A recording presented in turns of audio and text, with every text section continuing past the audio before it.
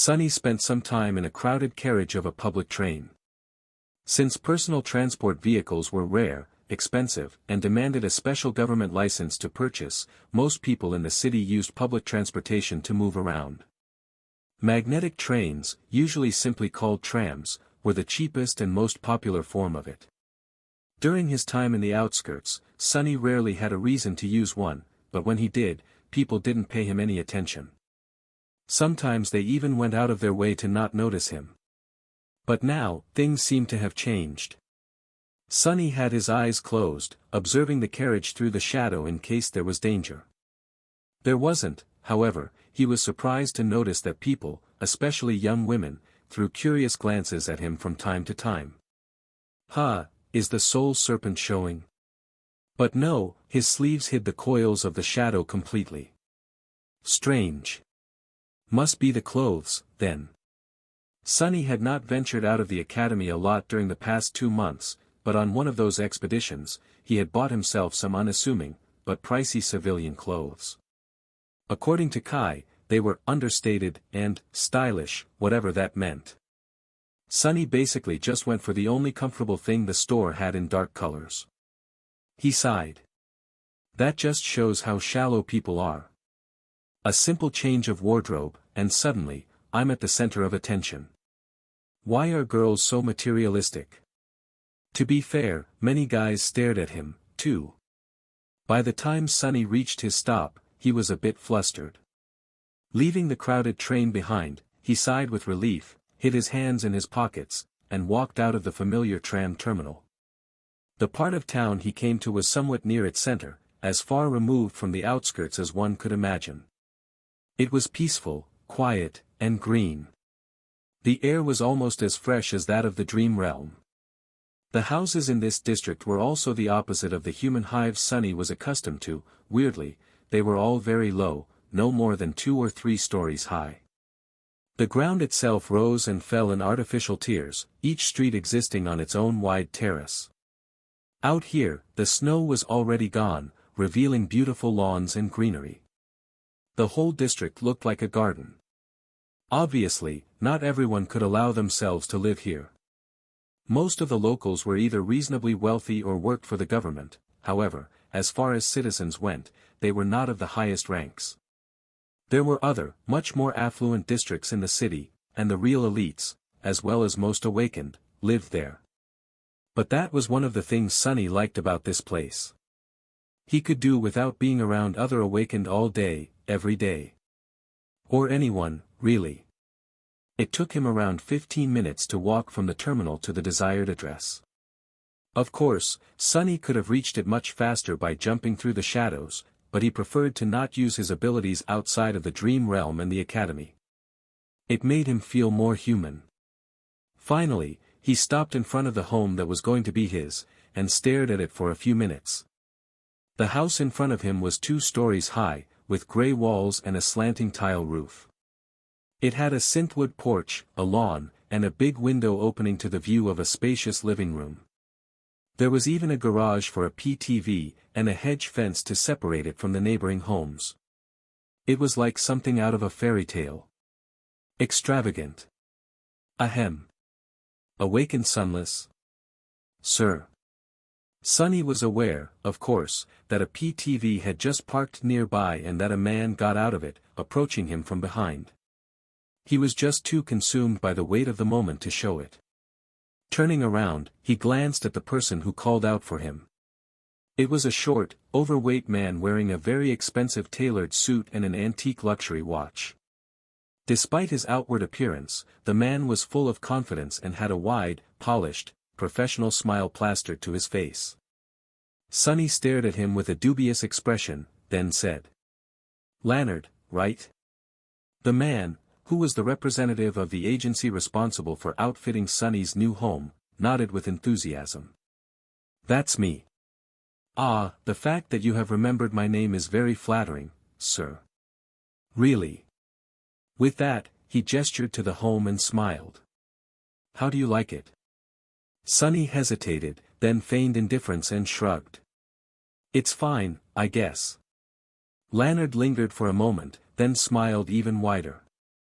Of course, a person of your caliber must be accustomed to much more luxurious accommodations. But I can assure you, you won't be disappointed by our work. This home might not be as high class as what you're used to, but we did everything per your specifications. Although, I must admit, your choice of location gave us a challenge, especially with the need to keep the exact nature of the modifications discreet.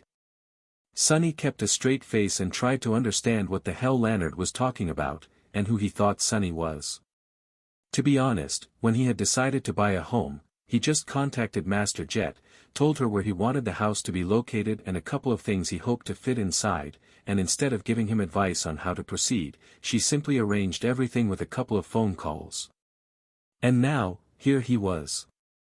Meanwhile, Leonard glanced at him with a bit of curiosity, hesitated for a couple of moments, and then asked cautiously. By the way, if you don't mind me asking, sir, how does this beautiful house stack against your previous place of residence? I am interested from a purely professional standpoint, of course. Think of it as a client survey. Sonny looked at the cozy gray home, thought for a bit, and then answered honestly. Well, my previous place was about 100 times bigger, built mostly out of natural stone and marble, with antique wooden furniture and a very special secret dungeon. Oh, and security was taken care of by a fallen devil. Leonard stared at him for a while with the same wide smile. His face, however, had slowly turned gray. After a while, he coughed a couple of times and said hoarsely. Wonderful, that's wonderful, ahem. Shall we take a look inside? The interior of the home was tasteful and minimalist, governed by a design philosophy that seemed stylish, spacious, and a little bit empty. The first floor contained a living room, a dining room, a kitchen, a pantry, a bathroom, and a guest bedroom. Everything was furnished and fully stocked, including a refrigerator that was stuffed with all kinds of expensive food. Leonard looked around with a sense of pride and went on a long tirade about all the hidden security features the unassuming house actually possessed. There were thick plates of armored alloy hiding behind the siding panels, the wide windows were outfitted with titanium shutters that could come down at a moment's notice, and both air and water filters could withstand not only the usual environmental toxins, but also most known forms of biochemical threats. Such extensive security measures might have seemed like overkill, but in fact, even mundane humans strive to turn their homes into compact fortresses. No one knew when the next gate would open, and how close to them it would be. Even though most homeowners were never going to use these protective features, having them made for a big quality of life difference. Leonard spent a weirdly long amount of time describing all the lighting fixtures his agency had installed, his voice bursting with enthusiasm. It seemed that the man had a thing about designer lamps. Sonny didn't have the heart to tell him that he would not be using any of them, most of the time. He could see perfectly well in the dark, after all. The house is connected to the city electrical grid, but there's obviously an autonomous energy source for emergencies. Spell tech, of course. Power units are easily accessible for purchase and last for a very long time. By spell tech, he meant that the autonomous generator was built by combining modern technology with awakened powers. The power units it required had to be either recharged or created by someone with a suitable utility aspect. Devices such as this were considered to be a luxury for the commoners, but in fact, a very large part of the city's infrastructure functioned on spelltech. Not everything in the world was created by the awakened, but almost all industries required their participation in one way or another. Even the air filtration system Sonny's mother used to assemble in an underground factory on the outskirts contained fiber grown by one of the nightmare spell carriers. That was why, while utility aspects were often useless in a fight, people who possessed them were so valued by society. Sonny asked a couple of questions about the entertainment system built into the living room, scratched the back of his head after receiving the answers, and expressed his desire to see the second floor. The second floor contained the master bedroom and two smaller ones, each with its own bathroom, and a brightly lit home office. There was also the latch to the storage space in the attic. Leonard described a few things about the furniture they chose, and then mentioned the soundproofing of the master bedroom several times, for some unknown reason. Sonny frowned and gave him a strange look. I mean, sleeping in peace and quiet is nice, but he does know that I can't sleep in the real world, right? What a strange man. Finally, they descended into the basement, which was situated deep underground, as well as being the most heavily fortified and well-protected part of the house. In a sense, this was the heart of the unassuming gray home. The whole basement was one large space, with walls, floor, and ceiling covered by heavy plates of armored ceramic alloy. This was done so that an awakened could train here without worrying about destroying their own home or alerting the neighbors. Sonny paid extra to make sure that every piece of training equipment here could survive his spars with Saint. He still remembered and mourned all the beautiful things he had lost during their previous duels. Like his favorite table, or his comfortable chair, or his pride. The basement could be isolated from the rest of the house and from the outside world, turning into a heavily fortified, impenetrable alloy box. The reason for this level of additional security stood in a small alcove at the far end of it. It was a state-of-the-art, beautiful, incredibly expensive sleeping pod, the best money could buy. Sonny walked over to it and stared at the softly illuminated, luxurious cradle for a while, then smiled. No more sore muscles. In its closed state, the pod looked like a steel monolith. As far as high-tech coffins went, this armored one was a real beauty. Sonny couldn't even call it a coffin, really. That thing was a whole sarcophagus. With its help, he would be able to spend entire months in the dream realm without subjecting his physical body to any damage. He wasn't planning on getting lost in the spell for so long, of course, but it was better to be safe than sorry. Leonard chuckled. I am not going to lie, every time I find myself in such an environment, I can't help but feel a little scared. Have you ever heard about Dracula, sir? Sonny glanced at him, then shrugged. Not really. What is that? The short man shivered. Just a legend, thankfully. Dracula was a fiend that fed on human blood and slept in a coffin underground. Hence the... Sonny smiled. Oh, a vampire. Yes, I've met one or two. Leonard grew pale, remained silent for a while, then squeaked, met? Not paying him any attention, Sonny turned to the second pod that stood near the first one. This device looked similar enough to a sleeping pod to be mistaken for one, but had nothing to do with sleeping.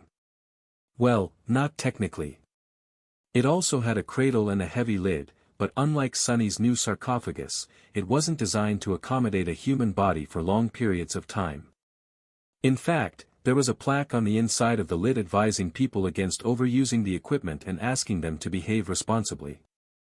It was the best available dreamscape pod, allowing one to enter the advanced virtual reality simulation that existed on the edge between technology and magic. Sonny had big plans for that thing. Dreamscape was a place that was neither real nor a part of the dream realm, but instead existed somewhere in between. It was created and maintained by a combination of advanced modern technology and a very special aspect ability that a certain master, now already a saint, possessed. Their power had to do with illusions, and so, that was what Dreamscape was. A massive illusion that countless people could share. However, that illusion was not entirely malleable, and functioned according to a set of absolute rules. It reflected reality instead of being a complete replacement for it. As the result, a person entering it was bound by the same laws that existed in the real world. And since one of those laws was the nightmare spell, a person's aspect, abilities, memories, and echoes would function in the illusion the same way they functioned outside of it, with one important difference. One couldn't be hurt, wounded, or killed in the dreamscape. Neither memories nor echoes could be destroyed. Which meant that awakened were able to battle each other there without having to risk their lives and keep the destructive force of their duels out of the real world. This application was the primary use of the dreamscape, well, in a sense. At the dawn of it, the dreamscape was mostly used by the legacy clans and the government to train elite awakened that served them, but it was quickly deemed as only being marginally useful. While such training could facilitate safe duels between the human carriers of the spell, its simulation of the nightmare creatures was not that close to reality. The illusory monsters lacked the will and mind of actual abominations, after all. So, the dreamscape had failed to become a successful training tool and was thus largely abandoned. It had, however, unexpectedly found incredible success in the entertainment segment. Those awakened that were not part of elite strike forces deemed it to be very engaging, useful, and fun. The duels in the dreamscape became very popular, and that popularity simply exploded once the company behind it came up with the idea to integrate a broadcast function into the simulation pods, thus making these duels available to a much broader audience, the mundane humans. Today, Dreamscape was a whole industry with both amateur and professional leagues, famous celebrities, and passionate fan clubs. There was even a version of it for non-awakened, with its own set of environments and adventures that allowed people to experience a facsimile of what it meant to travel across the dream realm while battling nightmare creatures. Sunny, however, wasn't interested in the fame, glory, and money that becoming a renowned Dreamscape champion could bring him. No matter how lucrative, it was just a toy, at the end of the day. He was, nevertheless, extremely interested in that toy for three very important reasons. The first reason was the anonymity that Dreamscape offered. It was all but impossible to track a person entering the illusion if they didn't wish to be tracked, which was very much to his liking. The second reason was shadow dance. Sunny needed to fight against a multitude of opponents skilled in wielding different weapons and using various styles to sharpen his battle art and make it, as well as the Soul Serpent, stronger. In a sense, he needed to create a library of mirrored styles to enrich his own. Was there a better place to find thousands upon thousands of awakened who were willing and ready to cross blades with him? All without having to risk his life, to boot. The third reason was rather unexpected. In fact, Sunny had stumbled upon it by pure accident. Back when he had just arrived on the Chained Isles, he secretly tested the mantle of the underworld in battles against several nightmare creatures. The onyx armor had turned out to be even more remarkable than he had anticipated, so he easily hunted down several abominations. And yet, one creature had managed to escape from him after being thoroughly defeated, mostly because of the approaching crushing. That was when he discovered how the Prince of the Underworld enchantment really worked. Its description said that the onyx armor grew stronger according to the number of opponents its wielder defeated, and it did exactly that. The enchantment didn't care whether the opponent lived or died, all that mattered to it was that the enemy lost. After the nightmare creature Sunny had beaten escaped, the counter of the enchantment still changed from 1215 out of 6,000 to 1216 out of 6,000. He tested it in a battle with another abomination, bringing it to the door of death and then walking away without delivering the last blow. The counter went to 1217 out of 6,000. So, Sunny hoped to kill two birds with one stone in the dreamscape, to both elevate his technique and satiate the requirements of the Prince of the Underworld, with a constant stream of victories. Now that he had finally bought his own home and gained access to a sufficiently secure simulation pod, the chance to do so was finally in his grasp. But first, he needed to send Leonard away. The two of them returned to the ground floor. The short man looked around and asked with a somewhat forced smile. "I hope that everything was to your liking, sir." Trying not to show how weird it was for him to be addressed as "sir," still, Sunny gave him a curt nod and answered evenly. "Yes. It will do." Leonard hesitated for a few moments, then said. "Good. Great. Ahem, would you like to subscribe to our active security service? Many awakened find it beneficial to have a dedicated security team guarding. The short man started to give him an obviously practiced sales pitch, but under Sunny's indifferent gaze, his voice grew quieter and quieter, until eventually disappearing completely. Sunny smiled slightly. "I would not, Leonard. Do you really presume to be able to guard me?" Leonard gulped, then shook his head. Ha. Ha ha. No, of course not. What was I thinking about, even? Please forgive me, sir. He looked away, then hurried to change the subject. In any case, as you can see, the interior is rather empty. We left space for you to fit your, things. If you don't mind me asking, when are the movers arriving? Sunny stared at him, then shrugged. They're not. I don't own a lot of things. By which he meant that the clothes on his back and the stuff in his pockets were the total sum of his worldly possessions. Leonard sighed, then nodded. How profound. Indeed, people these days are too preoccupied with material possessions. They define themselves through the ownership of things, not noticing that those things actually own them. I envy your wisdom, sir. What on earth is that guy going on about? Sunny stared at Leonard's tailored suit and antique watch with hidden envy. Those had to be expensive. The short man caught the direction of his gaze, and blushed with embarrassment. Anyway. If no one is coming, then we can conclude the deal right here and now. I wouldn't want to take too much of your precious time. They signed a few documents. All payments had been made in advance, so this was just a formality, but, despite that, completing this meaningless ritual made Sunny feel a deep and powerful emotion. In a few minutes, Leonard was gone, leaving him alone in his new home. The first home he had in many, many years. For a while, Sunny stood motionlessly in the living room. Then, he slowly wandered around the house, looking at its walls and tastefully furnished rooms. Finally, he found himself near the refrigerator and took out a glass bottle full of clear, pure water. With it in hand, Sunny walked outside and sat down on the porch. The terrace district was quiet and peaceful. The air was still cold, but the sunlight was already full of warmth, promising a vibrant spring. The wind rustled the leaves gently, and streams of meltwater murmured softly as they ran down the pavement. Sunny stared at the piece of land that he now owned and opened the glass bottle. He spent quite a while there, sipping water and looking at nothing in particular. As hours passed, several PTVs drove by. He saw a few people in clean and warm clothes. A bit later, droves of children and teenagers in school uniforms walked past, on their way home from their studies.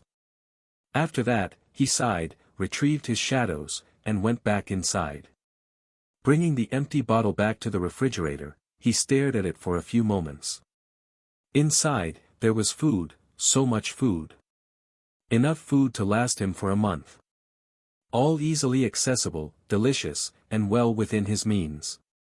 Before Sunny knew it, his fist slammed into the door of the refrigerator, easily piercing the thin metal sheets and turning the vegetables stored on the other side into vapor. Pieces of metal and plastic flew in the air, and the whole house trembled slightly. The refrigerator itself cracked and deformed, nearly bursting apart from the force of the impact. Sunny stared at his hand in shock, then awkwardly retrieved it from inside the devastated device and looked at the broken thing with dismay. Crap. Now he was going to have to buy a new one. And replace all the food. And clean up all the mess. What the hell is wrong with me? Shaking his head, he put the empty glass bottle on the counter, sighed, and went to find a mop. Some time later, Sunny returned to the basement and approached the Dreamscape pod. He looked at it for a while, then turned around and paced around the armored dojo, frowning. Come on now, you've been preparing for this for a long, long time. As he paced, his whole presence slowly changed. The way Sunny walked, the way he held himself, the way his hands moved all became slightly different. There are 6 gods. The War God, also known as the God of Life. The Beast God, also known as the Goddess of the Moon. The Sun God. As he recited the names of the gods and their various aspects, the manner in which he spoke also changed. The difference was subtle, but noticeable. One after another, Sunny changed every little bit of behavioral traits that could be traced back to him. He had spent a lot of time training for this moment, using the physical malleability of a shadow dance practitioner to make himself unrecognizable. Surprisingly, the task had turned out much easier than he had thought. It was basically his specialty, anyway. Weaver's mask could protect his identity from all who would wish to learn it through magic, but he had to deal with mundane forms of identification on his own. After a while, when he was ready, Sunny undressed, approached the simulation pod, and climbed into its cradle. As the polished mask of blackwood appeared on his face, the lid closed. A string of shimmering letters appeared in front of him. Enter Dreamscape. Yes, no. He sighed, then concentrated on the yes. A few moments later, his vision darkened. Sunny found himself standing in a boundless, black void. All around him, countless stars burned with ethereal light, an inconceivably complex weave of strings connecting them together. There was, however, no logic or sense in the pattern. He didn't feel any meaning hidden in the beautiful weave of the strings of light. It was just a pretty backdrop, and nothing more. A fake. Other than that, though, the simulation was pretty realistic. He looked down and saw his naked body, the soul serpent coiling around his arms and torso. The dreamscape recreated his appearance to the SMA, in great detail. Ha! Shaking his head in bewilderment, Sunny summoned the mantle of the underworld. It weaved itself from black threads and covered his body. As soon as it did, a pleasant voice resounded in the darkness. Challenger. Welcome to the dreamscape. Sunny summoned the autumn leaf, a small charm that allowed him to change the color of his hair. After a short hesitation, he made it appear white. What next? How do I fight people? The pleasant voice promptly responded.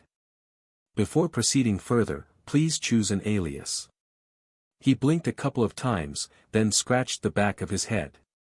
Oh, right. An alias. After some thought, Sunny remembered the legend of Odysseus that Neff liked to talk about, and smiled. Nobody. That would be a good alias. He could already imagine how funny it would be, to hear something like, nobody has defeated the enemy, or nobody has won. His thoughts, however, were interrupted by the voice of the dreamscape. Alias, nobody, is taken. Please choose another. He did not expect that. What would be a better? Alias, is taken. Please choose another. What? No, wait. Alias, what? No, wait, is taken. Please choose another. Sunny shut his mouth, then thought for a while. His alias had to not only sound nice, but also be the opposite of what he would ever call himself in real life. Just like his movement and speech patterns, it had to be a part of the disguise. That's why coming up with one was not that easy. In the next few minutes, he tried a dozen different aliases, all to the same result. The level of coolness of the aliases he could come up with rapidly dropped, while the level of his irritation quickly rose. He felt as if the damned simulation was mocking him. Finally, Sunny growled in frustration and said the first word that came to his mind. Mongrel. The dreamscape was silent for a while. Then, it said. Welcome, Mongrel. Please, choose a dream of your liking. Really? Mongrel. Well, mission accomplished, I guess. This is indeed the last thing I would want to be known as. Oh, the irony. As Sunny huffed and puffed from frustration, several images appeared in front of him. All contained depictions of different environments, although most looked like an arena of some sorts.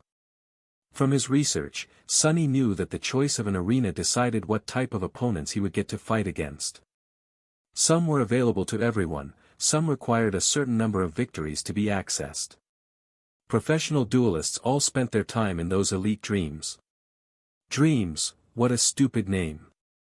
If I was dreaming, I would be on the Chained Islands right now, wouldn't I? His body was, indeed, awake right now. It's just that his mind was inside of an illusion.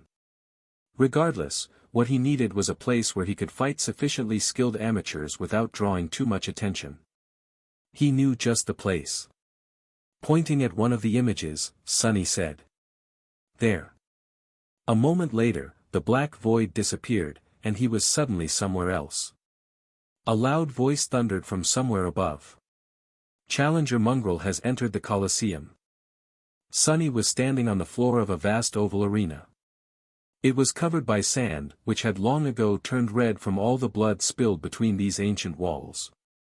The merciless sun burned in the incandescent sky, and the smell of sweat, blood, and death assaulted his nostrils. How realistic. A little disturbed, Sunny looked around and saw tall amphitheater stands rising high above the blood-soaked arena. Those were the spectator seats. A crowd was cheering from them, their voices full of macabre fascination, cruelty, and glee. Both men and women were dressed in archaic robes that left their arms and shoulders bare. With bloodthirsty smiles contorting their features, they looked like a horde of lustful demons. Well, not all of them. Here and there, a strangely clothed person could be seen, observing the fights with a less barbaric expression. The people in archaic clothes were illusions, while the rest were actual observers. One didn't have to be connected to the dreamscape to spectate the duels, but some quirky fans preferred to be there in person to achieve the feeling of maximum immersion. Lunatics. Those damn simulation pods are too costly to use them for spectating. Even though Sunny wasn't poor anymore, seeing such extravagance still pained him. Shaking his head, he finally turned his attention to the arena itself. Obviously, this illusory environment wasn't very original, but on the other hand, it was a classic. More advanced dreams had vastly different decorations, ranging from realistic to completely fantastical, but for this low-level one, the company running Dreamscape chose a pretty basic narrative. It was an ancient Colosseum, a place where slaves had once fought to entertain their masters, often to the death. Sunny didn't like it one bit. The Colosseum was based on a historical structure, but was much larger. Hundreds upon hundreds of warriors roamed the sand of the battle arena, some engaged in fights, some searching for an opponent. Out here in the Colosseum, most of the participants were awakened of high enough skill to be considered the elite among the amateurs, but not skillful enough to enter the professional leagues. Just what Sunny was looking for, maybe. Overall, while many of the duelists in the Dreamscape were talented fighters, at the end of the day, there were very few true masters among them. Real elites spilled blood in the dream realm, not in an illusion that had been conjured for the purpose of entertainment. So the level of competency of these people remained to be seen. Commanding the Soul Serpent to assume the form of the fearsome Odachi, Sunny put the blade of the great sword on his shoulder and waited to be challenged. Due to his menacing black armor and fearsome mask, however, people seemed to be reluctant to approach. At least for a while. Soon, a young swordsman in a striking blood-red armor approached, a long and graceful espadon resting on his shoulder. With a smile, he looked at Sunny and said, "Haven't seen you around before. Mongrel. Are you new to the Colosseum?" Sunny tilted his head and studied the letters that appeared around the swordsman. Paradise in red. Victories, 157. Defeats, 103. Good enough. Lowering the Odachi, he answered in an even tone. "I was born in the Colosseum." The swordsman smiled, then stepped forward. "Let me welcome you back, then." The voice of the Dreamscape immediately spoke, announcing the start of the fight. Paradise in Red has challenged Mongrel. They clashed on the bloodied sand, moving with enough speed to cause the wind to howl through their armor. Sunny had left one of his shadows on the ground, and wrapped another one around the autumn leaf, where it could do him no good. He didn't want to be too strong, so that his opponents were not completely outmatched and could properly showcase their styles. As for himself, he had completely abandoned both the flowing style that Nephi's had taught him and the grounded technique that he had learned from Saint, relying only on his ability to shadow the enemy's movements. Paradise in Red was not a master of swordsmanship, but his skill level was not bad. Still, the young man wasn't a match for Sunny, even though he had to forego his practice techniques and wasn't used to wielding the great blade of the Odachi. The material form of the Shadow Serpent was truly formidable, but due to its size and nature, using it required a lot of adjustment. It was potentially far more devastating than any shorter blade could ever hope to be, but at the same time, demanded much more skill and strategy to be wielded efficiently. Any strike it delivered was potentially deadly, but so was every mistake made in the process. Sunny prolonged the fight for as long as he could, learning as much as possible from how his opponent moved and wielded the sword. In the end, however, the strain of the duel turned out to be too much for the other fighter. He wasn't very strategic at how he spent his soul essence, so after 5 minutes or so, his speed and strength decreased sharply. Sunny sighed and ended the duel with one precise slash of the soul serpent. The great sword flashed across the enemy's neck, sending his head flying into the air. The beheaded corpse fell to the ground in a rain of blood, then disappeared in a stream of sparks. The voice of the dreamscape thundered from above. Mongrel has won. Too bad. 5 minutes was not enough to truly learn the essence of a battle style. However, Sunny was certain that he would face another practitioner of this battle art eventually. There were not that many popular styles among the amateurs, after all. A few days or weeks later, he was bound to fight against someone with a similar technique again. Attracted by his flashy victory, a few more challengers approached. Sunny flourished the soul serpent, then stopped it abruptly midair. Drops of blood flew to the sand, leaving the dark blade perfectly clean. Under the mask, he grinned. Ah, so cool. Good thing that I learned this trick from Saint too. Arg. Are you even human? Another awakened fell to the sand, blood flowing from his mouth. Sunny took a step forward and slashed down with the shadow serpent, easily cutting through the opponent's light armor and splitting his body in half. The great sword he wielded was truly devastating. As the corpse disappeared, he cleaned the curved blade of the odachi with a swift flourish and answered with a dejected lie. Human. I am not, and have never been, a human. By that time, a small crowd of awakened had gathered around to spectate the fights and wait for their turn to challenge him. Hearing his words, one of them laughed. If you are not human, then what are you? Sunny glanced at him, then shrugged. A mongrel. Internally, though, he was thinking. What the heck? In the past several hours, he had fought 27 people. And out of them, 25 had been using the same battle style. It was a practical, but rather simplistic art that relied on straightforward, efficient movements and attacks that were optimal in terms of lethality and energy expenditure, but for the same reason very predictable. In the hands of a master, the style could have been a real menace, but with these talented amateurs, it was useless against anyone with a tiny bit of clarity. Several of the aspects the challengers possessed had thrown him for a loop, but in the end, he had defeated them all one after another, gaining a solid grasp of the essence of their style by the 20th practitioner he fought. These people were not exactly untalented, but Sunny felt the difference between them and himself sharply. He had to remind himself that, unlike him, they had not spent a whole year fighting for their lives in the hell of the Forgotten Shore. Most of these young men and women had probably only experienced a handful of real battles in their entire lives, a few in the first nightmare, and a few on their way to the gateway. After that, they lived in well-protected citadels and only ventured outside the walls in large cohorts, if ever. Disappointing. Although the counter of the Prince of the Underworld had grown by 27 victories, Sunny was slightly irritated. This was not what he had hoped for. Variety, he needed variety. He needed to create a truly versatile library of styles to allow shadow dance to be more efficient in the future.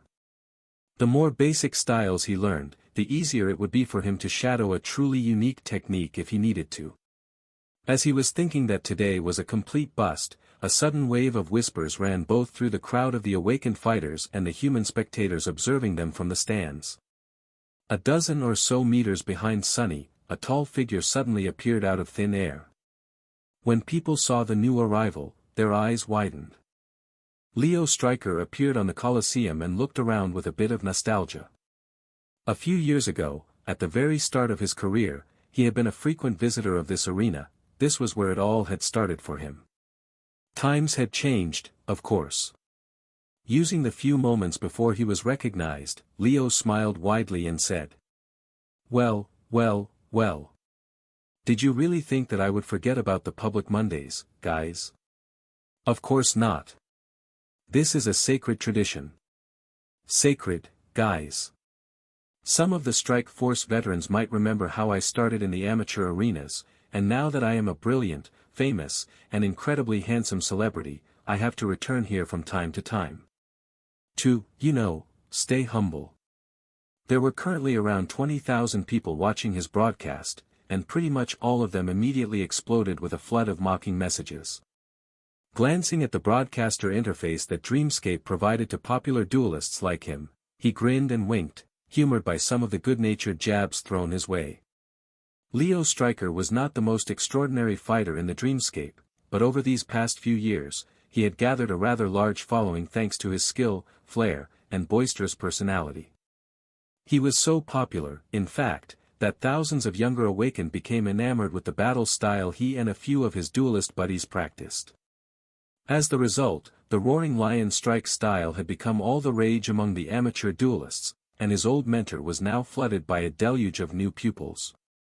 That fact really warmed Leo's heart. He was glad to be able to repay the old man for all his patience.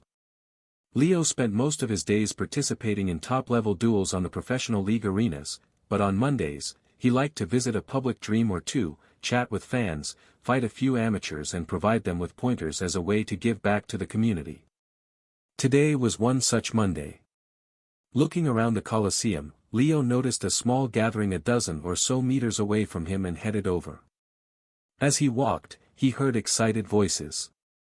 "Hey, isn't that Leo Stryker?" "No way, wait.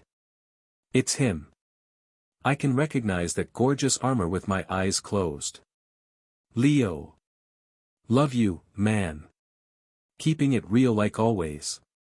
Strike Force Roar. I've been watching your broadcasts for 2 years, Leo." A friendly smile appeared on his face. Waving at several fans, he approached the crowd of challengers and glanced at the lone figure standing in the empty space in the middle. Whoa. This dude has style. The man in the middle of the crowd wore a beautiful onyx armor that radiated a sense of solemn, dark menace. His face was hidden behind a fearsome black mask, with 3 twisting horns rising from it like a jagged crown. His hair was stark white, and there were 2 pools of impenetrable darkness in the place where his eyes were supposed to be. His weapon of choice was a long, curved odachi forged of lusterless black steel. It rested on his shoulder, seemingly devouring the bright light of the illusory sun. The stranger looked more like a demon than a human being. Leo let out an approving whistle. Is he also a broadcaster? I don't recognize those memories. He checked the stats of the demonic warrior. Mongrel. Victories, 27. Defeats, 0. A newbie, but a talented one. A perfect KDA, what a rarity. In any case, that guy was incredibly photogenic. A duel with him was not going to be interesting due to the gap in their skill, but it would definitely look stunning. Leo felt a little ashamed to break Mongrel's perfect streak, but this talented amateur would receive useful advice in return, which was far more beneficial. Who knows, they might meet again in the professional arena one day. Looking at the invisible camera, Leo raised an eyebrow and asked. What do you say, Strike Force? Should we challenge that dark and handsome guy over there? As the viewers expressed their approval, he approached Mongrel and gave him a friendly smile. Hey there, friend. That's a big sword you got there. Do you even know how to use it? Teasing the opponent was another sacred tradition of the Dreamscape, and Leo was rather good at it. Mongrel shifted slightly and faced him. The disturbing mask stared at Leo, making him shiver slightly for no apparent reason. No. Leo laughed. No. You don't know how to use your sword. Well, would you like me to teach you? The demonic warrior stared at him and didn't even move. No. What's up with that dude? Does he not know other words? Come on, work with me here, buddy. I am dying here, trying to make this duel entertaining. With a sigh, Leo stepped forward and unsheathed his own blade. The viewers once again exploded with a flood of messages, and at the same time, the voice of the Dreamscape announced. Leo Stryker has challenged Mongrel. God damn it. Sunny stared at the young man in a beautiful azure armor, cursing his luck. Why can't he get a hint? Even though Sunny couldn't say a word of truth while wearing Weaver's mask, he tried to communicate his reluctance to fight this guy, to no result whatsoever.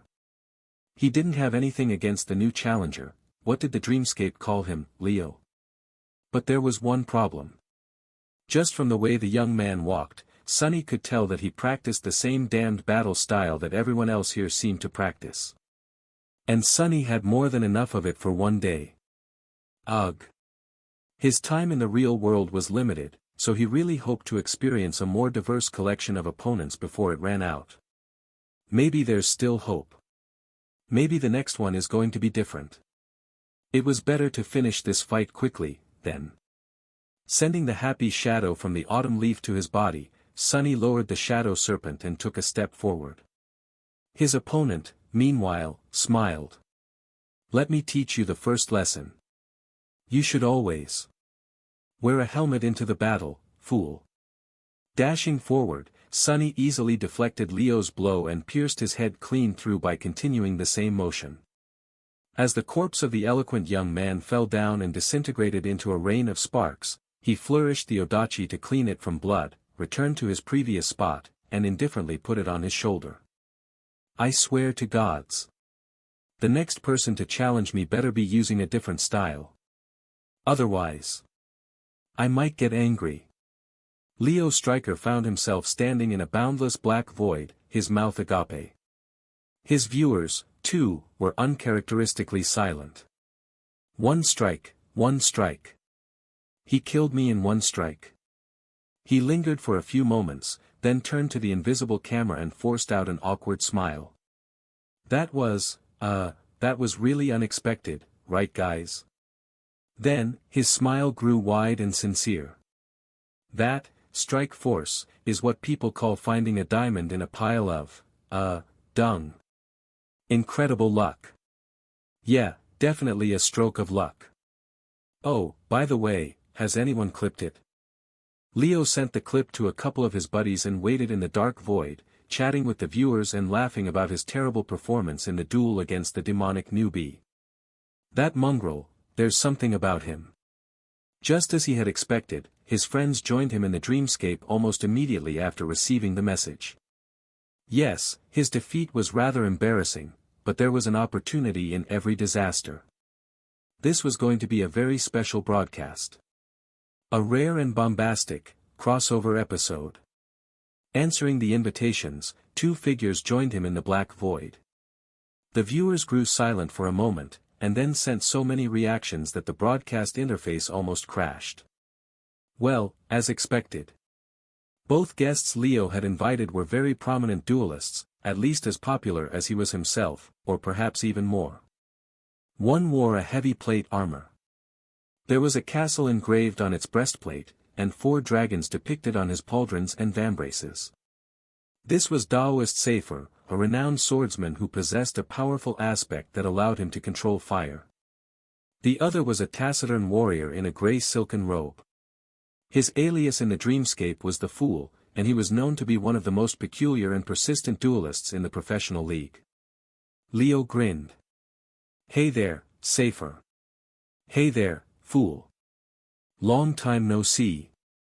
Safer scoffed, then pointed at him. Leo, my friend. What the hell was that? You got killed by an amateur, in one strike. The Fool simply shook his head and remained silent. Leo coughed in embarrassment and looked down. Yeah, well, it's not like the two of you never tasted a piece of humble pie, is it? If I remember correctly, Queen Bee decimated both of you just last week. Safer grinned. I am ready to be killed by our noble queen every day. But a newbie? Come on. Leo shrugged, then pointed to his sword. All right. But there's a reason the two of you arrived so quickly, right? You saw it too. The two duelists glanced at each other, then slowly nodded. Leo turned to the camera and smiled brilliantly. What? None of you battle geniuses have noticed it. Well. It's this rare moment when I get to mock my dear viewers and their insufferable expert advice. He gestured to his friends, then continued. For those strike force veterans who still remember the early days of my broadcasting, as you might know, these two distinguished gentlemen are actually not only my colleagues, but also disciples of the same cranky old man who taught me swordsmanship. Basically, the three of us are childhood friends, and we practice the same ingenious battle style. The roaring lion strike style. He paused, and then sighed mysteriously. And while it hurts my pride a little to have been defeated by an unknown novice, the real reason why I was so shocked by our duel is... You won't believe it. Oh yeah, before we do this, I should mention the sponsor of today's. Safer rolled his eyes and interrupted him. Cut it, Leo. What he was going to say is that the masked guy used the roaring lion strike style to defeat that dolt. And while there are many, lots and lots, really, people who can beat that loud nuisance in a heartbeat, the fact that someone done so while using our own style is very interesting. Leo glanced at his friend with vitriol, but then gave up on the ad break and nodded. Indeed. So, the three of us are going to go and see who that mongrel really is, and what is he really capable of. Sonny felt that something weird was going on in the Colosseum after he dispatched the young man in azure armor. The other awakened seemed to stare at him with a bit of confusion, shock, even. The same went for the human spectators in the amphitheater. Many had changed seats to get closer to him. What's the matter with all these people? Did I go overboard and move too fast? But no, he had measured his dash to not appear too powerful. Maybe they just liked the spectacle. Sonny was, indeed, giving them a good show. Not that doing so was his intention. Anyway, why is no one challenging me? Stop wasting my time, people. I'm on a tight schedule. Indeed, no one in the small crowd of awakened that had been waiting for their turn to fight him seemed willing to step forward now. Sonny stared at them in boredom for a few minutes, trying to understand what was going on. They had been very eager just a few moments ago, no? Then, someone finally walked toward him, unsheathing a formidable-looking sword. The guy was wearing plate armor, with an intricate engraving of a castle and 4 dragons decorating its polished surface. He looked strong, noble, and experienced. You must be kidding me. The same style, he was obviously practicing the same damn style.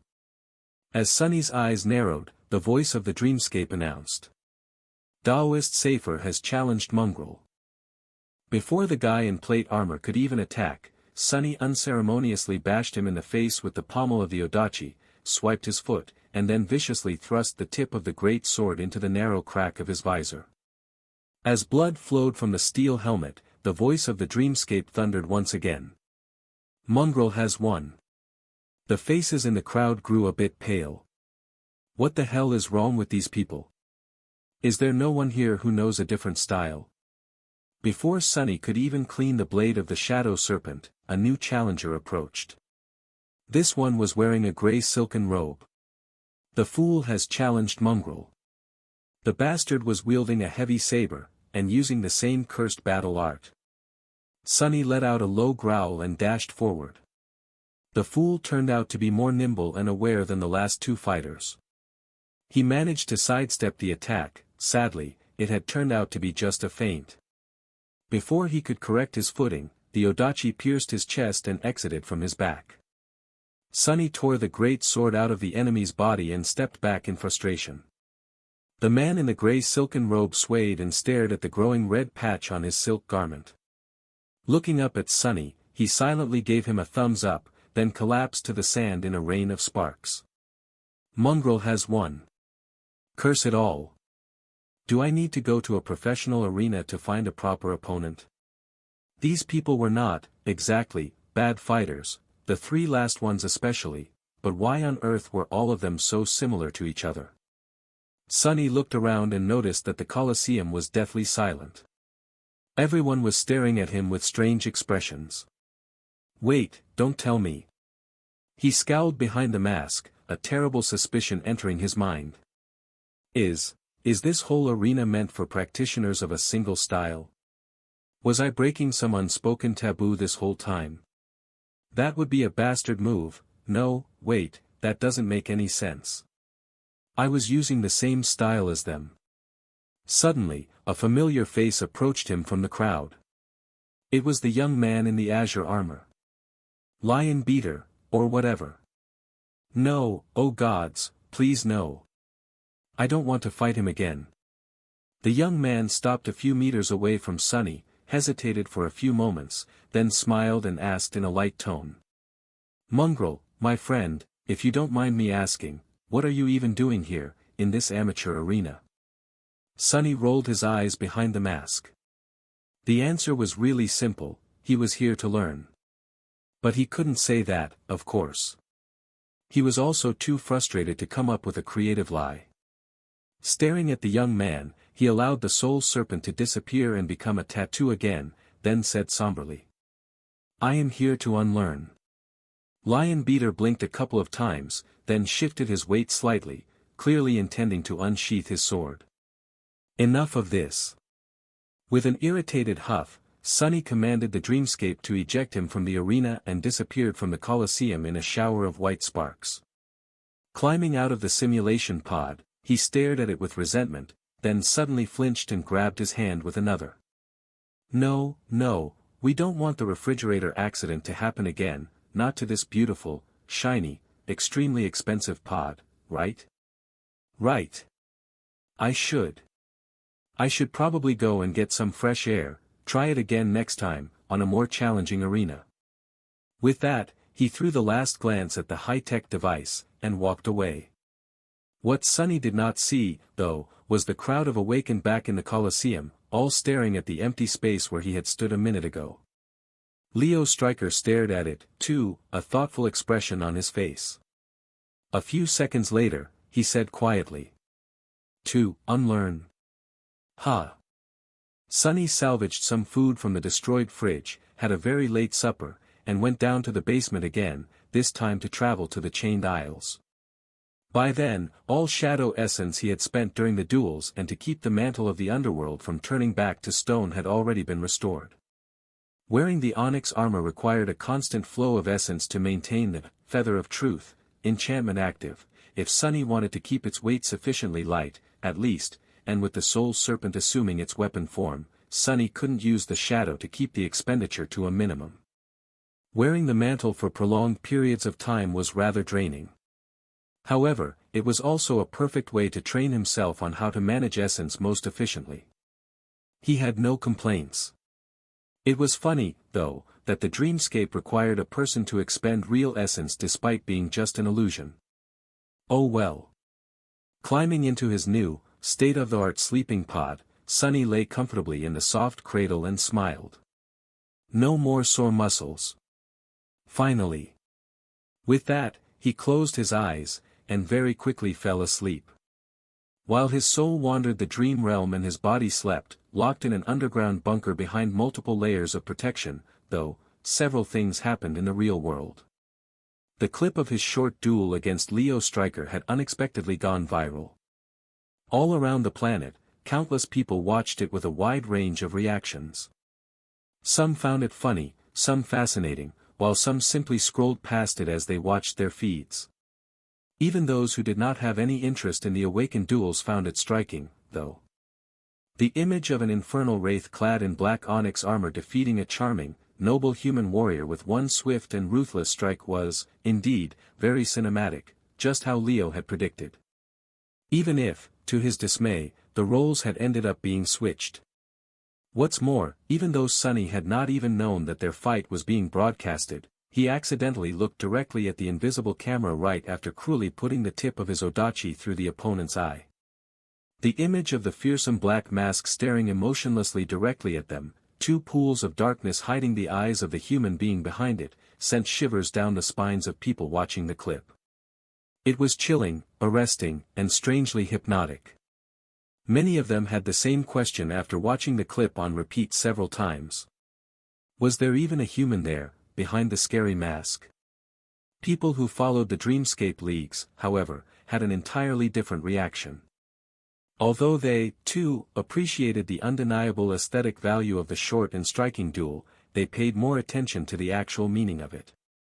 How could a completely unknown novice defeat an established and well-regarded duelist, someone as famous as Leo Stryker, in just one strike? The exact moment when Sonny delivered the deadly blow was analyzed, disassembled, and put under the microscope. Was it skill or pure luck? Was it intentional or accidental? Did Leo make a mistake, or was his mysterious adversary just that much better? The answer was rather confusing. No one had the slightest idea. Obviously, once people became curious, they didn't stop on just that one viral clip. Rather swiftly, every fight and every word that Sonny had uttered during his infuriating visit to the dreamscape were found and published for everyone to see. Once people saw the contents of those recordings, the whole duelist circle was violently shaken. One shock was followed by another, and then by yet another, still. The first thing that people found during their investigation was two more short clips. One showed Mongrel killing Daoist Safer in the span of a single second. The other showed Mongrel killing the Fool, once again, with a single ruthless strike. All in all, it took him less than a minute to easily crush three of the most renowned young duelists in the world. They weren't the absolute elite, but still some of the best the dreamscape had to offer. The conclusion was obvious. His victory over Leo Stryker was neither lucky nor accidental. Mongrel was, indeed, just that much better. But how could that be? Was he some other famous duelist in disguise? People continued to dig, coming to a bewildering conclusion: the man who called himself Mongrel had never entered Dreamscape before that day. His profile showed only two pieces of information. Victories, 30. Defeats, 0. And status, offline. After that, many theories appeared postulating that Mongrel was, in fact, a master who had visited the dreamscape to have fun. There weren't that many masters in the world, and all of them had much more crucial things to do than spend their time having illusory duels. Even if they did, however, those duels transpired in private arenas that were created specifically for the occasion, away from the public eye. Still, if Mongrel was a master, that would explain it all. He was just much stronger. But he wasn't. That theory was debunked when the recordings of his other 27 duels were unearthed. After watching them, the investigating enthusiasts became truly shaken, and for a very strange reason. It was because those recordings showed Mongrel actually struggling against much weaker opponents. Now wait a minute, what the hell did that mean? How could a man struggle against novices, fighting them for an average of 5 to 10 minutes, and then kill 3 experienced professionals in 3 seconds? The answer was simply mind-boggling. While people who did not know much about combat techniques assumed that Mongrel had been just pretending to be weak, more knowledgeable experts came to a stunning conclusion. Mongrel only used the styles of his opponents to fight against them. He came into the Colosseum not knowing anything about the popular Roaring Lion strike style, and mastered it in the span of a single evening to such degree that even the Fool, Daoist Safer, and Leo Stryker himself, the 3 fighters who had popularized the style in the first place, couldn't resist him even for a couple of seconds. Now, it was the experts' turn to shiver. Ironically, after understanding what exactly had transpired, they were left with the same question that the people who knew knowing about awakened duels had after watching the viral clip. Was the being wearing the black wooden mask even human? And all of them, regardless of their interests and level of knowledge about battle arts, were now wondering the same. Who the hell is Mongrel? In the absence of any new information, people had no choice but to look back at the existing recordings of Mongrel. Fascinated by the mysterious demonic warrior, they disassembled his every action and every word, trying to find some hint to his identity, background, and standing. Although there was not much to learn, they gradually came to perceive his sayings as rather meaningful. In fact, people ended up finding too much meaning in them, even though there was none. It was all just awkward lies Sonny had come up with on the spot to fulfill the requirements of the simple trick. He had never, ever intended to say something profound. But when had good intentions ever stopped people from overcomplicating things? Without Sonny knowing anything about it, Mongrel had gained a philosophy. Are you new to the Colosseum? I was born in the Colosseum. Sitting in a school cafeteria, two students stared at a cheap communicator, their eyes burning with enthusiasm. One of the boys frowned, then asked in confusion. "I don't get it, what does he mean? Isn't the Colosseum just a dreamscape arena?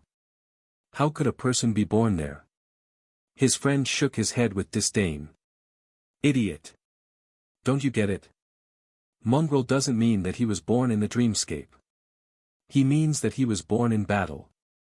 Those ancient gladiators were slaves forced to fight to the death against their will. Aren't awakened the same? They are infected by the spell and have no choice but to battle nightmare creatures to survive. In a sense, all awakened were born in the Colosseum." Somewhere in the outskirts, several workers had gathered together during their short break. "Are you even human? What is a human?" "I am not, and have never been, a human." One of the workers shivered. "Scary, do you think that mongrel is actually a nightmare creature that infiltrated the real world?" Another shook his head. "No, of course not." The first sighed. "Then why would he say that he's not human?" The second worker looked at the dirty tunnel of the industrial air filter exhaust they were cleaning, then at his own calloused hands. "What the hell does it even mean, to be a human? Do you think that you and I are really humans?" "No, you fool. That mongrel has more brains than you, I swear. He at least understands that just having 2 legs and 2 hands does not make you a human. He gets how it is." The third listened to their conversation and grimaced. "So what? Yeah, he gets it, but I don't see him complaining. That guy took the hand he was dealt and turned himself into a damned sword demon. What have you done? That's the lesson he is trying to teach us, I think. No one will treat you as a human unless you behave like one." Far away, in the sleeper compound of the academy, a group of young men and women were looking at a screen. "That's a big sword you got there. Do you even know how to use it?" "No. No. You don't know how to use your sword? Well, would you like me to teach you?" "No." One of the sleepers scratched the back of his head, then asked. "I don't get it. Why did Mongrel lie about not knowing how to use a sword? He is obviously a very experienced fighter. Maybe even a legacy. Was he trying to trick Leo into underestimating him?" A girl standing near him chuckled. "He didn't lie.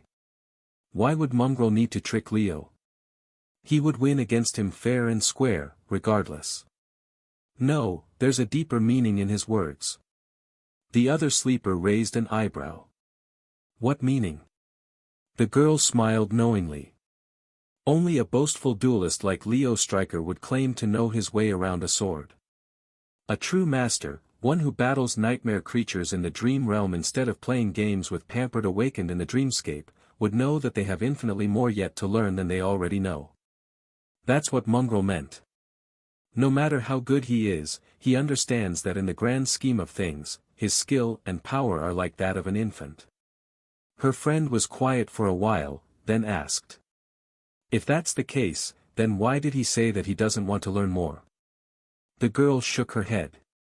"He didn't say that he doesn't want to learn. He said that he doesn't want Leo to teach him. The true enemy of an awakened is the spell, not other humans. That's why Mongrel doesn't want to be taught by battling humans, even if he has to. And also, if someone is strong like Mongrel, they can end a fight with one strike. But true strength is not needing to strike at all. Maybe that's what Mongrel wants. To become powerful enough so that he never has to bear his sword again."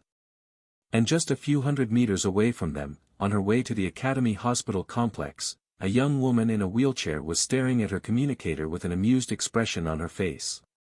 "What are you doing here, in this amateur arena?" "I am here to unlearn." This quote, especially, had become a topic of heated discussion across the network. Among the duelists, it caused a whole philosophical storm. Countless awakened were passionately debating its meaning. No one knew what exactly Mongrel meant, but everyone had at least a theory. The only thing everyone agreed on was that his short statement hid profound, fundamental wisdom about the nature of combat and ways to become a master of it. Not Effie, though. Looking at her communicator, she shook her head and said. To unlearn. That guy must have hit his head one too many times. What a dimwit. Then, she looked at the image once again, and added. And also, what's up with that armor? It looks so familiar. For a moment, I thought that Sonny's echo had run wild. What a fun idea, the look on his face would have been priceless. With that, she shook her head, deactivated the communicator, and continued on her way. Effie had more important things to do than waste her time thinking about mongrels. The rest of the world, though, apparently did not. Blissfully oblivious to the storm his visit to the dreamscape was causing back in the real world, Sonny opened his eyes on the altar island of the sanctuary. Because of how much time he had spent fruitlessly searching for worthy opponents on the Colosseum, he arrived on the chained isles much later than he usually would. The sunset was still a few hours away, and the sky was clear and bright. He was welcomed by the familiar murmur of flowing water, the rustling of leaves, and a cool breeze. Sonny flinched slightly and threw a resentful glance at the deep pool of clean water surrounding the small piece of land on which the altar and the ancient tree stood. During his first visit to the sanctuary, Saint Tyrus herself had brought him here from the real world. Both of them had appeared near the altar. There had been a small problem, though. Sonny had materialized a bit further than people usually did, and as the result, plunged straight into the pool instead of landing on solid ground. Not a big setback.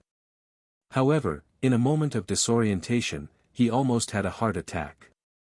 Falling into water reminded him of his first minutes on the forgotten shore just too much. For a second, he had thought that he was back in that godforsaken place. Ever since that day, Sonny never ended up in the water instead of on the soil of the altar island again, but the scare that first time had given him was still fresh in his memory. Not today. With a triumphant smirk, he left the white altar behind and headed toward the ring of tall menhirs. Now that it was day, the sanctuary looked more populated. Groups of awakened rested on the grass of the park, some discussing upcoming ventures into the wilderness, some simply killing time until they were able to return to the real world. One couldn't just enter the gateway immediately after appearing in the dream realm.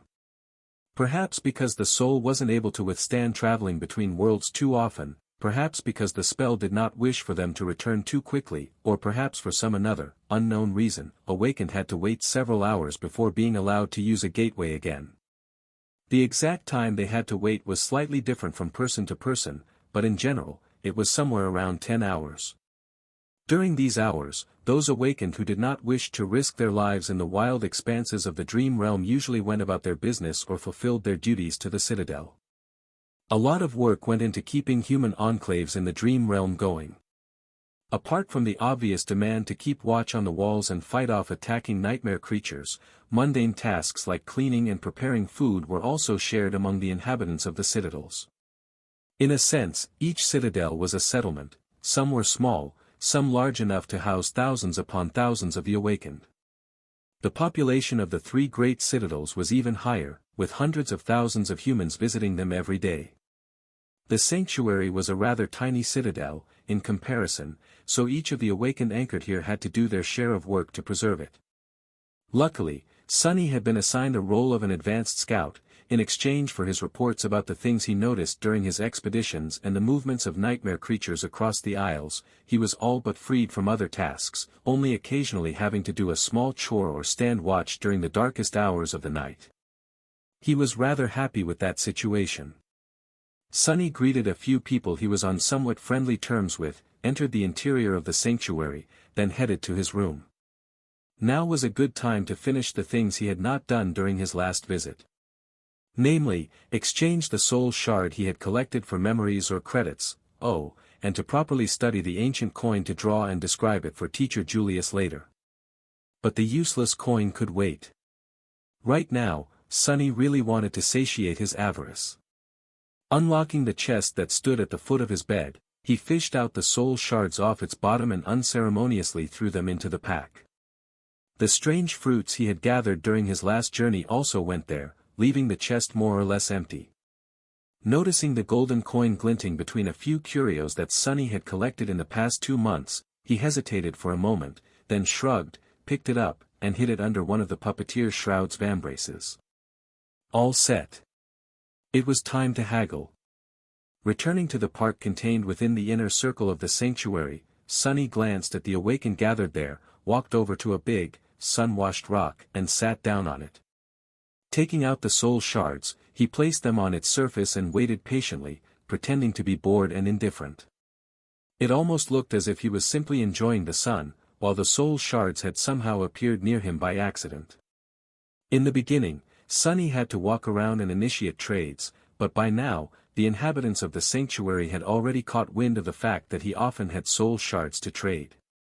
Sunny just had to keep his trading operation seemingly humble, at least on the surface. If people knew how many nightmare creatures he really killed, things would become a bit difficult. He was known to be from the Forgotten Shore, which gave him a bit of leeway of how deadly of a hunter he could appear to be, but it was still wise to keep the full extent of his competency to himself. Of all the people on the chained island, only Saint Tyrus and her trusted aides knew about his SS evaluation. So whatever soul shard Sunny didn't sell to the local awakened, he sold directly to the White Feather clan, leaving all parties satisfied by the arrangement. Soon, the first customer approached, looking at the gleaming crystals with burning eyes. Sunny smiled brightly. "Oh, hey there. Looking to trade for a shard or two? Well, you're in luck, my friend. Sunny's brilliant emporium is currently open for business." If there was one thing Sunny missed about the Forgotten Shore, it was how scarce the resources out there were. As the result, the value of soul shards was way higher there than back in the real world. Well, the parts of the dream realm that were better connected to the real world, at least. Not that shards were cheap here. It's just that the deals Sunny was able to make were not as lucrative as the ones he had made in the Dark City. He was also not able to bring the soul shards back to the real world with him, which also affected the final price. In the end, the collection of crystals he had gathered during his last trip through the Chained Island, including those retrieved from fallen creatures, only landed him 3 memories of questionable utility. He fed them to Saint, bringing her shadow fragment counter to 163/200. Not bad, I guess. After concluding his business in the park, Sunny went to the kitchens and traded the fruits he had found for a bunch of credits. The fruits were a very rare commodity on the Chained Isles. They could not be made into anything even remotely useful or advantageous, but some bright mind in the sanctuary had once come up with a method to make them into a very hard-hitting and tasty wine. Sunny himself had sworn off alcohol after his experiences on the Forgotten Shore, but he wasn't against making some money from it. In the early days of the sanctuary, the wine was all the rage among the local awakened. Not too long after it had been established, most of the man-eating vines that grew the fruits had been hunted down to extinction on the island surrounding the citadel. Now, only people who went further and risked their lives more had a chance to find several fruits, so the cost was rather substantial. That should, buy me a new fridge, I think. Sunny had only a very vague idea of how much refrigerators cost, but suspected that this recent exchange would be enough to cover the expenses of shopping for a new one. All in all, he was satisfied with the result of his recent expedition. He was progressing at a steady pace and slowly gathering everything he needed to make it even faster. Just in time, considering that Nephice was days away from becoming a devil. With a slight frown, he exited the ring of menhirs and looked up.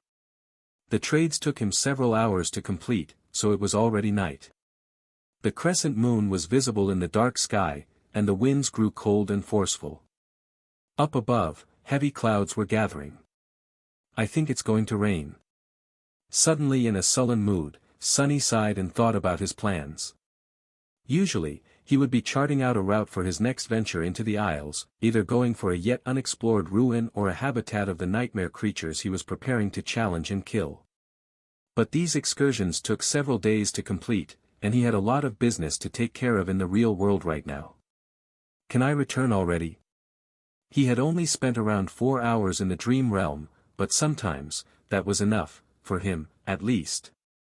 Sonny had no idea why his experience with the gateways was different from most other people, but suspected that it was either because of his two cores or because of the fact that he had spent an entire year in this dead world even before becoming an awakened. Maybe the spark of divinity had something to do with it, too. In any case, he tended to avoid returning to the real world too fast too often, in order to not attract unnecessary attention. Today, however, he was willing to forego extra caution. The things waiting for him back there were very important, or at least pressing. With a shrug, Sonny headed toward the altar island. Walking on the stone path in complete darkness, he looked up at the veil of clouds hiding the moon inside. Not like I would really want to venture out in the rain, anyway. Approaching the white monolith of the altar, Sonny hesitated for a few moments, then put his hand on it. Nothing happened. Oh. I guess it's too early, after all. What a disappointment. With nothing to do but kill time and wait for the opportunity to activate the gateway, Sonny paced a little, stared at the depths of the clear pool, then paced some more. Finally, he returned to the altar and grabbed the handle of the obsidian knife laying on its surface, purely out of boredom. Sonny strained every muscle in his body and tried to lift the damn thing, but no matter how hard he pulled, the knife didn't move even by a millimeter. Move, damn you. However, there was no response. Giving up, Sonny grimaced and let go of the knife. Well, that's a bust, again. As he did so, though, a heavy gold coin slid out from under his vambrace and fell on the polished surface of the altar with a melodic ring. It rolled a few times and then landed flat, the face of the beautiful person with the image of the crescent drawn on their forehead looking at him with a carefree smile. Oh, right. I had forgotten about that thing. Sonny moved his hand to pick up the coin, but at that moment, the veil of cloud split slightly, letting through a beam of pure, pale moonlight. The light fell on the coin and made it gleam. A moment later, the surface of the coin suddenly shone with ethereal radiance. The features of the person etched on it became sharper, then disappeared into the light. When the light dissipated, the coin was gone. Sonny stared at the empty spot where it had been just a few seconds ago with a bewildered expression. It was then when the spell suddenly whispered into his ear. Your shadow grows stronger. Sonny stared at the place where the coin used to be, then blinked. What just happened? He dropped the coin on the altar, it was illuminated by the moonlight, and disappeared. And then, he received a shadow fragment. No way. Holding back excitement, Sonny summoned the runes and read. Shadow fragments, 198/2000. The last time he checked, there was only 197. He had definitely, without a doubt, just received a shadow fragment from the strange golden coin. So it wasn't an ordinary coin, after all. A satisfied smile appeared on his lips. Not only was the coin special, it was even not cursed. On the contrary, it was blessed. Well, that was the easiest shadow fragment I have ever received. Suddenly, his eyes widened. Wait. Weren't there more coins he had left behind on the Iron Hand Island? 3 more, at least, had been swallowed by the dead monstrosity. Before the thought fully formed in his mind, Sonny was already leaving the altar island. 2 things, there are 2 things. The first one was that other coins could, potentially, turn out the same as the first one and reward him with free fragments. The second one was that where there were 3, there could be more, much more. The fallen demon he had discovered could have come from a place where a whole treasure trove of miraculous coins was hidden. A whole mountain of them, even. If Sonny was right and managed to somehow trace the path the creature took before dying, who knew how much more powerful he would become? Trying to suppress the giddy feeling of discovering a huge and tantalizing secret, Sonny left the sanctuary and headed toward the edge of the island. As the sound of waterfalls grew louder and the first drops of rain fell to the ground, a dark silhouette suddenly took a step towards him. It was one of the watchmen. Ha! Sonny, right? Are you really going to go out in that weather? Most of the watchmen here in the sanctuary already knew that he was comfortable in the dark, so their initial surprise about seeing someone leave the citadel at night had more or less disappeared by now. It was still strange for some of them, though. Sunny halted for a few moments, then smiled. "Yeah. Don't worry, I will be fine. I'm not going far, anyway. Just want to check something on the Iron Hand Island." The watchman hesitated, then shrugged. "All right. Be careful out there. Night vision or not, this is not the time for humans." Sunny thanked the man for his concern, then walked past him. "Not the time for humans? Good thing I am a monster, then." Approaching the edge of the sanctuary island, he didn't waste any time and summoned the Dark Wing. Sunny was tempted to simply turn into a shadow and rush toward his goal, but he didn't want to show his powers near the citadel so openly. Patient. Be patient. Since the Dark Wing couldn't really allow him to fly, he glided above the chain for as long as he could, then landed on it and continued forward on foot.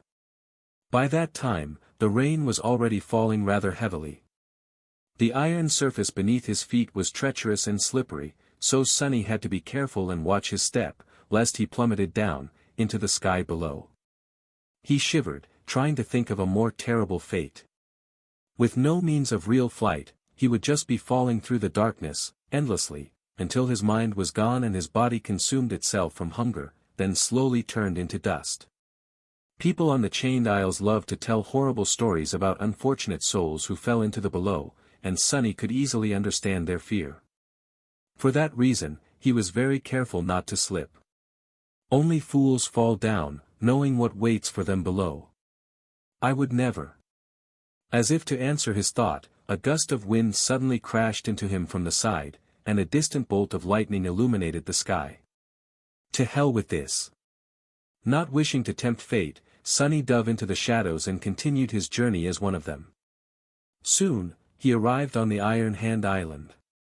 The severed arm of the unknown metal giant was still there, making Sunny wonder once again what force could have torn it off the creature's body.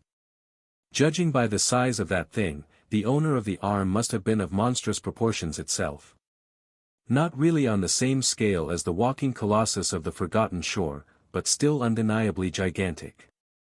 The remains of the winged demon that had swallowed the mysterious coins were there, too. However, they did not look the same. By now, only the bones of the fearsome abomination remained, all its flesh long devoured by the gluttonous scavengers of the nightmare world. The grass around the carcass was now higher, too, and had changed its color from the usual green to bright red. The grass looked satiated. Sunny grimaced.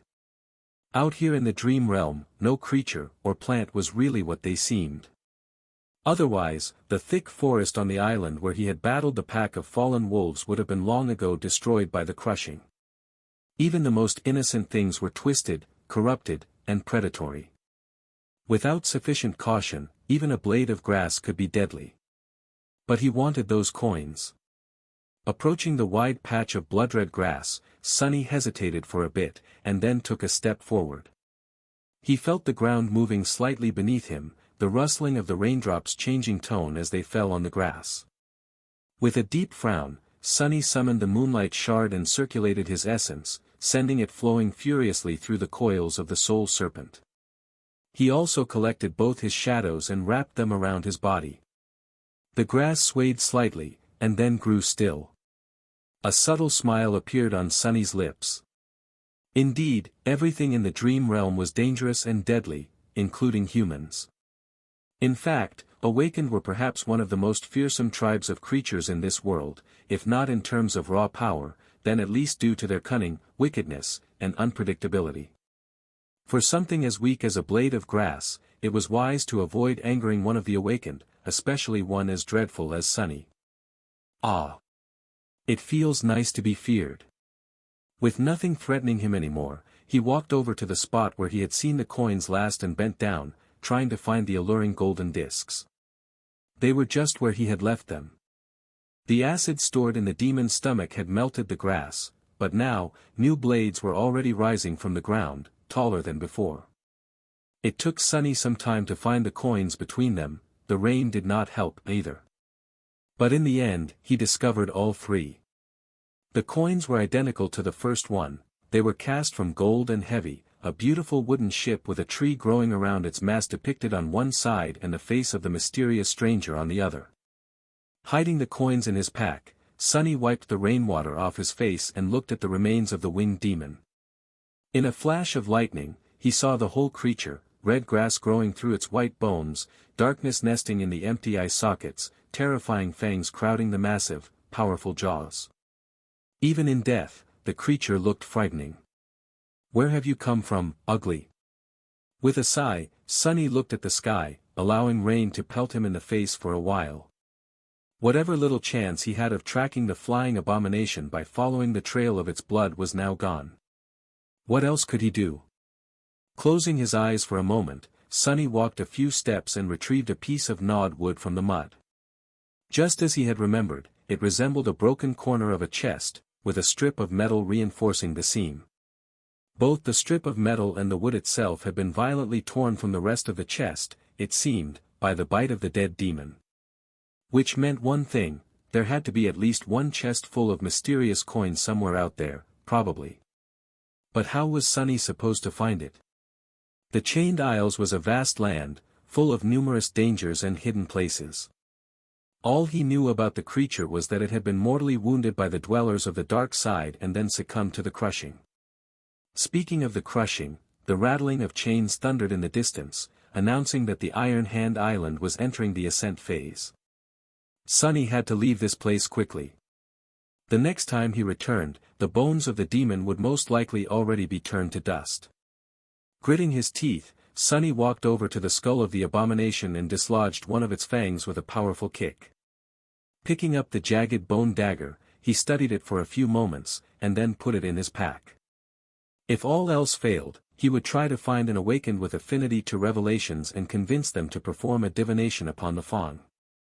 There was one person capable of something like that on the Chained Isles, at least. But Sunny wasn't really willing to request help from that particular seer. Not unless there was no other choice at all. We're not there yet. Banishing the dark thoughts out of his mind, Sunny threw a last glance at the dead demon and the surrounding area, trying to see if he had missed a clue. However, there was nothing. With a troubled look on his face, he dissipated into the shadows and hurried back to the sanctuary.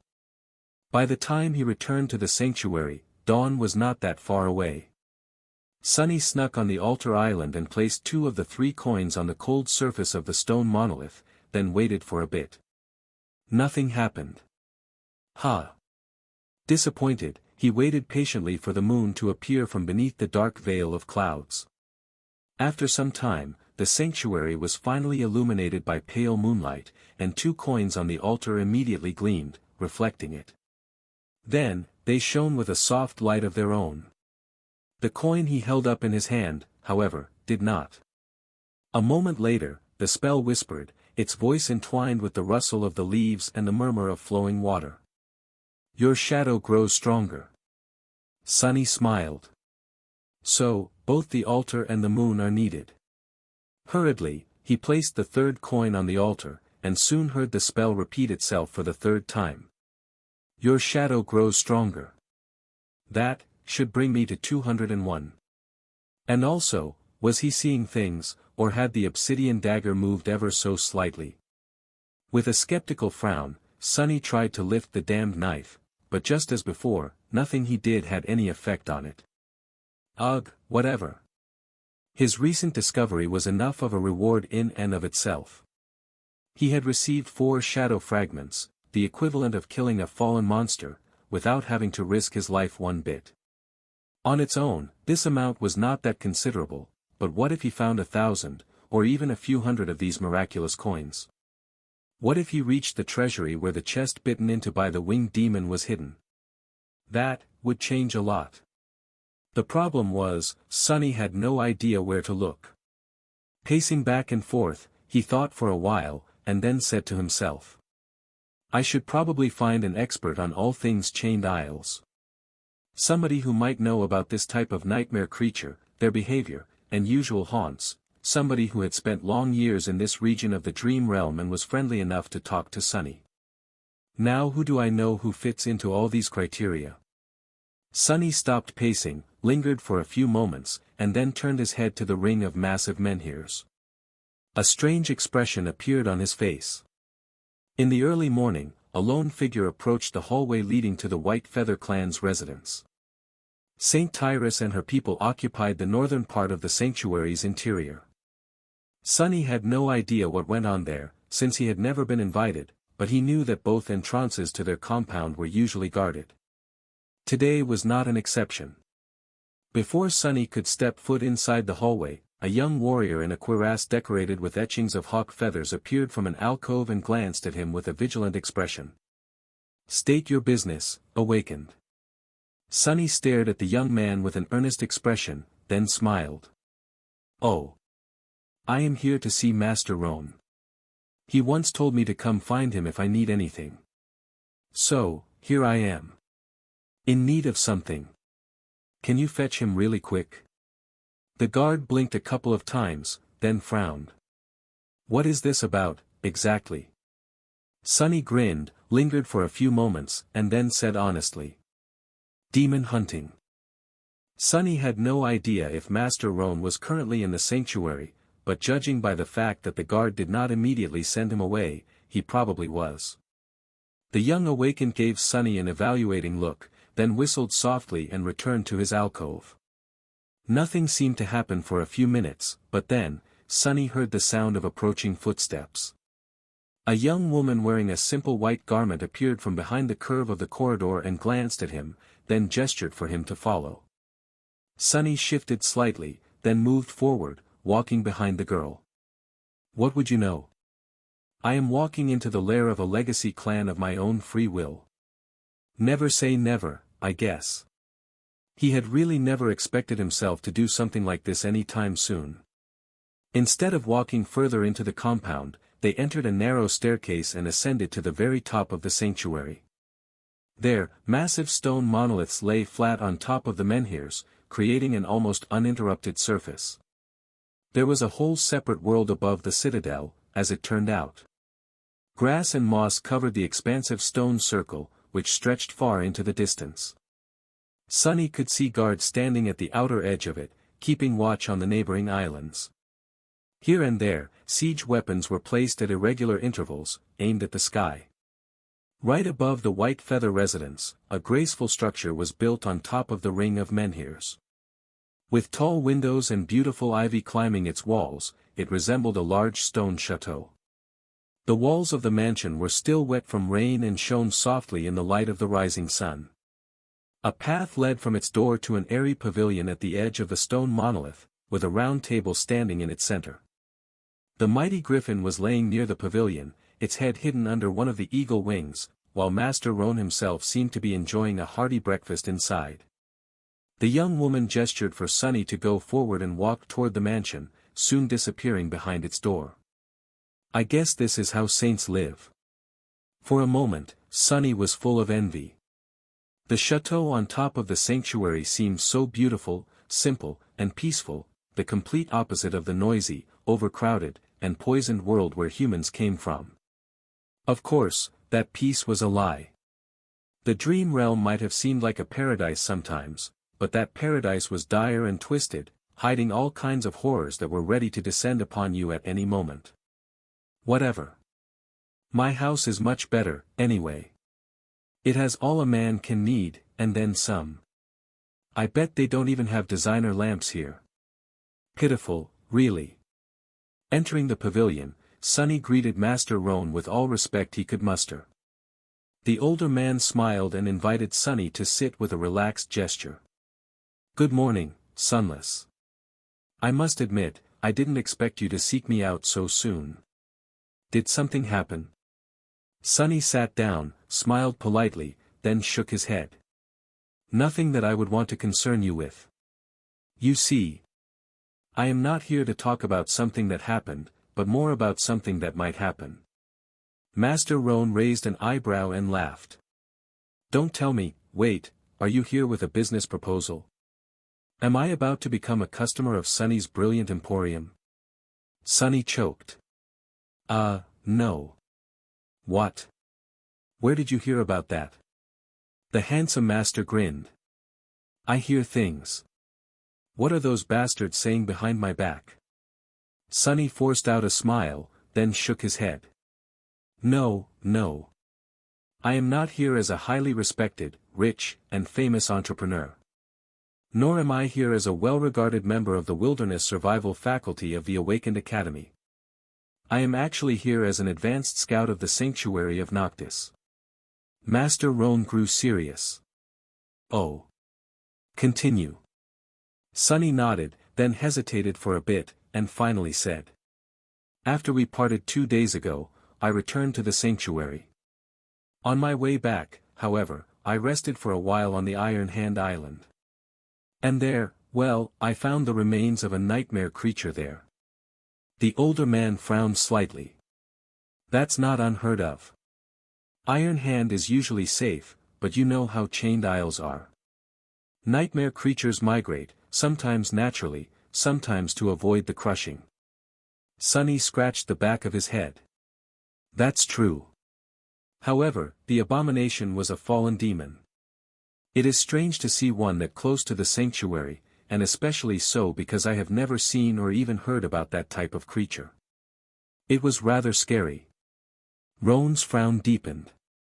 A fallen demon on the Iron Hand Island? That is indeed strange. You've done well to bring me this information, Sunless. Did you get a good look at it, by any chance? Sonny sighed. Well, you see, it was in the depths of night. Then, he smiled. But, luckily, I can see perfectly in the dark. So, yes. I got a very good look. Let me describe it. He described the demon to the best of his ability, not sparing any detail. He even remembered every wound and injury on the abomination's body, hoping that their nature can shine a light on what exactly had killed the bastard. The longer Sonny talked, the darker Master Roan's face became. Finishing his report, Sonny glanced at the older man and asked. So, what type of a demon was that, exactly? And why have I never encountered one before? Master Roan shook his head. You are lucky to have never met one of these fiends, kid. They are a very rare and vicious breed of nightmare creatures, known as chain worms. Luckily, it was already dead. Otherwise, I doubt that we would be having this conversation right now. Even I am reluctant to face a demon such as this alone. No offense, Sunless, but if that thing was alive, you would have ended up as its dinner. Sonny hesitated for a bit, then asked cautiously. Chain worms? Why are they called that? The older man sighed, then looked at the breathtaking vista of the chained isles in front of them. After a while, he said. It is because these creatures feed on metal. Once one of the heavenly chains is weakened, they appear from the dark side to feast on it. Steel weapons are useless against these abominable things, so fighting one, let alone many, is almost an impossible task. Master Roan stared into the distance with a bleak expression, and then added darkly. I've seen whole islands crumble into the below because of their hunger. Master Roan grew silent for a few moments, then smiled after noticing Sonny's troubled expression. The heavenly chains near the sanctuary are all fine, though. So you have nothing to worry about. That's not what I am worried about. Sonny had already received a piece of valuable information that could help him find the mysterious treasure. But he wanted to know more. Before he could ask another question, however, a sudden shadow shrouded the pavilion, the stone chateau, and the expanse of weathered stone surrounding it, as though a cloud moved across the sun, hiding it. The sleeping griffin stirred and raised its head, its vertical pupils narrowing. Just a moment later, the shadow disappeared as suddenly as it had appeared. Simultaneously, a strange sound reached Sonny's ears. It was as though 1,000 wings rustled as they cut the air. Then, a woman was suddenly standing at the edge of the stone ring, her silhouette outlined against the rising sun by a bright halo. It seemed as though she had always been there, but Sonny could swear that there was no one near them just a second ago. Oh! The woman was tall and slender, her posture straight like an arrow. She was wearing a light steel armor, its pauldrons and greaves decorated with white feathers. Her long blonde hair was fluttering in the wind like a cascade of pale gold. When she turned around, Sunny saw two piercing amber eyes staring at him, and shivered. Her face was cold and stunningly beautiful, more akin to that of a goddess than of a human being. The woman's pupils were narrow and vertical, exactly like those of the mighty griffin. The ruler of the sanctuary had returned home. Crap. With a shudder, Sunny forced himself to look away and hurriedly bowed. This was his second time meeting Tyrus of the White Feather Clan, also known by her true name, Sky Tide, one of the few saints of the human race, the demigod in charge of the Chained Island. Just by virtue of existing, the saint exerted a strange influence on everything that surrounded her. It was not oppressive, like the dreadful aura of Gunlog's golden armor, just different. As if the world itself was reacting to her.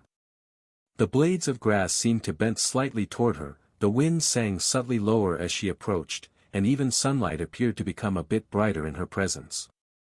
Master Roan shifted and rose from his seat. "Good morning, sunshine." Sunny flinched. What?" It took him a couple of seconds to realize that the fearless griffin rider was addressing his wife, and not him. "Sunshine, sunshine." Is that how he addressed a saint? Well, she is his wife, after all. I guess. Once he thought about it, everything made sense. But still, the idea of addressing a transcendent as sunshine seemed very weird, for some reason. Sunny cautiously looked up and saw a wide smile on Roan's face. Saint Tyrus herself, however, was as cold as ever. "Good morning, Ro." Even her voice was cold and heavy, like the howl of an approaching storm. Turning her head slightly, Saint Tyrus looked at Sunny with a silent question. Countless poets would have been ruined if they saw the elegant curve of her eyebrow. Wow, wait, what am I thinking about? Master Roan patted Sunny on the shoulder and said. Awakened Sunless visited to tell me about a demon he encountered on the Iron Hand Island. It was a chain worm, already dead, fortunately. Still, we should explore the nearby island. Don't you think? Saint Tyrus lingered for a few moments, then shook her head. No need. The only failing chain on the Isles is far away from the sanctuary, connecting Shipwreck Island to the Twisted Rock. This is where the chain worm came from. I just saw it myself. She turned away, then sighed slightly. Of course, we will have to prepare. All islands are connected, after all. After the Twisted Rock falls, its demise will echo through the entire region. Many islands will shift, causing changes to the severity of the crushing on others. The migrations patterns of the nightmare creatures will be affected, too. I should probably get going. Sunny cleared his throat, then said awkwardly. It's been an honor to meet you again, Lady Tyrus. I shall take my leave, then. Sky Tide nodded indifferently, then said. Thank you for informing us of your finding, Awakened Sunless. He nodded, then rose from his seat and cautiously took a few steps away. When Sunny was almost out of the pavilion, however, the cold voice of the saint stopped him. Wait. He turned around and forced out a smile. Yes. How can I help you? Tyrus looked at him for a few moments, then said in a calm, emotionless tone. You come from the Forgotten Shore, if I am not mistaken. Sunny nodded.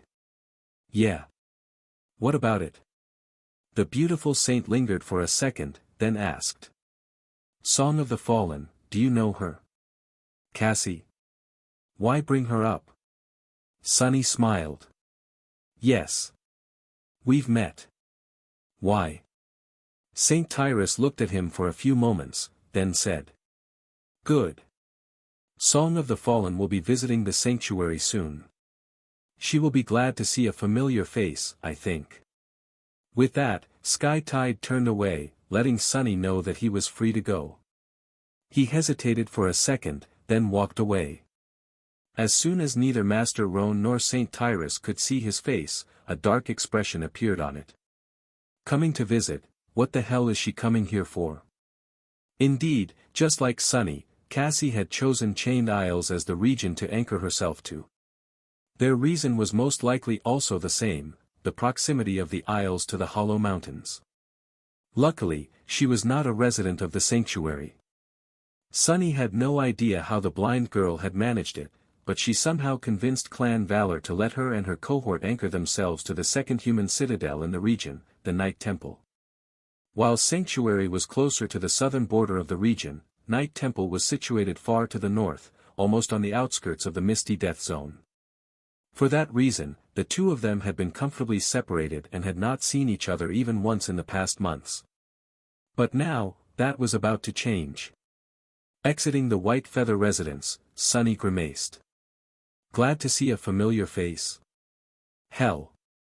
I doubt it. The sanctuary was slowly waking up. Now that the sun had risen, groups of awakened were preparing to venture outside, while those who had stuff to do in the citadel itself were going about their business. A few of them greeted Sunny as he walked toward the altar island. By now, he should have been able to return to the real world. After everything he had discovered during the night, there was a flame burning inside his chest that demanded action.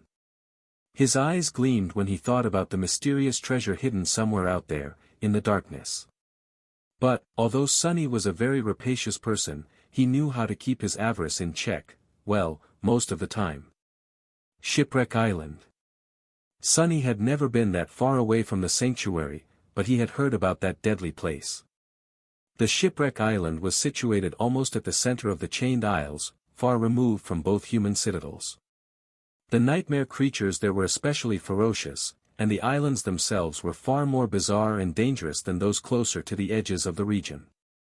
If one could somehow survive the crushing and look upon the Chained Isles from above, they would see that there was a vast empty space at the very heart of this shattered land.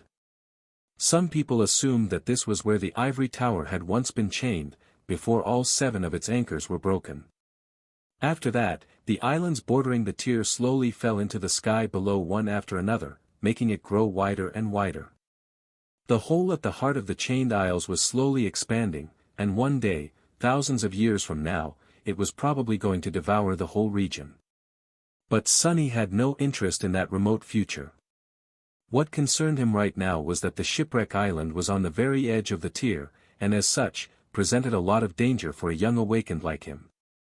If Sunny wanted to venture out that far, he would have to study and thoroughly prepare for a long and perilous expedition. And in the meantime, he had to hurry to the real world.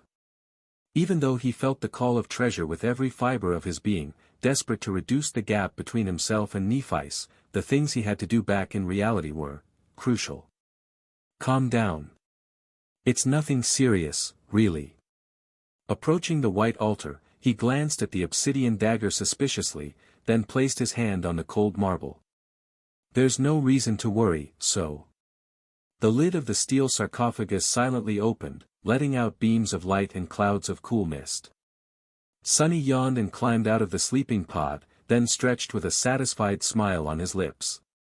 His body felt refreshed and energized, as if he just had a long, perfectly comfortable sleep, not at all like what he had to endure in the past 2 months while using cheaper academy pods.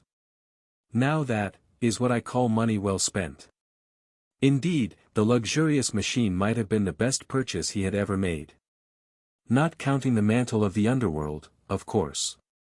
Leaving the compact underground fortress of his basement, Sunny walked over to the kitchen, glanced at the broken remains of his fridge with a bit of shame, and retrieved a few ingredients to cook himself breakfast from the debris. Out here in the real world, it was currently early morning. He sent the happy Shadow outside to observe the surroundings, and then turned on the stove.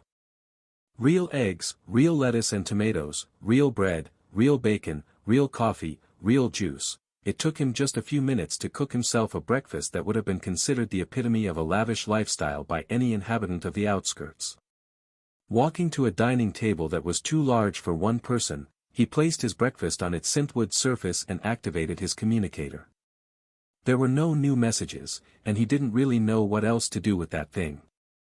Usually, people of his age would have an active presence on the network and feeds breaking with all kinds of news, events, and videos, but Sunny had almost no digital presence whatsoever. Nor did he want to have one, really. He knew how to access various resources and services, of course, and many of the things on the network had once been the stuff of his dreams. The unlimited amount of games, books, shows, and entertainment of all sorts was on the tip of his finger. But, ironically, now that Sunny had free access to all these alluring things, he had no time to dive into any of them. Right now, he had too much to do, and his dreams were filled with only clangor of steel and nightmarish abominations. Maybe one day. Slowly consuming his food, Sunny used the communicator to quickly sketch and describe the coin he had found, keeping its true secrets to himself, of course.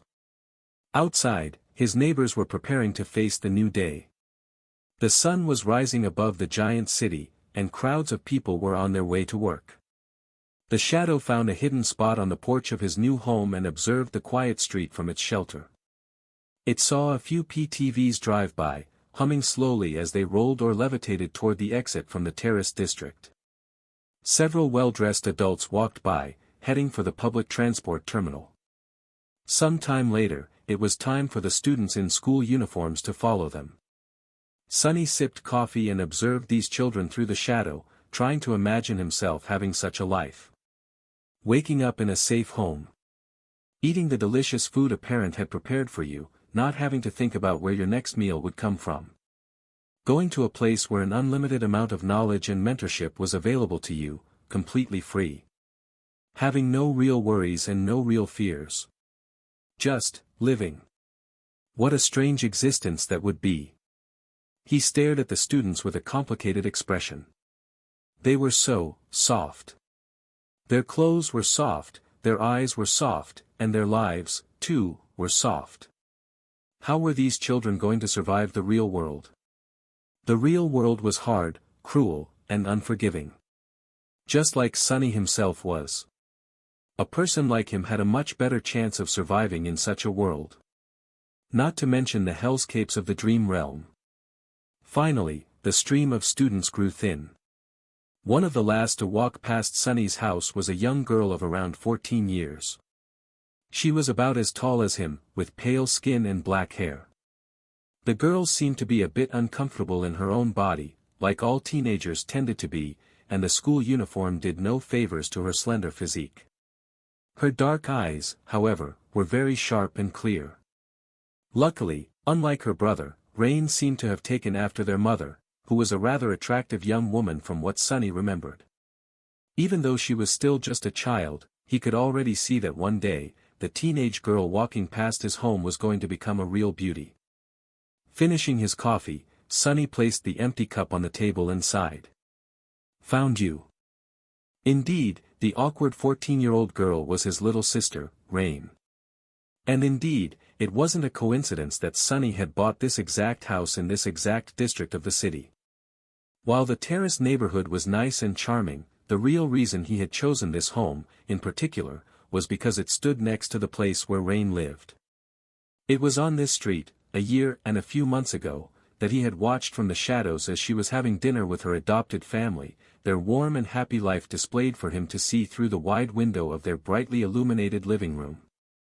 Well, now Sunny had a living room and a wide window of his own, even though there was usually only darkness behind it.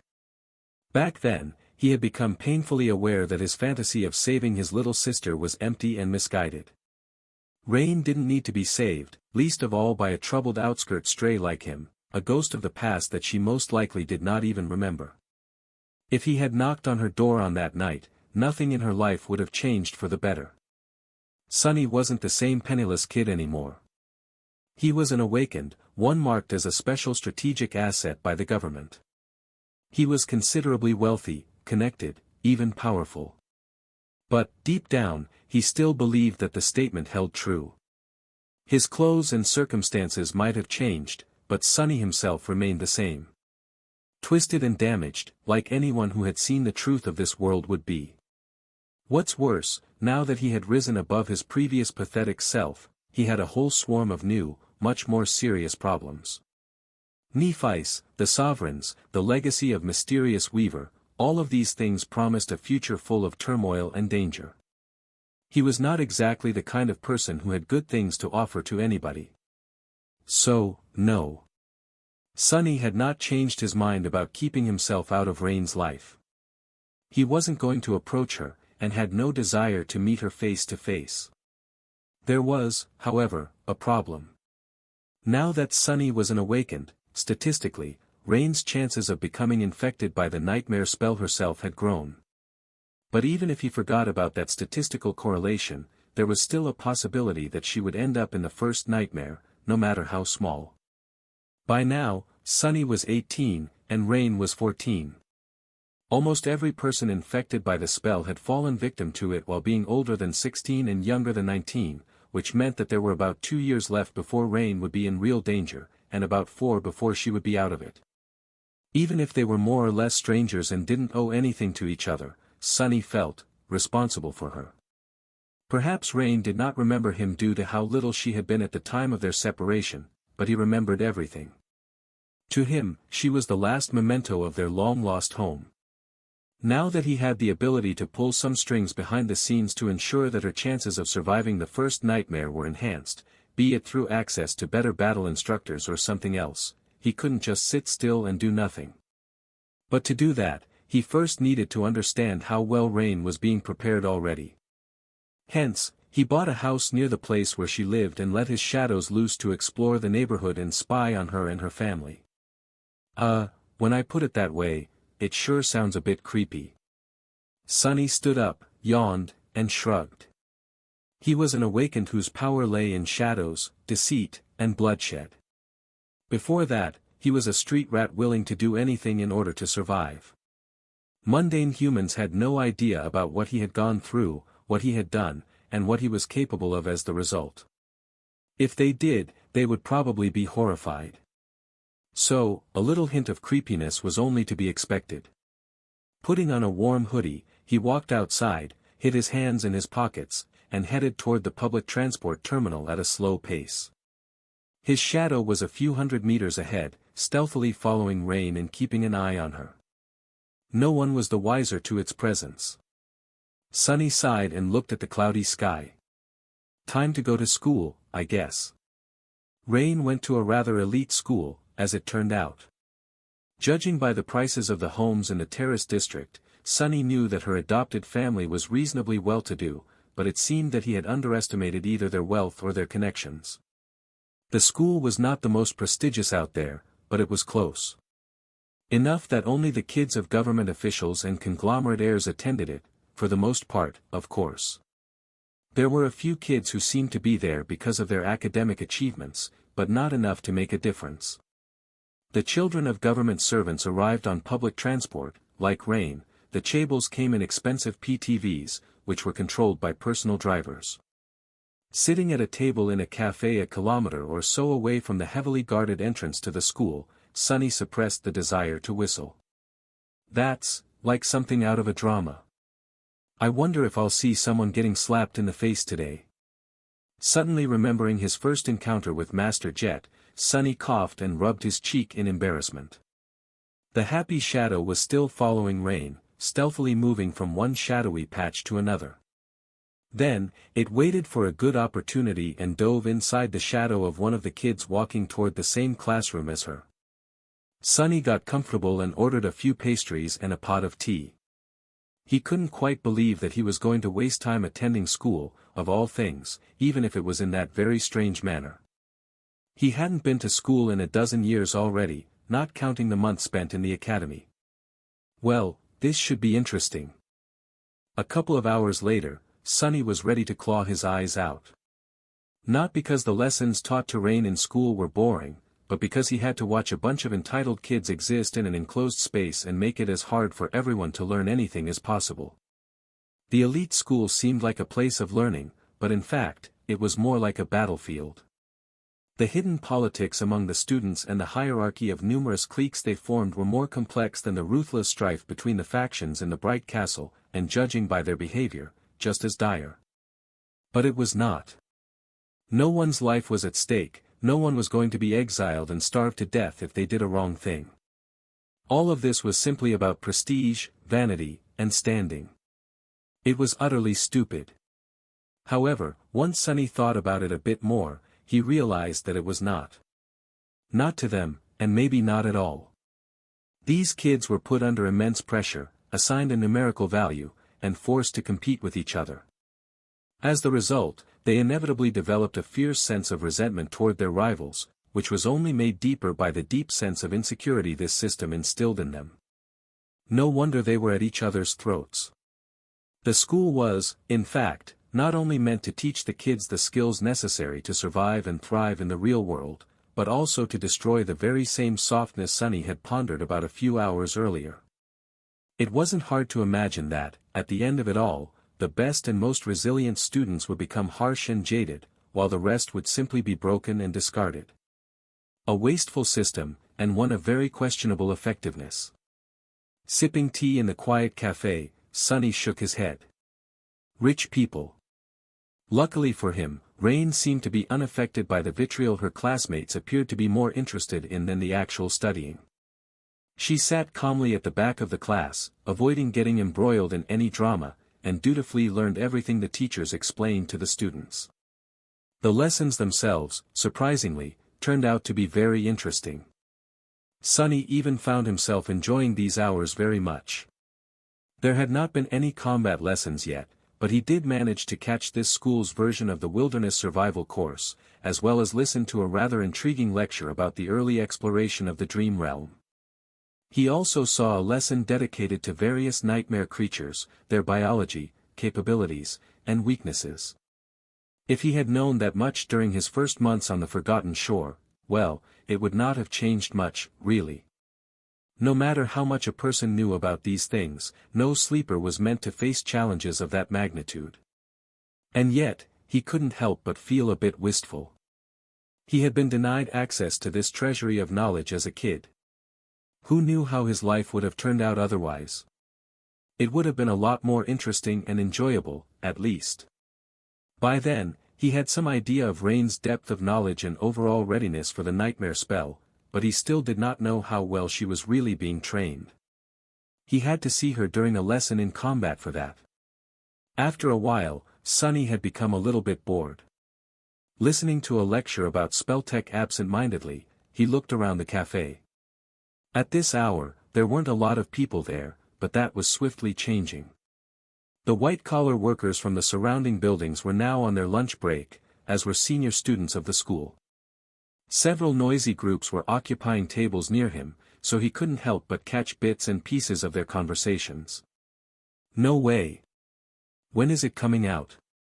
In a couple of months, I think.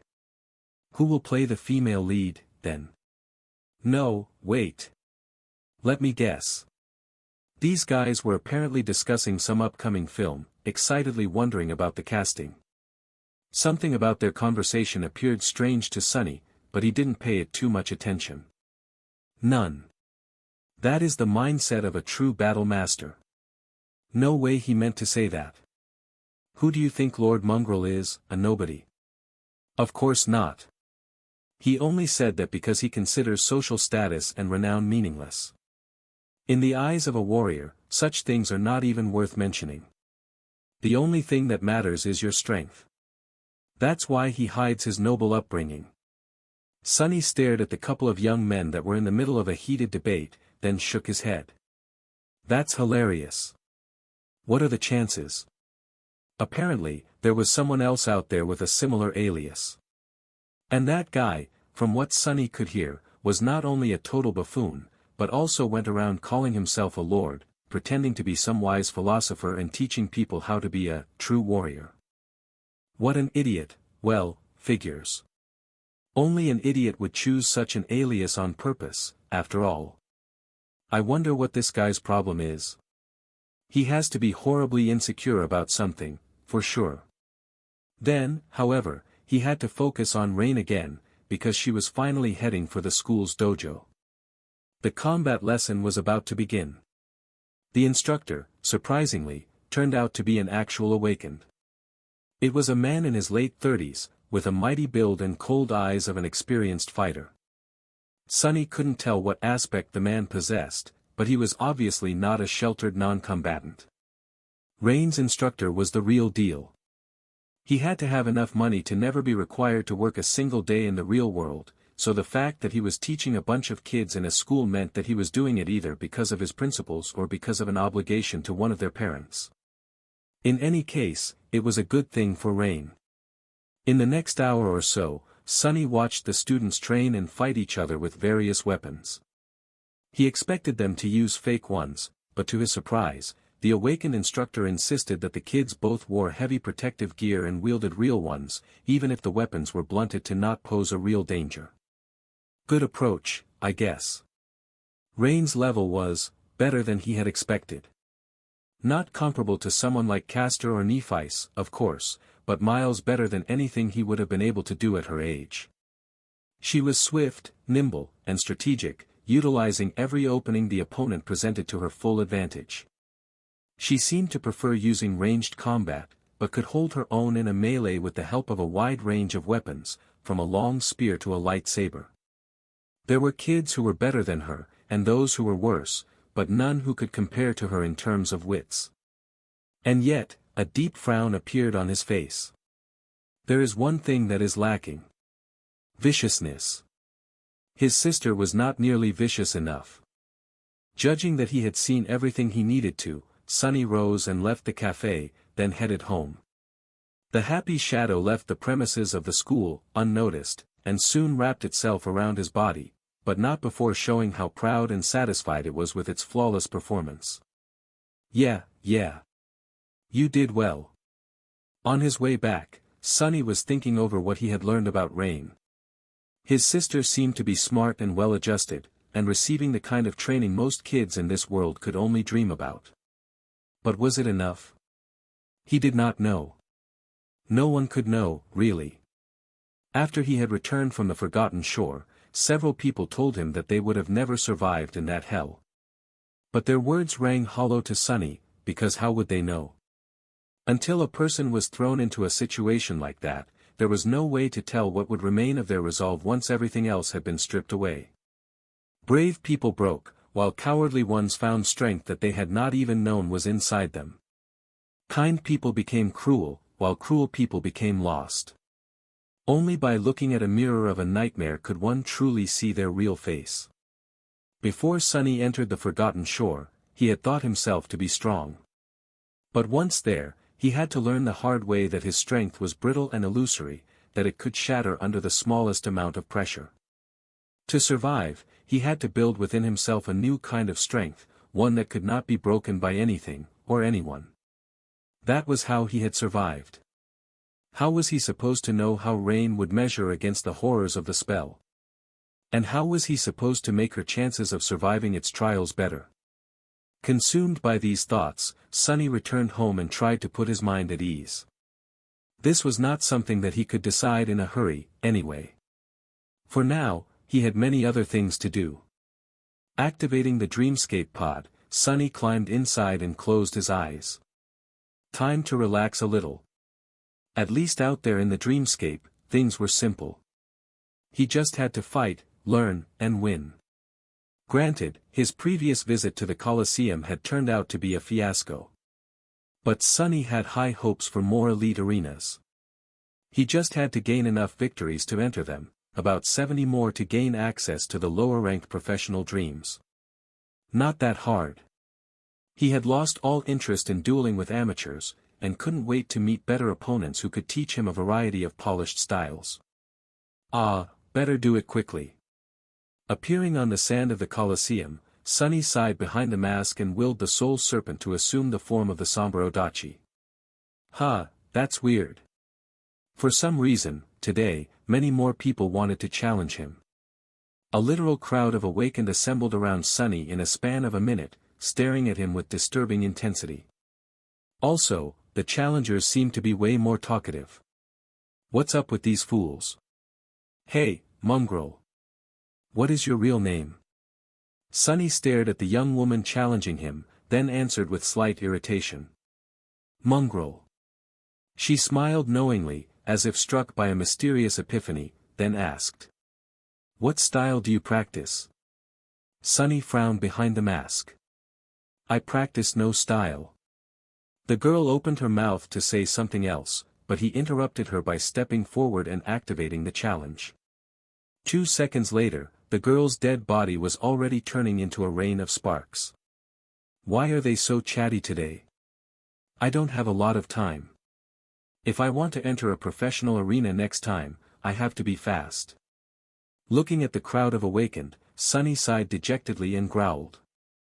Words are worthless, silence is gold. Don't waste my breath. The challengers looked at each other with weirdly enlightened expressions, then grew quiet. That's better. At least they're an understanding bunch. Now that people seem to have lost their desire to chat uselessly before every damn duel, things went much faster. Sunny had no plans of copying the styles of these talented amateurs today, so he could be as efficient as possible. It required him to really exert himself, though. They were all awakened, after all, each and every one of them. Behind the black mask, Sunny was sweating an ocean and silently whispering curses. But what could he do? He just had to get it done. Because he took no breaks between the duels, his reserves of shadow essence grew dangerously low at some point. Sunny was forced to command the soul serpent to return to his body to accelerate the accumulation of essence and slow down its expenditure. Noticing that he had dismissed his sword, the challengers assumed that he wasn't going to fight anymore and sighed with disappointment. Glancing at them, Sunny gritted his teeth and hissed. Next. He was not that far from accomplishing his goal for today, and the mantle of the underworld was like a weapon itself. Especially if he manipulated its weight to make his blows carry the weight of a mountain, metaphorically speaking. His aching muscles protested, but he endured the torment and continued. Just a few more. As the next challenger stepped forward, Sunny dashed toward him, deflected the glancing blow of a spiked mace with a vambrace, and struck the young man in the face with all the strength he could muster. The black onyx gauntlet grew terribly heavy as it flew through the air, connected solidly, and caused the young man's skull to explode, more or less. Sunny secretly panted and cursed. I can't keep this up much longer. Luckily, he only had a few more duels to win. About an hour after he had entered the Colosseum, Sunny finally reached enough victories to qualify for a better arena. By then, he was so tired that he felt like throwing up. God damn it, that was incredibly tough. All in day's work, I guess. Throwing one last glance at the crowd of silent awakened, Sunny shook his head. What a bunch of weirdos. With that, he gave the dreamscape the command and left the illusion, both exhausted and satisfied with his progress. Left alone on the sand of the Colosseum, the challengers remained quiet for a few minutes. After a while, one of them said. He shook his head. Another awakened sighed heavily, then said in a solemn tone. Yes. We are not worthy enough. Sunny crawled out of the simulation pod and lay on the cold floor for a while, breathing heavily. How come an illusory arena is so exhausting? The designers of the dreamscape were really weird. The people who frequented the Colosseum were even weirder, though. Sunny couldn't even begin to understand the quirks of their behavior. That's how subcultures are, I guess. After a while, he stood up and went upstairs to make himself some food and replenish all the energy he had spent during this intense and taxing hour. Sunny made himself a light dinner, devoured it with wolfish hunger, and then relaxed in a chair while drinking a cup of delicious tea. As he rested, his communicator buzzed. He took a sip of tea, then opened the message Effie had sent him. Hey doofus. Have you seen this? I think I found a new boyfriend for your girlfriend. The message ended with a winking emote and an attached video link. Perplexed, Sunny clicked on the link, and spit out all of his tea. Forgetting to wipe his chin, he stared at the holographic screen in front of him with wide eyes. What the hell is this? The video was, of him. Of his duel in the dreamscape, to be precise. Caught in stunning quality, the recording of his short duel against the young man in azure armor was playing on a loop, set to menacing and epic music. The caption read, Mongrel Victorious. Sunny stared at it for a while, then slowly lowered his gaze and looked at the view count beneath the video. seven zeros. Was that Leo striker guy someone famous? Sonny only came to his senses because of the pressure of his flaw. Gritting his teeth, he sent Effie a short message. I have not seen this. What the hell is happening? Feeling apprehensive, he went on the network and typed mongrel, dreamscape in the search bar.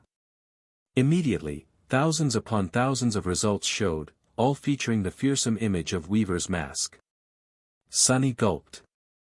Oh, no. Oh, no. He opened the first link, and almost spat blood. Mongrel defeats Leo striker, Taoist Safer, and the Fool in 3 strikes. The short montage of a bunch of his duels played, this one had even more views. That doesn't even make sense. Were those 2 famous as well? What 3 strikes, I hit the second guy twice. Feeling an approaching headache and a bit of panic, Sonny scrolled through the feed, growing paler and paler with each second. There were countless videos, captions, and discussions.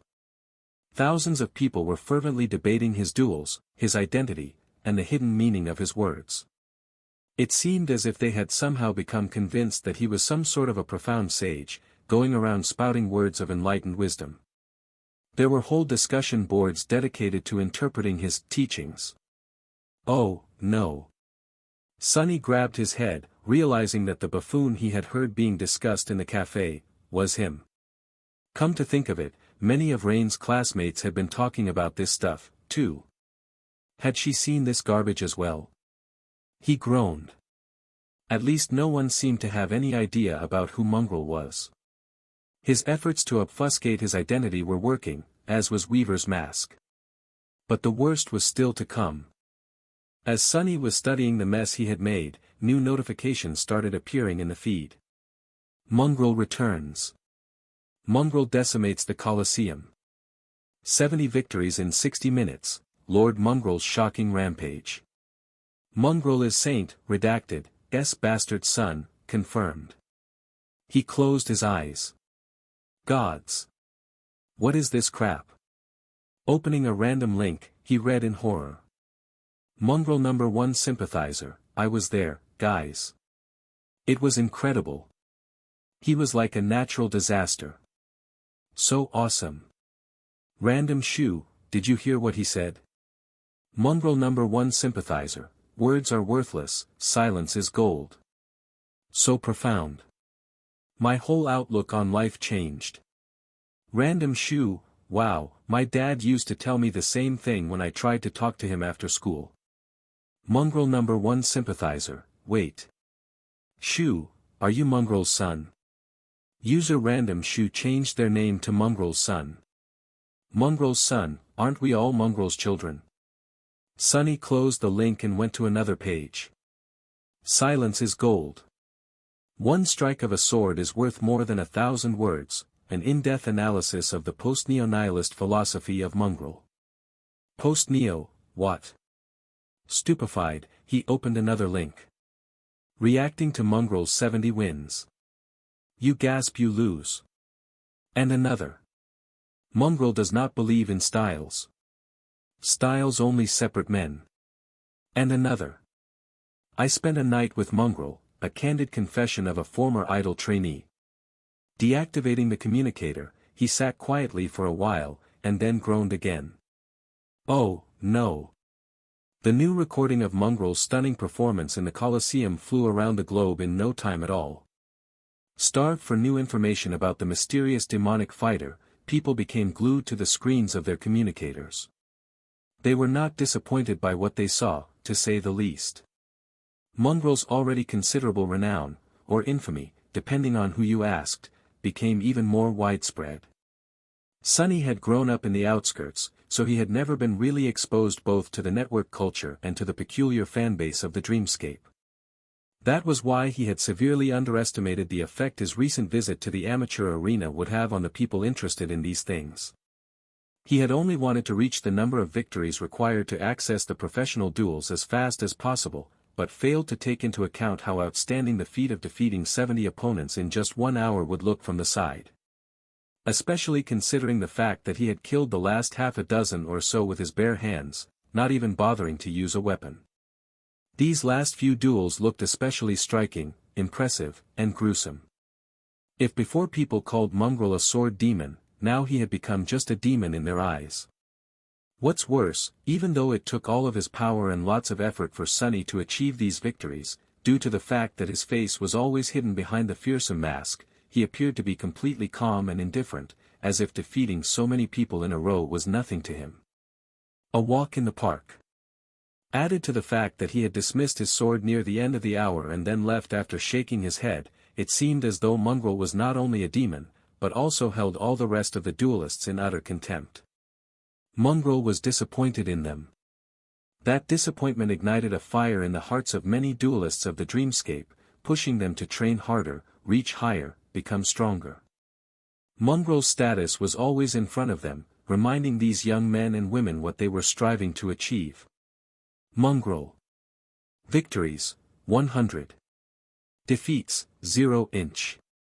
And of course, all of them continued to wonder about his true identity. Very soon, someone made a logical connection. An incredibly talented young warrior appeared in the dreamscape soon after the 100 survivors of the Forgotten Shore returned to the real world, putting every awakened there to shame. Obviously, Mongrel was one of these 100 heroes. But which one? It didn't take people a lot of time to solve the mystery. On one of the discussion boards on the network, an anonymous user wrote, "Guys, isn't it obvious?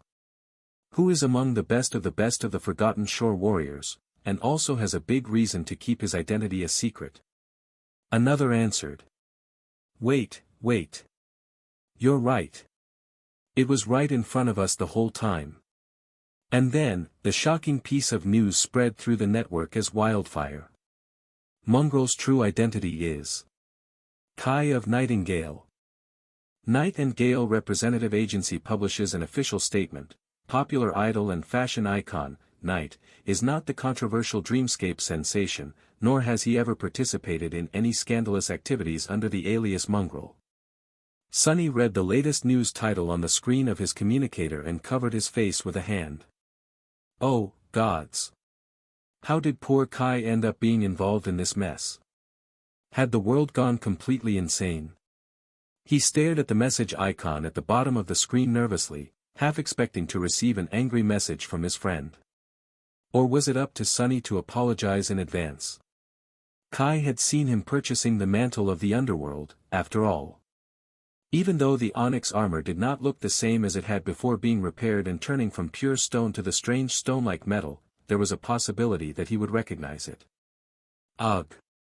Why is life so hard? Sunny shook his head resentfully and stared at the ceiling.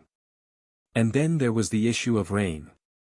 Sunny had watched her walk home through the eyes of the shadow, and was once again consumed by uncertainty. Did he need to intervene? What was the best way to help her? Did she even require his help? There was no easy answer to any of these questions. He turned off the communicator, sat in the darkness for a while, then stood up and went to the kitchen. Retrieving all the things that could spoil quickly from the ruined refrigerator, Sunny cooked himself a decadent dinner and ate in tense silence. To hell with this. I'll deal with all these problems after returning from the shipwreck island. It shouldn't take me that long to reach it, investigate, and come back anyway. A week at most. Why waste time on all this nonsense when there was a treasure waiting for him in the dream realm? Sunny had already retrieved all the pertinent information he could find from the Academy database. All Awakened had some level of access to the base of shared knowledge about the dream realm and the nightmare creatures, and due to his position as the research assistant assigned to the Wilderness Survival faculty, he had more than most.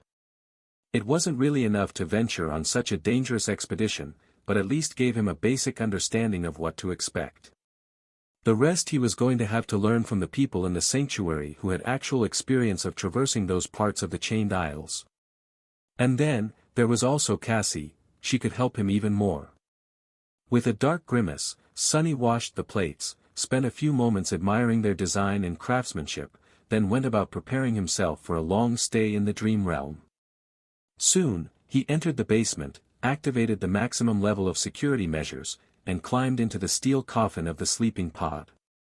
As the lid of the sarcophagus closed, he sighed and thought. 1 week. I bet everyone will forget all about this mongrel idiocy in a week. His gloomy shadow dejectedly shook its head. It took Sonny a whole day to talk to everyone he needed to talk to and gather enough information about the shipwreck island and the routes he could take to reach it. As it turned out, the journey promised to be even more perilous than he had expected. Awakened did not usually go that far into the wilderness of the Chained Isles alone, and even established cohorts were reluctant to venture this close to the tier. The nightmare creatures out there were ferocious and powerful, and the islands themselves presented more danger than here on the edges of the region. Those people did not have his aspect, though. Sonny did not consider himself to be more powerful than a full cohort of experienced Awakened would be, but his powers were tailored perfectly for scouting, traversal, and escape. Even if he was going to find himself facing against an overwhelming foe, he was reasonably certain of his ability to at least run away. Plus, he had Saint. The taciturn demon was worth half a cohort alone and by herself. As the sun was crawling down from the heights of the sky above, he found himself in his room, studying the makeshift map of the Chained Isles. On it, Sonny had marked the potential routes to the Shipwreck Isles, as well as known dangers he would face on the way. Of course, such a map was not completely reliable. Nightmare creatures tended to migrate and travel between islands to escape the crushing, but the really terrifying ones tended to stay put. Even taking into account that some of the places he wanted to go through could turn out to be inaccessible due to entering the ascent phase, Sonny was more or less sure that he could reach the Shipwreck Island in 3 to 4 days while remaining comparatively safe. With one exception. No matter how he looked at it, he was going to have to traverse an island known among the inhabitants of the sanctuary as the Reckoning. Not much was known about that place except for the fact that several cohorts lost members there, while others had not come back at all. Apparently, the creature that inhabited the island was especially twisted and deadly, and was capable of messing with a person's sight. No one really knew what it was, however. All that Sonny was able to find out was that the creature was most likely not corrupted. People were under the impression that it was of the fallen rank, but had different opinions on what its class was, exactly. It didn't seem to be a tyrant, at least. I can fight perfectly well even if it plays tricks with my sight. And it's not like I have to defeat it, or even fight it, really. I can just slip past and be on my way. With a sigh, he rolled the map up and placed it in his pack. There was already a bit of food and a few supplies for a prolonged journey there. Sonny couldn't take too much with him, since there was a rather small limit on the weight of things he could pull with himself into the shadows. He could also only do so with inanimate objects, at least for now. He had no idea if that was going to change in the future. Finally, he opened his chest and took out the Fong he had retrieved from the dead chain worm on the Iron Hand Island. Sonny stared at the Fong for a long time, a dark expression on his face. Cassie was going to visit the sanctuary soon. With this thing and her affinity to revelations, Sonny could make his expedition much safer, not to mention increase his chances of actually discovering the treasure. Or he could avoid having to ask her for help and take much more risk, with no guarantee of success. After a while, Sonny threw the Fong back into the chest and closed the lid. I'd rather die, honestly. With a grim smile, he locked the chest, picked up his pack, and headed to the exit. As the sun rolled into the dark embrace of the sky below and disappeared, he left the safety of the sanctuary behind, approached the edge of the island, and jumped toward one of the heavenly chains. Sonny traveled northwest, trying to cover as much distance during the night as he could. He rushed across gargantuan chains as a swift shadow, soared up onto the island, traversed them on foot, and dove into the darkness once he reached the other side. He was moving across the chained isles with enviable speed, but still not as fast as someone capable of flight would. Using Shadow Step expended up a lot of shadow essence, so he had to replenish it often to continue riding the heavenly chains. That, however, put him in a lot of danger. The islands were teeming with nightmare creatures of all kinds, as well as deadly natural, well, unnatural, really, threats. Sunny had to remain cautious at all times, keeping one shadow wrapped around his body while the other scouted ahead. He hid in the shadows to avoid fighting with wandering abominations or, if there was no other choice, teleported away. These jumps, however, only served to devour more of his essence, forcing him to rest and circulate it through the coils of the soul serpent as he waited for his cores to fill up. Most of the time, he didn't feel like there was a real threat to his life. Sunny's combination of attributes and abilities made him a very hard prey to hunt. No matter what kind of a horror tried, he always managed to slip away, for now, at least. As long as he did not venture into the territory of the really terrifying nightmare creatures, like those corrupted fiends that claimed some of the islands or the beings that dwelled on the dark side of them, he was going to be alright for as long as he managed his essence carefully. Against those powerful abominations, though, even being a shadow was not a guarantee of safety. He still remembered the 2 ghostly torches in the dungeon beneath the ruined cathedral in the Dark City. On his way, Sunny visited many islands that he had already explored before, and some that he never had a reason to visit. Each was lethal in its own way, and hid alluring mysteries, most of which were bound to turn out to be nothing but inescapable traps, of course. He suppressed his curiosity and moved past. With 2 skies full of bright stars, the chained isles were stunning at night. Even while rushing forward and hiding from the abominations populating this breathtaking and terrible land, Sunny couldn't help but marvel at its dark beauty. But beautiful things were the most dangerous. By now, he had learned that lesson all too well. At dawn, Sunny finally reached the island that was supposed to be the first stop on his journey. It was a desolate place where nothing lived, with rocky ground and plenty of small impact craters that had been left behind by the debris on the neighboring island. The chains holding that island in place had broken once, a long time ago. As the result, not restrained by anything, it soared high into the sky and eventually fell apart, ripped to pieces by the crushing. Its remaining neighbor was not of any particular interest to Sunny, but it was a good place to rest and catch his breath. Hiding in one of the craters, Sunny ate a miserly breakfast and drank from the endless spring. Then, he looked at the rising sun, studied his map for a few minutes, and summoned Saint. As the taciturn demon stepped out of his shadow, at enough of a distance to not subject him to the soul-eroding effect of the broken oath, of course, Sunny glanced at her, tiredly rubbed his face, and said, "I am going to sleep. You stand watch, please." The shadow stared at him indifferently for a second, then knocked an arrow on the string of her bow and turned away. Sunny sighed. He could do without sleep for a couple more days, but it was wise to keep himself in the best possible shape. One never knew what could happen in the dream realm, after all.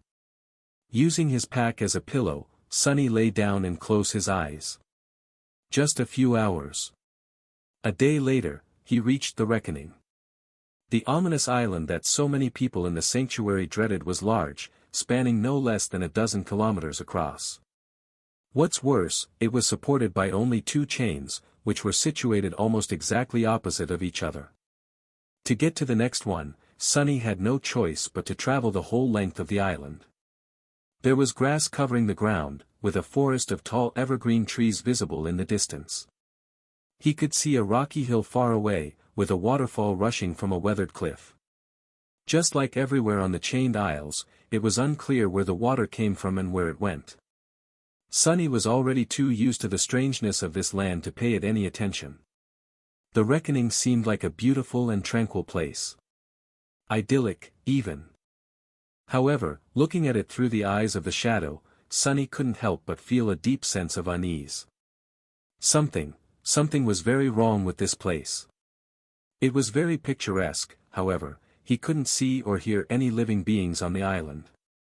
There was no sound other than the rustle of the wind, no movement other than the slow swaying of the trees. There were no beasts, no insects, no anything. Not a single nightmare creature could be seen wandering the expanse of the peaceful island. What could be so terrible that even nightmare creatures did not dare to come to this place? Or had they been slaughtered by the owner of the island? If so, where were the bones? Or bone dust, at least. I don't like this. Initially, Sunny thought of traversing the reckoning in his usual manner, on foot. But now, he changed his mind. It was better to waste an additional amount of shadow essence than to risk meeting the ruler of this ominous place face to face. If it had a face. With a frown, Sunny used Shadow Step to leave the heavenly chain and appear on the surface of the island, near the shadow he had sent to take a look at it. Sunny did not assume physical form, preferring to remain incorporeal.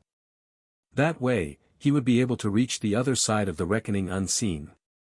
Where is that terrible creature, anyway? He couldn't see any hint of it anywhere. Full of grim apprehension, he slowly moved through the deep shadows that were cast by the tall trees of the evergreen forest. No matter how hard Sunny looked, he didn't notice any movement near him. It was as though the fallen abomination that gave the island its name, Reckoning, had simply disappeared. Maybe it can't be seen. Sunny cut off his vision and concentrated on the shadow sense.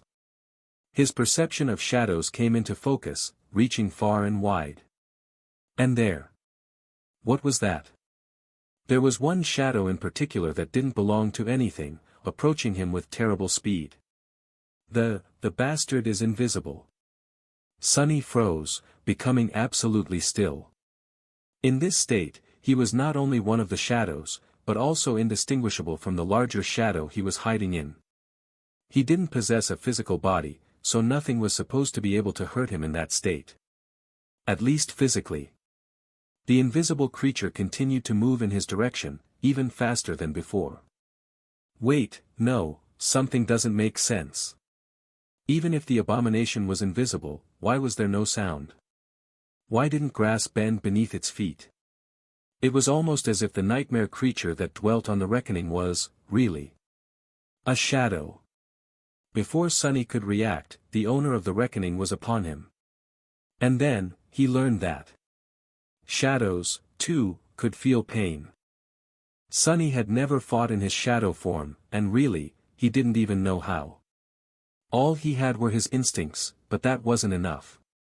In fact, trusting your instincts too much was a sure way to get yourself killed. Intelligence was the most dangerous weapon in the arsenal of a human, and it was Sunny's mind that ended up saving his life. He had realized that his enemy was not invisible, but a shadow just like him only a moment before the creature was upon him. In that split second, Sunny managed to come up with the only way to escape death. As sharp pain pierced his entire being, he lunged forward, and escaped the shadows, rolling away on the grass. Jumping to his feet, Sunny staggered and clutched at his side, blood flowing between his fingers. Arg! The shadow of the unknown abomination lunged in pursuit, and swiped uselessly across his body, not causing him any harm. It was just a shadow, after all. Throwing a glance at the thin tear in the puppeteer's shroud and a deep wound beneath it, Sunny took a step back. Simultaneously, he gave his shadows a command to hide themselves under his armor and augment his body. Physical attacks couldn't harm shadows, but shadows also had no way to harm living beings. That was the thought that had saved him. If he had failed to assume the shape of a human in time, he would have been dead by now, most likely. Because he had not, however, he and the shadow creature were now at a standstill. The master of the Reckoning Island tried to attack him several more times, each strike ending up as fruitless as the previous ones. Then, it froze, as if slightly confused by the situation. Sunny finally had a chance to take a good look at the hostile shadow. It looked just like a shadow would, like a dark, ethereal silhouette of a person painted on the grass in black. The creature seemed to have 2 legs, 2 hands, and 1 head. If Sunny didn't know what it really was, he would have assumed that the shadow was cast by an ordinary person. There was no one else in sight, though. Backing away and grimacing because of the pain radiating from the deep wound in his side, Sunny stared at the enemy and thought feverishly. No, this is wrong. A shadow creature was, indeed, deadly for someone like him. But to every other human on the chained isles, it was completely harmless. How was it, then, that so many people had been killed by it? And what about the nightmare creatures? How had this shadow slaughtered so many living beings? His eyes widened slightly. Sunny threw his hand to the side to summon the midnight shard, and just in time. What happened next caused him to shudder. The creature moved once again, and then, two dark flames appeared in its darkness. A moment later, a human figure stepped out of the shadow. It was a young man with pale skin and cold, cruel eyes of an experienced killer. A spark of madness burned in their depths. The stranger had black hair and was wearing a light armor made out of soft silk and black, lusterless leather. In his hands, the apparition was holding a long, slightly curved blade of an austere tachi. Sunny felt fear grip his heart as he recognized the face in front of him. Of course, he did. It was his own face, after all. Looking at the devil of reckoning was like looking into a mirror. Since when was I so scary? Sunny recoiled in shock. What the hell are you? The apparition mimicked his expression, then opened its mouth. Its lips moved, however, there was no sound, as if the abomination was mute. Sunny had no problem reading its lips, though. What the hell are you? What is going on? Before he could finish that thought, though, he had to defend himself against a lightning-fast strike of the enemy's sword. Sunny deflected the fearsome attack and staggered back, his hands trembling from the force of the impact. Curses! The bastard might have looked like Sunny, but it was much, much stronger. About as strong as a fallen devil would probably be. Sunny had no time to recover before his evil twin was upon him once again, attacking with the painfully familiar grace of his own battle style. This time, the tip of the tachi missed Sunny's eyes only by a few centimeters. A vicious smile appeared on the apparition's face. Sunny grunted. As the abomination launched a flurry of lethal attacks his way, each swift and vicious, he struggled to defend himself and fought through the pain. He was barely holding on, for now, at least. Because of how strong and fast the creature was, Sunny had no doubt that he'd be killed eventually. How could he fight against someone who knew all his tricks, but was also much more powerful? Even the shadow dance was useless. What was the point in trying to mirror the style of an opponent who had stolen his technique from Sunny himself? The situation did not look good, at all. Especially because blood was still streaming down Sunny's torso. Between two strikes, he dashed back and pierced the apparition with a furious gaze. You, poor bastard, of all the faces out there, you just had to choose mine. Fool, couldn't you have chosen someone, I don't know, taller? Internally, though, he couldn't help but think. Not gonna lie, the evil version of me looks sort of awesome. Am I really this dashing in real life? Sunny didn't really know how to feel about this. He wasn't, of course, trying to speak to the creature because he wanted to chat. He was just trying to distract it while Saint was drawing her bow. A moment later, a black arrow whistled in the air, aimed at the devil's heart. However, the young man with cruel dark eyes simply stepped to the side and swiped the arrow away with his sword. Sunny cursed. He became really despondent, though, only a moment later, when a sudden ripple spread through the bizarre creature's body. In a blink of an eye, the apparition changed. Its face suddenly became white as alabaster and inhumanly beautiful, with ruby eyes, high cheekbones, and full lips. The soft fabric of its armor turned black as onyx and hard as stone. The shape and height of its body changed, too. Before Sunny could even react, he wasn't facing his own reflection anymore. Instead, he was facing Saint's. Crap. As the sickening feeling of his soul slowly falling apart permeated Sunny's entire being, the perfect copy of the taciturn demon raised its bow and sent an arrow flying straight at his heart. Well, one mystery is solved, at least. Sunny became painfully aware of how the devil of the reckoning was able to slaughter so many awakened, and why no nightmare creature could survive on its island. If the bastard was able to turn into a copy of any enemy while remaining as powerful as a fallen devil, then very few things could ever hope to escape from it alive. And those awakened who had escaped despite everything mistakenly believed that their companions fell to a creature that could mess with people's sight. What else would they think after watching a human being killed by what looked like their exact copy? Well, why had no one thought that it was an actual copy and not a trick on the eye, damn it. If there was one thing that landed Sunny in this dire situation, it was that people in the sanctuary severely lacked imagination. All these thoughts flashed through his mind as he used Shadow Step to disappear and fall awkwardly to the ground a dozen meters behind the devil, completely out of the way of the flying arrow. Great, but now what? Just a few moments before, Sunny had been contemplating abandoning the fight and simply running away. Unlike some humans he had met in the past, he wasn't burdened by useless things like pride or vanity. If the situation called for a cowardly escape, he was ready and willing to do just that. But now that the bastard had turned into saint and was holding a bow, the idea of trying to run was not very enticing. The last thing he wanted was to be hit in the back of his head by an arrow. Think. There was no time to think, though. The reflection of Saint swiftly spun and lunged toward him. As Sunny teleported further away, the creature suddenly pivoted and crashed into the trunk of a tall, ancient tree. A moment later, Sunny emerged from the shadows and saw, with horror, a giant mass of heavy wood plummeting on him from above. Desperately burning through his essence, he filled his body with as much strength as possible and raised his hands, trying to catch the falling tree. As a groan escaped from his mouth, Sunny's feet dug into the soft soil of the Reckoning Island. Somehow, he managed to stop the tree without being crushed by it. It was at this moment that a second arrow flashed toward his heart. Only to collide with another one in the air and fly aside.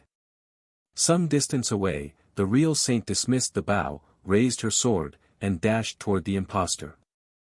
Eat that, bastard! Sunny gritted his teeth, strained his already overtaxed muscles, and threw the massive tree at the abomination with a tremendously powerful push.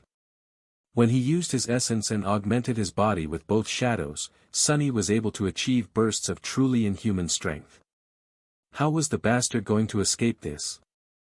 The creature indifferently lowered its shoulder, then simply disappeared into the shadows and appeared on the other side of the flying trunk. Then, it met attacking Saint with a devastating shoulder bash.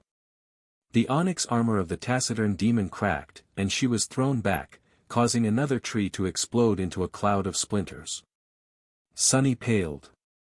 Shadow Step. Not good. The apparition turned to him and mockingly tilted its head. Something was very wrong with that thing. It seemed maleficent and utterly mad, but at the same time, incomplete, somehow. Behind the evil will and terrifying killing intent that dwelled in its ruby eyes, there was a hint of some other, boundless emotion. Sunny faintly recognized the feeling of it, since he had felt the same deep and indescribable emotion one time before. Far below the hollow mountains, in the darkness of the misty stone labyrinth between two otherworldly rivers, he had sensed the same feeling of loss, anguish, and confusion in the shadows left behind by the companions of the First Lord of the Bright Castle. What even is that thing? He had no time to ponder about its nature, though, because the creature had once again turned into a pale young man with dark eyes and was lunging at him, a vicious smile frozen on its lips. Feeling a cold shiver running down his spine, Sunny realized that he would not win this fight. Nor was he capable of escaping from the reckoning alive. This time, he was truly in danger. He was really going to die on this beautiful, peaceful island, and the last thing he was going to see before falling into the embrace of death would be his own reflection staring back at him through the eyes of his killer. Unless... Sunny sent Saint back into the soul sea and met the apparition's attack with a block, feeling his body shudder from the force of the blow. He had assumed that the Devil of Reckoning was a shadow, and it was indeed similar to one, but, really, it was not. It only appeared as a shadow because Sunny himself had been in the form of a shadow when they first clashed. And once he had turned into a human, the devil, too, became a human. The young man with the cold eyes of a killer took a small step and made a high thrust with the tachi. Sunny, however, knew his own fighting style too well to be caught by that trap. Knowing that the thrust was just a feint, he threw his own blade downward, and just barely managed to deflect a vicious slash that followed. He was late by a fraction of a second, though. Another tear appeared in the fabric of the puppeteer's shroud, and a shallow wound on his thigh began sipping with blood. The creature was more of a reflection than a shadow. It mirrored everything about its enemy. Their appearance, their weapons, their battle technique. Even their powers, otherwise, how would it be able to use Shadow Step? In a sense, it was a perfect adversary. But that wasn't all. Sunny grimaced as the apparition threw his sword away and delivered a powerful kick that almost turned all of his ribs into bone dust. If not for the burst of essence he had sent to his legs, Sunny would have never managed to dodge that devastating blow. But his essence was already running dry, and his enemy seemed to be even stronger now, as if the more Sunny bled, the more powerful the pale young man became. The devil was even able to mirror the memories its enemy wielded. Before, Sunny had experienced the soul attack of the copy of the Broken Oath.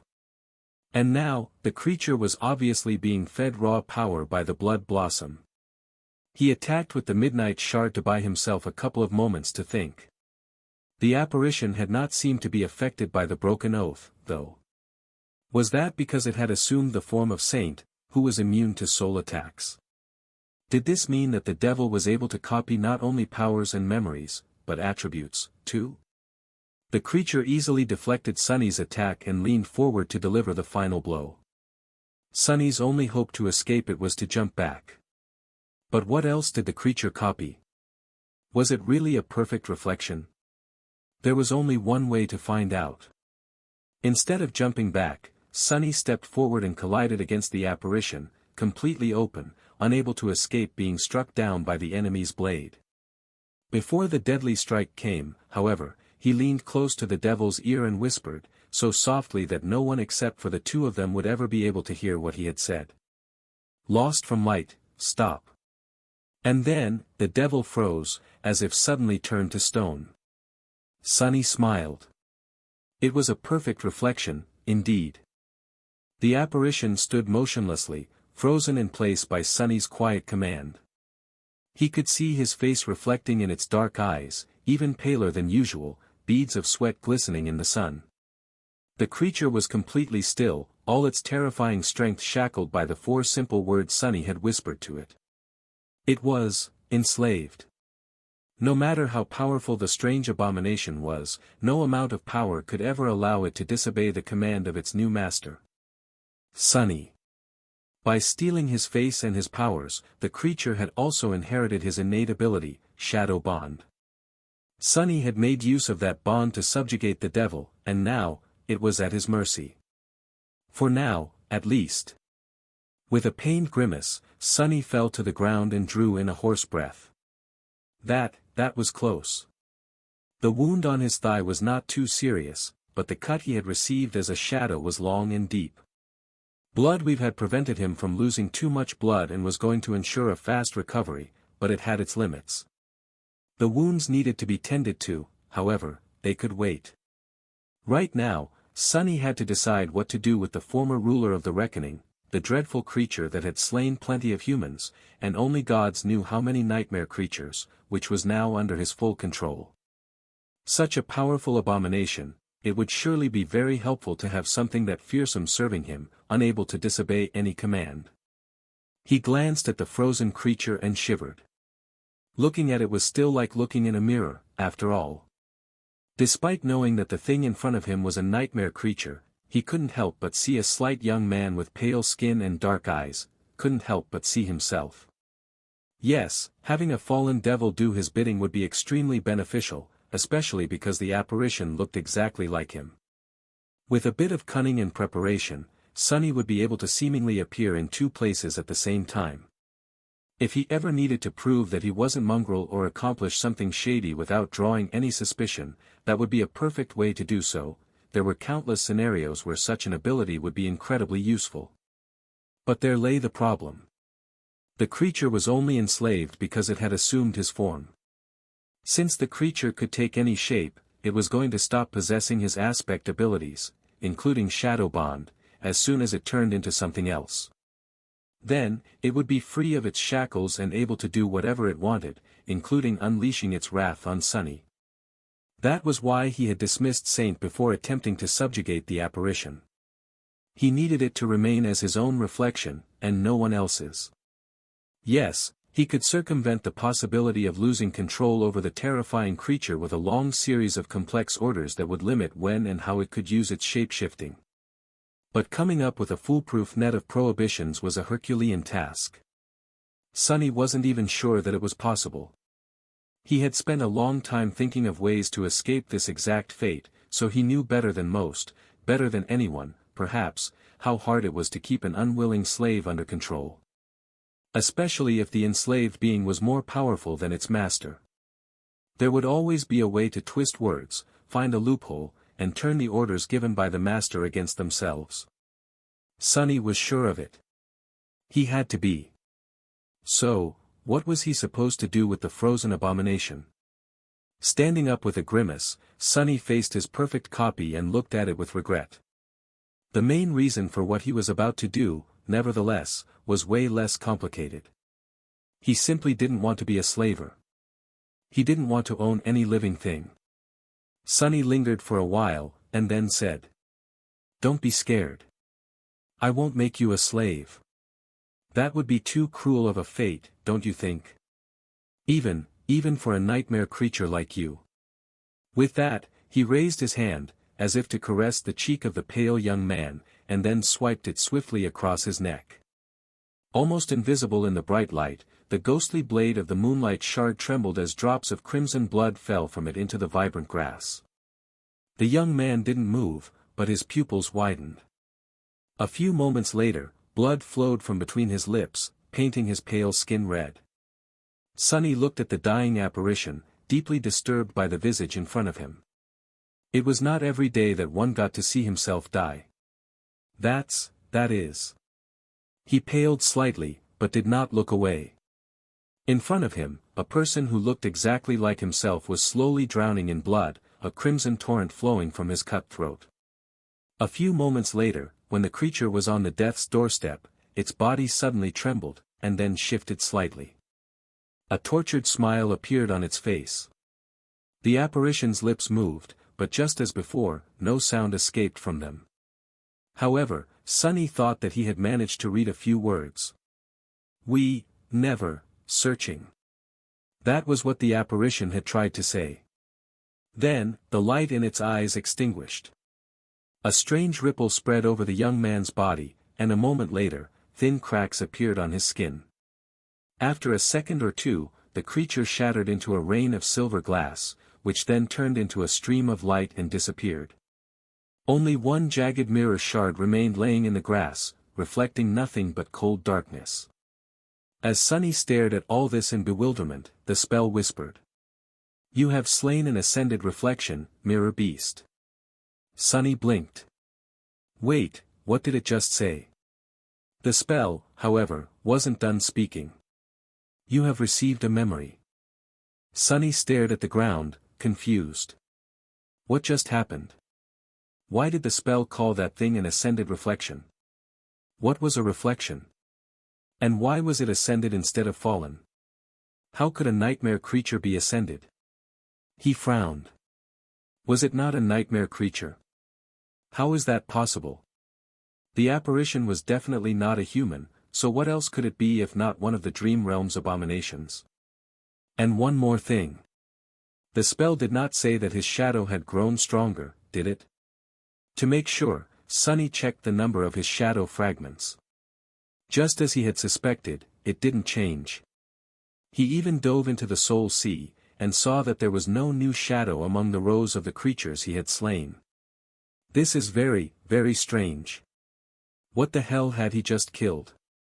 With a deep frown on his face, Sonny bent down and cautiously picked up the jagged mirror shard that the apparition had left behind. No matter how he looked at it, the shard resembled a perfectly mundane piece of glass, with a thin layer of silver painted over its reverse side. The only strange thing about it was that no matter how Sonny turned the shard, it refused to reflect anything except for an impenetrable veil of darkness. There was also an inscription on its reverse. Sonny's frown deepened when he realized that the inscription was not made with runes. Instead, what he saw were the familiar letters of the human alphabet. They were clumsy and awkward, as if written by a child's hand. There was only one word written on the mirror shard. Beastie. What the hell is that supposed to mean? The mystery of the mirror beast was so strange that for a time, Sonny even forgot about the burning pain in his side. Eventually, he whispered. An echo?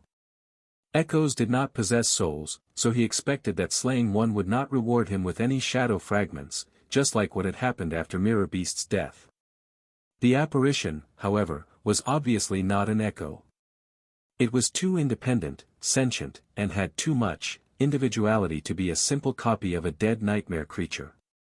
Not to mention that it had been ruling the reckoning for the past few years, with no human master in sight. There was, however, a type of being that it resembled. Sonny threw a dark look at the remains of a tree that had been shattered by Saint's body. In many ways, the strange reflection resembled a shadow. Was the mirror beast a type of echo created by someone's aspect? Its creator must have been incredibly powerful, then. If so, where were they? What had happened to them, and why was their reflection wandering the chained aisles in a feral state? There were no answers. It was just a theory, anyway. Sonny had no proof whatsoever to substantiate it. Maybe his new memory would give him some answers. He was about to summon the runes, but a sudden pulse of pain reminded him that he was, in fact, still wounded. With a hiss, Sonny clutched at his side and looked around, searching for shelter. He was going to have to tend to his wounds, and rest after the fight with Mirror Beast. The memory could wait until after he wasn't bleeding so much. Wrapping the strange mirror shard in a piece of fabric and placing it into his pack, Sonny used some of his last remaining reserve of shadow essence to step through the shadows and appear near the rocky hill in the center of the island. His shadow had noticed a shallow cave there, which was situated, obviously, behind the foaming wall of the picturesque waterfall. Walking on a narrow stone ledge that led behind the waterfall, Sonny checked that the cave was empty, and then entered its cool shade. The cave wasn't very big, but due to its location and hidden nature, there was no better shelter on the entire island. Rather happy with this discovery, Sonny groaned and lowered himself to the ground.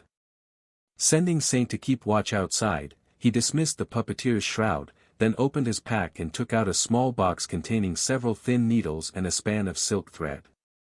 Staring at the needles with a deadpan expression, Sonny sighed. I hate this part. Due to his awakened body and the nature of blood weave, Sonny could recover from most injuries much faster than any mundane human, or even one of his peers, would be able to. However, if he wanted to be able to travel again by tomorrow, he still had to take measures. With another sigh, he threaded one of the needles, gritted his teeth, and began suturing the edges of the long cut on his side together. The process was not very pleasant, to say the least, so the cave was full of the sounds of heavy breathing and suppressed curses for a while. Finally, Sonny was done. Washing the dried blood off his body with the help of the endless spring, he grimaced and looked around. Now that he had time to take a better look at the cave, he noticed that it had, apparently, been used as shelter by another human at some point in the past. There was a circle of stones built to contain a fire, with a bunch of firewood arranged neatly by its side. By now, the wood had long rotted, letting Sonny know that the cave remained empty for many years. There was a pack much like his own laying on the cold stones near the fire pit. He limped toward it and took a look inside. There was nothing of particular interest there, just the usual supplies a traveling awakened would take with them on a long expedition, most of them ruined by the humidity inside the cave and the passage of time. He did, however, retrieve a rolled-up map and studied it for some time. The map had been drawn on a piece of monster hide, so the humid air did it no favors. Most of it was unreadable, with only a few small pieces remaining intact. Sonny judged that the person who had left it behind was much more knowledgeable about the chained isles than he was. Sadly, none of that knowledge had been preserved. The only legible word he could easily read was written near the edge of the tier. It read, Hope. Sonny sighed. The stranger whose map he was studying had most likely been killed by the mirror beast. For a moment, he entertained the idea that the map had actually been left behind by the creator of the strange reflection, but that theory made little sense. Why would such a powerful person leave not only his things, but also his creation behind? Putting the map back into the rotted pack, Sunny glanced at the fire pit and said after a long pause. I'm sorry that your hopes had been for naught, whoever you were. Now, your nightmare is over.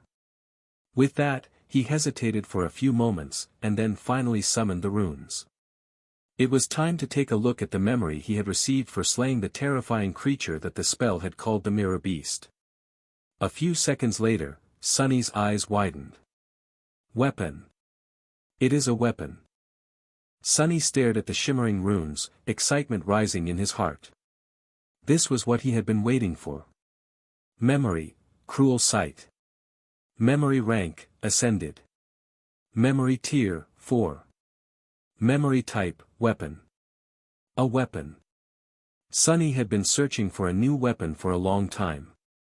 He was very fond of the Midnight Shard, since that was the sword he had carried through the darkest time of his life, and which he had fought his way out of the hell of the Forgotten Shore. It was a very powerful memory, too, one whose enchantment had saved his life on several occasions. However, Sunny felt that he had outgrown the austere Tachi. Or rather, the obstacles he was facing these days had. Many of the nightmare creatures on the Shen's Isles were of the fallen rank, and their tough hides presented a lot of resistance to the sharp blade of the awakened sword.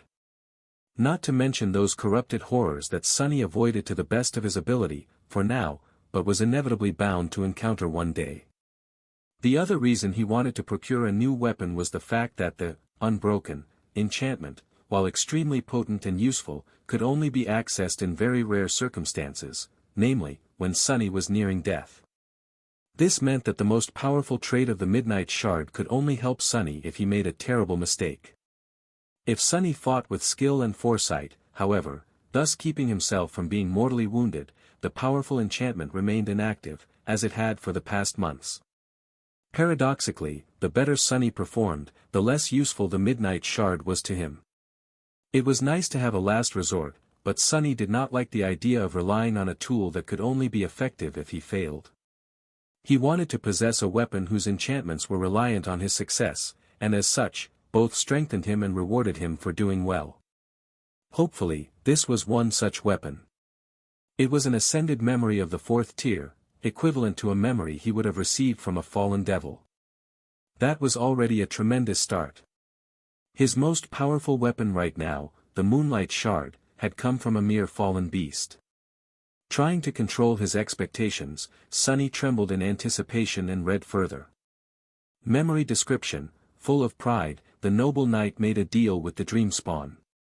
Years later, the knight had defeated all his enemies and became a mighty king. On the day that his son uttered the first word, the Dreamspawn came to the king and demanded his pay. He left the kingdom with the child and disappeared, never to be seen again. Much later, the young prince returned and stood beneath his father's throne. He expected to be met with joy and warmth, but was met with fear and suspicion instead. Sunny frowned. What the hell does that mean? The description mentioned a Dreamspawn, or rather, the Dreamspawn. That was the name of an attribute Nephi's had, which she possessed because of being born from a hollow mother. Were there other people with the same attribute among the human race? There had to be, and, judging by this strange tale, they had been feared even here, in the dream realm. No, that didn't make any sense. Nephis was described as being born of 2 worlds, so how could a native of the dream realm possess the same attribute? Very strange, maybe the name is just a coincidence. Sunny shrugged, then concentrated on the runes. Tell me what you can do. Memory enchantments, Shapeshifter, Light Eater, Ghost Blade, Dark Mirror. 4 of them. His eyes gleamed. Shapeshifter, enchantment description, this weapon can shift form between a sword and a spear. Sunny hesitated for a moment, then turned away from the runes and summoned the cruel sight. He just had to see this. A tenebrous mist shrouded his hand, and then, an elegant sword appeared in it.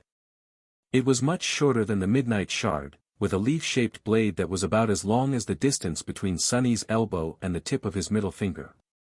The blade seemed to be forged out of polished silver, and served as a perfectly clear mirror. Looking into it, Sunny could see the reflection of his pale face and the wall of the cave behind him.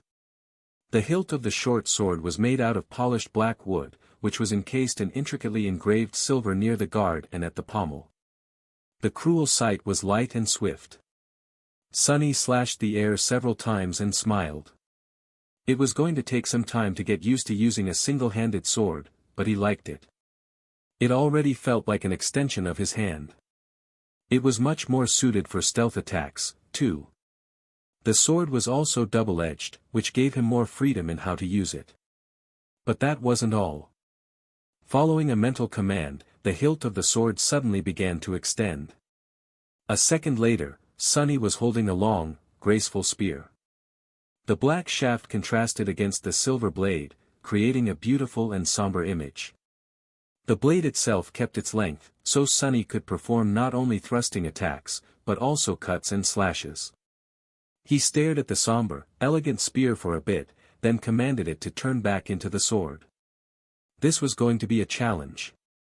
Sunny wasn't really proficient with polearms, but he had seen how versatile, unpredictable, and deadly they could be in the hands of a master. Not to mention that he had wished to have more distance between himself and the nightmare creatures he fought on numerous occasions. This weapon was a perfect combination of mobility and reach, allowing him to effortlessly switch between a nimble short sword and a devastating long spear. It gave him access to the best of both worlds. His smile widened. Perfect, this is perfect. What else could it do? There were 3 enchantments left. Light Eater, enchantment description: the blade of this weapon can reflect, absorb, and expel light. That would be useful to control shadows, as well as potentially blinding the opponents. Ghost Blade, enchantment description: this weapon can strike at incorporeal targets. An incredible ability that would give Sunny the ability to fight against some of the most dangerous creatures in the dream realm, those wraiths that were immune to physical damage. Dark Mirror, enchantment description: each attack of this weapon can be augmented with elemental damage. It can be charged with any element the wielder has been damaged by. Current charge, none. Sunny gasped. A permanent elemental augmentation. This is incredible. Sunny stared at the emptiness for some time, thinking. His new weapon was an ascended one of the 4th rank, which already made it much more formidable than anything else in his arsenal. It was adamantine and sharp as a razor, which would allow him to cut through fallen creatures as if they were made of butter. Well, not exactly, but rather close. Added to that were the considerable reach of its spear form and the incredible swiftness of its sword form. But there was more. The cruel sight was capable of augmenting its attacks with elemental damage. That meant that each wound Sunny would deliver to his enemies would be more dire. Not only that, but the nature of the augmentation could be changed, which meant that if given enough time to prepare, he would be able to exploit the weaknesses of his opponents with the element they were most vulnerable to. He just had to get himself wounded by that same element. Ouch! Everything that was worth it had to hurt a little. Sunny had learned it many years ago. Speaking of which. He sighed, then summoned the cruel sight and held it in his hands for a bit. Then, he stood up and walked toward the exit from the cave. As the sound of the waterfall grew louder and louder, he prepared himself. A second later, Sunny entered the field of soul erosion emanated from Saint's armor. Instantly, he felt weak and in pain, as though the very essence of his self was being dissolved by a terrible force. Arg, curses. No matter how many times he was subjected to the effect of the broken oath, it was a vile feeling every time. The only good thing about it was that souls, just like bodies, could heal with time. And as long as he did not spend too much time being damaged by the evil memory, he would be able to recover in a day or 2. Gritting his teeth, Sunny summoned the runes describing the cruel sight and simultaneously sent essence into its silver blade, activating the Dark Mirror enchantment. As his contorted face reflected in the polished silver of the elegant sword, nothing about it changed. However, the cruel sight suddenly seemed different. As if an invisible, cold, and sharp aura surrounded its edges. Sunny looked at the description of the Dark Mirror. current charge, soul. With a relieved sigh, he took a few steps back and escaped the radius of the broken oath. The sensation of his soul being slowly destroyed swiftly disappeared. The runes, however, did not change. Sunny had to feed the memory with a small amount of shadow essence to activate the augmenting enchantment, but its blade would remain entwined with the element of his choice until he charged it with another. A cruel smile appeared on his lips. Just like that, Sunny now possessed a weapon capable of dealing soul damage, the rarest and most insidious type of damage he knew of, one that very few beings out there had any resistance to. In a span of one day, his lethality had grown manyfold. Dismissing the somber sword, Sunny turned around and walked back into the cave. I guess I am the true harbinger of reckoning now. His gloomy shadow lingered for a bit, then scratched the back of its head. For once, it had nothing to add. 2 days later, Sunny was finally approaching Shipwreck Island. Currently, he was on the neighboring one, hiding in the shadow of a collapsed stone tower that had long ago become overgrown with moss. Somewhere behind him, the body of a giant worm-like creature lay on the ground, its body seeping with foul black blood. Sunny had spent a lot of essence jumping through shadows to avoid being devoured by that thing. No matter how many times he had pierced its flesh with his spear, the worm seemed to possess an almost endless amount of vitality. The fact that Sunny had no idea where any of the abomination's vital organs were only made the situation worse. In the end, however, the nightmare creature had succumbed to the damage being continuously dealt to its soul. And now, it was dead. Swarms of smaller, but no less repulsive worms were already emerging from the ground to feast on its flesh. Sunny did not care, he had already retrieved the soul shard from the creature's body, and he surely had no plans of using the worm's meat as food. And regardless, his attention was currently concentrated elsewhere. What the hell?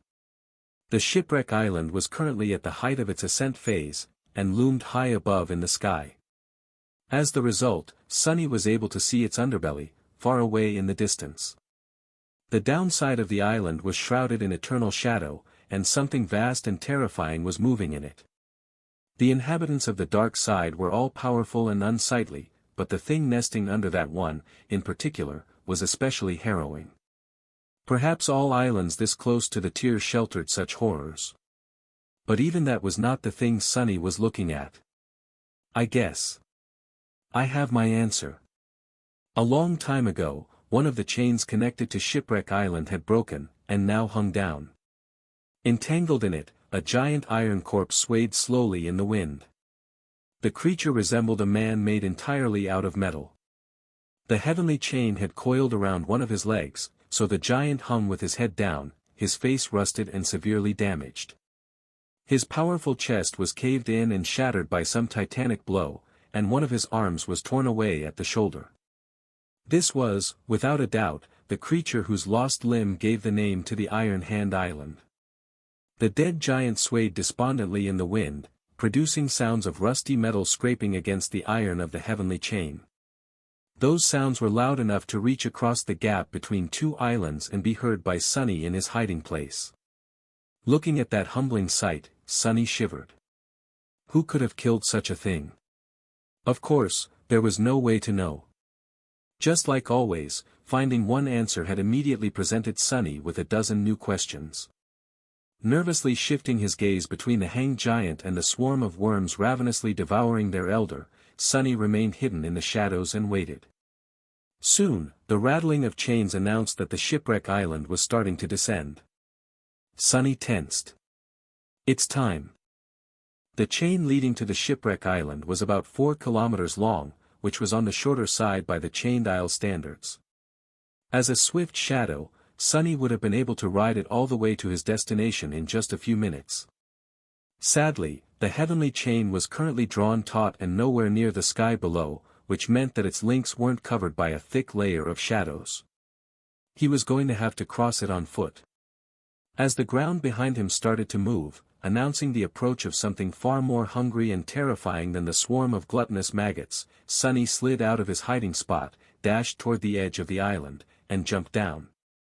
Falling through the vast expanse of the blue sky, he landed on the iron surface of the heavenly chain, rolled down a few meters, and then finally caught his balance. The chain stretched far into the distance, rising higher and higher until it connected with the slowly descending shipwreck island. Unlike how it was with the other pieces of land Sunny had seen in this strange region of the dream realm, the chain didn't simply disappear into the soil, but instead led to a tall stone structure that resembled a castle gate. Two massive pillars rose high into the sky, overgrown by vines and moss.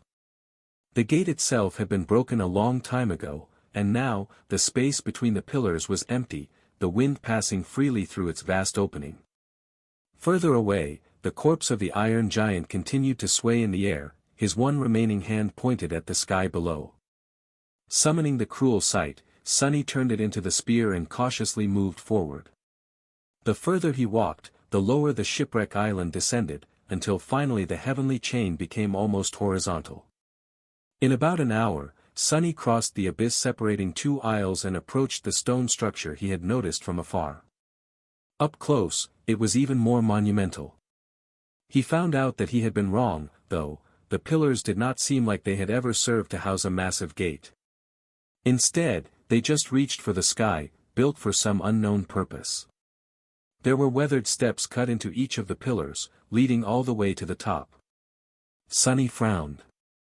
Who would be crazy enough to climb that high? Even now that the island had descended, up there on top of the monumental pillars the crushing must have been suffocating. With a shrug, he used the dark wing to glide upward and climbed onto a wide stone platform between the pillars. From here, the remains of an ancient road led further into the island. Following it to reach the top of a low hill, Sunny stopped and looked down, at the sight of the peculiar landmark that gave this place its name. At the very heart of the desolate island, a large wooden ship lay broken on the ground. It must have been beautiful and magnificent once, but now, all that remained of its former glory were the fluid lines of the graceful and narrow hull. The ancient wood somehow remained untouched by the passage of time, but the bow of the ship was completely shattered. There were also large breaches here and there along the length of the wreck, and green vines covering large sections of it. What was a ship doing at the heart of a land that had no rivers and no seas remained a mystery, but Sunny became hypnotized by the sight of a crushed vessel for a completely different reason. A triumphant spark appeared in his eyes. I guess I am in luck today. With a dark smile, he shifted his gaze and looked at the tall mast of the ship. A dead, withered tree coiled around it, its naked branches stretching into the sky like bones. Sunny recognized that tree, even if it looked very different from how it was depicted on the reverse side of the mysterious coins, full of life and in bloom. This was the same ship he had seen before. Which meant that the coin might have come from inside the wreck, or at least was connected to it somehow. Initially, Sunny had only planned to scout the vicinity of the island and search for the traces left by the dead chain worm. But now, he felt as if this scouting expedition could actually lead him directly to the treasure he so desperately wanted to find. What were the chances that the coins depicting the strange ship came from somewhere else? Close to zero, most likely. Now, he only had to sneak into the wreck, explore it, and return in one piece. Which was not an easy task, considering how close to the tier the island was. Sunny could not see any nightmare creatures moving across its surface, but he knew that there had to be some, and that they were going to be of the truly dreadful kind. Still, he wasn't going to turn back now. It's worth it. Sunny spent some time observing the island. No matter how hard he looked and how much his shadows roamed around, he couldn't see any abominations anywhere near the ancient ship. That didn't mean there were none, though.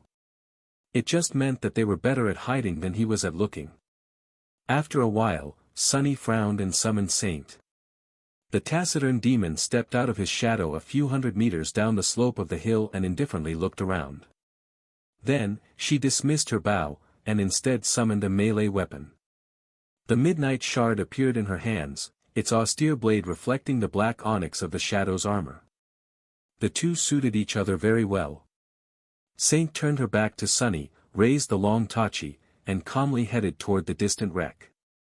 After 30 seconds or so, he left his shelter and followed, keeping to the shadows. Minute after minute passed in tense silence. Despite his expectations, they didn't meet any powerful abominations. The island was quiet and deserted, covered only by overgrown ruins, vines, and piles of broken wood. When they were halfway to the ship, however, something finally changed. As Saint approached one of the piles of debris, it suddenly moved. And then assembled itself into the shape of a tall, menacing humanoid creature, its hands ending in long jagged blades. As countless similar piles of splintered wood began to move all around them, Sunny breathed out a curse. It had started so well. Damnation! Before the first wood wraith could even fully form, Saint was already upon it. The blade of the midnight shard flashed through the air, and bit into the body of the creature with the dull sound of an axe striking the bark of a tree. The effect was somewhat the same. Although she managed to do some damage, the wraith simply ignored the shallow cut and lurched forward, towering above the graceful stone knight with destructive menace. Its hands fell down with crushing force, the wooden blades aimed at Saint's helmet. Wood couldn't cut stone. Right? The shadow seemed reluctant to check. She easily sidestepped the creature's attack and thrust upward, driving the tip of the midnight shard into the enemy's neck. Augmented by one of Sunny's shadows, the sword went deep into the adamantine wood. A moment later, the second shadow wrapped itself around the body of the taciturn demon, causing her skin to shine with dark radiance. The coral gem of the broken oath glowed brightly on her black breastplate. Saint twisted her blade and pushed it sideways, causing half of the wood wraith's neck to explode into a rain of splinters. The creature staggered and lashed out with another strike, but it was too late. The shadow calmly shifted her weight from one leg to another and delivered a devastating slash, beheading her enemy. As the wraith fell apart and turned back into a pile of debris, she looked at it indifferently, and then hit the dull side of the midnight shard's blade against her shoulder twice. The voice of the spell whispered. "You have slain a fallen beast, Sailor Doll. Your shadow grows stronger." Sunny gritted his teeth. Crap. Augmented by two shadows, Saint had defeated one of these dolls without too much problem. However, there were countless more rising from the ground. Sunny counted at least several dozen before losing count. What should I do? Fighting the horde of fallen beasts was clearly suicide. He could either retreat, or order Saint to draw their attention away and sneak onto the ship. He could also recall one of the shadows, send it ahead, and then use Shadow Step to travel instantly between his current position and the wreck. But that meant leaving Saint weaker. Decisions. She should be fine for a few minutes, right? Throwing a glance at the taciturn demon, Sunny sighed and dashed toward the ship. Have fun, you three. Saint looked at him, then silently turned away and raised the midnight shard. As Sunny jumped from shadow to shadow, something crashed thunderously behind him. You have slain a fallen beast. But not too much fun. No matter how formidable his demon was when augmented by the shadow and wielding a powerful memory, she was still just an awakened. He had to be swift. As Sunny appeared from a shadow, something massive suddenly lunged at him. Without slowing down, he dove under the blade of another wood wraith, then lashed out with the cruel sight. The silver blade of the sword cut through the body of the abomination, leaving a deep gash on its side. Sunny slid on the moss, escaping from the attack reach of the massive creature. Twisting around, he thrust his sword into empty air. A split second later, however, the hilt of the somber weapon extended, turning it into a long spear. The silver blade pierced the chest of the wood wraith with surprising ease. The sailor doll was still alive, but its soul was damaged. It staggered and took a step forward, driving the spear deeper into its flesh. Sunny tilted his head, then dissolved into shadows and appeared behind the creature. A moment later, the moonlight shard pierced its head. You have slain a fallen beast, Sailor Doll. Your shadow grows stronger. Sunny retrieved his weapons. You have slain. Saint was busy, too. Glancing back, he saw that she was close to being surrounded by a mass of menacing wooden creatures. Not good. Not wasting any more time, Sunny turned away and continued moving toward the wreck. A few minutes later, Sunny reached the broken ship, dove into one of the breaches in its hull, and hid in the shadows. Then, he immediately dismissed Saint. Making sure that nothing posed an immediate threat to him, he then quickly checked on the taciturn demon in the Soul Sea. The Shadow had received several wounds in the fight against the swarm of wraiths, but none of them were too serious. She was going to have to spend some time restoring herself in the nurturing black flames of the Shadow Core, still. Rest well, Saint. You deserve it. Sunny hesitated for a few moments, then retrieved the memories he had entrusted to her. Who knew what he was going to encounter inside the ancient ship? It was better to be safe than sorry. Looking around, he studied the interior of a small room he had found himself in. Sunny had no knowledge whatsoever of what the insides of a ship were supposed to look like, let alone of an archaic wooden vessel like this one. That was why he couldn't even guess what purpose this cabin had been intended for. All he saw were piles of debris, absolutely mundane, for a change, and thick brown vines covering the walls. The air was stale and murky. It smelled a little sweet. Oh, crap. Here we go again. With a subtle shudder, Sunny stared at the strange reddish-brown vines. Those things, without a doubt, were alive. They were also the source of the sweet smell permeating the air that Sunny was currently breathing. What was even worse, they were obviously just a small part of some much, much larger organism. As a strange feeling appeared in his lungs, Sunny sighed, took a piece of cloth from his pack, and wrapped it tightly around the lower part of his face. Blood weave to the rescue. Let's see what's inside. He only took a few steps when something gleamed on the floor in front of him. Bending down, Sunny picked up the small object and stared at it with a complicated expression. A heavy golden coin rested in his palm. Grasping the coin in his fist, Sunny took a step forward, then cautiously walked around a thick vine sprawled across the floor of the small cabin. Or was it a wall? Since the ancient ship was laying on its side and at an angle, it was hard to differentiate the floor from the ceiling. The surface beneath Sunny's feet was skewed, forcing him to bend to be able to keep balance. The piles of debris and the vines weren't making things any easier for him. By now, Sunny was almost sure that the vines were a part of a larger creature. His suspicion only grew when he climbed through the narrow doorway and left the cabin. Finding himself in a wide corridor, Sunny felt that the sweet smell permeating the murky air became much stronger. Here, everything was covered by a thick layer of reddish moss, with twisted vines growing through it as they stretched in every direction. Sunny could not help but feel as though he was now inside some giant being, with the wooden carcass of the ancient ship serving as its bones, the moss representing its flesh, and the vines being its veins. The warm breeze that blew through the wreck at rhythmic intervals reminded him of slow breathing of a slumbering giant. It came from somewhere deeper in the ship, bringing with it the sickeningly sweet smell, and then disappeared for a dozen seconds, only to appear again. Let's, not do anything to awaken that thing, then. Sunny thought for a few moments, and then decided to keep both shadows wrapped around his body instead of sending them to explore the ship. In situations where a confrontation with an unknown enemy could happen at any moment, having them close by was of paramount importance, at least that approach had saved his life many times in the past. Taking a step forward, he felt the moss spring under his foot, and then swayed. His vision blurred slightly. Arg! His worst expectations did not come true.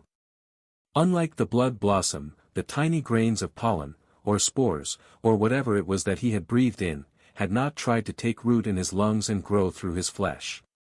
Instead, they simply poisoned him. The poison had entered his lungs, then traveled to his bloodstream, and was now spreading through his body. Sunny could easily see himself losing consciousness and falling to the ground, his body then becoming overgrown by the reddish moss, slowly digested by it, turned into nourishment for the creature that had usurped the wreck of the ancient ship. But he wasn't going to. As soon as the poison entered his bloodstream, Bloodweave went into a frenzy. It seemed to really dislike anything alien invading its territory. Slowly but surely, it went about destroying the toxin. Sunny just had to endure the pain. Summoning the cruel sight, he used the shaft of the spear to help himself keep balance and waited for his vision to become clear again. After a minute or two, Sunny slowly exhaled and continued on his way. A few minutes later, still suffering from pain and weakness, he picked up a second coin from the moss and stared at it for a second. The beautiful person with a crescent moon drawn on their forehead smiled at him with a carefree expression. Sunny frowned in response. "What are you so happy about, fool?" Turning away, he noticed another coin gleaming in the moss a couple of meters further down the corridor. It was almost as if someone left these coins here like breadcrumbs to lead an unsuspecting treasure hunter to their prize. Very convenient. Full of unease, Sunny walked over to the third coin, picked it up, hid it in his pack, and then cautiously moved deeper into the wreck. Soon, he approached a wall with a massive gate barring it. The wooden surface of the wall had cracked and was bent outward, as if something was pressing heavily on it from the other side. The vines out here were especially thick and verticose, shining in the beams of sunlight that fell through a wide hole in the hull of the ship right above. The sweet smell in the air was almost overwhelming. Sunny stared at the warped wall, a grim expression on his face. Although he could not see through it, he could feel the shapes of shadows on the other side. Hidden from him by the thick bulkhead was a much larger, vast and open space. He judged it to be the main cargo hold of the ancient ship. And in it, something massive was moving, slowly expanding and contracting. Brown vines that had devoured the wreck all originated from that place. The sickening breeze that blew through the ancient ship from time to time came simultaneously with the contracting of the massive shadow. Sunny lingered for a while, then decided that he had no desire to disturb the slumber of that being. Instead of trying to open the door, he jumped up, grabbed the edges of the hole above him, and climbed onto the exterior of the ship's hull. He was reasonably sure that a treasure such as miraculous coins would not have been stored in the main hold with the rest of the mundane cargo, anyway. Unless he was absolutely certain that he had no other choice, he was not going to enter it. Sunny was of a rather high opinion about his abilities, but not so high as to forget all fear. That thing inside was not for him to fight, at least not yet. How was he supposed to kill a giant mass of vines and moss, anyway? Instead of trying, he walked on the sloping hull of the ancient ship, carefully avoiding breaches through which thick brown vines were crawling outside, and soon passed the area of the main cargo hold. Now, he was approaching the shattered bow of the ship. Out here, the hull was heavily damaged, with most of it being riddled with wide cracks, jagged holes, and splintered boards. The sight of it made Sunny wonder about what had happened to the graceful ship he had seen on the miraculous coins. The vessel was obviously not an ordinary one. Why had it crashed here, on that remote island? Why was its bow in such a devastated condition? What had the ship sailed on, to begin with? Had it just flown through the skies? If so, maybe the crushing had gotten to it. Feeling that he wouldn't be able to remain hidden in the shadows on this treacherous surface, Sunny crawled back inside and landed softly on the carpet of moss. Just a few steps from where he found himself, several golden coins were gleaming on the ground, with one more laying further down the dark corridor. Sunny cautiously gathered them, then moved deeper into the wreck.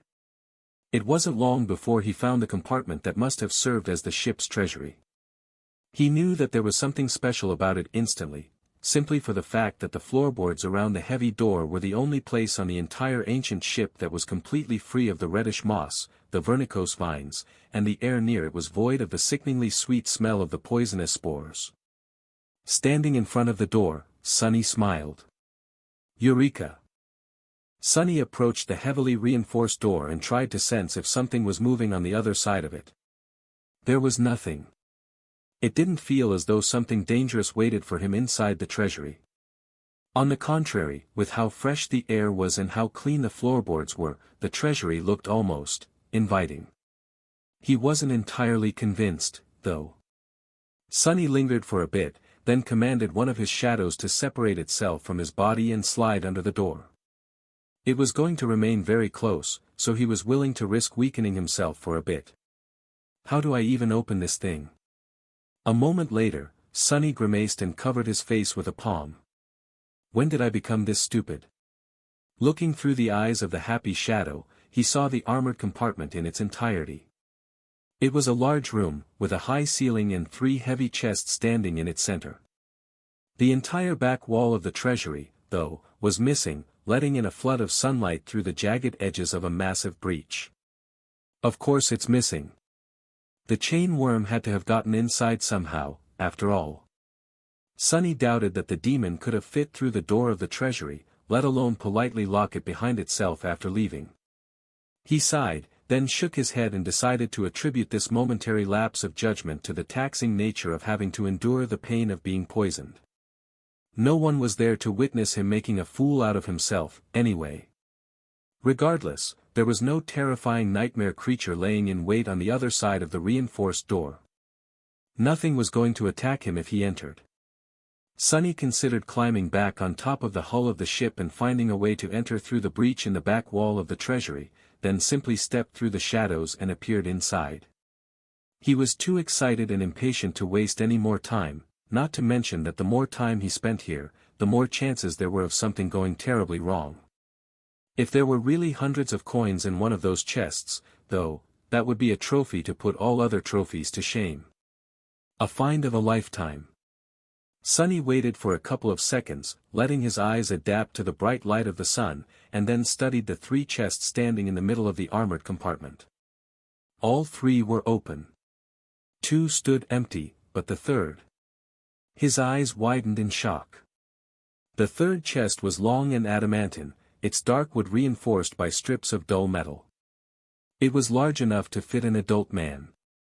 And filled to the brim with heavy gold coins.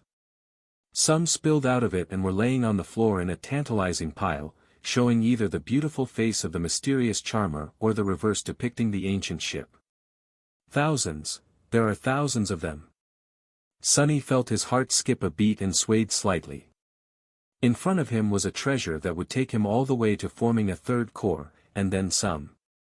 With this many miraculous coins, Sonny would be able to annihilate the gap between himself and Nephi's, maybe even overtake her. This can't be true.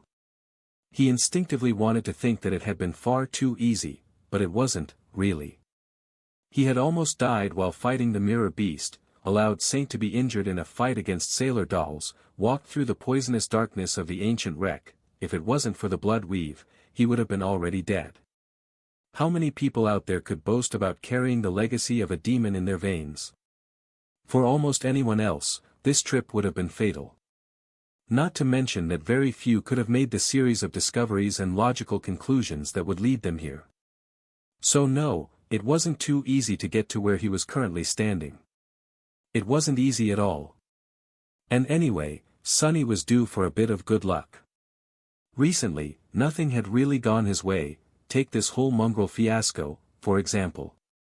Or everything that had happened in the Crimson Spire. The heavy chest stood silently, surrounded by sunlight. The golden coins shined in the bright radiance, inviting him to come and take them. Sonny gulped. This sight was so beautiful. His eyes gleamed with avarice. Don't mind if I do. Taking several steps forward, he approached the chest.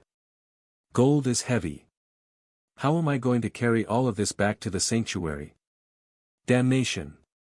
I won't be able to enter the shadows with all that burden, too. That is a problem. He reached for the coins, but then stopped suddenly. His hand hovered just outside the invitingly open chest. Something wasn't quite right. Sonny frowned. What is it? Maybe I can bury the chest and make several trips. Wait, no, what's wrong here? His frown deepened. There was no danger inside the treasury. Nor was there anything moving outside of it. The terrifying creature that had been slumbering in the cargo hold of the ancient ship was still asleep. There were no sailor dolls wandering nearby, too. So what was disturbing him? The chain worm. The chain worm had swallowed several coins. He also had a piece of the chest in its stomach, the wood splintered, the strips of metal torn. Sonny had even thought how lucky he was that the demon decided to feast on the metal reinforcing the chest and bit a chunk out of it, swallowing the coins in the process. So, if he had torn a piece from the chest, why wasn't the chest missing a piece? And what had mortally wounded the chain worm, anyway? Confused, Sonny glanced at the two empty chests. They were perfectly whole, with no parts missing. Then, he looked back at the large, heavy chest in front of him, his hand still hovering a few centimeters away from the pile of gold inside. The chest had all its corners, too. One of them, though, was of a slightly different color. Like a patch of new skin that had grown over a wound, and didn't quite match all the rest. Since when were chests capable of healing? What the H? Before Sonny could finish the thought, though, the chest seemed to have sensed his hesitation. It suddenly lurched forward, and as massive jagged teeth suddenly appeared from beneath the gold, its heavy lid closed on Sonny's hand with a sickening sound of breaking bones. As golden coins moved, revealing several rows of terrifying triangular teeth, Sonny recoiled, but it was too late. The heavy lid of the chest suddenly came to life and closed with astonishing speed, another row of fangs appearing from behind its edge. What? Just a fraction of a second before the creature sunk its teeth into his forearm, Sonny's other hand shot forward. The blade of the cruel sight slid between the falling guillotine of the chest's lid and the fabric of the puppeteer's shroud. A moment later, the chest closed, and Sonny screamed. Because of his quick reaction, the creature failed to bite his whole hand off. However, its jaws turned out to be horribly powerful. With a sickening sound, the bones in his arms shattered. Neither the leather vambrace of the puppeteer's shroud nor the augmentation of the shadow managed to resist the terrible strength of the gluttonous chest. Sonny found himself caught in the abomination's crushing maw, with the blade of cruel sight laying flat on top of his broken arm and protecting it from being pierced by the sharp teeth that protruded from the lid of the chest. From below, several triangular fangs were slowly sinking into his vambrace. There was no obvious way to free himself. What the hell is that thing? As several coins fell out of the creature's mouth and rolled on the floor, the chest pressed down harder, making Sonny shriek from blinding pain. Bastard! Let go of me, you vile piece of rotten wood. Instead of doing that, the chest moved closer, forcing Sonny to fall to his knees. Something wet and coarse touched his hand, and a disturbingly long and wide tongue emerged from beneath the golden coins, sliding across his arm and dripping with viscous saliva. Then, the tongue moved toward his neck. Sonny stared at the horrid sight in outrage, then screamed. What the spell? As the second shadow wrapped itself around his body, gifting him a vast boost in strength, Sonny tried to pull his broken arm out of the abomination's maw, but its bite was just too damn overbearing. All he accomplished was almost knocking himself out from the pain of bone shards scraping against each other. Arg! Crap! As the unnaturally long tongue of the chest almost reached Sonny's neck, he growled, and then commanded the cruel sight to turn into a spear. At the same time, he activated the dark mirror enchantment with a burst of shadow essence, imbuing the silver blade with soul-destroying power. The memory extended inside the creature's mouth, hitting it in the back of the whatever it had instead of a throat. The tip of the spear sunk into the adamantine wood only by a centimeter or two. The wound was by no means serious, but it must have hurt the chest a lot, because it suddenly let out a shrill shriek, and then spat Sonny's maimed arm out. Sonny fell to the floor and rolled away, then rose to one knee. Yes. Before he could celebrate getting his freedom back, however, the chest suddenly swayed, and then rose into the air, revealing a gaunt and revolting body hiding beneath. More coins rolled on the floor. The abomination must have been a masterful contortionist, because at its full height, it was almost 3 meters tall. Sonny had no idea how the creature managed to hide all that bony flesh inside the fake chest, even if the chest was large enough to swallow a human whole. Its long and emaciated limbs unfolded with repulsive cracking sounds, and then, it towered menacingly above Sonny, the long tongue dripping with saliva. Oh, curse it! Before he could even react, the creature moved one of its long legs, and kicked him in the chest with the force of a derailing train. Sonny's body shot back, smashed through the reinforced door of the armored compartment, and rolled into the corridor outside. He tried to groan, but all the air had been knocked out of his lungs by the terrible collision. His skull seemed to be in one piece, as was his spine, barely. It did feel, however, as though his entire body had recently suffered from being stomped on by a whole herd of elephants. In his disoriented state, Sonny couldn't help but think confusedly. Elephant, what the hell is an elephant? Then, however, all thoughts disappeared from his head, because he noticed the vile creature falling on all fours, and then launching itself forward, the lid of the chest rising for another bite. When the abomination landed, though, there was nothing to bite into. Sonny had used shadow step and fell out of a shadow 10 meters further into the corridor, then landed awkwardly on his broken arm and whimpered. "Oh, damn, that hurts." The toothy chest hovered in the air for a couple of moments, as if bewildered, then slowly turned to face him. Sonny sighed, then picked himself up from the floor and tried to stand up. His first attempt failed. Gritting his teeth and hiding how much pain he was currently experiencing, Sonny threw a furious glance at the creature and growled. "Come here, you bastard." With that, he used the cruel sight to help himself stand up, and then pointed the spear at the creature. The chest tilted to the side. "How come, it seems as though the bastard is grinning. How can a chest even grin?" But there was no mistaking it, the abomination was mocking him. It became especially apparent after a grating, high-pitched giggle escaped from somewhere inside it. The sound of it was so offensive, both to Sonny's pride and his ears, that he would rather have his arm broken all over again than listen to it. "Funny, is it?" Sonny smiled, then unhurriedly lowered the spear. And thrust it into one of the thick brown vines sprawled on the floorboards in front of him. The abomination's giggle abruptly stopped. It froze and stared at Sonny, as if utterly stunned. And then trembled. "Not so funny now, huh?" A moment later, the entire ship trembled, too. Whatever it was that slumbered in the cargo hold of the ancient ship did not like one of its vines being damaged, let alone having its soul cut by a sharp blade. As the whole wreck trembled, a strong gust of warm, pungent wind hit Sonny in the back, tousling his hair. The air became even murkier than it had been before. The chest creature froze, staring at him with something that resembled a mortified expression. Even its tongue stopped swaying in the air and retreated back under the pile of golden coins. Now, it was Sonny's turn to grin. An evil gleam appeared in his eyes. Retrieving the cruel sight, he said. "Goodness gracious! How clumsy of me!" The abomination lingered for a few moments, gave him a hateful look, and turned slightly toward the door of the treasury. Then, however, it halted. "Don't tell me." Faced with the terrible danger of facing the awakened master of the wreck, the creature was still hesitating. The prey was right in front of it. To Sonny's misfortune, he and the bizarre monstrosity shared one fundamental character flaw.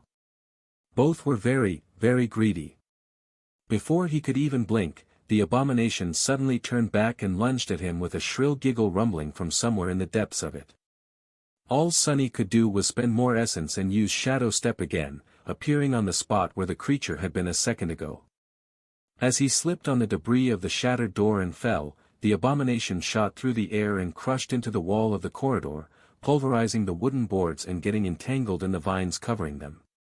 It huffed and puffed, then tried to extricate itself from the mess of glistening vines. However, they wouldn't let go. In fact, as Sonny watched in horror, the whole corridor moved. The reddish-brown mass that it was overgrown with rippled, and the thick vines crawled toward the trapped creature, long thorns suddenly appearing on their vernicose surface. The abomination giggled again, this time nervously, and doubled its efforts to free itself, slashing at the vines with its talons and biting into them with its terrifying teeth. As sickeningly pungent juice flowed into its maw, the creature shuddered. Crap, crap, crap. Turning on his stomach, Sonny lunged himself forward and rolled into the treasury. Here, There were no vines and no moss, only 2 empty chests and a scattering of gold coins gleaming on the floor. As he hesitated, thinking of what to do next, something crashed with a deafening noise in the corridor behind him, and a moment later, the tall silhouette of the gaunt monstrosity appeared in the doorway. Sunny's eyes widened, and he brandished the cruel sight, preparing to defend himself. The abomination, however, did not pay him any attention anymore. Jumping over Sunny, it landed in the middle of the armored compartment, and then ran as fast as it could toward the breach in the back wall. Without stopping even for a second, it reached the breach and dove through it, escaping the awakening wreck. Sunny followed its escape with his eyes, and then blinked. Ha! Then, his gaze fell on the floor of the treasury. The coins were still there, glinting in the bright sunlight. They didn't disappear or dissipate after the creature had run away. The coins were real. They're real. As the ancient ship shook and trembled, and the mass of vines crawled toward the treasury, Sunny gritted his teeth and lunged toward the coins, grabbing them and pushing them into his pack. Real, they're real. He was in such a hurry to gather all the coins that he even cut himself slightly on the piece of mirror that was still stored in the pack. Ouch! If these coins are real, then the rest of them inside that damned chest are real, too. Perhaps there weren't as many as he had thought, since the chest turned out to have a false everything, but just the top layer that was visible to the naked eyes had to contain 1,000 or more coins, at least. As Sunny hunted down the last shiny golden disc left in the treasury, his attention was elsewhere. It was concentrated on his shadow, the one he had hidden in the abomination's own shade when it jumped over him. Now, the shadow was following the bizarre creature as it ran toward the edge of the island, its gangly arms swaying in the air. Sunny expected it to be assaulted by the sailor dolls, but the menacing wood wraiths seemed to be retreating from the wreck themselves. Some even dropped to the ground, turning back into piles of debris. The ground was moving. Well, what do you know? He thought that the dolls learned to fall apart and reassemble themselves as a way to combat the crushing, since many nightmare creatures on the Isles had adapted to its harsh reality in one way or another, but maybe, this peculiar ability had initially been just the means to hide themselves from the being that inhabited the wreck. In any case, he couldn't let the chest escape. Not when 1,000 shadow fragments were hidden inside the abominable thing. Palming the last coin, Sunny threw the pack over his shoulder, then picked up the cruel sight and stood up. A determined expression appeared on his face. The abomination was already halfway to the edge of the island. "Where are you running, bastard?" Diving into the shadows, he expended a large burst of essence and appeared out of his own shadow right in front of the creature. Since he could only use one hand now, the weapon memory had turned back into a short sword. Before the abomination could react, the cruel sight lashed out and bit it into its thigh. The silver blade went all the way through, escaping from the back of it in a rain of black blood. The chest let out a startled shriek, and then the monstrosity tumbled to the ground, rolling over its head and sending pieces of moss and mud flying into the air. The force of its crash was so fearsome that the ground trembled. Or, was there another reason? Before Sunny could do anything, brown vines shot from under the moss, wrapping themselves around the body of the bizarre abomination. One of them, however, slid around his leg instead. Not good. The vine wasn't as large as some of the ones Sunny had seen back on the ancient ship, but it was still as thick as a man's arm, with curved black thorns protruding from its glistening surface. The vine brought the sickeningly sweet smell with it. Sunny hacked at it with the cruel sight, but barely managed to break the vine's skin. As a fine aerosol of aromatic juice shot into the air, the damned thing moved. His eyes widened. The vine easily shredded the leather boot of the puppeteer's shroud, as if the awakened armor of the 5th tier was made out of tissue paper.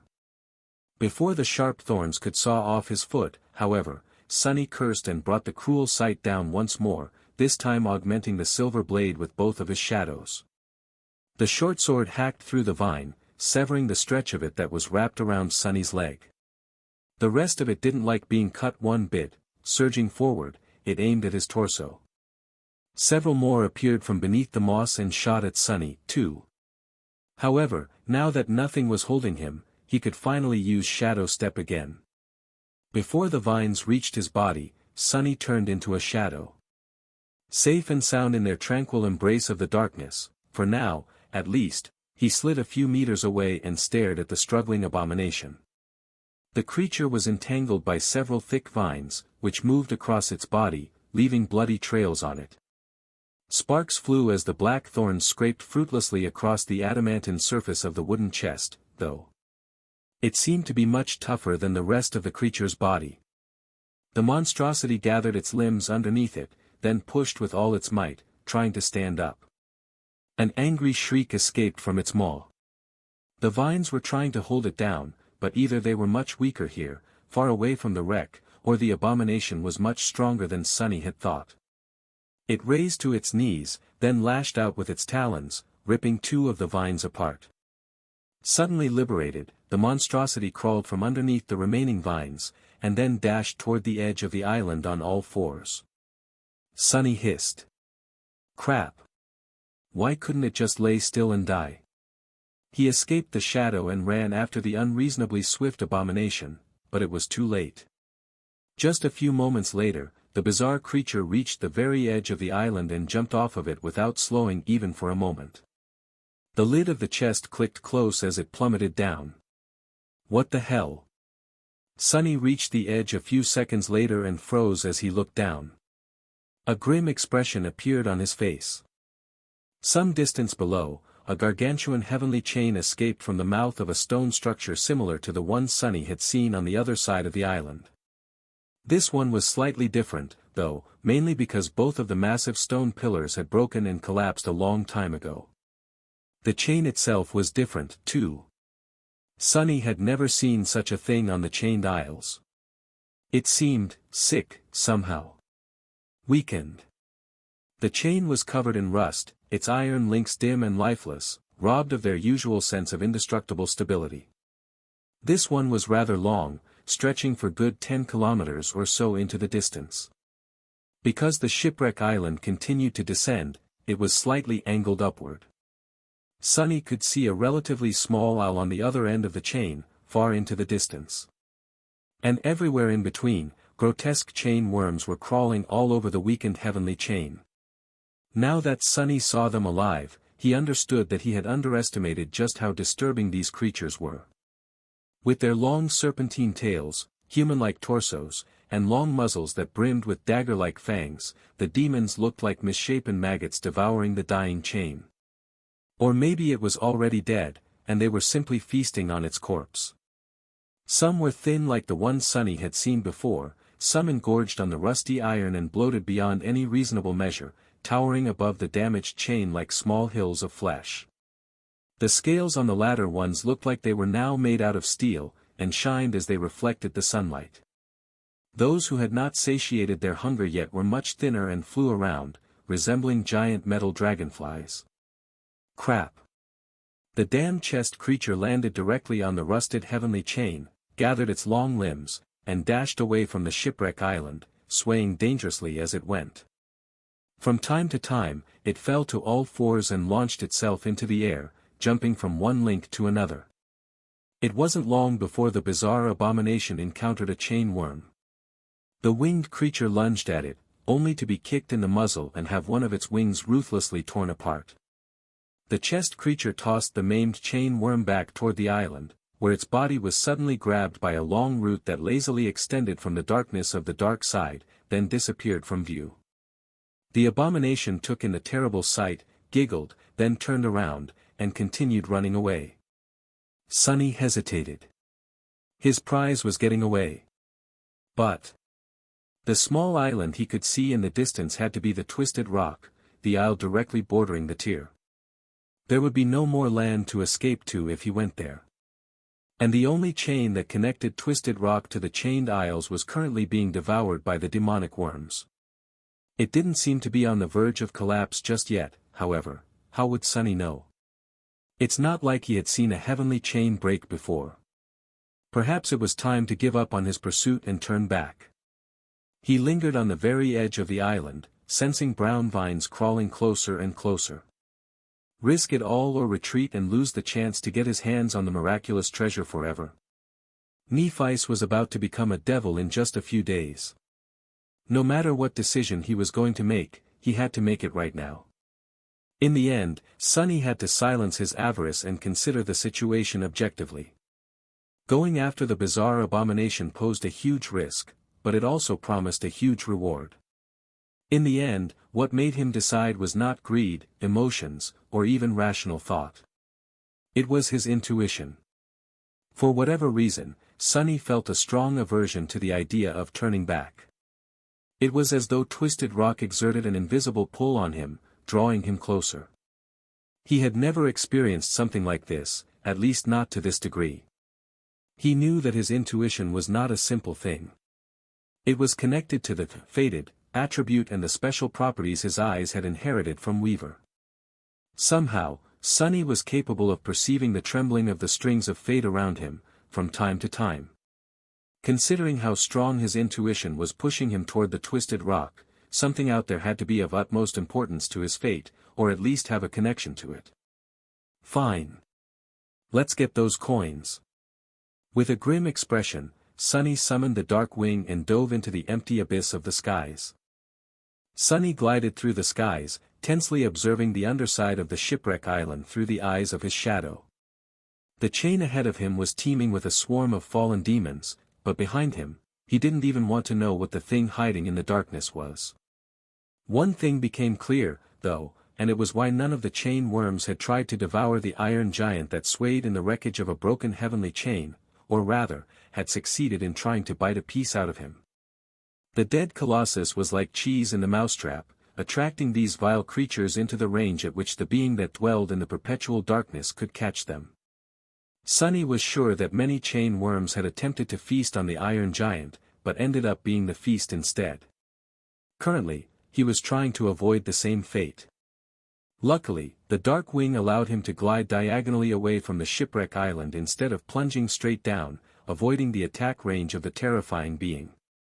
He reached the chain without attracting the attention of the bottom dweller, and instantly became a shadow, hiding on its underside. Waiting for a few moments, Sonny studied the length of the heavenly tether in front of him. Not too bad.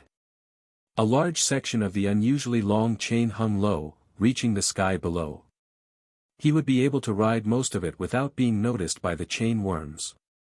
The last stretch of it, though. Sonny was going to have to use Shadow Step to jump from shadow to shadow if he wanted to avoid having to fight a swarm of the fallen demons. The problem was that his reserves of Shadow Essence were already running low. Except for the short walk across the hull of the ancient ship, Sonny had no chance to really replenish it. In the meantime, he had used a lot to get to the wreck, fight the damnable chest abomination, and pursue it. Chances were, he would reach the Twisted Rock with no essence to spare whatsoever. How was he even going to kill the vile chest, especially with one of his arms broken? He hesitated for a bit, then rushed forward, swiftly reaching the section of the chain submerged into the sky below and continuing to fly through the darkness once there. To avoid tempting fate, Sonny remained on the underside of the gargantuan tether, where there were way fewer worms crawling around. He did, however, encounter several, and saw up close how they were tearing into the rusting iron of the chain as he silently flew past. The sight of it was simultaneously disturbing, fascinating, and strangely sad. All things must come to an end, I guess. Even those as seemingly eternal as the miraculous heavenly chains. Soon, he caught up with the chest creature and followed it from the shadows. The bizarre monstrosity was still running as fast as it could, jumping from link to link and using its long gangly limbs to keep balance. From time to time, it got into a short and vicious fight with one of the chain worms and either left them severely wounded, or promptly escaped with a ghastly wound or two of its own. By now, its grating giggles grew somewhat miserable, as well as menacingly angry. Sonny observed its fighting habits, thinking about how to deal with it best. At the same time, he was meticulously calculating the amount of shadow essence he would have to spend to cross the last section of the way to the Twisted Rock, trying to find a way to keep his reserves as high as possible. His calculations, though, had turned out to be for naught. When both Sunny and the chest monstrosity were about halfway to the small island, a dreadful sound reached their ears. It was the rattling of the chain. Sunny froze for a moment, then glanced toward the goal of this journey. Oh, no. The twisted rock had entered its ascent phase, and was now rising quickly into the sky. Curse it all. Sunny remembered thinking that he was in luck today, and couldn't help but growl, mentally, of course, since he had no vocal cords currently. Where the hell was this supposed luck? The fact that the twisted rock was ascending meant two things for him. One was that he would have to act fast and try to kill the chest creature before the crushing became too terrible, or somehow obliterate the damn thing while being weighed down by it. The second was that the position of the heavenly chain was swiftly shifting, making it so that the stretch of it submerged into the sky below was becoming shorter and shorter. This meant that he would have to spend much more essence to reach the island without attracting the attention of the swarm of chain worms. And he didn't have a lot of essence to spare, to begin with. Damn it! As the angle of the chain increased and the bizarre monstrosity swayed, then fell on all fours and rushed forward even faster, Sunny tried to deal with the resentment growing in his heart and followed it. Was my intuition wrong? Things didn't seem too good for him right now. Soon, the two of them emerged from the darkness of the sky below and saw the sunlight again. The chest creature seemed indifferent to it, but to Sunny, it was an ill omen.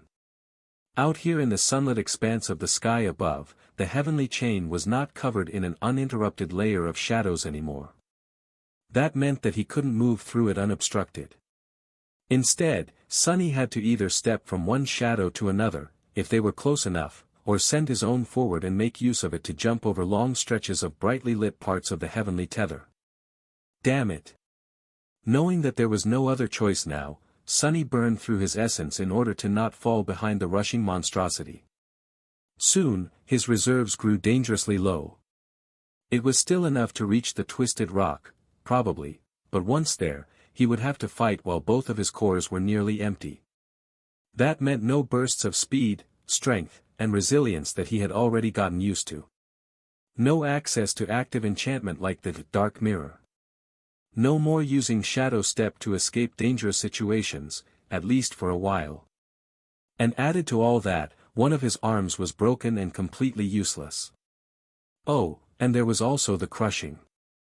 If Sunny had teeth in his shadow form, or a mouth, for that matter, he would have gritted them right now. Full of dark emotions, he thought. Doesn't matter. I'm getting these coins even if it kills me. Soon, the vile creature drew close to the twisted rock. It crouched near the vertical stone wall of the floating island, giggled, and then suddenly shot upward, jumping no less than 20 meters high. Its talons pierced the weathered stone, and the abomination nimbly climbed up, soon disappearing from view. Far below, on the rusted surface of the damaged heavenly chain, a hunched human figure suddenly appeared from the deep shadows. Sunny felt the chain sway as the island rose higher and higher, then looked up with a dark expression. In this direction, Twisted Rock was the last piece of land before the empty expanse of the tier. It also only had one iron tether connecting it to the rest of the chained isles, so now that the bizarre monstrosity was up there, it had nowhere else to run. With a pained grimace, Sunny summoned the moonlight shard, cut one of the straps off his pack, then tied it around his neck to create a makeshift sling for his broken arm. He was going to have to set the bones and make a proper splint later, but for now, this was going to have to do. With his arm secured and cradled against his chest, Sunny waited a few seconds for the sharp pain to subside, then activated the dark wing and used the prowling thorn to fly up the overhanging slope of the stone island. The dragonfly cloak only allowed him to levitate if there was a surface beneath it to support the enchantment. If there wasn't, he was only able to slowly glide down instead of falling without any control. So, to travel up, he had to either push off of something or pull himself towards something. The prowling thorn made that process easier. Due to the burden of the early stages of the crushing, Sunny had to exert more strength than usual to propel himself upward. After using the heavy kunai to do so several times, he finally crested the edge of the twisted rock and soared a few meters above it. The twisted rock was a dreadful and miserable place. The island was rather small, and all of its surface was nothing but an uneven expanse of dark stone. That stone, however, looked really strange. It was as if once, a long time ago, it had been melted by unimaginable heat and then abruptly solidified again, creating strange shapes and swirls. Here and there, blackened bones protruded from the molten stone, telling the tale of countless humans and beasts who had drowned in that scorching inferno. The sight of them was eerie and disturbing, like something torn from the actual hell. Thrown down by the crushing, Sonny landed heavily on the dark stone and swayed, then supported himself with the shaft of the cruel sight. His graceless arrival made enough noise to attract the attention of the chest fiend, who was crouched a dozen or so meters away. The creature froze, then turned around and faced him. Sonny scowled. A mangled corpse of a chain worm was hanging from beneath the half-closed lid of the chest. As the creature turned, the tail and claws of the dead fallen demon scraped across the molten stone. The bizarre abomination stared at Sonny for a few moments, then opened its maw and swallowed the remainder of the chain worm whole. Despite the fact that the demon was at least 5 times bigger than the chest that served the fiend as the head, it somehow disappeared inside without leaving a trace. The creature licked the blood off its sharp teeth and giggled. This time, its laugh sounded rather hateful. A cold smile appeared on Sonny's lips. "Right back at you, bastard." As the fiend rose to its feet, towering above Sonny menacingly at its full 3 meters of height, the cruel sight shifted and turned into a somber short sword. Its silver blade gleamed, seemingly absorbing the bright sunlight. The heavenly chain rattled below, and as its rusted links scraped against each other, the twisted rock continued to ascend. The smile disappeared from Sonny's face. Staring at the gluttonous abomination, he couldn't help but feel a bit of fear. The thing was tall, fast, and incredibly strong, much stronger than he was, especially now that his reserves of shadow essence were almost completely drained. Despite the fact that it was heavily wounded, both by his sword and by the claws of the chain worms, it still appeared agile, vigorous, and full of murderous spite. However, this fight was not going to be as suicidal as it might have seemed. There were 3 main reasons why Sonny felt confident in his chances of defeating the bizarre abomination. The first one was hanging on a thread tied around his neck. It was a beautiful amulet in the form of a crimson flower, the blood blossom. The fiend was bleeding heavily from the deep cut on its thigh, which had been left there by the sharp blade of the cruel sight, and from a multitude of ugly wounds delivered to the gaunt body of the monstrosity by the chain worms it had fought while traversing the heavenly chain. The more black blood flowed from those wounds, the more the morbid charm memory enhanced both the puppeteer's shroud and the cruel sight, as well as any other memory Sonny would want to use. The second reason was rather simple, and it was the fundamental difference between the two of them. The abomination might have been stronger and faster than Sonny, but it lacked his combat skill and insight. As long as the gap in power was not absolutely overwhelming, a polished technique could turn the tide of any battle. More than that, fighting things that were bigger and more powerful than him was more or less Sonny's specialty by now. However, the third reason was the most important, and the one he hoped to exploit the most. Yes, the fiend was stronger than Sonny, but it was also much, much larger and heavier than him. That meant that it was going to be affected by the crushing much more. No matter how bad it was going to get for Sonny, it was going to be many times worse for the towering abomination. Out here on the chained isles, being small and lithe was sometimes a great advantage. Feeling the burden of the crushing pressing down on him more and more, Sonny raised his sword and aimed it at the bizarre fiend. "Let's see which one of us is going to break first." The fiend shifted its weight, then lunged forward with a shrill giggle. It was terrifyingly powerful and fast, but because its movements were clearly telegraphed, Sonny had plenty of time to react. Diving under the long arm of the abomination, he narrowly avoided being torn apart by the sharp talons and lashed out with the cruel sight. As the silver blade bit into the abdomen of the creature, piercing its tough skin just under the ribs, he continued forward and spun. Just a split second later, Sonny was already behind the enemy. However, he wasn't safe. Without pausing even for a moment, the bizarre monstrosity pressed its hands against the ground and then kicked back with both legs. There was enough power in that strike to shatter a small hill, but Sunny was already moving, getting out of range. He had not observed how the fiend fought against the chained worms for nothing. He knew that the wretched thing could use all four of its limbs to attack, and that its joints seemed to be able to bend in any direction. Not only did he know what the abomination was capable of, he also knew what it liked and tended to do. He also knew where it was most vulnerable, and where none of his weapons would be able to do any harm. That's why he had aimed for its gaunt body instead of the much larger and obvious target, the chest itself. Sunny had always been very perceptive, and practicing shadow dance only sharpened his ability to observe and understand such things. Maybe it was thanks to that he had managed to learn so much about the fiend so fast. As the soles of his boots scraped against the dark stone, a fleeting thought passed through his mind. How would it feel to shadow a nightmare creature? I wonder. Then, he had no more time for unnecessary thoughts. Crushing through blackened bones, the abomination bent its joints in the opposite direction of where they were supposed to turn, spun, and lunged at him once again.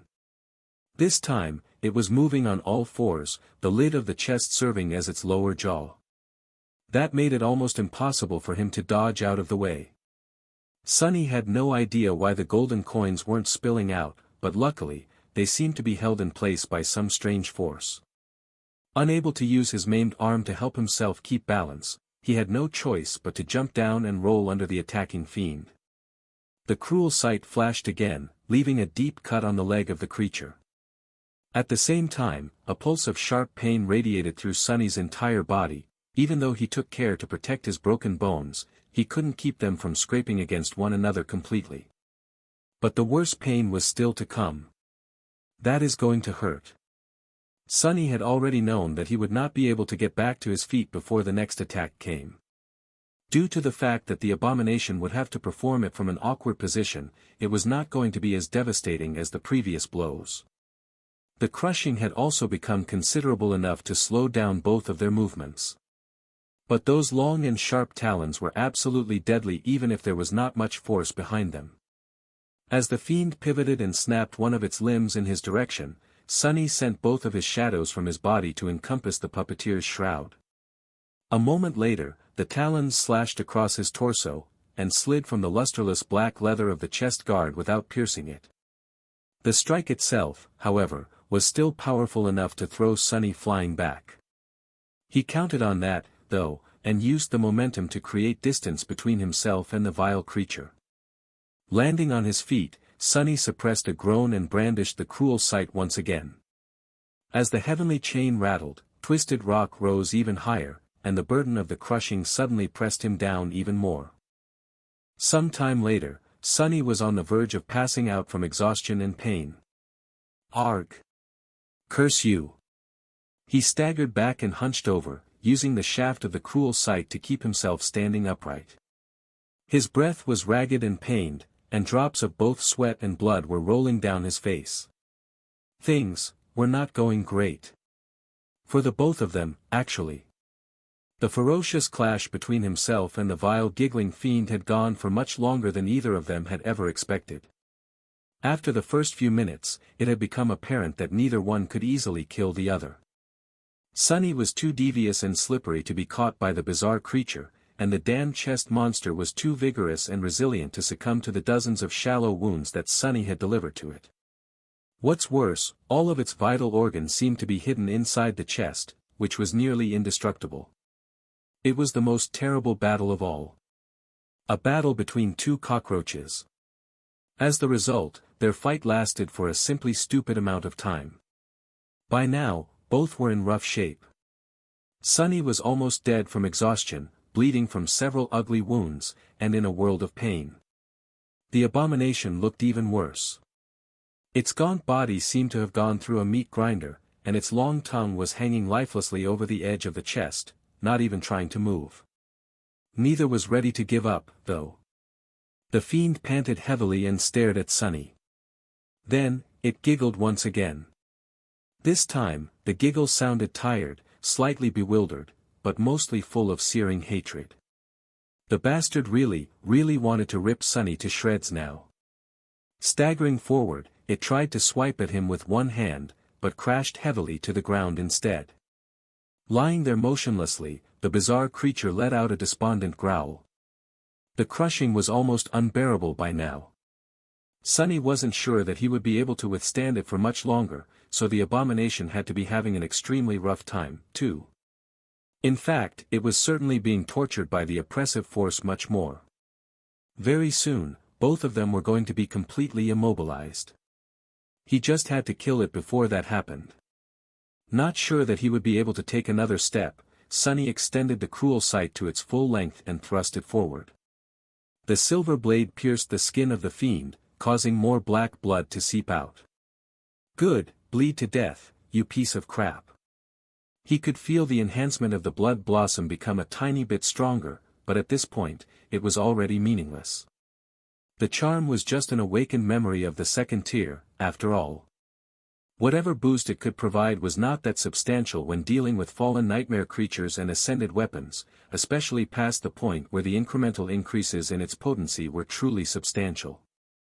The abomination tried to dodge the attack, but failed to move fast enough due to the merciless pressure of the crushing. It tried to stand up, but failed. A grim smile appeared on Sunny's face. Got you. His enemy, it seemed, was now completely helpless. But Sunny could still move, he could still attack, he had not even used any of the shadow essence that had been accumulating in his cores this whole time. The reserves weren't large, but there was some.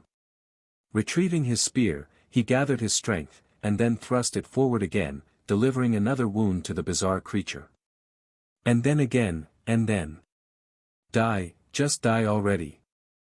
And then, the fiend giggled mockingly, and suddenly gathered its limbs, which then disappeared into the bottom of the chest. A few seconds later, the whole body of the creature was out of sight, leaving only the adamantine, indestructible chest standing in the middle of the stone island. The tip of the spear scraped against the dark wood, not leaving even a scratch on it. Sunny stared at it, dumbfounded. Then, he let out a yelp, and as the power of the crushing increased even further, fell to his knees. What the hell? Come back here, you coward. His hands trembled from strain as he lifted the cruel sight and struck the chest once again, to no result whatsoever. Sunny seemed to have overexerted himself with that last strike, because the spear fell out of his hands and plunged to the ground, striking the stone with enough force to send a few cracks through it. Then, it bounced and rolled away, finally getting caught on a piece of bone about 2 meters away. He stared at the cruel sight with a shocked expression, and then dismissed the memory instead of trying to walk, or crawl, that far to retrieve it. Sunny turned to the chest and gritted his teeth. A moment later, sparks of light appeared around his hand again. Don't think that it's over. The lid of the chest trembled, and then rose a bit. The creature clearly strained to achieve even that much. A gloating, hateful giggle emerged from the depths of it a moment later. That was the exact moment when Sunny tossed a polished crimson gem that had appeared in his hand toward the chest.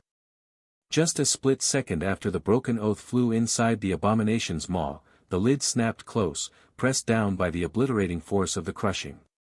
A muffled sound resounded from within the chest, but no matter how much the lid trembled, it didn't rise again.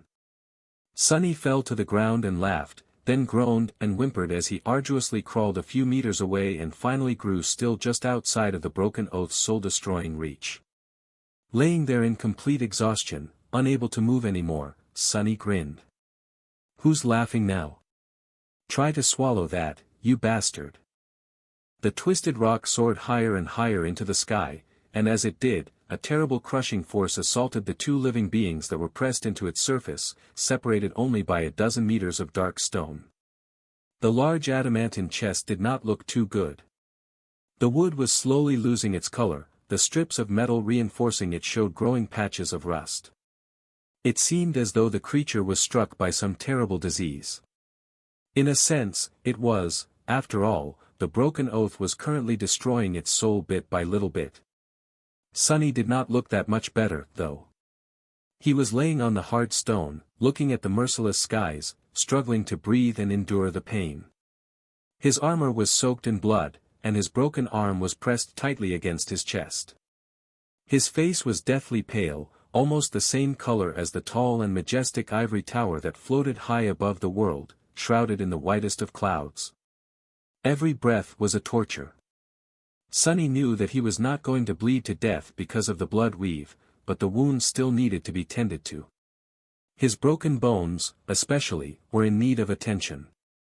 This crushing was turning out to be tragically long, though, not giving him the chance to do so. Well, that was not a surprise. The single chain connecting the twisted rock to the rest of the isles was much longer than most, which meant that the small island was going to rise very, very high. Higher than Sunny had ever been in this strange and deadly land. The crushing was not only going to last longer, but would also be vastly more terrible than the few previous times he had experienced it. By now, the hours of hardship he had endured together with Master Roan several days ago seemed like a pleasant walk in the park. Now, it seemed as though he was being slowly crushed under the weight of the entirety of heaven. Sunny was only alive because he didn't have to hide his powers anymore, and could use all of his abilities without restraint. Unlike on the day he had met the dashing griffin rider, both shadows were now tightly wrapped around his body, augmenting its resilience threefold. For that reason, he had not turned into a puddle of bloody goo yet. Although it certainly felt as though he was getting close. If things became really unbearable, he could still escape into the shadows and either wait out the worst part of the crushing or try to escape back to the heavenly chain before his shadow essence ran out. Since he had spent this whole time patiently circulating it through the coils of the soul serpent, there was a considerable amount flowing through his cores by now. He had also spent this whole time waiting for the damned chest fiend to finally die, as well as considering his options on how to transport the gold coins back to the sanctuary of Noctis. Since it had turned out that only the upper layer of the treasure pile was real, he now had much more options. However, all of them required him to burn through a lot of essence to cross back through the swarm of chain worms.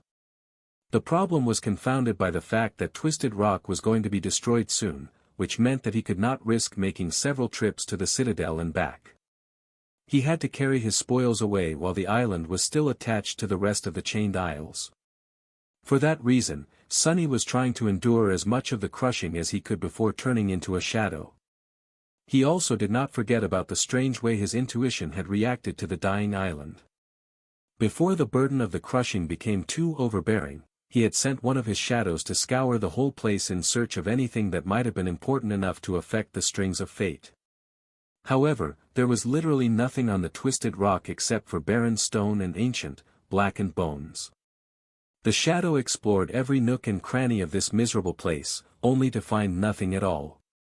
He had even sent it to take a look at the underside of the small isle, but it was as empty and desolate as the rest of it. Sunny was left very confused by that turn of events. He was certain that there was nowhere on the Twisted Rock that he had failed to search. And yet, there was nothing on the island to cause his intuition to react so strongly. What was going on? Had he failed to notice something, or was he mistaken about the whole thing, to begin with?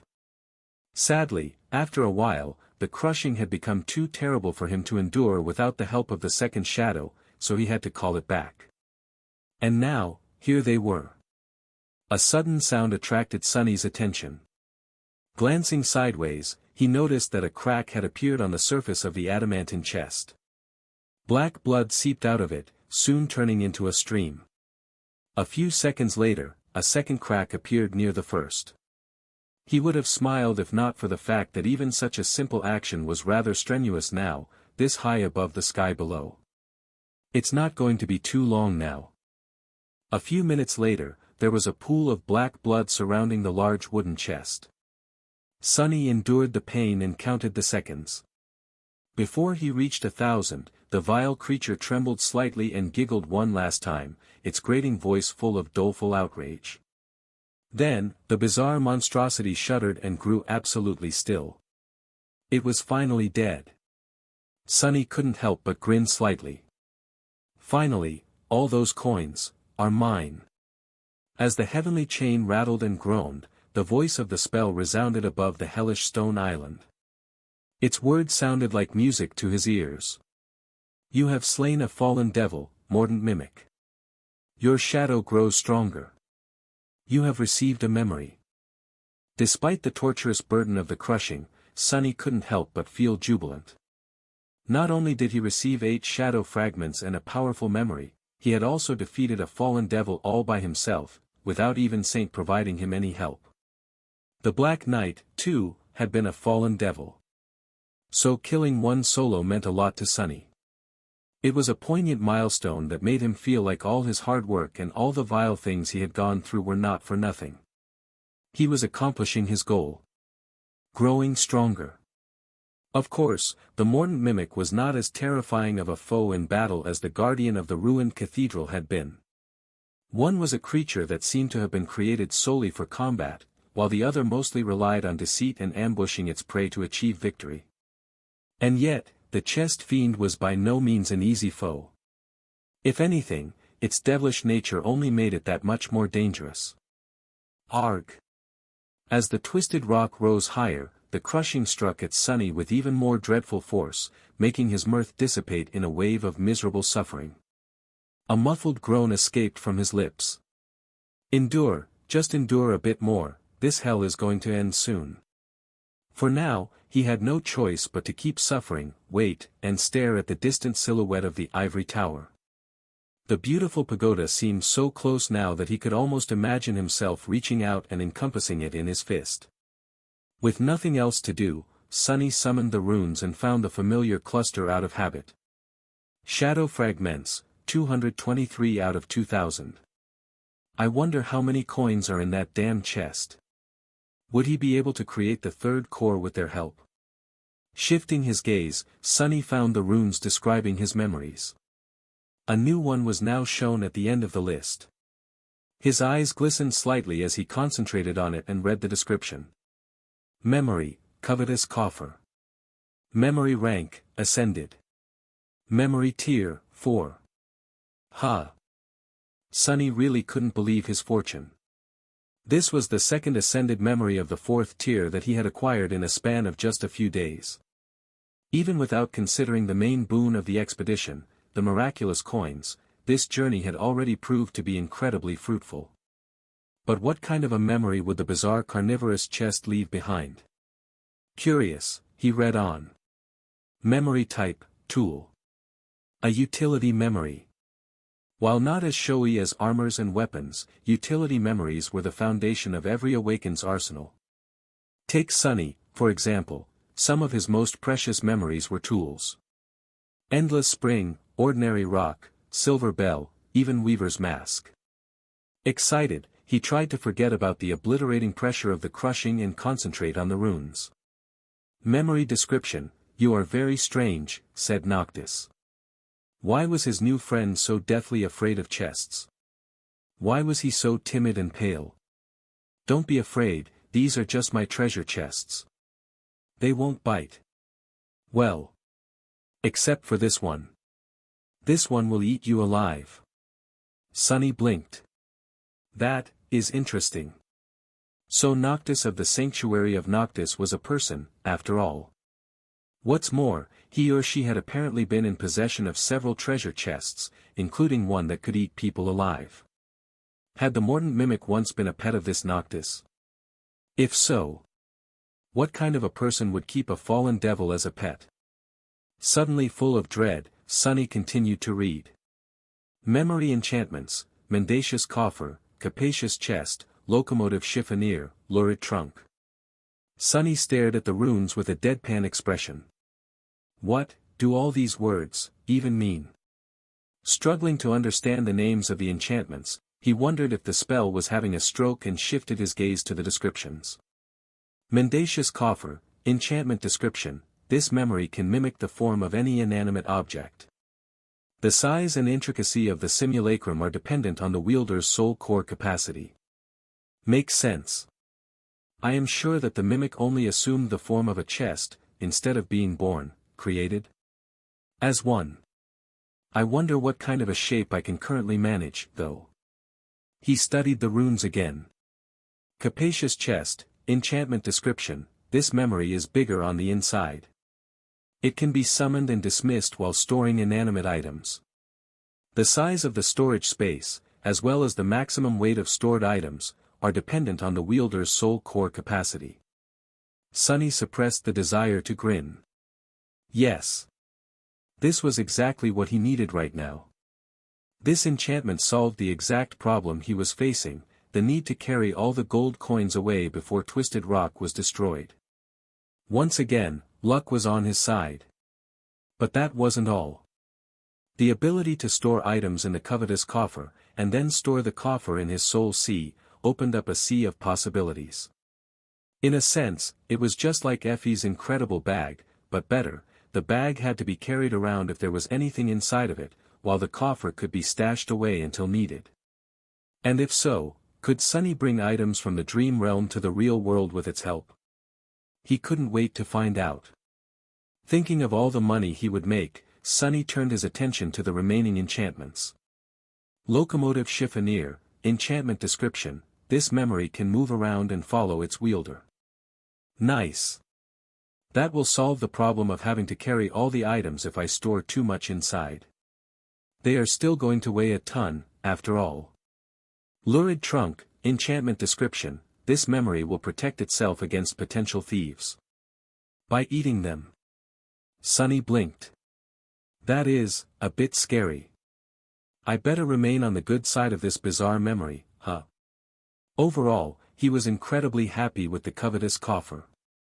This new utility memory of his was simply fantastic. Not only was it capable of solving his current predicament, it would also make his future ventures into the dream realm much more comfortable and efficient. Not to mention the possibility of being able to bring soul shards into the real world with its help, and selling them there at a high price.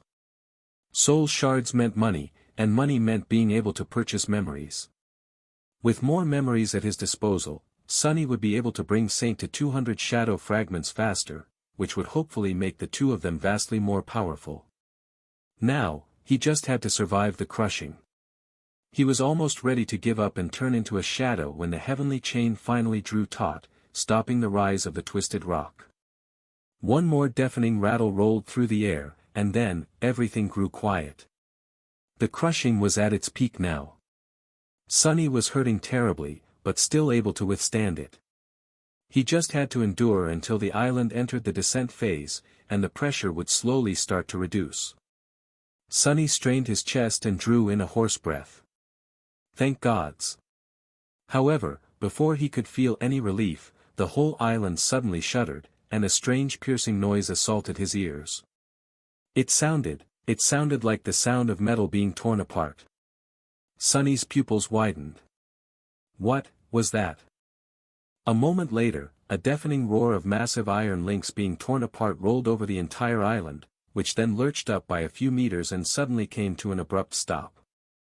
Sunny yelped, feeling the crushing assault him with even more obliterating force. The chain is failing. Why did it happen so soon? For a few moments, he felt nothing but pure, bestial panic. Then, he forced himself to regain control over his mind and threw a desperate glance toward the not-so-distant edge of the Twisted Rock. Would he be able to escape in time? He lingered for a moment, then gritted his teeth and commanded one of the shadows to slide off his body onto the ground. As soon as it did, a muffled scream escaped from his lips. It felt as though a giant hammer struck his body, making every bone in it shudder and groan. Sunny turned his head to the side and spat a mouthful of blood. Curse it all. The shadow flew to the edge of the island and slid over its edge, desperately trying to reach the dying chain.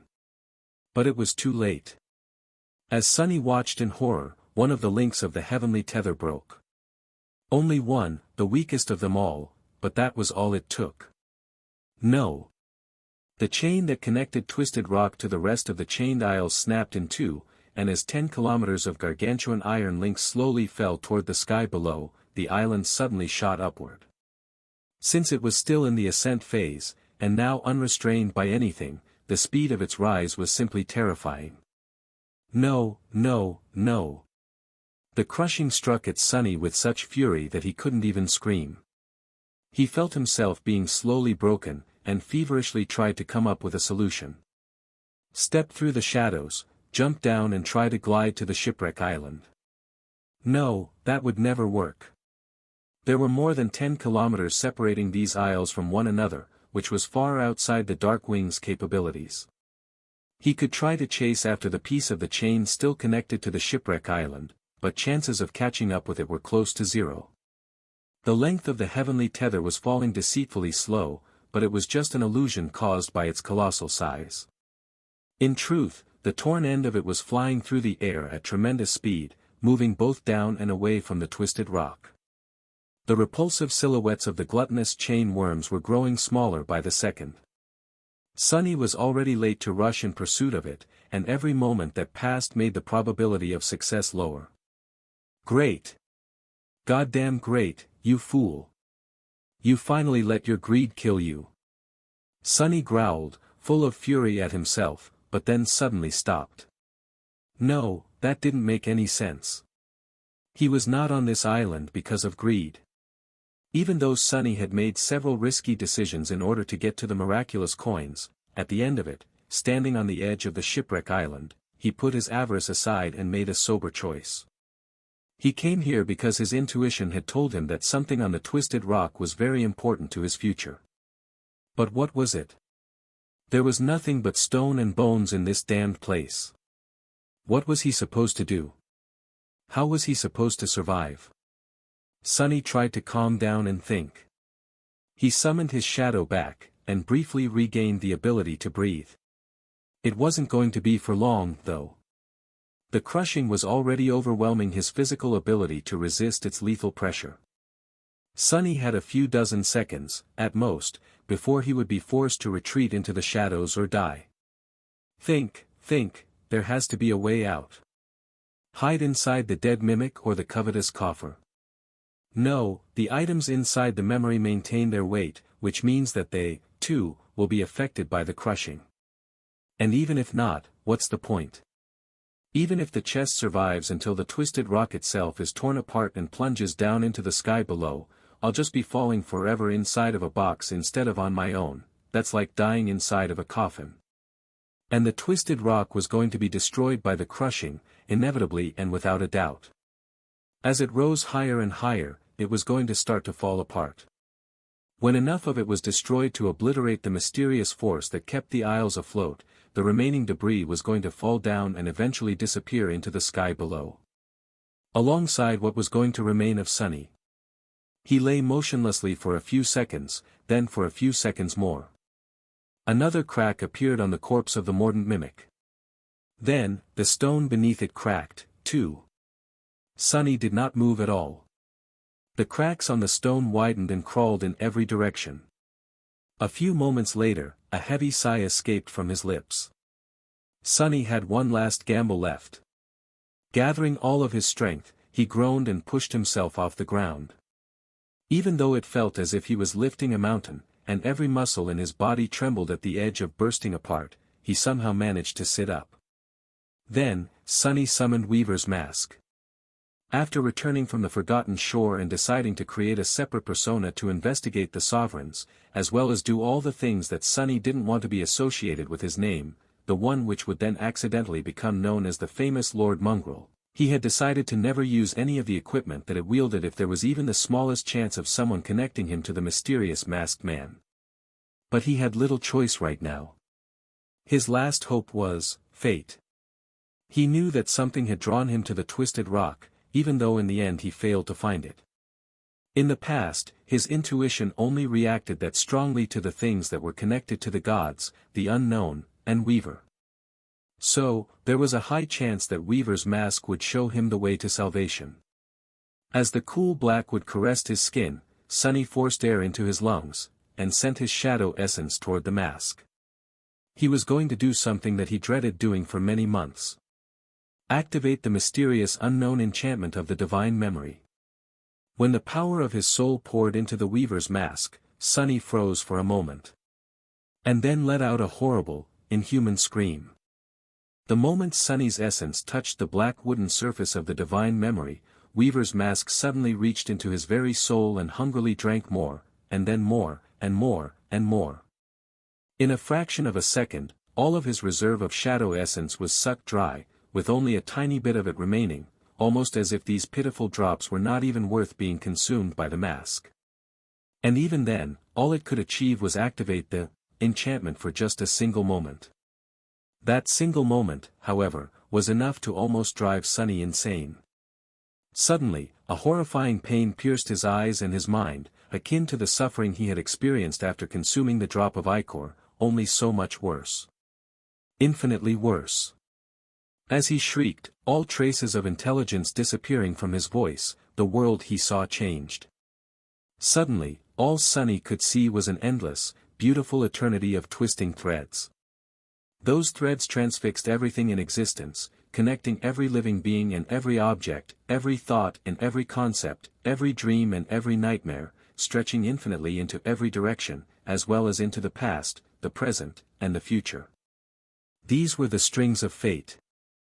They were just like the threads of light that the spell was woven of, but while the magnificent and inconceivably complex pattern that Sunny had seen twice in the empty void between dream and reality composed the function of the spell, what he glimpsed right now connected everything. All of the universe as it had existed, was existing, and was going to exist. Much worse, when observing the weave of the spell, Sunny could only sense and guess at its meaning. But the terrifying enchantment of Weaver's mask not only allowed him to see the tapestry of fate, but also forced the understanding of it onto him. The knowledge of everything, everywhere, all at once. Of course, such knowledge was too much for any human to endure. Just the tiniest, infinitesimal amount of it was enough to instantly destroy any living being, except, maybe, for a god. Or a demon. As blood streamed out of Sunny's nose, eyes, and mouth, and a silent scream died on his lips, he instinctively did the only thing that could save him from being obliterated by the sight of the strings of fate, he dissipated into the shadows. This was, perhaps, the reason why his eyes did not turn into smoldering embers and his head did not just explode right there on the spot. Shadows had no eyes and no skulls, after all. However, falling into the embrace of darkness, Sunny realized with cold horror that Weaver's mask, somehow, was still resting on his face. When he turned into a shadow, it had turned into one, too. His vision shifted from that of a human to the colorless sight of a shadow, but he could still see the eternity of strings of fate. There were especially many of them near him. The infinite threads were tightly wrapped around his body, as well as around his soul, encompassing and piercing it. It looked almost as if he was strung on them like a small marionette. And among those threads, two shone much brighter than the rest. One was made out of pure white flame and stretched far away into the distance, leading north, toward the hollow mountains. The other was made out of beautiful golden light and led, down. Down and away from both the shipwreck island and the twisted rock, diving into the tear and disappearing into the boundless darkness of the sky below. Although it seemed as though eons had passed, in reality, it was no more than a fraction of a second. Sunny's head did not explode because he had turned into a shadow, but his mind was still on the verge of utter, irrevocable destruction. A fraction more, and it was going to be wiped out from existence by the divine knowledge of fate. But what can I do? The mask is a shadow now. His thoughts were scattered and weak. And yet, he fought through the shock and managed to remember an important detail. He could dismiss the memory. But that would be too slow. Even if it took only a second, there would be nothing left of him by the end of it. A wave of desperation rose from the depths of his heart. And then, the shadow essence that Weaver's mask had absorbed finally ran out. Instantly, the enchantment deactivated, and the ruthless worlds of endless threads disappeared with it. Sunny could only see what all humans, and shadows, were meant to be able to see. A piece of dark stone soaring into the sky as the merciless grinder of the crushing was slowly breaking it apart. Sunny sensed hazily that there was something urgent about the situation, but he was not entirely there. Although the terrible visage of the strings of fate was gone, his mind was scattered and empty. He couldn't really lose consciousness while in the form of a shadow, but not being able to think or even recognize the existence of his self was very close to it. Soon, however, he started to slowly gather the pieces of his wounded, shattered mind back together. He was in dire danger, after all. The entire twisted rock was shaking and rumbling as it rose higher and higher into the sky above. Wide cracks appeared on its surface, growing larger with each second. The blackened bones had already been turned into dust, and now, the only thing standing above the stone was the ramshackle, lopsided, dead treasure chest. The corpse of the mordant mimic, strangely, seemed to be much more sturdy than the ascending island itself. It was still in one piece, at least, and almost whole. I need to come up with a plan. As this thought formed in Sonny's mind, he suddenly came to his senses, and realized several things. One of them was what he had to do. The other was that the pitiful drops of shadow essence left in his soul cores were about to evaporate, which meant that he would not be able to remain in the form of a shadow for much longer. The third one was that he still had not retrieved the golden coins from inside the chest. Now, whether he lived or died depended on one thing, whether he would be forced out of the shadows and turned into a bloody puddle first, or whether the twisted rock would fall apart first. Which would it be? Well, I might as well try, right? Flowing through the shadow cast by the treasure chest, he dismissed the broken oath. A tiny amount of shadow essence, from which the memories were created, returned to his soul. Hiding on the surface of the dead mimic, Sonny dismissed the blood blossom and the puppeteer's shroud, too. Finally, he dismissed Weaver's mask, which brought him much more essence than the previous 3 memories combined, even if, in the grand scheme of things, that amount was still rather insignificant. Still, if it could gift him even 1 second more, it was worth it. Circulating his essence through the coils of the soul serpent to slow down its expenditure and enhance the speed of its regeneration, Sonny hid on the treasure chest and waited for his fate to be decided. After something that felt like an eternity, when the twisted rock had soared so high above the chained isles that the crushing started turning smaller pieces of stone into fine dust, the island finally shuddered, and cracked open. One of the rifts that opened in the blackened stone was directly beneath Sonny and the dead mimic. The whole section of the isle suddenly broke off, separating from it in a rain of rock shards. Sonny caught a glimpse of petrified bones encased in the solidified stone, and then the chest he was hiding on floated up. For a few seconds, all of it, the remaining core of the island, the sea of stone debris, and the dead mimic, continued to rise higher and higher. Larger pieces of rock were crushed into smaller ones, and then turned into dust. A deafening thunder filled the air. But then, as if an invisible switch had been turned, the mysterious force that had kept the twisted rock floating between 2 skies for thousands of years was no more.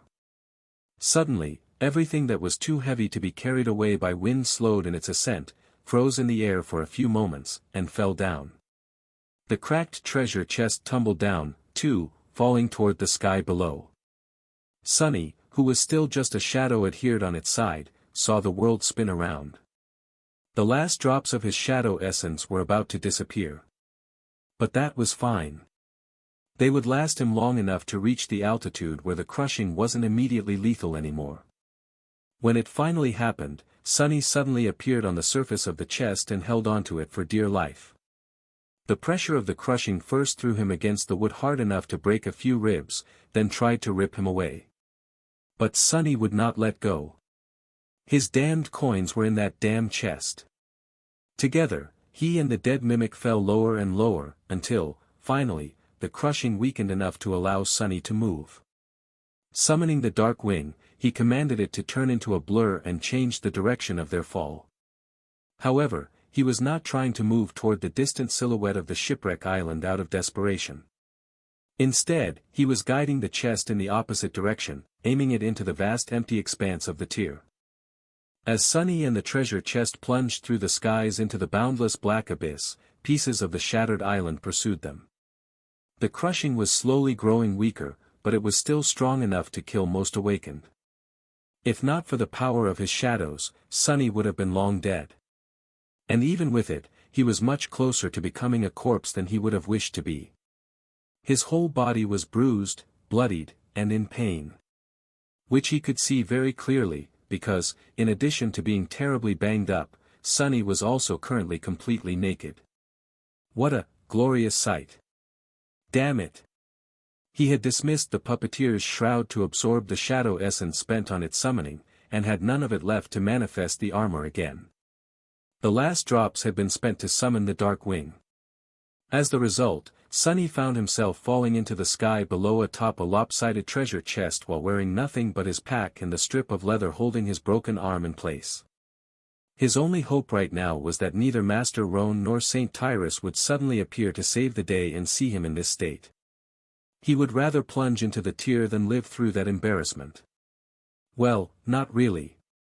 I take it back. Both of them can descend from the clouds and carry me away in their arms.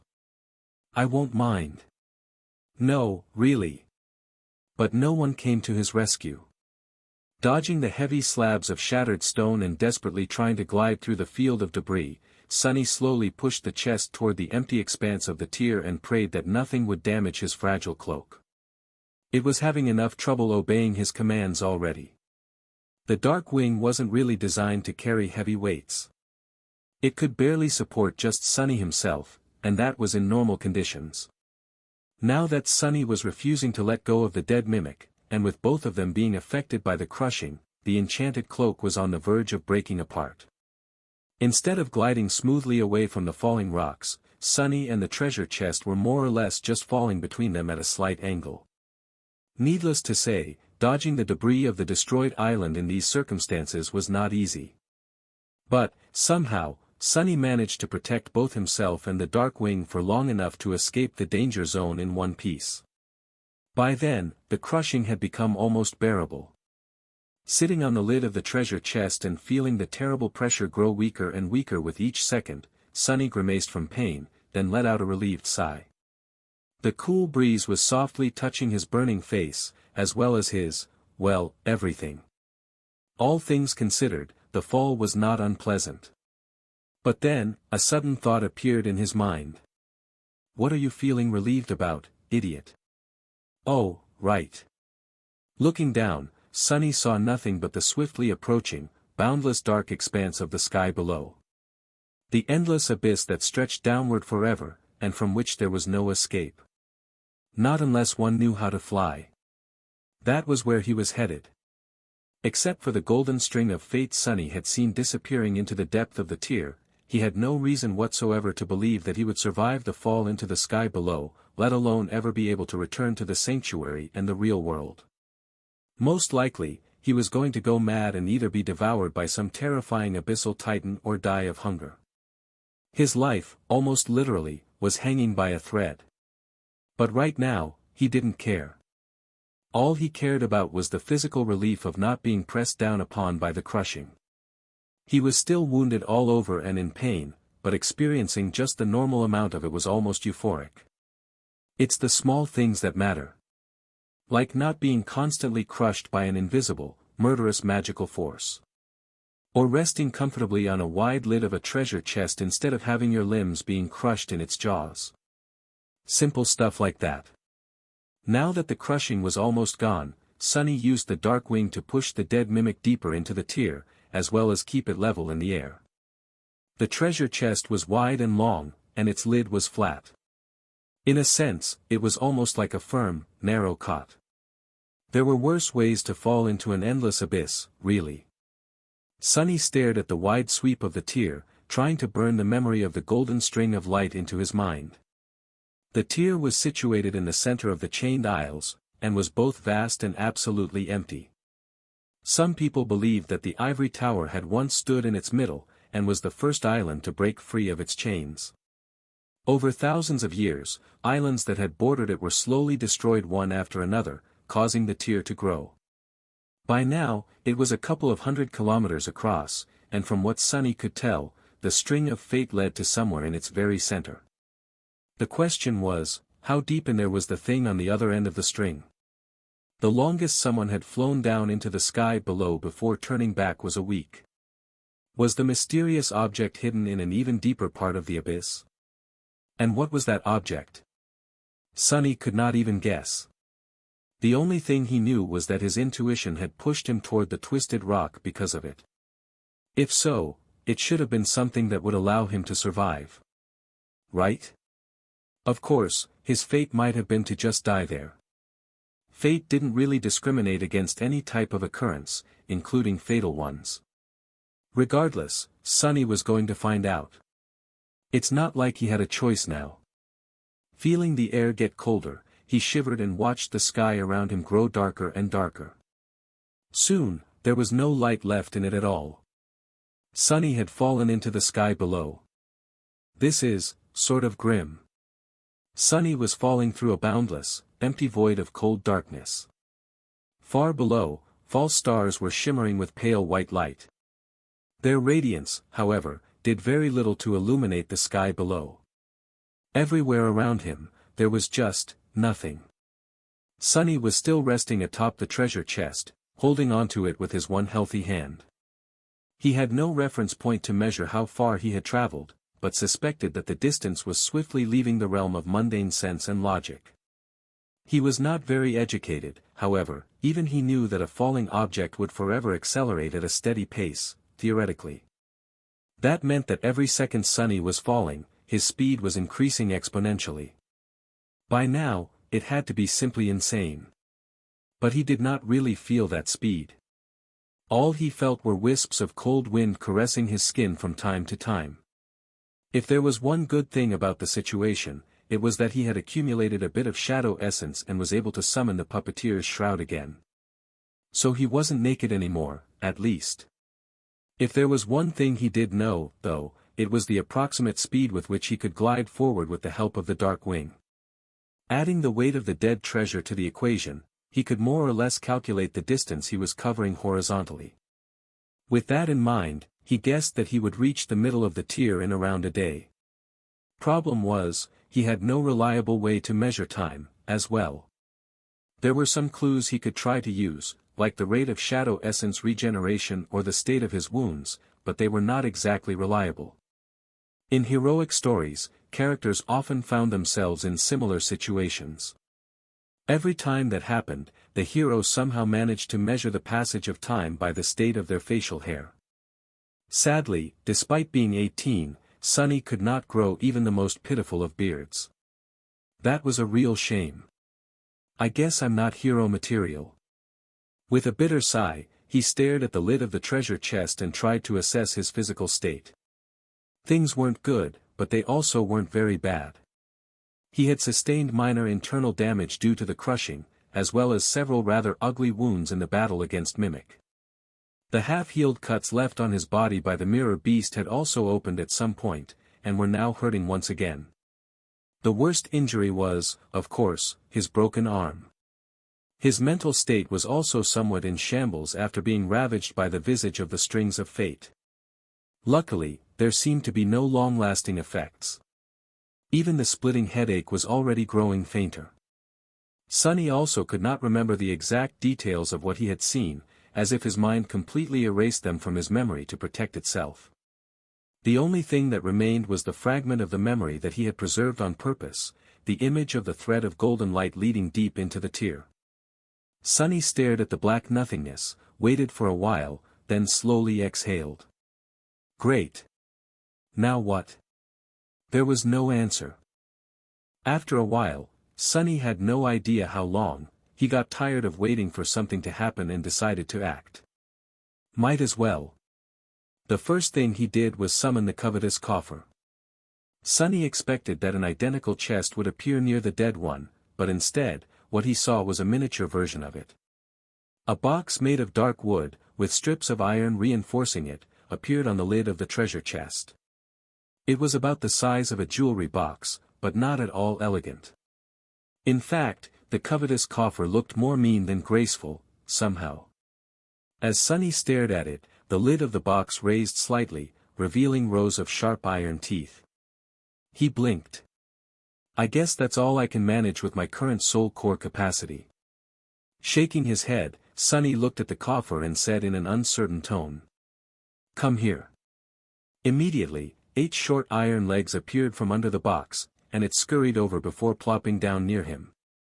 Sonny hesitated for a few moments, glanced at his fingers, then cautiously opened the lid of the box. Luckily, it didn't try to bite them off. Taking off his pack, Sunny transferred its contents into the box.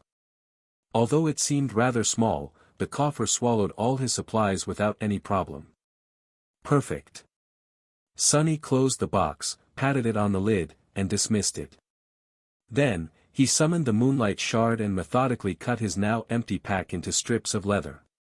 Using his one healthy hand and his teeth, Sunny tied them into a semblance of a rope, then tied himself to the treasure chest, and finally calmed down. Now, his coins weren't going anywhere.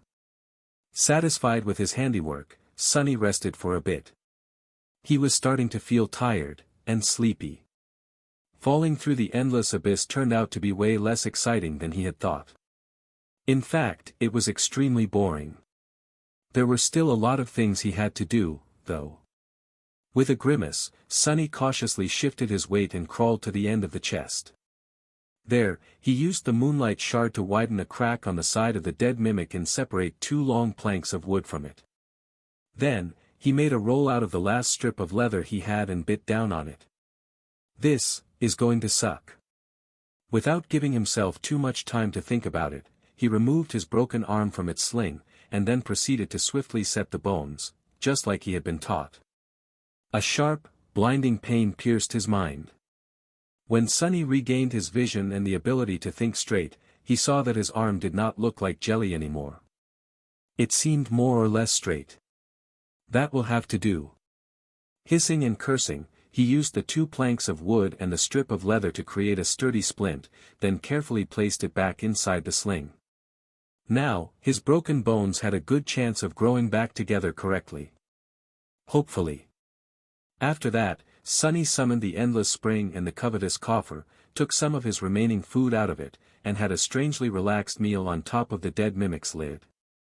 By the time he was done, the sky below did not change at all. He was still falling into its depths, slowly moving the treasure chest toward the center of the tier with the help of the dark wing. He was also absolutely exhausted. Sunny somberly stared at the distant false stars. He stared at them until his eyes started to water and his thoughts became slow and muddy. Then, he stared at them some more. After a while, he thought, "I can't take it anymore." By then, his reserves of shadow essence were full by a third. Judging that around 24 hours had passed after the destruction of the twisted rock, Sunny sighed, then dismissed the dark wing and allowed the chest to start falling straight down. He was going to have to keep falling into the sky below for 6 more days, at least. Probably longer. Sunny shook his head, knowing full well that these estimations had almost nothing to do with reality. Then, he did something that he had never thought he would ever do. He cautiously lay down on the long lid of the dead mimic, tightened the rope connecting them together, and closed his eyes. Soon, Sunny was dead asleep, plummeting into the darkness of the abyss without a care in the world. Sunny's bed trembled slightly, and he felt the wind blowing across the room. Still mostly asleep, he sighed and tried to pull the blanket higher. However, that damn thing was nowhere to be found. Where the hell is it? Reluctant to let go of sleep, he blindly searched for the blanket. Instead of finding it, though, Sunny suddenly felt his whole bed careen to the side. Startled, he opened his eyes, and saw nothing but darkness surrounding him. What the? Oh, right. He wasn't in his small room in the sanctuary. He was plummeting into a lightless abyss atop the corpse of a fallen devil, instead. Sunny stared into the darkness for a bit. Then, he yawned. Well. At least I slept well. Indeed, he was feeling rather refreshed. Most of his aches had either disappeared or grown milder, and even his wounded mind felt soothed. He felt rested, energized, and much better overall. The only problem was, he was still falling into the endless void of the sky below. Sunny scratched the back of his head, thought about this predicament, then summoned the endless spring and drank some water. Then, he concentrated and tried to assess the situation. The situation was absolutely the same. He was surrounded by nothing, nothing had changed while he slept, and there was nothing he could do about it. Sunny sighed and stared at the treasure chest beneath him. After a while, he thought. If you think about it, this is just next-level pettiness. Not only did I kill this poor bastard, I even went so far as to take a nap on top of its dead body. Talk about insulting. Somewhere down below, false stars shimmered with white light. Judging by how much of his shadow essence had regenerated, Sunny judged that he slept for about 12 hours. A bit longer than usual, but he was really exhausted after everything that had transpired. These calculations of his, of course, were very rough. But if he assumed them to be correct, that would mean that he had left the sanctuary 6 days ago. He had no idea how long it was going to take to reach the thing on the end of the golden string of fate, but had to assume that it would take at least a week, much longer than that, most likely. Back in the real world, his body was safely hidden in the luxurious sleeping pod in the basement of his house. The pod would keep it alive for months, so Sunny was not too worried about his physical well-being, yet. Would anyone miss him? Probably not. Kai and Effie were used to his long ventures into the dream realm, and even if none of them had been as long as this one was going to be, they would just assume that he was too lazy to answer their messages and go about their business. They were famous heroes now, after all, with packed schedules and plenty of problems of their own. Teacher Julius didn't expect any reports from him either. The lookouts in the sanctuary were not in the habit of keeping a detailed record of who went in and out of the citadel. The most anyone was going to think about him would be when Cassie arrived from the Night Temple, and he wasn't there to help St. Tyrus receive her. But she would just think that he was avoiding her, as he had done before. Sitting on the lid of the dead treasure chest in boundless darkness, Sunny realized that no one was really going to care that he was gone. So many things had changed, but even more remained just the same. Throwing a long look at the beautiful glass bottle in his hand, Sunny remained motionless for a while, then dismissed it and knocked on the lid of the dead mimic. Whatever. I have my coins, at least. Some time later, he was performing a strange aerial dance. Holding on to the rope connecting him to the dead mimic with his one functioning hand, Sunny summoned the dark wing, then cautiously climbed onto the side of the big chest and tried to balance it so that the heavy thing didn't flip. Because of the fact that both of them were plummeting down with incredible speed, his body felt pleasantly light. Sunny thought about it for a while, then frowned. How did that even make any sense? Yesterday, he had thought that the speed of his fall was going to increase exponentially, which meant that at some point his body was bound to be simply torn apart, probably. But now, he realized that his assumption was wrong.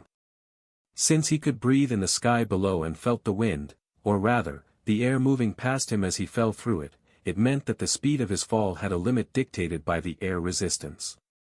He did not, however, feel that resistance too much.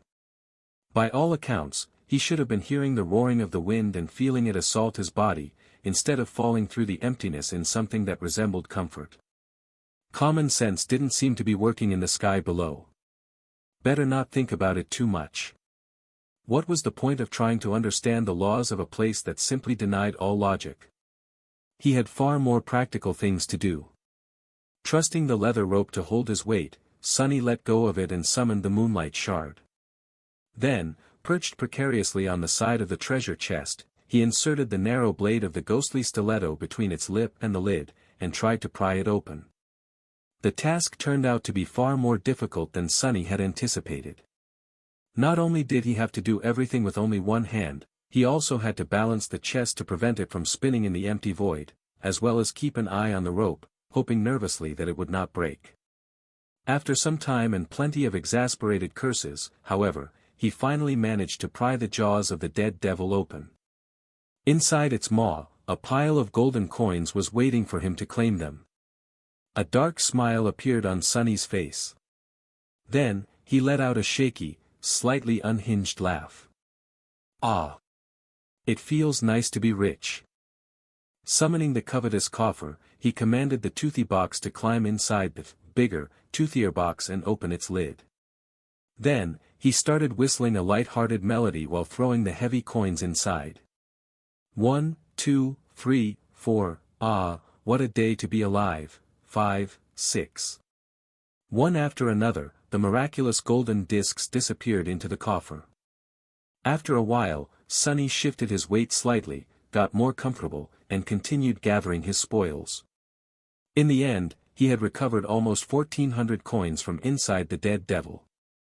Just as Sunny had expected, the entire top layer of the treasure pile had turned out to be real. That was an incredible, astonishing boon. Suddenly, everything that had happened seemed worth it. Almost. Glancing at the lightless void around him, Sunny sighed. Who knows if I will even be able to return to the sanctuary? Without the altar, these coins are just dead weight. Somewhat disheartened, he lingered for a few moments, then turned his gaze back to the open treasure chest. The top layer of the treasure pile that he had successfully plundered was indeed real, but beneath it. Sunny struggled to keep the contents of his stomach inside. Beneath the treasure, the limbs and organs of the mimic were tightly packed together, taking up most of the chest's volume. The whole thing was soaked in black blood and producing a sickening stench, not to mention looking like a butcher's nightmare. Disgusting, so disgusting. Thinking about how repulsive the sight in front of him was, Sunny used the moonlight shard to cut through the terrible sludge and fished out 4 large soul shards with a wide smile on his face. After cleaning them up a little, he placed the alluring crystals inside the covetous coffer and dismissed the memory with a feeling of great satisfaction. After that, Sunny stared inside the treasure chest with a dubious expression on his face. The thing was, he only had around 3 days' worth of provisions left, stored neatly inside the covetous coffer. If he rationed his food, it would probably last him for about a week. After that, Sunny scratched the back of his head, then shuddered and closed the lid of the chest with a loud thud. I'll think about it when the time comes. But, hopefully, it never does. With that, he climbed back onto the dead devil and rested for a while, looking into the darkness. As time slowly passed, Sunny grew more and more solemn. Finally, he came to a frightening realization. He had nothing else left to do. This is going to be a problem. An eternity later, or just a few hours, who knew, Sunny was sitting on top of the treasure chest and dying from boredom. He was still falling through the boundless dark abyss. Of course, what else would he be doing? There was nothing else to do. The cruel sight was in his hand, the silver blade shining with a bright radiance. He was using its light eater enchantment to summon the sunlight the somber spear had absorbed and projected into the darkness of the sky below. Thanks to that light, the shapes of his 2 shadows could be clearly seen, one resting on the surface of the chest to his left, the other to his right. Sunny shook his head, then said, I am dying of boredom here. I have never been this bored. How are we going to survive weeks of this crap? What do you guys think? The happy shadow to his right hesitated, then raised a fist encouragingly. Its sentiment was quite clear. You got this. The gloomy shadow to his left stared at him grimly, then simply shook its head. Its meaning was clear, too. Just give up already. Sunny blinked a couple of times, then smiled. Well, I think it's going to be fine. I'll just think about it as a vacation. Yeah. When was the last time I could just relax and do nothing? That's right, never. If you think about it, guys, this is a godsend opportunity. An opportunity to rest and laze about as much as I want. He remained silent for a while, then added. I literally have no choice but to do nothing. Lucky me, right? The gloomy shadow glanced at him, then covered its face with a palm. Even the happy shadow hesitated for a bit before giving him a timid shrug. Sunny frowned. What do you mean, go crazy? I am not going to go crazy. I'm so done with being crazy. Been there, done that, as they say. There is zero possibility that I will go crazy. The shadows didn't answer, making him huff angrily. Whatever. Why am I even speaking to you two? It's not like you even have enough decency to pull your weight in the conversation. He scowled and dismissed the cruel sight, letting the darkness shroud everything once again. The shadows became invisible. After a while, Sunny said scornfully. And it's not like I don't have better alternatives to talk to, anyway. Where had he put the ordinary rock? By the time 3 days had passed, at least Sunny suspected that it had been 3 days, since that was how long his shadow essence usually took to fully recover without the aid of the soul serpent. He was, indeed, on the verge of losing his mind. It wasn't even the boredom that was the worst, it was the absolute lack of any external stimuli. Nothing ever changed in the sky below. Nothing ever happened. Nothing ever appeared, or disappeared, or was there at all.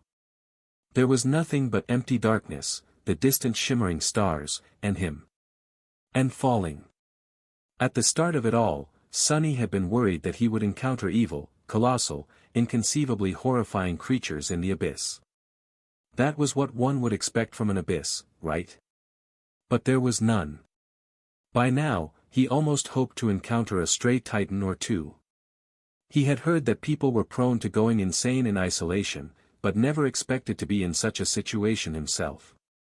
Sunny had spent the first day thinking about this and that, remembering his experiences and trying to learn something from them.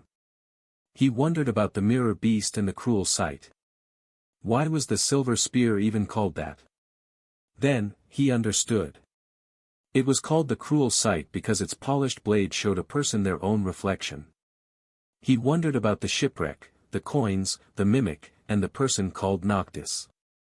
How were all of these things connected? After a while, he guessed that Noctis had been the captain of the ancient ship, the master of the mimic, and the person whose face was depicted on the miraculous coins. Noctis was also probably the one who had created the coins, in the first place. That's why they could only be used in his sanctuary. He wondered about what Kai, Effie, and Cassie were doing. He wondered about Nephis. On the second day, he summoned the runes and saw that she had become a devil. Sunny stared at the counter that showed, February 4000, with a deadpan expression, then sighed and dove into the soul sea. There, he had studied all of his memories and the shadows of all the creatures he had killed.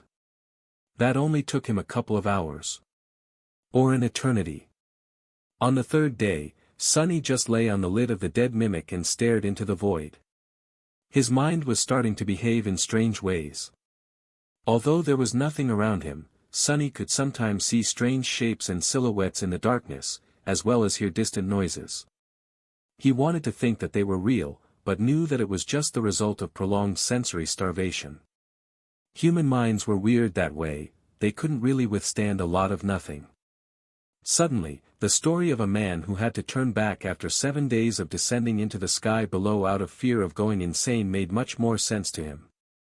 To make himself perceive at least something, Sunny summoned the silver bell and rang it in the darkness, listening to the melodious ringing as it disappeared into the abyss. And now, he was sitting on the treasure chest, looking at the distant stars, and speaking with the ordinary rock. "So, how has your day been, rock?" The memory answered in his own voice. "Same old nothing. Yours?" Sunny remained silent for a while, then said, "I am enjoying my vacation." The ordinary rock laughed. "Sounds wonderful. How is your vacation going?" He sighed. "Splendidly. I've yet to hit the rock bottom." For a while, there was nothing but silence. Then, a new question came. "Why is it so dark?" Sunny smiled weakly. "Why wouldn't it be dark? This is the sky below, after all." But then, he froze. What? The voice that asked the question, had not come from the ordinary rock. That voice was not his own. Sunny shuddered. The voice he heard, was not his own. It sounded pleasant and calm, and seemed to have come from the darkness of the sky below itself. Have I finally lost it? His first thought was that he had gone crazy again and was now hearing things. His second thought was much less comforting. Damnation! Had he summoned some unholy titan from the depths of the sky below, after all? Sunny outstretched one hand, ready to manifest the cruel sight, but then hesitated. If the owner of the voice was not a figment of his imagination, but some harrowing being of the void, was it really wise to agitate it? Would the silver blade even do anything against it? Calm down. Calm down. Maybe you just imagined the whole thing. As if to answer his thoughts, the void laughed softly. Ah, my apologies. I seem to have startled you. Sunny gulped. The pleasant voice seemed to belong to a young man, but no matter how hard he looked into the darkness, he couldn't see anyone, or anything, nearby. He was reminded of his first meeting with Kai, only this time, things were much more frightening. No worries. I just didn't expect to hear another human's voice here. You are a human, right? The void was silent for a while, then answered in a neutral tone. A human? I used to be a human once, I guess. Sunny realized that he couldn't even pinpoint the direction from which the voice was coming. It was just, there, somehow. Everywhere. Around him. He tensed, then asked cautiously. Used to. Then what are you now? The voice disappeared for a few moments, then sighed. Finally, it answered. Lost. Sunny blinked. What the hell does he mean? Lost? As in lost in the sky below? The darkness let out a sad laugh. No. Not in the sky below. As Sunny felt cold shivers run down his spine, it hesitantly added. I am sorry. I haven't spoken to anyone in a long, long time. Instead of lost, it would be more proper to say that I am one of the lost. My body in the waking world was destroyed, but my soul continues to exist here, in the dream realm. I hope that explanation is more clear. One of the lost. Sunny knew of these people, although he had never met one in person. Just like there were hollow, people whose souls were destroyed, leaving an empty body behind, there were also the lost. People whose bodies had somehow died in the real world, leaving their souls stranded in the dream realm. There wasn't a lot of them, since most of the time the soul perished shortly after the body had, but there were some. Knowing that the owner of the voice was one of these lost souls made Sunny relax a little, not that he had any reason to believe that the stranger was telling him the truth. He could have been a nightmare creature, still. Or something worse. But even if he was lost, that didn't explain how they were able to converse. The lost, from what Sunny knew, were just like any other awakened in the dream realm. It was just that they couldn't return to the real world. What they certainly were not were disembodied voices coming from the void. He shifted his weight slightly, ready to do something to protect himself, if need be, and asked. Sorry to hear that. But how is it that I am able to hear your voice, but can't see you? The voice lingered for some time, then answered with a bit of amusement. That is a good question. Sunny waited patiently for him to expand on that answer, but that seemed to be it. A bit irritated, he said. Well? Aren't you going to explain? Instead, the voice suddenly asked. Why are you descending into the sky below? This is a very dangerous place. Sunny blinked a couple of times, then coughed. Well, you see. I am not so much descending into the sky below as I am falling into it. I got stuck on an island because of the crushing, and sadly, that island broke off its chain. So, I had to jump off. And here I am. Then, he frowned. Wait, dangerous place. Why is it dangerous? I haven't seen anything dangerous anywhere in this dreadful pit. The voice lingered for a while, then sighed with regret. You'll see. When you reach the stars, then you will see. Then, it disappeared. Sunny stared into the darkness, a bit disturbed. A deep frown appeared on his face. What do you mean? What will happen when I reach the stars? But there was no answer. No matter how long Sunny waited, the voice did not speak to him again. The void was silent and empty, just as it had been before. In the end, he just massaged his temples and cursed. What the hell was that? Did he imagine the whole thing? Had his mind finally cracked? Sunny stared at the ordinary rock, as though expecting it to actually talk and corroborate his story. Sadly, the memory could only repeat the sounds it had recently heard. Wait, the sounds it had heard. Sunny hurriedly commanded the rock to repeat everything it had recorded in the past few minutes. Then, feeling cold sweat appear on his forehead, he listened to his own voice speaking to nothing. His words were repeated, but where the words of the strange voice should have been, there was nothing but silence. Dismissing the ordinary rock, Sunny clutched his hair and groaned. Crazy. I've gone completely crazy, curse it all, it has been just 4 days, and am already turning back into a lunatic. Not even a full week passed by, and he was already going insane. This is the worst vacation ever. After a while, he frowned. Despite being mostly sure that the whole thing was just a symptom of his sanity slowly breaking apart, Sunny cautiously crawled to the edge of the chest and looked down, at the distant shimmering stars.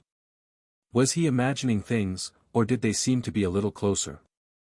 After the conversation with the disembodied voice of the void, whether it was real or not, Sunny felt different. Not exactly better, but at least not as lost and unmoored as before. That would be really ironic if the voice was just a figment of my imagination, wouldn't it? The empty void around him didn't seem as empty anymore. Even if it was now full of potential danger, the danger was better than nothing. Anything was better than nothing. After 4 days spent in the endless silence of the dark abyss, Sunny realized just how terrible nothingness was. The human mind was simply not built to withstand it. In any case, he wasted some time staring at the distant stars, and then got to thinking. Now that his cores were once again full of essence, he had no tool left to measure time. After considering his options for a while, he summoned the cruel sight and activated the dark mirror enchantment. Even though he had no enemies to fight in the sky below, simply keeping the enchantment active was going to drain his shadow essence.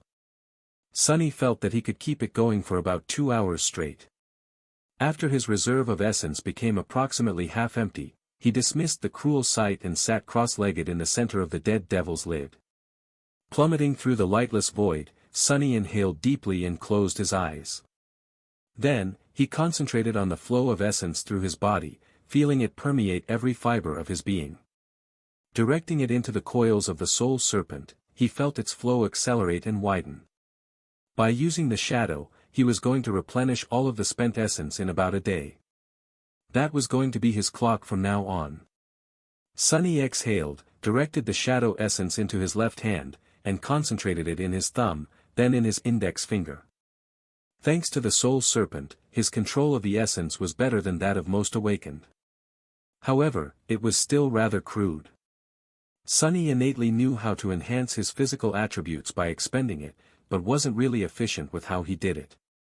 To him, it was a matter of instinct, he just thought about making his hand stronger, and the essence flowed like a torrent to achieve the desired effect. That was how all young awakened used it. True masters, however, were much more intricate in their control of essence.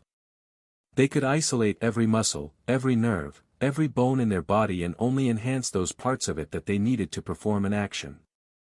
Their expenditure of essence was more akin to a trickle than a torrent, but achieved the same result. That's why between two awakened with similar soul core capacity, one could be able to fight at his peak physical prowess for much longer. Now that Sunny had nothing else to do, he decided to really work on this aspect of mastery over his own body and soul. He had practiced essence control before, of course, but between the constant need to hunt down nightmare creatures and the fact that soul serpents served as an effective replacement for months of training, not as much as he could and should have. Directing the flow of essence into his right hand, Sunny sighed and thought. Vacation is over. 2 more days passed, or rather, 2 cycles of spending shadow essence with the help of the cruel sight and then waiting for it to regenerate, which Sunny had decided to count as days. He spent that time meditating as he controlled the flow of the essence through his body, sleeping, and feeling hungry. Now that Sunny was rationing his food, the feeling of hunger that he had forgotten ever since becoming infected by the nightmare spell returned. Even then, his supplies were on the verge of running out. He only had enough for 2 meager meals left. After that, Sunny was either going to have to starve, or consider opening the treasure chest again and gnawing on the dead devil's raw meat. Both possibilities seemed rather bleak. What he was more concerned about, however, were the shimmering fake stars of the sky below. Now, he was more or less sure that they were slowly growing larger. If not for the conversation with the voice of the void, he would have never noticed the subtle change. But after being alerted to their importance and spending a lot of time observing the stars, he had become convinced that the voice, whether it was one of the lost, a nightmare creature pretending to be human, or simply a manifestation of his damaged psyche, had been right. He was slowly drawing closer to the stars burning in the deepest reaches of the abyss. If only the voice had told him why, exactly, the stars were dangerous. Luckily, on the 7th day of his plummeting through the sky below, the voice returned. Sunny was grimly eating his second-to-last piece of food and staring into the darkness, feeling his mind teetering on the verge of madness, when the voice resounded from the void again. "What a curious creature you are." "Oh, thank the gods." Sunny choked on a piece of dried meat, took a sip of water from the endless spring to chase it down, and glanced at the empty expanse of the sky below with a dark expression. "Where the hell have you been?" The voice remained silent for a bit, then answered apologetically. "Talking like this is draining for me. I was recovering." Sunny frowned, trying to glean some information about the nature of the owner of the pleasant voice from this statement, but then gave up. He had too few clues to guess. "Well, if you are about to disappear for a few days again, at least tell me what's the deal with these stars first. Why are they so dangerous?" The void hesitated. "You don't know?" Sunny blinked. "Of course, I don't know. Why would I ask if I knew?"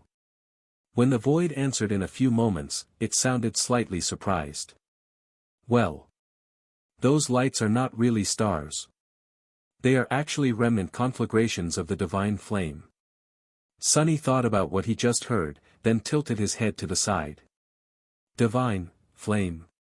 What? Why would divine flame burn in the depths of the sky below?" The voice chuckled. Then, it said with a bit of amusement. "How do you think the sky below came to be? A long time ago, this was a beautiful and prosperous land, you know." The amusement drained from its voice, replaced with something much darker. "But then, its prideful ruler provoked the wrath of the Lord of Light. The Lord, you probably only know him as Sun God, brought down his heavenly flame upon the lands, shattering the earth and burying an unquenchable fire beneath it." The void grew silent, and then sighed. "Over the ages, that fire devoured everything, the earth, the land, even reality itself. All that is left is this empty abyss, and the remnant fragments of the divine flame still burning deep below. So, I am sorry to say this, but unless you know a way to survive the searing heat of the all-destroying heavenly fire, you will probably burn to death in a few weeks." Sunny sat silently for a few moments, thinking. Sun God. So, the ruler of this land had angered the gods, and one of them struck down their kingdom. He could just imagine it, a vast pillar of incandescent white flame falling from the skies, piercing the ground and causing the whole region to fracture, its fragments falling into the searing inferno of the divine flame one after another. Well, not all of them had fallen. He glanced up, wondering if the chained isles were created to save the citizens of the destroyed kingdom from annihilation. If so, that prideful ruler must have been not so simple himself. Who would be powerful enough to dare resist the wrath of the gods? And what had that being done to provoke it? But more importantly, how the hell did the voice of the void know so much about it? A subtly suspicious expression appeared on his face. "Really? This is very interesting. And how exactly do you know all this?" Sunny hesitated, and then cautiously added. "Did you, perhaps, have something to do with that prideful ruler?" The voice was silent for a moment, and then suddenly exploded with sincere laughter. "Oh my! I wish! Wouldn't that be grand? But no, I am just an awakened who had studied the chained isles, probably the same way that you have studied them in your travels. The ruins here are all but destroyed by the endless cycle of the crushing, but if one knows where to look, there are still some answers left to find. Sunny smiled. True. But I am actually a research assistant for the Wilderness Survival faculty of the Academy, and yet I have never seen any of the information you possess in the database.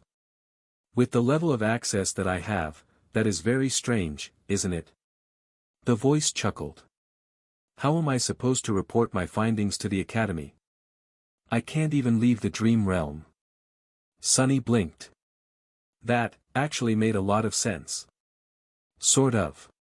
Lost or not, an awakened still had to survive somehow in the dream realm, so they were bound to live in one of the citadels.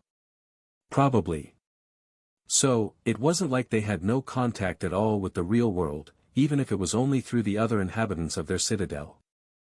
Unless the owner of the voice was not a usual lost. Or was lying to Sunny. Or was just a figment of his imagination. He frowned. By the way, where are you, exactly? I haven't heard a voice like yours anywhere in the sanctuary. And I have spoken to most of the awakened there at least once. The voice lingered for a while, then answered. I am not in the sanctuary. What was that supposed to mean? There was another citadel on the Chained Isles, the Night Temple.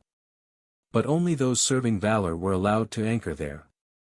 Well, excluding Cassie and her cohort. Did the owner of the voice have something to do with the great clan Valor? Sunny raised an eyebrow. Are you from the Night Temple, then? But there was no response. It seemed that the mysterious young man Sunny had been speaking with, if he was even real, had once again reached his limit, thus ending their conversation. Sunny sighed.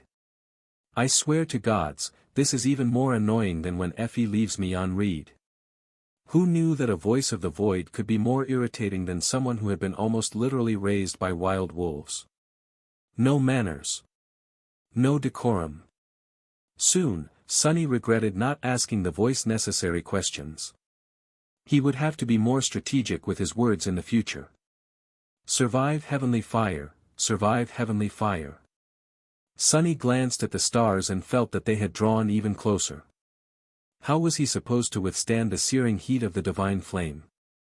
Could that flame burn shadows? He didn't really have an answer, but felt that it would be at least damaging to him, even in his shadow form. And then, there was a more looming problem. The voice said that it would take Sunny a few weeks to reach the layer of the abyss containing the false stars, which meant that he was going to be, very, very hungry by the time he did. Humans could survive a surprising amount of time without any food, but it would take a heavy toll on his body. Sunny had no idea what he was going to find on the other end of the golden string of fate, but doubted that it would be a warm welcome. He had to be ready to confront danger, and becoming starved and weak was not really an option.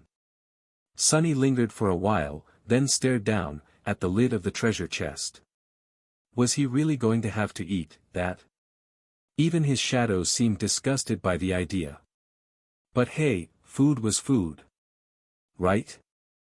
With a sigh, Sunny summoned the covetous coffer, took his last meal out, and looked at it with regret. Tonight, we feast. Tomorrow, we mourn. And barf. Probably. A few days later, the stars were visibly brighter than they had been before. The sight of the black void littered with shimmering lights would have been beautiful if not for the terrible danger they represented. Sunny was sitting in the center of the plummeting treasure chest with an extremely miserable expression on his face. It was deathly pale, and his chin was covered with drying black blood. Raising a piece of raw devil meat to his mouth, he tore a piece of it with his teeth, and forced himself to chew. Disgusting, this is so disgusting. Who knew I would miss the taste of synth paste one day? Maybe I should just starve, after all. As soon as he thought that, the void suddenly spoke again. Oh, gods! You are actually eating that. Sunny stared into the darkness with hatred, swallowed the piece of mimic meat, and said evenly. Sure. Want a bite? The voice hesitated for several seconds, then asked. You're eating it raw. Sunny gritted his teeth. Of course I am eating it raw, you fool. How else am I supposed to eat it? I don't exactly have a kitchen here. Then, with a furious determination, he tore another piece of meat and chewed on it. As it turned out, his face had not reached its maximum paleness before. Now, it seemed not only white, but also a little green. The void sighed. Then, it asked curiously. Are you not afraid of poisoning yourself? Sunny snarled. I have a strong stomach. He had, indeed, considered the possibility of catching a severe case of food poisoning from eating the corrupted meat of the vile devil. As an awakened, however, his digestive system was much stronger than that of mundane humans. And on top of that, there was blood weave. So, he judged that his chances of dying from eating the mimic were rather low. No matter how poetic it would have been. Choking to death on the flesh of a devil you killed would be, too. How funny. Sunny swallowed the disgusting meat and took a sip from the endless spring. A few moments later, the voice asked. Have you thought of a way to survive the divine flames? He stared at his broken arm, then shrugged. I considered a few. The voice seemed to be pleased to hear that. Good. I have thought about it, as well. Sunny stared into the void suspiciously. Yeah. And how come you are so concerned about my well-being? The voice remained silent for a bit, then answered wistfully. I haven't really spoken to anyone in a long, long time. It would be a shame to finally find someone to talk to, only for them to die soon. Don't you think? That guy is definitely not just a simple lost. What is his deal, really? Is he actually a human or only pretends to be one? Sunny thought for a bit, then said. I guess. And since we're on the topic, how is it exactly that we are able to talk? He expected the voice to change the subject or ignore the question, but to his surprise, it actually answered. I am not really sure. This has never happened to me before, either. After a while, it added hesitantly. Have you perhaps found a piece of a broken mirror somewhere? Something clicked in Sunny's mind. Broken mirror. Mirror beast. Beastie. The ascended reflection. The shard of a mirror that the strange creature had left behind was still inside the covetous coffer, smeared with his blood. Crap. So the owner of the voice was the creator of the murderous reflection Sunny had encountered on the reckoning. That gave him as many questions as it had given him answers. He couldn't really think about it right now, though, because the pressure of the flaw was already building in his mind, forcing him to speak. Now that you mention it, I did, indeed, recently find a piece of a broken mirror. With the word beastie written on it in a child's handwriting. The voice remained silent for a while, then asked quietly. Oh. How exactly did you find it? Sunny did not answer for as long as he could, then reluctantly spoke. That mirror shard was left behind by a powerful creature I killed. I took it with me, thinking that it might turn out to be important. This time, the voice was quiet for an especially long amount of time. When it finally spoke, there was a hint of anguish in it. The owner of the voice tried very hard to suppress it, but his pain seemed to be too deep to not seep into his words even slightly. So it's dead. I see. Then, it fell silent once again. Sunny tensed. After a while, he asked carefully. You're not going to be angry with me for killing your pet, are you? A deep sigh resounded from the void. Angry, with you? Why would I be angry with you? You are not to blame for what happened to us. Sunny shivered, suspecting that whoever or whatever it was that had been responsible for the mirror beast becoming separated from its creator, and eventually dying by his hand, was extremely lucky that the owner of the voice had become one of the lost. Then, he asked cautiously. What exactly was it, though? I have never seen a creature like that. The voice seemed more in control of itself when it answered after a few long moments. A manifestation of my aspect ability. A kind of an echo, you can say. I created him when I was just a lonely kid. We were together for a long time, before before we weren't anymore. Sonny tilted his head, then frowned slightly. What do you mean, a kid? A kid with an aspect ability? The voice laughed bitterly. Ah, that. I had my first nightmare when I was 12. It's rare, but does happen sometimes. Few children survive the trial, though. Sonny blinked. Being sent into the nightmare at 12, of course very few survive. He did know that, in extremely rare cases, the people infected by the spell were outside of the usual age range. The entire first generation of the awakened had been, for example. And there were cases of this anomaly to this day, even though it usually happened to someone older than the norm, not someone younger. And I thought that I was unlucky. He cleared his throat, then said awkwardly. Well. I am sorry for your loss. If it makes you feel any better, the creature tried to say something before it died. We never stopped searching. Something like that. The voice, however, didn't respond. It seemed that its owner had once again spent all of his soul essence, or whatever it was that allowed him to communicate with Sonny, and was now gone for another few days. Sonny sighed. Curse it.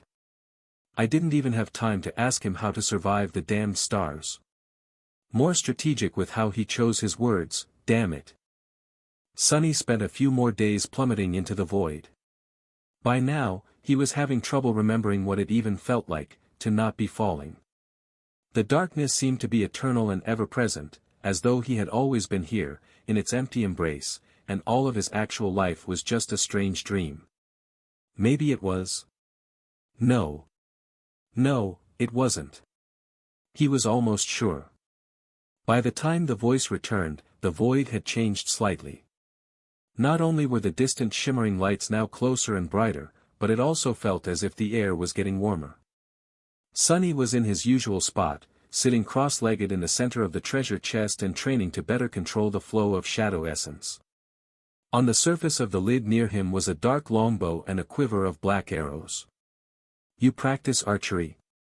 Sonny opened his eyes and glanced into the darkness, then shrugged. Not really. But I hope to learn a bit of it soon. He made a grimace and nodded toward his broken arm. I do need 2 functioning hands before I'll be able to, though. The bow and the quiver of arrows were the same he had entrusted to Saint before. Both of the memories were ascended, but only of the first tier. The bow's enchantments made it incredibly strong and sturdy, while the only enchantment that the arrows possessed was that they came as a whole quiver instead of a single one. His broken arm, meanwhile, was healing. He could already move his fingers, but the process was far from over. He was halfway there, though. Sonny healed much faster than mundane humans, and even other awakened. He was sure that in another week or so, he would be able to take off the splint and draw the black bow. The voice lingered, then said. We had no time to discuss the divine flames last time. Sonny nodded. Indeed. Then, he remembered something and asked. Oh, by the way, what do I call you? Do you have a name? It's a bit awkward to keep thinking of you simply as the voice. The voice laughed. A name? I used to have a name, I guess. Sonny sighed. Yeah. Well, what is it? The void lingered for a while, then answered with amusement. Mordred. Or, rather. Prince Mordred, I guess. Sonny opened and closed his mouth a couple of times, then asked with suspicion in his voice. Prince? What are you the prince of? Mordred laughed. Nothing. I am a prince of nothing. Nothing at all. Sonny stared into the darkness with an incredulous expression, then shrugged. Sure. Whatever. Nice to make your acquaintance. Your Highness. I am called Sunless, by the way. Sadly, no title. Silently, though, he thought. The young prince that the dream spawn had taken away. Oblivious to his suspicions, Mordred hesitated, then asked politely. Sunless? What an unusual name. Sonny grimaced. Yes. My mother had on second thought, forget that. Are you going to tell me about the divine flame or not? The Prince of Nothing was silent for a bit, then said. There is not much to tell. The heat of those flames is absolutely deadly. Unless you have some way to fly, you are in big trouble. Which, I assume, you don't, otherwise, you wouldn't be in this predicament, to begin with. Right? Well, you can't argue with sound logic, I guess. Sunny sighed. I can control the direction of the fall, but yes, no true flight. He hesitated, then added reluctantly. For what it is worth, my aspect ability allows me to turn incorporeal, as well as teleport for short distances. He didn't really want to share the details of his powers with the mysterious prince, but currently, there was no other choice. Mordred obviously knew more about the sky below than Sunny, so his advice was vital. The lost prince thought for a few moments, then said. Turning incorporeal will help against being cooked by the heat, but it won't save you from the divine flame itself. However, not everything is lost. Even though you can't fly, you do have some mobility. With some luck, you might be able to dodge the conflagrations. Sunny glanced into the darkness with a resentful expression. That I already figured out myself. Tell me something that I don't know, genius. The void chuckled. Fine. But only because you asked nicely. Then, it disappeared. Sunny's face twitched. God damn it. He's gone again. But a second later, Mordred's voice suddenly resounded from the darkness. No, no. There is still time. I was just thinking. He was quiet for a few moments, then said hesitantly. There is actually a path through the divine flame. An empty rift in the tapestry of stars where none of it remains. If you find it, you might survive. Although it was hard to control his emotions these days, Sunny tried his hardest to suppress the misplaced anger and calm himself down. When he spoke, his voice sounded almost even. Why didn't you tell me sooner? How far am I from this rift, then? Mordred sighed. How would I know? It's not like I know where you are, exactly. More than that, I had never managed to find the rift myself. The sky below is vast and deadly, after all. So, he was exploring this abyss, too. Why? What's out there, beyond the fake stars? Sunny tilted his head, he asked cautiously. If you never found it, how do you know that it's there? The void remained silent for some time. After a while, when Mordred spoke again, his voice sounded distant and weak. The tear, it should be somewhere near the tear. I think. With that, Sunny felt that he was alone in the darkness again. This time, the mysterious prince was truly gone. He sat motionlessly for a while, staring into the endless nothingness of the sky below. Near the tear. The string of fate, too, had pointed toward the tear. To somewhere very near its center. If the rift in the annihilating field of the divine flames had anything to do with the golden thread, then Sunny had a much better chance of finding the path through the merciless stars than Mordred had ever had. He had already half found it, really. Looking down, Sunny sighed and closed his eyes again, returning to the endless routine of circulating the shadow essence through his body. Day passed after day. The closer Sunny drew to the obliterating stars, the calmer he became. Now that mortal danger was getting near, his mind had no time and reason to slowly destroy itself. The absolute nothingness of the void that had assaulted it, too, was much less empty now. Not only was it full of threat, but also of heat and light. And shadows. Sunny had dismissed the leather elements of the puppeteer's shroud and undid the bands of its upper garment.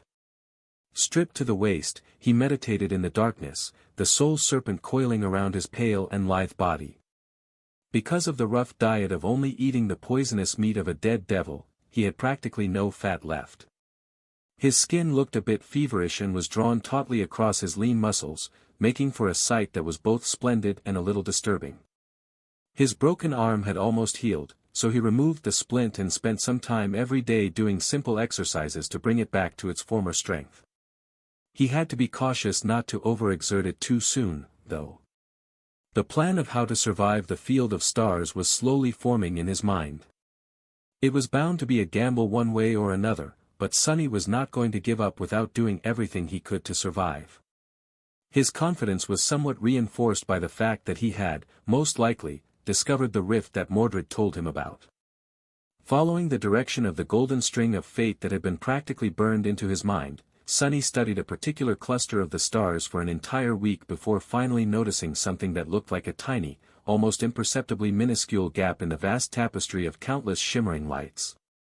Trusting his judgment, he summoned the dark wing and used it to push the treasure chest toward that particular cluster. Luckily, he was already not too far away from it, most likely because he had been aiming to follow the golden string from the very beginning of his fall. As a few more days went by and the stars grew even larger, Sonny became more or less certain that the tiny gap was, indeed, there. It had grown slightly bigger, too. What he was uncertain about, however, was his ability to reach the rift without being incinerated by the annihilating heat of the divine flame. The field of false stars was vast, and the rift was tiny in comparison. At the speed that he was falling, missing it would be far too easy. But what choice did he have? Do or die? Well, when had it ever been any different?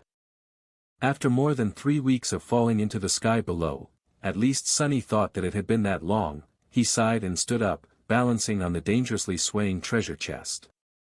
His hair was wet with sweat, and his skin glistened in the piercing white light of approaching stars. By now, they did not resemble white dots in the boundless darkness of the abyss. Instead, each was the size of a fist, surrounded by a furious, blinding halo. The heat permeating the void was suffocating. Sonny stared down, at the ocean of white flames beneath him. If this was what remained of the inferno of heavenly fire after thousands of years of burning in an empty void, he shuddered to imagine what it must have looked like right after the hammer of divine punishment had fallen on the ancient land. His gaze was locked on a small empty space between several radiant stars. The rift. This was his goal. As Sonny stared darkly at the tiny patch of emptiness amid the vast field of flame, the void suddenly spoke. Have you, huh? Is that what a large tattoo you have? Sonny glanced at the darkness, then shrugged. What about it? Mordred lingered for a few moments, as though not sure what to say, then asked with amusement. Sunless, are you sure that you are a research assistant? Sonny grinned. Of course I am. Do you know how many contribution points they give me every month? I scribbled a few words about this and that bought me a house. An entire house. Maybe being a researcher is not as swell as being a prince, but it's still a sweet gig, with all due respect, of course. Your Highness. The void laughed. You are such an interesting person. Sonny stared into the void with an incredulous expression. You are a bit of an enigma yourself, are you not? Mordred remained silent for a bit, then asked. Are you ready for what is about to come? Instead of answering, Sonny pointed to the ocean of merciless stars. Look there. When the lost prince spoke, his voice was strangely regretful. I can't really see that well. What is it? Oh, right. Sonny hesitated for a few seconds, then said. I think I found the rift you told me about. Mordred asked with surprise in his voice. Really? You found it? Sonny shrugged. We'll see. You said that it should be somewhere under the tier, right? Since I fell right into the tier, there's a chance that I'm right.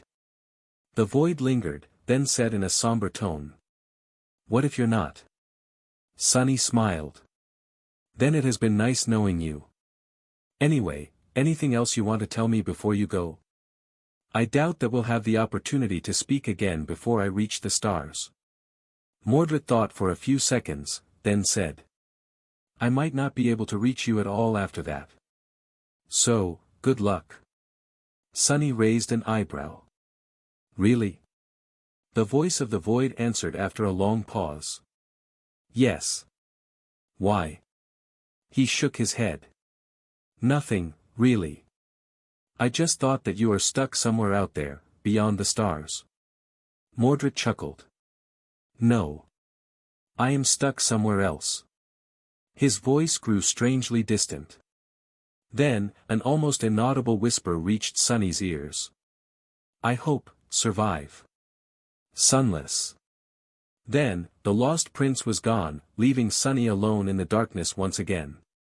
He sighed. Me too. I hope I'll survive, too. After Mordred disappeared, Sunny waited for a bit, and then broke the rule he had set for himself for a second time since starting this expedition. He summoned another memory that should have been tied only to Mongrel. The mantle of the underworld. The intricate onyx armor weaved itself from sparks of darkness and covered him from head to toe. Sunny was not accustomed to wearing its closed helmet, since he was usually using Weaver's mask instead, but it was not uncomfortable. His field of vision, however, became slightly constricted. Hopefully, no one will be able to see me this far into the abyss. Out here in the sky below, he felt as though no one, not even those who were attuned to revelations, could peer into his secrets and glean anything about them. The only exception to the rule was the Prince of Nothing himself. But he was gone now. The mantle possessed two enchantments that would most likely prove themselves to be extremely helpful soon. The stalwart trait of the armor imbued it with high resistance against various types of elemental damage, including fire. Just seconds after donning it, Sunny felt the suffocating heat retreat, replaced by a pleasant coolness. How long would that coolness last, he did not know. The living stone enchantment, on the other hand, allowed the mantle of the underworld to repair itself while being worn. This trait would come into play later, helping Sunny protect himself even after the divine flame became intense enough to damage the onyx armor. After that, Sunny summoned the dark longbow and the quiver of black arrows. By now, his hand had recovered enough for him to be able to draw the mighty bow, he just hoped that he would not need to. Finally, he summoned the cruel sight and attached it to his belt. All preparations were now done. Looking down through the narrow slit of the visor, Sunny sighed. Now, everything depended on his resilience, luck, and how deep his reserves of shadow essence were. In the stark darkness of the empty void, deeper than even the memories of a blue sky could reach, a cracked treasure chest was plummeting toward an ocean of searing white flames. Its underside was bathed in the furious light, while its lid was drowning in the deepest of shadows. Wisps of smoke were slowly rising from its smoldering wood, and the strips of iron reinforcing it were slowly starting to glow as they turned orange. Sunny, who had become a shadow and was once again hiding on the lid of the dead devil, felt fine, for now. Until the treasure chest was destroyed, he was protected from directly touching the light of the divine flame. But how long would the corpse of the mimic last? He was thinking about something else, though, something far more dreadful. The rift, the damned rift. I am going to miss it. Sunny almost managed to direct his endless fall toward the tiny gap between the remnant conflagrations of the divine flame, but on that incredible scale, even the smallest mistake was bound to take him many kilometers away from the goal. A mistake that he had inevitably made, since there were no lessons on navigating eternal voids, especially without any tools except for his own two eyes. Damn it! Right below him, swiftly approaching, was an ocean of obliterating light, heat, and fire. The conflagrations themselves were rather small, no larger than a dozen meters in diameter, and chaotically scattered in the void at a considerable distance from one another. Each looked like a furious, undulant orb of dancing white flames. The space between them, though, was not safe. It was permeated by immolating heat that nothing could withstand, at least nothing Sunny had at his disposal. As the adamantine wood of the treasure chest started to slowly catch fire, he hesitated, then glanced at the empty darkness of the distant rift in the ocean of light. Whether by accident or by design, there was a point in the field of false stars where no conflagrations remained. A roughly circular breach was torn through them, promising him safe passage. But how was he supposed to reach it? If Sunny jumped off the plummeting chest right now, he would probably be able to glide all the way to the rift, the distance was just right. However, he was pretty sure that the dark wing would be instantly turned to ash by the terrible heat of the remnant vestiges of the divine flame. Not to mention that he himself would probably get thoroughly cooked inside the mantle of the underworld if he remained corporeal for that long. With a mental sigh, Sunny left the comforting embrace of the shadows. A kneeling figure in an intricate onyx armor appeared on the lid of the smoldering treasure chest. Arg! Despite the protection of the stalwart enchantment, the air he breathed in was thin and scoldingly hot. It almost felt as if he was inhaling fire. Other than that, however, the mantle of the underworld did a good job of keeping the heat at bay, and yet, Sunny could feel it starting to slowly get warmer. He didn't have a lot of time. Standing up, he raised the dark longbow, knocked an arrow on its string, and gritted his teeth. Then, sending a thin trickle of essence into the muscles of his shoulder and back, he strained his body and drew the mighty bow. It felt as though he was lifting a mountain. How the hell does Saint make it look easy? Feeling his muscles tremble, Sunny aimed toward the rift and hesitated for a second. After he did this, there would be no going back. What is there to go back to, fool? Aren't you sick of that damn chest? Relaxing his hand, he let go of the string. The black arrow shot into the darkness with incredible speed, instantly becoming illuminated by a blinding radiance. It was strange, the void was full of light now, but with nothing to reflect it, the sky below still appeared black and empty. Only when something entered the emptiness did the light become visible. Sunny felt the chest sway, and struggled to keep his balance. A couple of moments later, the fletching of the arrow suddenly caught fire and burned away. However, that didn't affect its flight too much. The arrow pierced the darkness and turned into a distant spark, covering almost an entire kilometer in just a few seconds. Then, however, it slowed down considerably, and its wooden shaft began to smolder. It was time to move. As Sunny felt flame licking his greaves, he held his breath, and used shadow step. The arrow he had sent flying in the direction of the rift was wrapped into one of his shadows. As the shadow unfurled itself from the igniting shaft, Sunny shot out of it as if launched from a giant slingshot. As soon as he left the shadow, it instantly wrapped itself around his body, and then slid toward the quiver. Crap!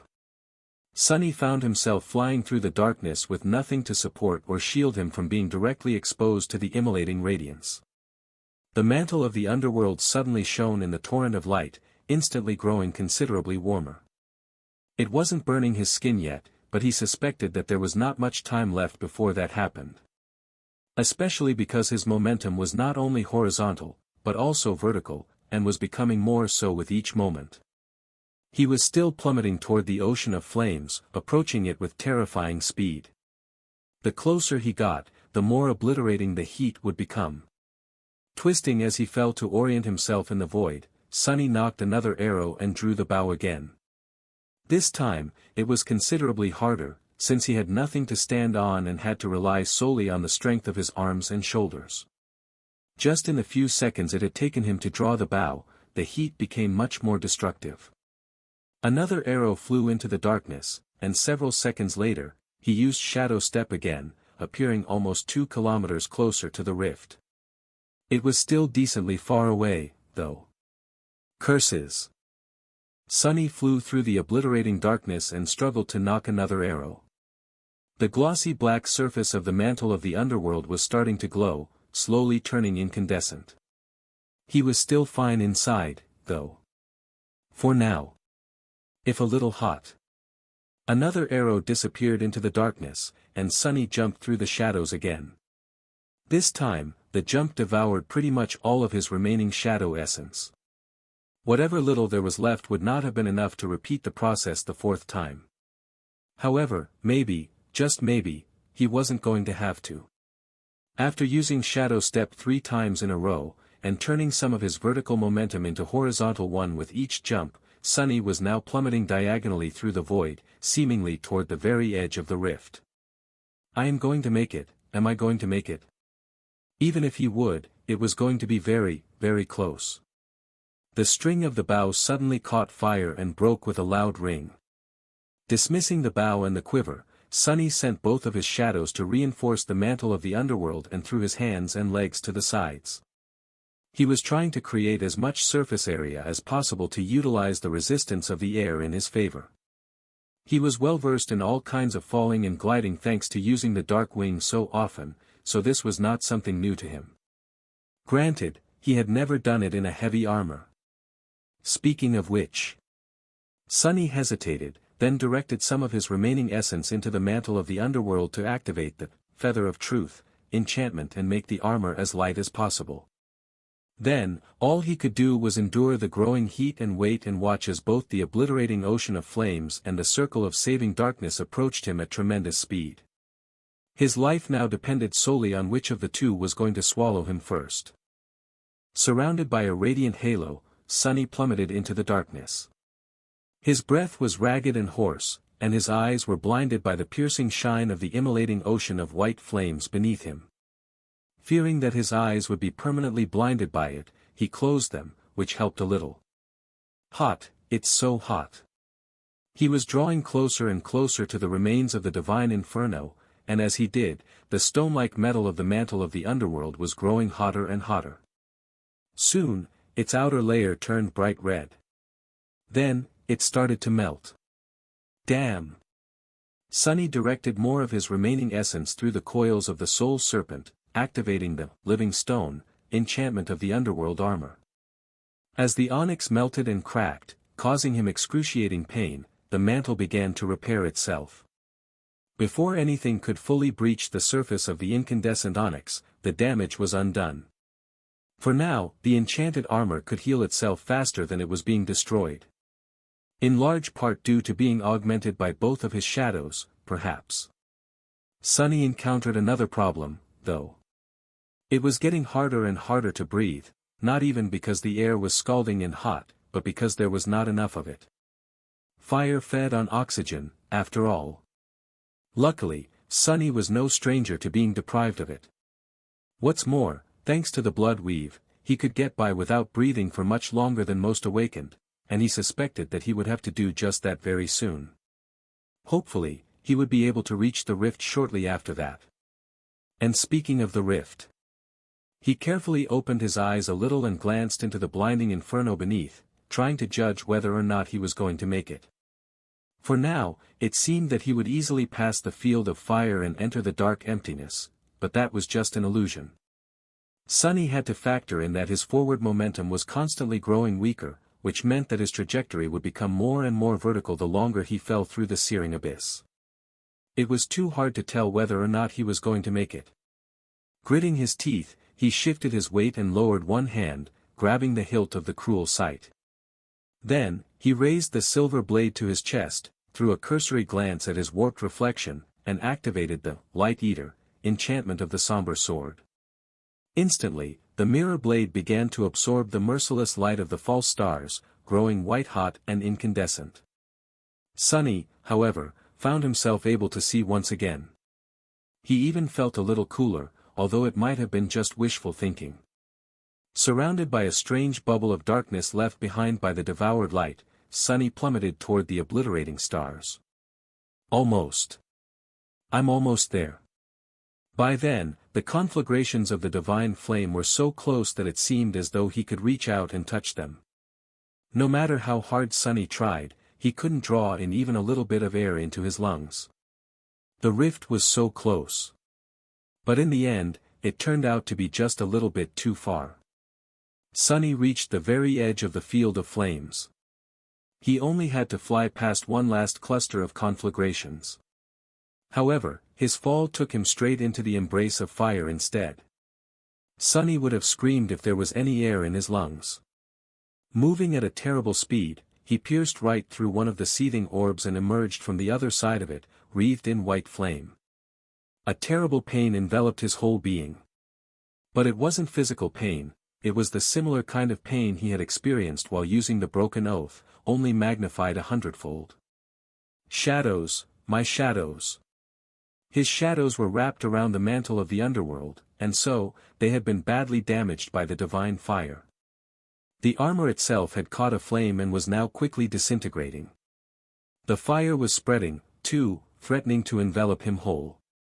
Half blind from pain, Sunny did the only thing that could save him now: he dismissed the onyx armor. The mantle of the underworld fell into countless sparks of darkness, which then disappeared, causing the fire to be extinguished. Naked and hurting, Sunny fell into the darkness and saw the cruel sight crack, the silver of its blade becoming dull and tarnished. Following an instinct, he activated the dark mirror enchantment, and then dismissed that memory, too. Finally, he wrapped the wounded shadows around himself and circulated what little shadow essence he had left through his entire body, spending all of it to make himself more resilient. And then, he felt cool wind touch his blistering skin. Sunny fought through the terrible pain and opened his eyes. Behind him, there was a wall of ruthless radiance. But in front of him, there was nothing but darkness. He had reached the rift. Hurts, everything hurts. Crap, this is so unfair. Sunny flew deeper into the rift, creating more distance between himself and the conflagrations of the divine flame. Of course, they were too close for him to feel comfortable. But at least he could breathe again, and wasn't being cooked alive. Well, at least not very fast.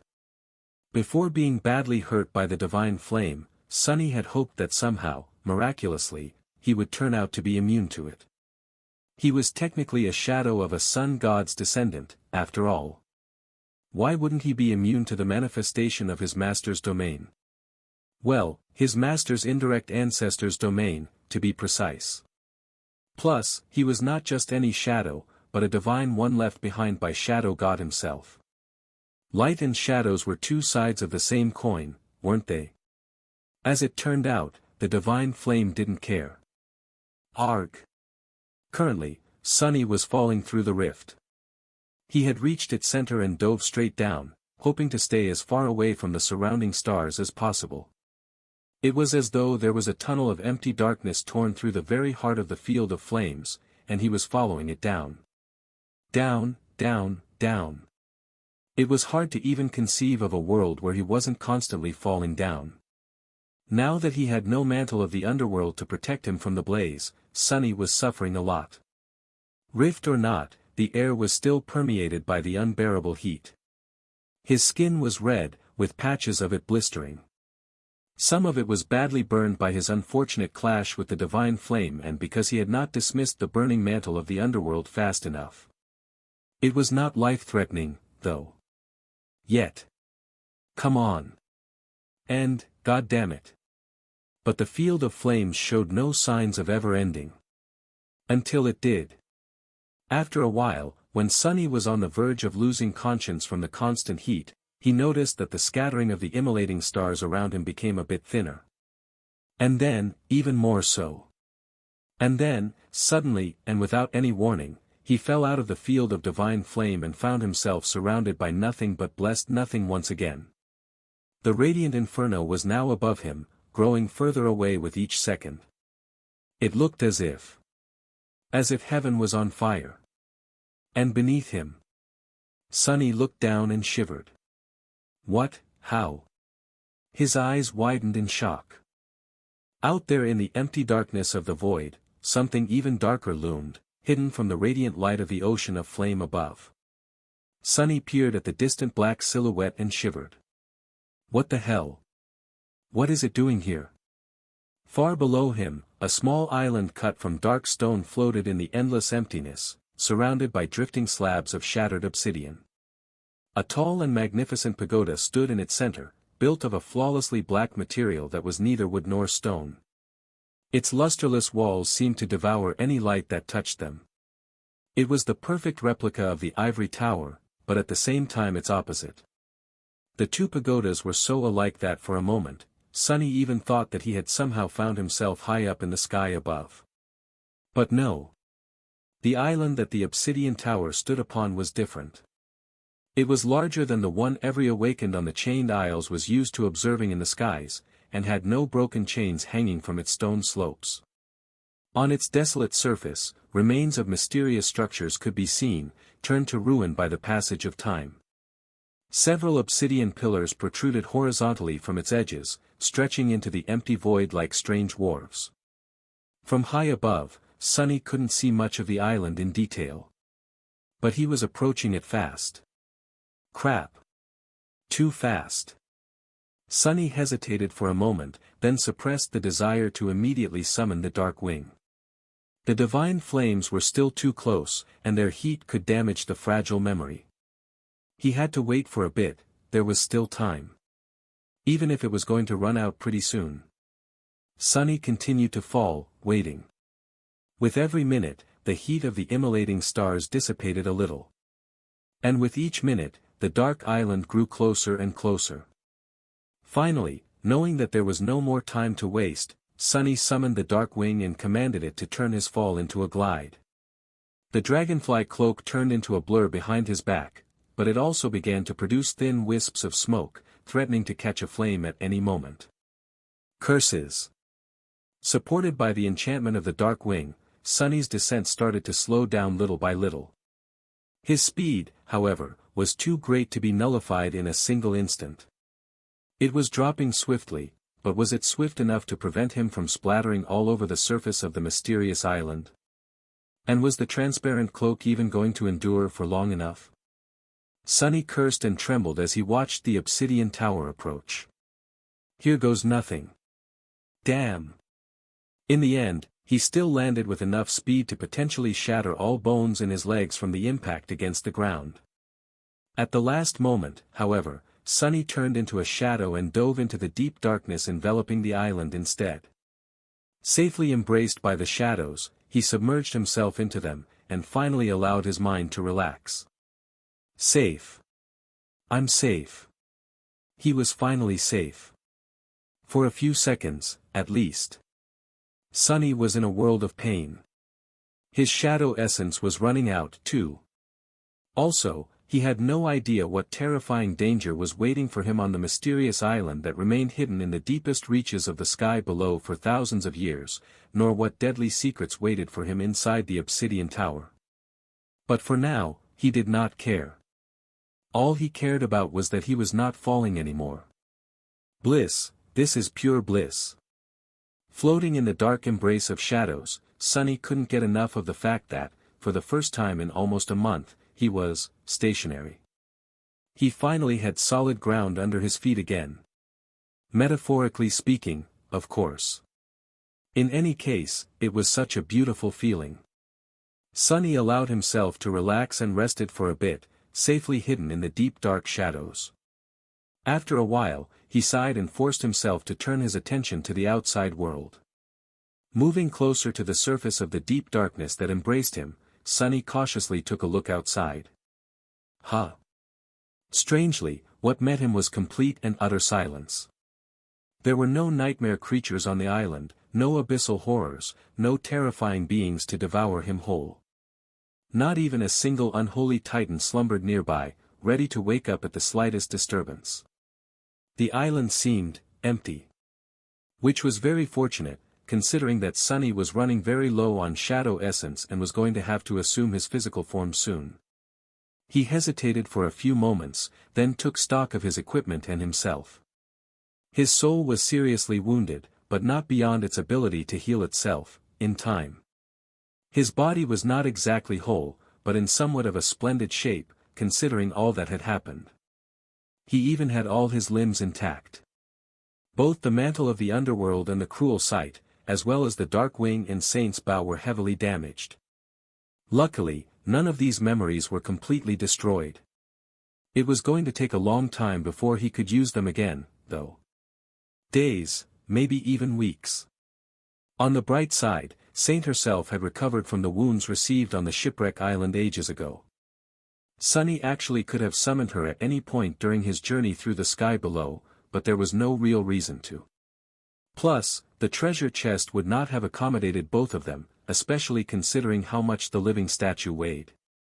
The dark mirror, enchantment of the cruel sight now also had two elemental augmentations for Sunny to choose from. Its runes showed. Current charge, divine flame. Latent charges, soul. Divine flame, Well, if there was one benefit from being burned by the damn thing, it was that now he would be able to cause similar pain to others. So, it was totally worth it in the end, no doubt about it. I guess we will have to see. And lastly, Sunny was now completely sure that the thing on the other end of the golden string of fate was the obsidian tower. His intuition was calm and silent. That told him that he had arrived at his destination. Somewhere inside, a thing that was deeply connected to his fate waited. Glancing at the magnificent silhouette of the black pagoda, Sunny sighed, and left the safety of the shadows, emerging from them to step onto the surface of the island that no other human had visited in thousands of years. If ever. Sunny stood naked on the rocky surface of the dark island. He grimaced and looked at his body, which was a map of burns, some more severe than others, then summoned the puppeteer's shroud. Not wishing for the soft fabric to touch the worst of his wounds, he left it the way it had been during the latter stages of his journey through the sky below, with the leather elements gone and the upper garment undone and tied around his waist. This time, his body was wrapped in shadows and appeared black, as if cut from the same obsidian that the dark island consisted of. The coils of the soul serpent seemed to shimmer as the essence flowed through them. A moment later, Saint stepped from behind him and moved forward, summoning the midnight shard as she walked. Knowing how badly his soul was damaged, Sunny decided to keep the broken oath locked away for a while, so the shadow was not surrounded by the destructive aura anymore. He was also not in any shape to fight himself, at least not very effectively, and that was why the austere Tachi was currently in the hands of the taciturn demon. If push came to shove, Sunny would either use the moonlight shard or command the soul serpent to assume the Odachi form. With a heavy sigh, he summoned the endless spring and greedily drank the cold water from it, then leaned forward and poured some on his head. After that, he finally felt like a human once again. All in all, things weren't that bad. He was alive and in one piece, suffering from neither thirst nor hunger. Here on the dark island, the air was pleasantly warm. Bright stars burned in the empty void high above, making for a beautiful view. Right in front of them, the graceful silhouette of the obsidian tower rose from the ground like a black rift in reality. It turned out to be much larger than Sunny had thought, but nowhere near the scale of the Crimson Spire. That cursed thing seemed to be too gargantuan to even exist, while the ancient pagoda was more or less fit to have been built for humans. Well, maybe for extremely tall humans. Or, tiny giants. As Sunny studied the obsidian tower, Saint tilted her head and stared at the black pagoda, too, her ruby eyes reflecting some strange emotion. Was it recognition? Why would his shadow recognize a tower hidden in the depths of the abyss below the chained islands? Strange. Sunny frowned, then dismissed the endless spring. He remained motionless for a few moments, then slowly headed toward the tall pagoda. Saint followed. As they walked across the island, Sunny had time to look at the various ruins left on its surface. It was hard to determine what they had been once, but Sunny got the feeling that he wasn't looking at the remains of buildings. More like structures. Devices. Their purpose was now impossible to determine, but whatever it had been, he doubted that anyone could have ever lived inside. The closest he could get to putting his feeling in words was that these ruins reminded him most of the bowels of the underground factory his mom had worked in when he was little. Even though the factory was much larger and built of alloy instead of cut blocks of obsidian, not to mention being much more advanced, the sensation was the same. Just what was the purpose of this island? Who lived here? Who built that strange tower? The closer Sunny got to the obsidian tower, the more he was impressed by its graceful beauty. Even though the pagoda was hidden in the depths of the sky below, where very few creatures would have ever seen it, the unknown builder spent time to ensure that it replicated the magnificence of its ivory counterpart perfectly. It would have been breathtaking if it wasn't so menacing. Surrounded by nothing but emptiness and silence, the obsidian tower appeared ominous just by virtue of existing. I am not scared at all. He was, however, thinking about one thing in particular. Which tower was really the replica, and which one was the original? The beautiful white pagoda that flowed high above the chained isles, or the menacing black one that hid in the darkness below? Maybe he was going to find out. Soon, Sunny and Saint approached the tall gates of the obsidian tower. Nothing attacked them, and no frightening sound came from inside, announcing that something that dwelled beyond the black gates was awakening in hunger. The pagoda was silent, just like the rest of the dark island. The strange thing, though, was that Sunny could not feel any shadows on the other side of the massive door. Not because there weren't any, but because the walls of the tower seemed to shield the interior from his shadow sense. A cold shiver ran down his spine. I have never encountered anything like this before. Have I? He hesitated, then approached the black door, summoned the moonlight shard, and scratched its surface. A layer of black dust fell down, revealing a much harder, and even blacker surface beneath. Sunny raised an eyebrow. Soot. The entire pagoda was covered in a thick layer of soot. He stood motionlessly for a bit, trying to understand what meaning was there in this fact, then simply shrugged and studied the ancient gate. The problem he was facing was that the gate didn't have a handle to open. Neither did it have a keyhole, a bell to ring, or a knocker to announce his arrival. How the hell am I supposed to open it? Without shadow sense, he couldn't use shadow step to simply appear inside. So, for the moment, Sunny was stuck. It would be very, very funny to travel all this way only to find out that I can't open a damn door. Right? Slightly embarrassed, he looked at Saint and asked. Any ideas? He didn't really expect an answer from the taciturn demon, but to his surprise, the shadow stared at him for a few moments, and then lowered her sword. Then, she raised one hand and pointed to her eye. Sunny observed all of that in complete bewilderment, then blinked a couple of times. Eye. What does she mean? Then, an idea came into his mind. Turning back to the door, he put one hand on it, and then shifted his gaze in a similar manner he did when looking beneath the surface of memories to look at their spellweave. And there, beneath the obsidian surface of the tower's gate, he saw it. A weave. It wasn't the weave of ethereal threads he was used to seeing, though. Instead, it was a much cruder and more primitive version of it, created from very physical diamond strings that stretched beneath the stone surface, creating a beautiful, but simple pattern. Sunny had only seen this type of weave one time before.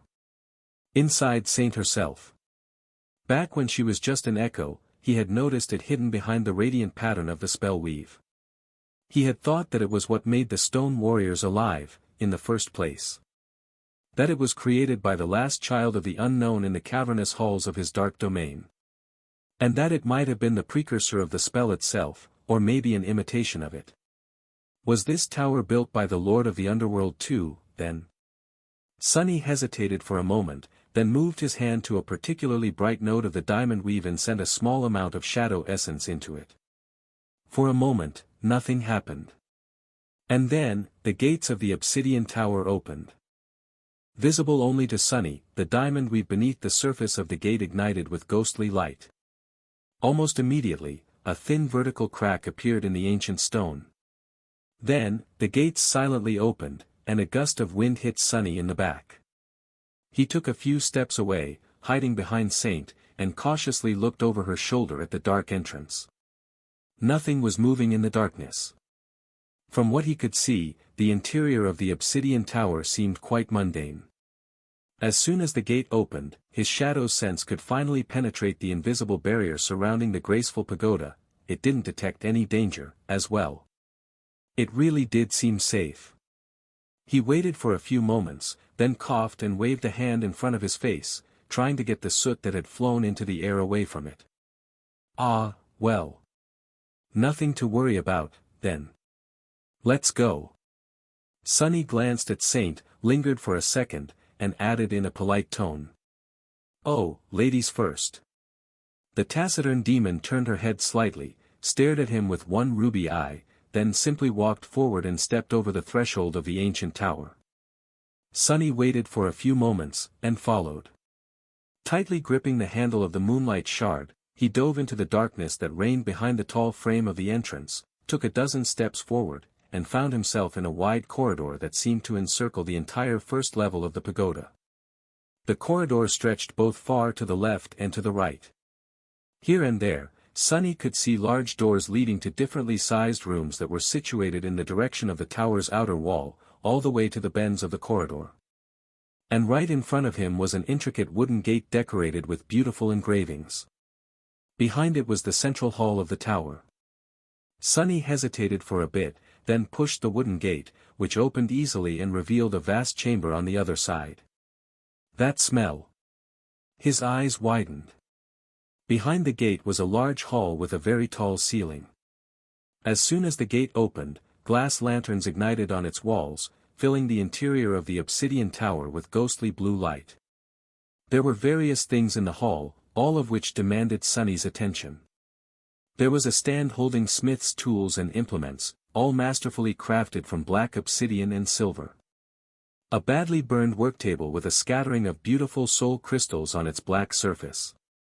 A stone wall with mysterious schematics cut into it, the cuts themselves so smooth and deep that he couldn't even begin to imagine what had left them behind, let alone what the schematics described. There were strange devices forged from silver and black steel, some of which reminded him of astronomical instruments, but also very mundane things, like chairs, tables, and even something that resembled a very long bed. All of it was perfectly preserved and immaculate, with not a speck of dust anywhere, cleaner than even his own house in the real world was, despite the thousands of years that must have passed since the obsidian tower was visited last. It also all felt slightly wrong. The sizes of everything were almost fit to be used by a human, but slightly different. The shapes of the handles of all the tools were slightly strange. The way the pieces of furniture and equipment were arranged in space filled him with a slight feeling of unease, even though he didn't know why. But Sunny didn't dwell on this for too long. Neither did his gaze linger on any of these items. His attention was pulled toward one specific place. Not too far from him stood a simple wooden table. And on it, was all kinds of delicious food. Juicy meat, freshly baked bread, succulent grapes, glass jars of exquisite wine, beautiful pots full of steaming tea, all of it waited for him, as if served only a few seconds ago. Sunny's mouth watered. How is this possible? This has to be an illusion, right? Covered in layers of soot, sweat, and blood, he walked toward the table. His boots left black marks on the pristine floor of the hall. Arriving at his destination, Sunny reached out and grabbed a piece of bread with his dirty hand and greedily devoured it, then took one of the intricate silver goblets and filled it with wine. The rest of the goblets clattered to the floor, thrown off the table by his careless movement. Not paying it any attention, Sunny gulped down the sweet wine and laughed, sending breadcrumbs flying into the air. Ah, this is not bad, really. He would have preferred something without alcohol, but then again, this wine tasted so good. There was a wide grin on Sunny's face, but also dirty traces left by tears. His shoulders trembled. This really hits the spot. He was aware of the fact that the food could have been full of poison, but didn't care too much. He was just too hungry, tired, and spent. His body and his soul both hurt too much. He was at his wit's end. Refilling his goblet and grabbing a piece of perfectly roasted meat, he wandered away from the table and took another look at the large hall. There's no one here, right, Saint? The shadow silently walked behind him, vigilantly looking around and keeping the midnight shard ready. But there was nothing to use it against. Sunny wandered for a minute or so, and eventually stopped near a large bed covered with black, lavish furs. Dropping the empty goblet on the floor, he hesitated a little, and then climbed into the furs. Who's been sleeping in my bed? Sunny dismissed the puppeteer's shroud and lowered his heavy head onto a soft pillow. He wanted to give Saint the command to stand guard, but there was no need. The taciturn demon was already doing exactly that. Before Sunny could think about something else, the exhaustion of the past few weeks took over his mind, and, offering almost no resistance, it slipped easily into the embrace of darkness. The first thing Sunny ended up doing after discovering the obsidian tower and finding his way inside, was falling on a bed and going to sleep. He slept well. Sunny slept for a long time, the exhaustion slowly leaving his battered body. After a while, though, his consciousness rose from the deepest layers of slumber, summoned back by pain and thirst. With a sigh, he turned to his other side and tried to go back to sleep. After a few more hours of tossing and turning, though, Sunny was finally awoken by the loud sound of something crashing to the floor. What is Saint doing? He reluctantly opened his eyes and sat up. As Sunny's weight shifted, the bed beneath him suddenly broke with a loud crack. He rolled onto the floor with a startled yelp. Huh! Standing up, Sunny looked at the broken bed, then at the hall of the obsidian tower, which was now submerged in darkness. A bewildered expression appeared on his face. The room he had entered before had gone through a dramatic transformation while he was asleep. The magical lanterns were now extinguished, and everything inside seemed dilapidated and decrepit, almost on the verge of crumbling to pieces. The magnificent tools and implements had rusted through and deformed, the work table had collapsed under its own weight, that was the sound which had awoken Sunny, the food he had enjoyed yesterday had turned to dust. The pristine condition of the hall was gone, and now it was full of darkness, debris, and dirt. It was as though eons had passed since he fell asleep. A cold feeling appeared in his chest. Have I slept for 1,000 years? Remembering fairy tales where similar things often happened, Sunny felt a hint of horror, but then thought about it for a few moments and calmed down. No, he had not, judging by how much shadow essence had accumulated in his cores. He slept for about 24 hours straight, which was a lot, but nowhere near 1,000 years. Saint, who was keeping watch nearby, also didn't look as if she had been guarding him for a few centuries. Instead, it was the pagoda itself that had aged. As if an invisible seal that had kept it untouched by the passage of time for all those thousands of years was now broken, and time was finally catching up with it. Time was the most relentless destroyer, after all. Sunny sighed with relief, then grimaced. Curses! I should have eaten more yesterday, much, much more. All that delicious food, wasted. Shaking his head dejectedly, Sunny looked around, then assessed his own state. His wounds were already much better than they had been the day before. The burns were still rather painful, but within his capacity to endure without being slowed down in battle, too much. A couple more days of rest, and he would be close to being fully functional again. He was really hungry, though. But that was going to have to wait. Summoning the moonlight shard, Sunny gave Saint a command to follow, and went to explore the obsidian tower. It took Sunny about an hour to fully explore the first level of the ancient pagoda.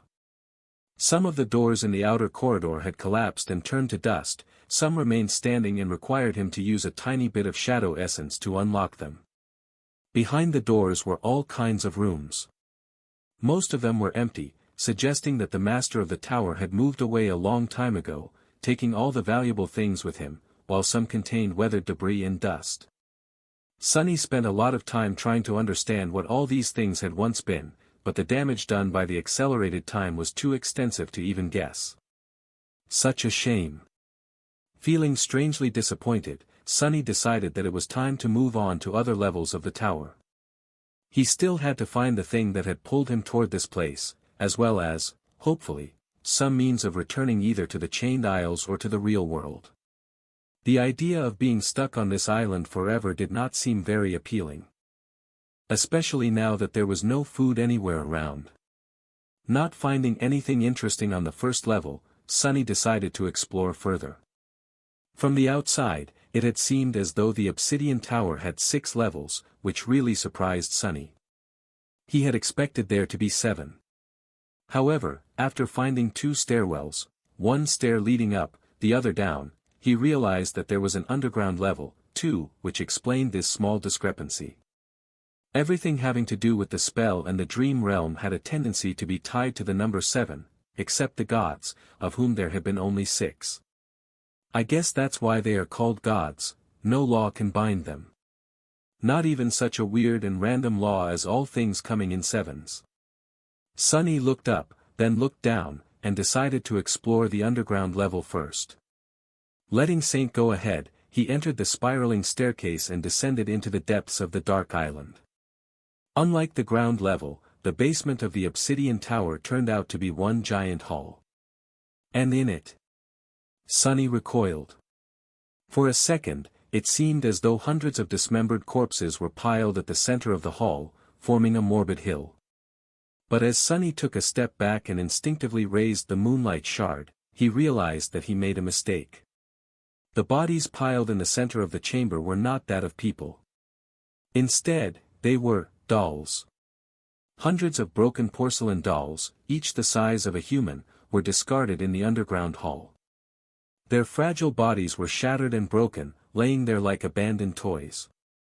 Some were missing limbs, some were left with gaping holes in their torsos. Some had long ago turned into piles of small fragments, with not even their faces remaining. But those faces that did remain. Sunny tilted his head, then glanced at Saint. Every broken doll had the same face, or rather, all of their faces looked alike, as if they were all imperfect copies of the same original. They had the same flawless, inhumanly beautiful features that Saint had, only the craftsmanship behind the faces of the broken dolls seemed much less refined, as though the sculptor had not yet perfected his skill when creating them. They all looked like Saint's lesser siblings. If Sunny ever had doubts that the obsidian tower had once belonged to a certain underworld demon, now there were none. The last child of the unknown had clearly spent some time here. Was probably the one who had created the Black Pagoda, in the first place, for some mysterious purpose Sunny couldn't even begin to guess. Then, however, his attention was drawn to something else. The floor of the vast hall was covered by a thick layer of dust, which should not have been disturbed in a few thousand years.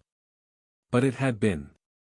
A set of fleet footprints led all the way from the bottom of the stairs, where Sunny was standing, to the pile of broken dolls, circled it, and then mysteriously disappeared. Sunny stared at it for a few moments, surprised. Someone had entered the obsidian tower before me. Sunny stared at the footprints for some more, then frowned. How does this make any sense? The obsidian tower had been sealed before he opened its gates. After he did so, the magic that had preserved everything inside was dispelled, which meant that those doors had not been opened in thousands of years.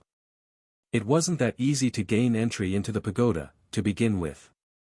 Not even mentioning the fact that one had to travel through the sky below and find the only rift in the boundless ocean of divine flames, there was also the fact that the gate had to be opened by pouring essence into the weave of diamond strings beneath its surface. Sunny could only see the weave and understand its meaning a little because his eyes had been transformed by the drop of Weaver's blood. He assumed that there were other awakened with similar abilities, but there had to be very, very few of them, and what were the chances that one would find their way to the dark island beyond the immolating sea of stars, which was hidden in the depths of this endless void? And how would they enter the pagoda without causing its seal to break? Just who was it that snuck into the obsidian tower unseen? And when? It had to have happened long before today. Sunny knew for a fact that Saint would not have let anyone come and go without waking him up. Neither would his shadows, even when he slept, they were aware and vigilant.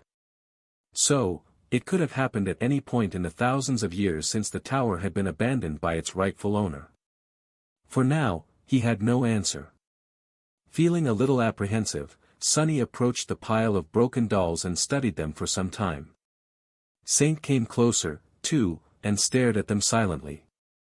Then, she poked one with the tip of the midnight shard and turned away indifferently, as if losing all interest in the porcelain mannequins. I guess she doesn't care too much about lesser versions of her. Saint had repeatedly shown her disdain toward things that seemed to be replicas of her kind. It had been the same with the Black Knight, and even with the walking colossus of the Forgotten Shore. Sunny clearly remembered how unimpressed his shadow had been with the awesome stone giant. Turning away from the broken dolls, Sunny looked around and noticed that the walls of the chamber were lined with massive glass vessels. Some were whole and some were broken, but all were empty. The glass was black and opaque, covered with a thick layer of soot, from the inside. Weird. Not finding anything else of interest on the underground level, he returned to where he had started and rested for a while, drinking water from the endless spring and trying to suppress his hunger. This place is so eerie. It was, indeed. The black tower stood at the edge of an endless void of darkness, empty and abandoned, with everything inside of it made out of nothing, by an inhuman mind. It was not a very welcoming place, at least not for humans. Sonny stared at the ancient walls that surrounded him, and wondered about the secrets of the past. After a while, he stood up and cautiously headed for the second level of the Great Pagoda. As soon as Sonny set foot on it, though, he instantly felt that something was very, very wrong there. The feeling of deep, subtle, primordial terror he suddenly experienced was unlike anything he had known before, with the exception, perhaps, of those few moments back on the forgotten shore when the walking colossus had lifted the giant three-eyed skull from the depths of the dark sea. But here, this feeling was even more dire, even more invasive. What is this? Just like the underground level, this one consisted of only one great hall. The black walls rose high into the darkness, creating a magnificent and solemn atmosphere.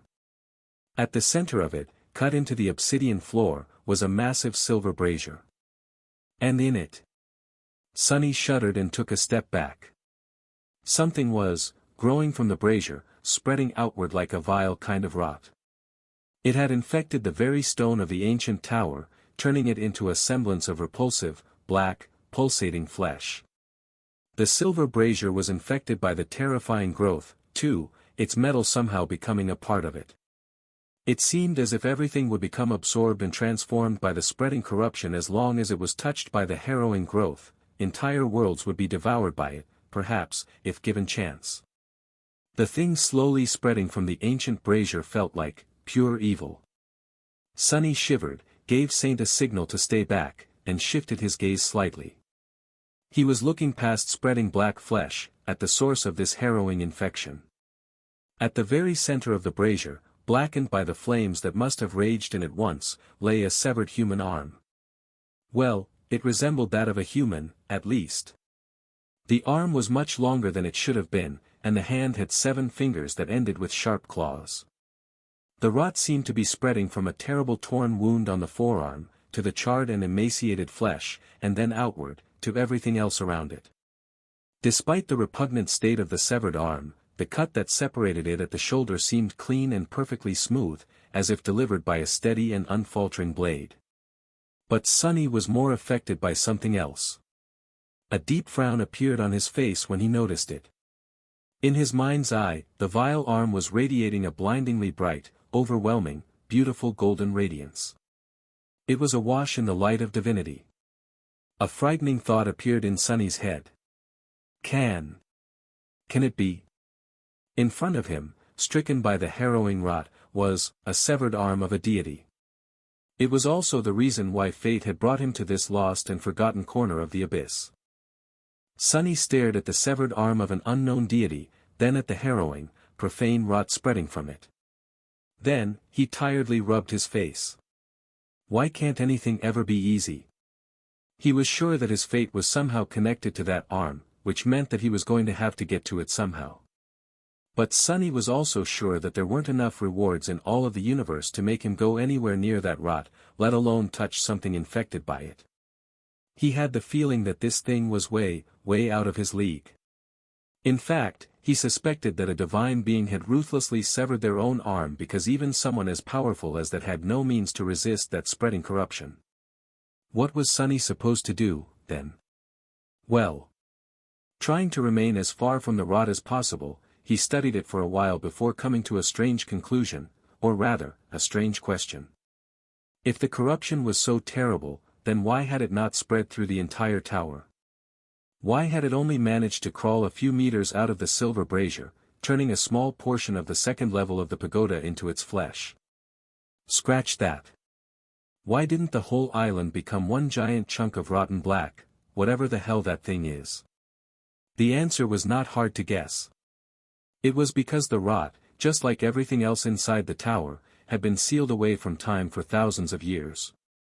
And now that Sonny had broken that seal. His frown deepened as he glanced at the silver hearth that was overgrown and had become a part of the spreading rot. Now, there were only 2 possibilities.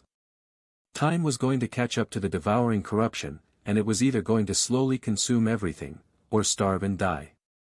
Could that thing last for thousands of years with nothing to feed on except for cold stone? Did it need to feed on flesh and souls, or would anything do? I guess I am going to find out. Keeping an eye on the patch of harrowing rot, Sonny tried to suppress his fear and took a step forward. It didn't seem like the rot was spreading. At least not yet. In any case, he wasn't going to get closer to it. But he also knew that if the worst happened, he had no tool at his disposal that would save him. If that thing began to grow, slowly spreading across the whole of the obsidian tower, and then across the whole island, Sonny was simply going to die. Probably jump down into nothingness to avoid becoming a part of that thing. There was nowhere else to retreat to in the sky below, after all. And he doubted that he would be able to find a second secret island out there in the void. So, his only hope was to find something inside the pagoda to save him. He had to explore further. Plus, there was a possibility that the rot would swiftly wither and die. Not that Sonny would bet on it.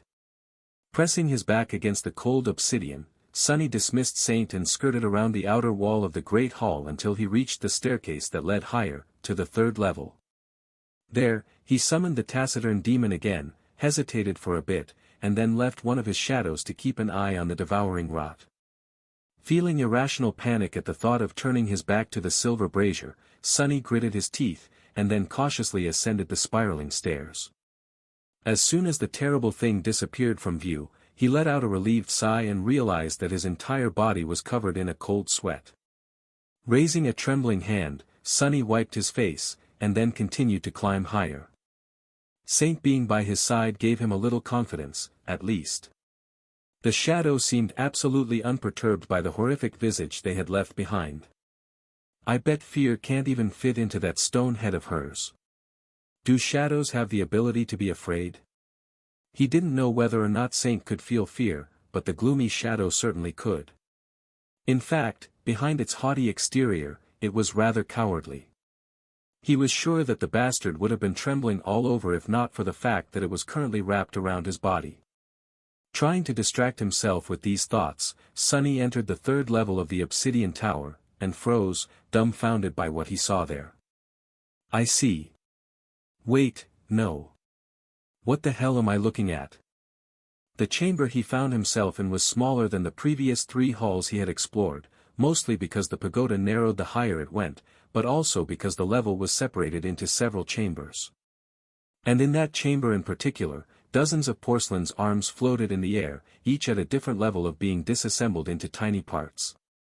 It was as though someone had stolen them from the pile of broken dolls in the basement of the obsidian tower and then brought them here to do what, exactly? Sonny stared at the floating garden of disassembled arms, and then walked closer. He felt as though he was in some bizarre anatomy museum. As it turns out, the porcelain dolls were much more complex than he had thought.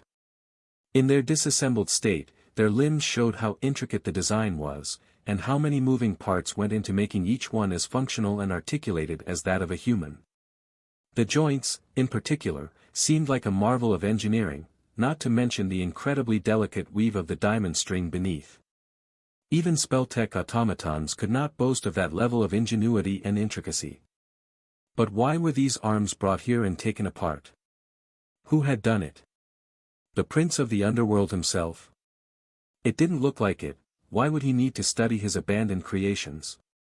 It all became clearer when Sonny reached a stone pedestal standing at the far end of the chamber and saw a faint golden light emanating from a small object laying on it. On the surface of the table were numerous parts that had been scavenged from the disassembled porcelain arms, several skeins of beautiful diamond string, and a long, narrow needle. It was the needle that gave off a faint, weak radiance. Sonny looked at the needle, then glanced at the floating porcelain arms, noting for the first time that each was missing a part or two. Finally, different pieces of information connected in his mind, and he felt that he understood something about what had transpired in the obsidian tower. Sometime after the prince of the underworld had left this hidden island, perhaps years, or perhaps thousands of years, an uninvited guest had snuck into the Black Pagoda like a thief, somehow getting past the closed gates without ever opening them or disturbing the seal that had been preserving this place from being ravaged by time. That thief was a divine creature themselves, and also horribly wounded. One of their arms had been torn open and infected by the spreading rot that no one, not even a deity like them, could expel. That was why the thief had severed their infected arm at the shoulder and tossed it into the divine flame that had been burning in the silver brazier on the second level, and then went down to the basement to collect limbs from the broken porcelain dolls. It was that deity that had circled the pile of them and left the footprints in the dust for Sunny to notice. In the end, the thief ascended to the third floor and fashioned a new arm for themselves from the parts of the prince's discarded mannequins, and then sewn it onto their body with the diamond strings threaded through a sharp needle. That was the needle Sunny was currently staring at, and the divine light on it was emanated by the remnant traces of the thief's blood still left on its surface. But who was the thief? And why was Sunny connected to their severed arm by a golden string of fate? Sunny hesitated for a few moments, then reached for the needle, but suddenly froze. The shadow left behind to monitor the harrowing rot had noticed something. The black, ulcerous flesh was changing. Here we go. Sunny faced the stairwell and stood motionless, looking at the black rot through his trembling shadow. Sensing something, Saint turned around, too. The tip of her sword hesitantly rose into the air. The next few moments were going to decide whether he was going to live or die, or maybe be condemned to a fate much worse than death. One level lower, the harrowing corruption that had been spreading from the severed arm of a deity was moving.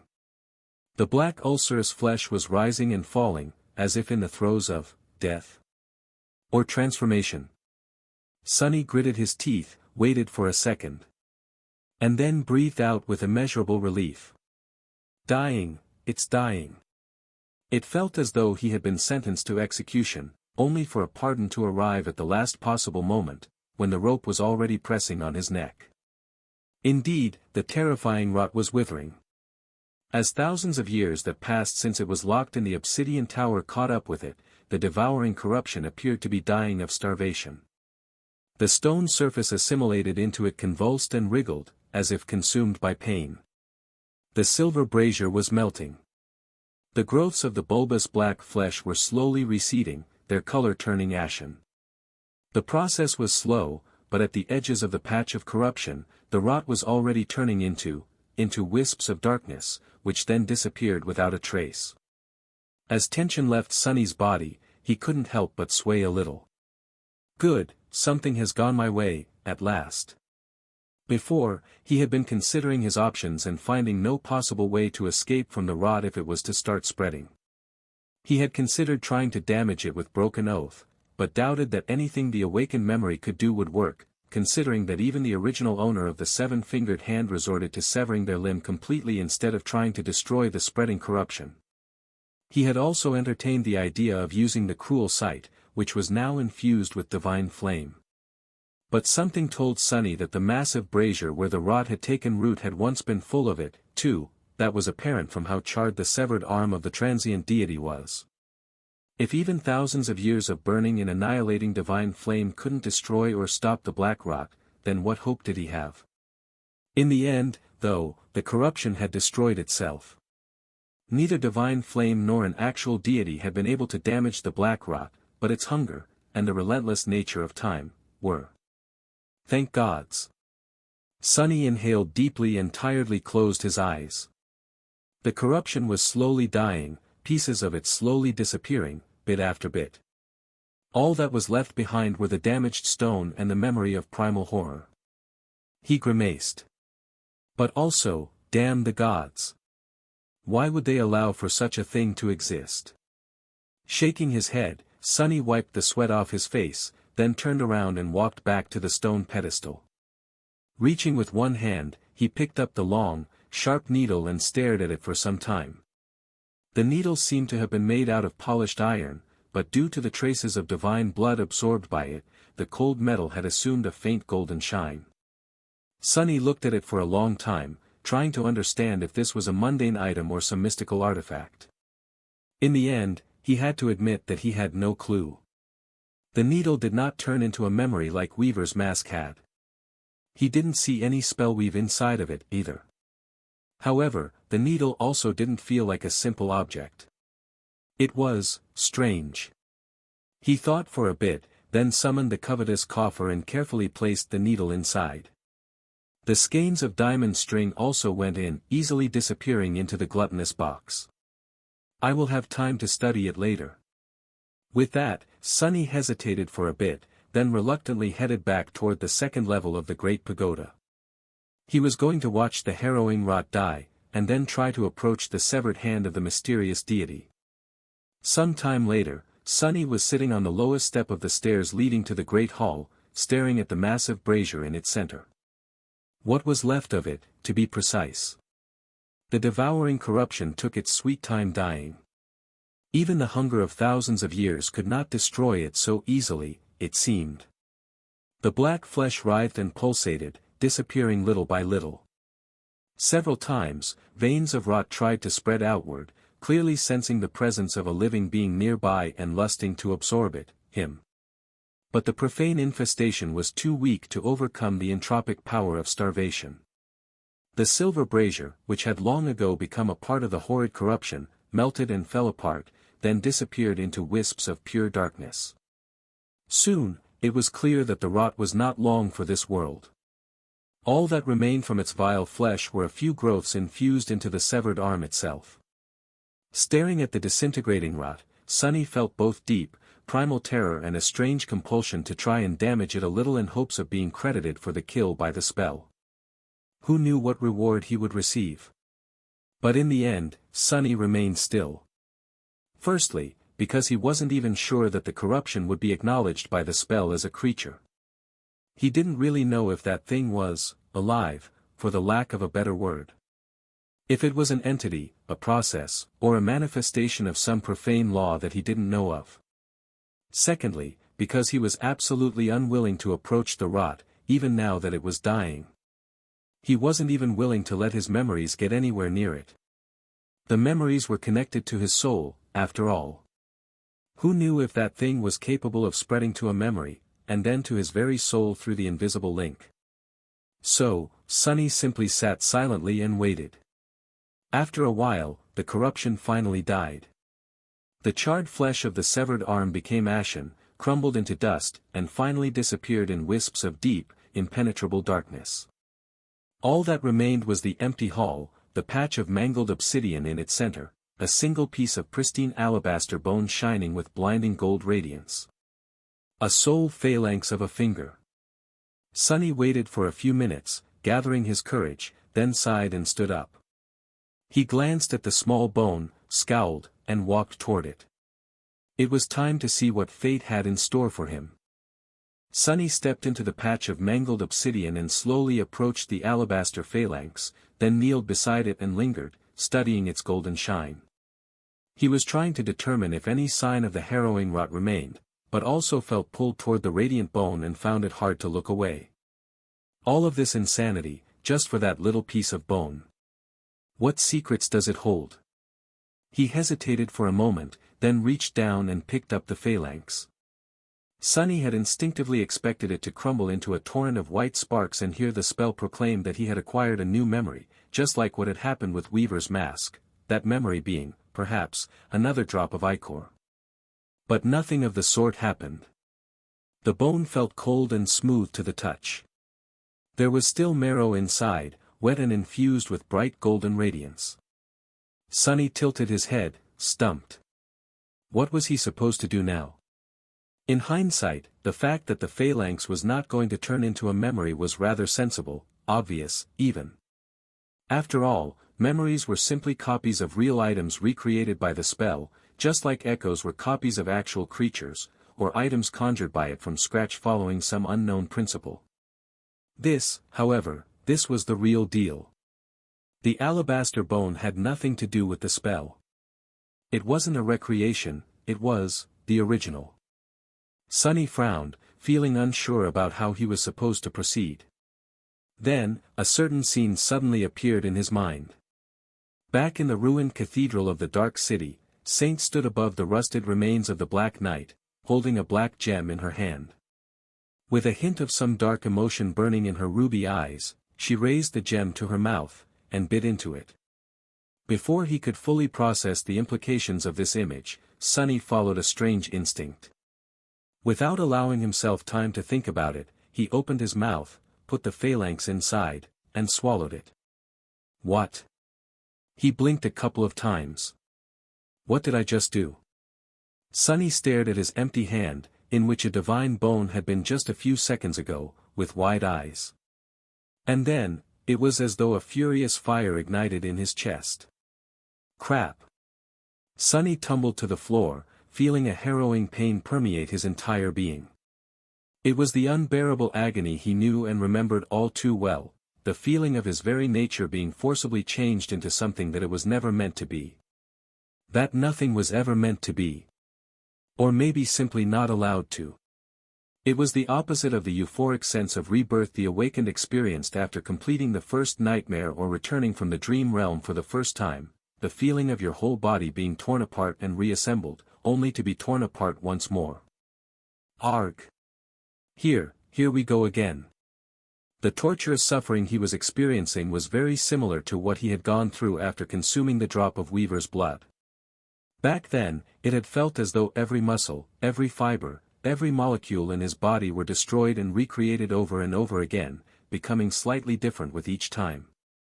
The agony had been especially excruciating when it came to his eyes, which had felt as though two white-hot rods were inserted into them.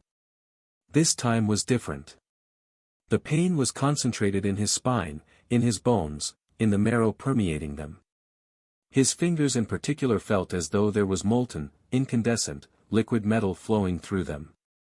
Sunny shrieked. Damn it! God damn it! Damn it all! It hurt so much. However, the torture did not last as long as it had back in the branches of the soul-devouring tree. After a few more minutes of it, Sunny felt the blood weave suddenly come alive and rush through his veins, absorbing the harrowing heat and then carrying it to every cell of his body. Slowly but surely, the pain lessened. But the process of transformation continued. Sunny sprawled on the floor, covered in sweat and breathing heavily. He could feel himself changing. It was a strange and extremely unpleasant sensation, one suffused with a feeling of profound wrongness, but not as devastatingly excruciating as it had been just a few seconds ago. Hell, that was rough. His voice was hoarse and creaky. Sunny glanced to the side and noticed Saint, who was standing silently above him and looking away with cold indifference. Such heartlessness. No sympathy at all. At least the happy shadow seemed very concerned about him, or itself. It was pacing nervously, turning to Sunny from time to time and timidly offering its encouragement. The gloomy shadow was currently wrapped around his body, so it couldn't offer any feedback. He had no doubt that it would have just mocked him, anyway. That jolly guy is, really irritating. I would rather be mocked, curse it all. Gritting his teeth, Sunny closed his eyes and endured the unpleasant feeling of his body being demolished and reconstructed as best as he could. After a long while, which felt like an eternity, it was all finally over. A deep feeling of relief spread through Sunny's body.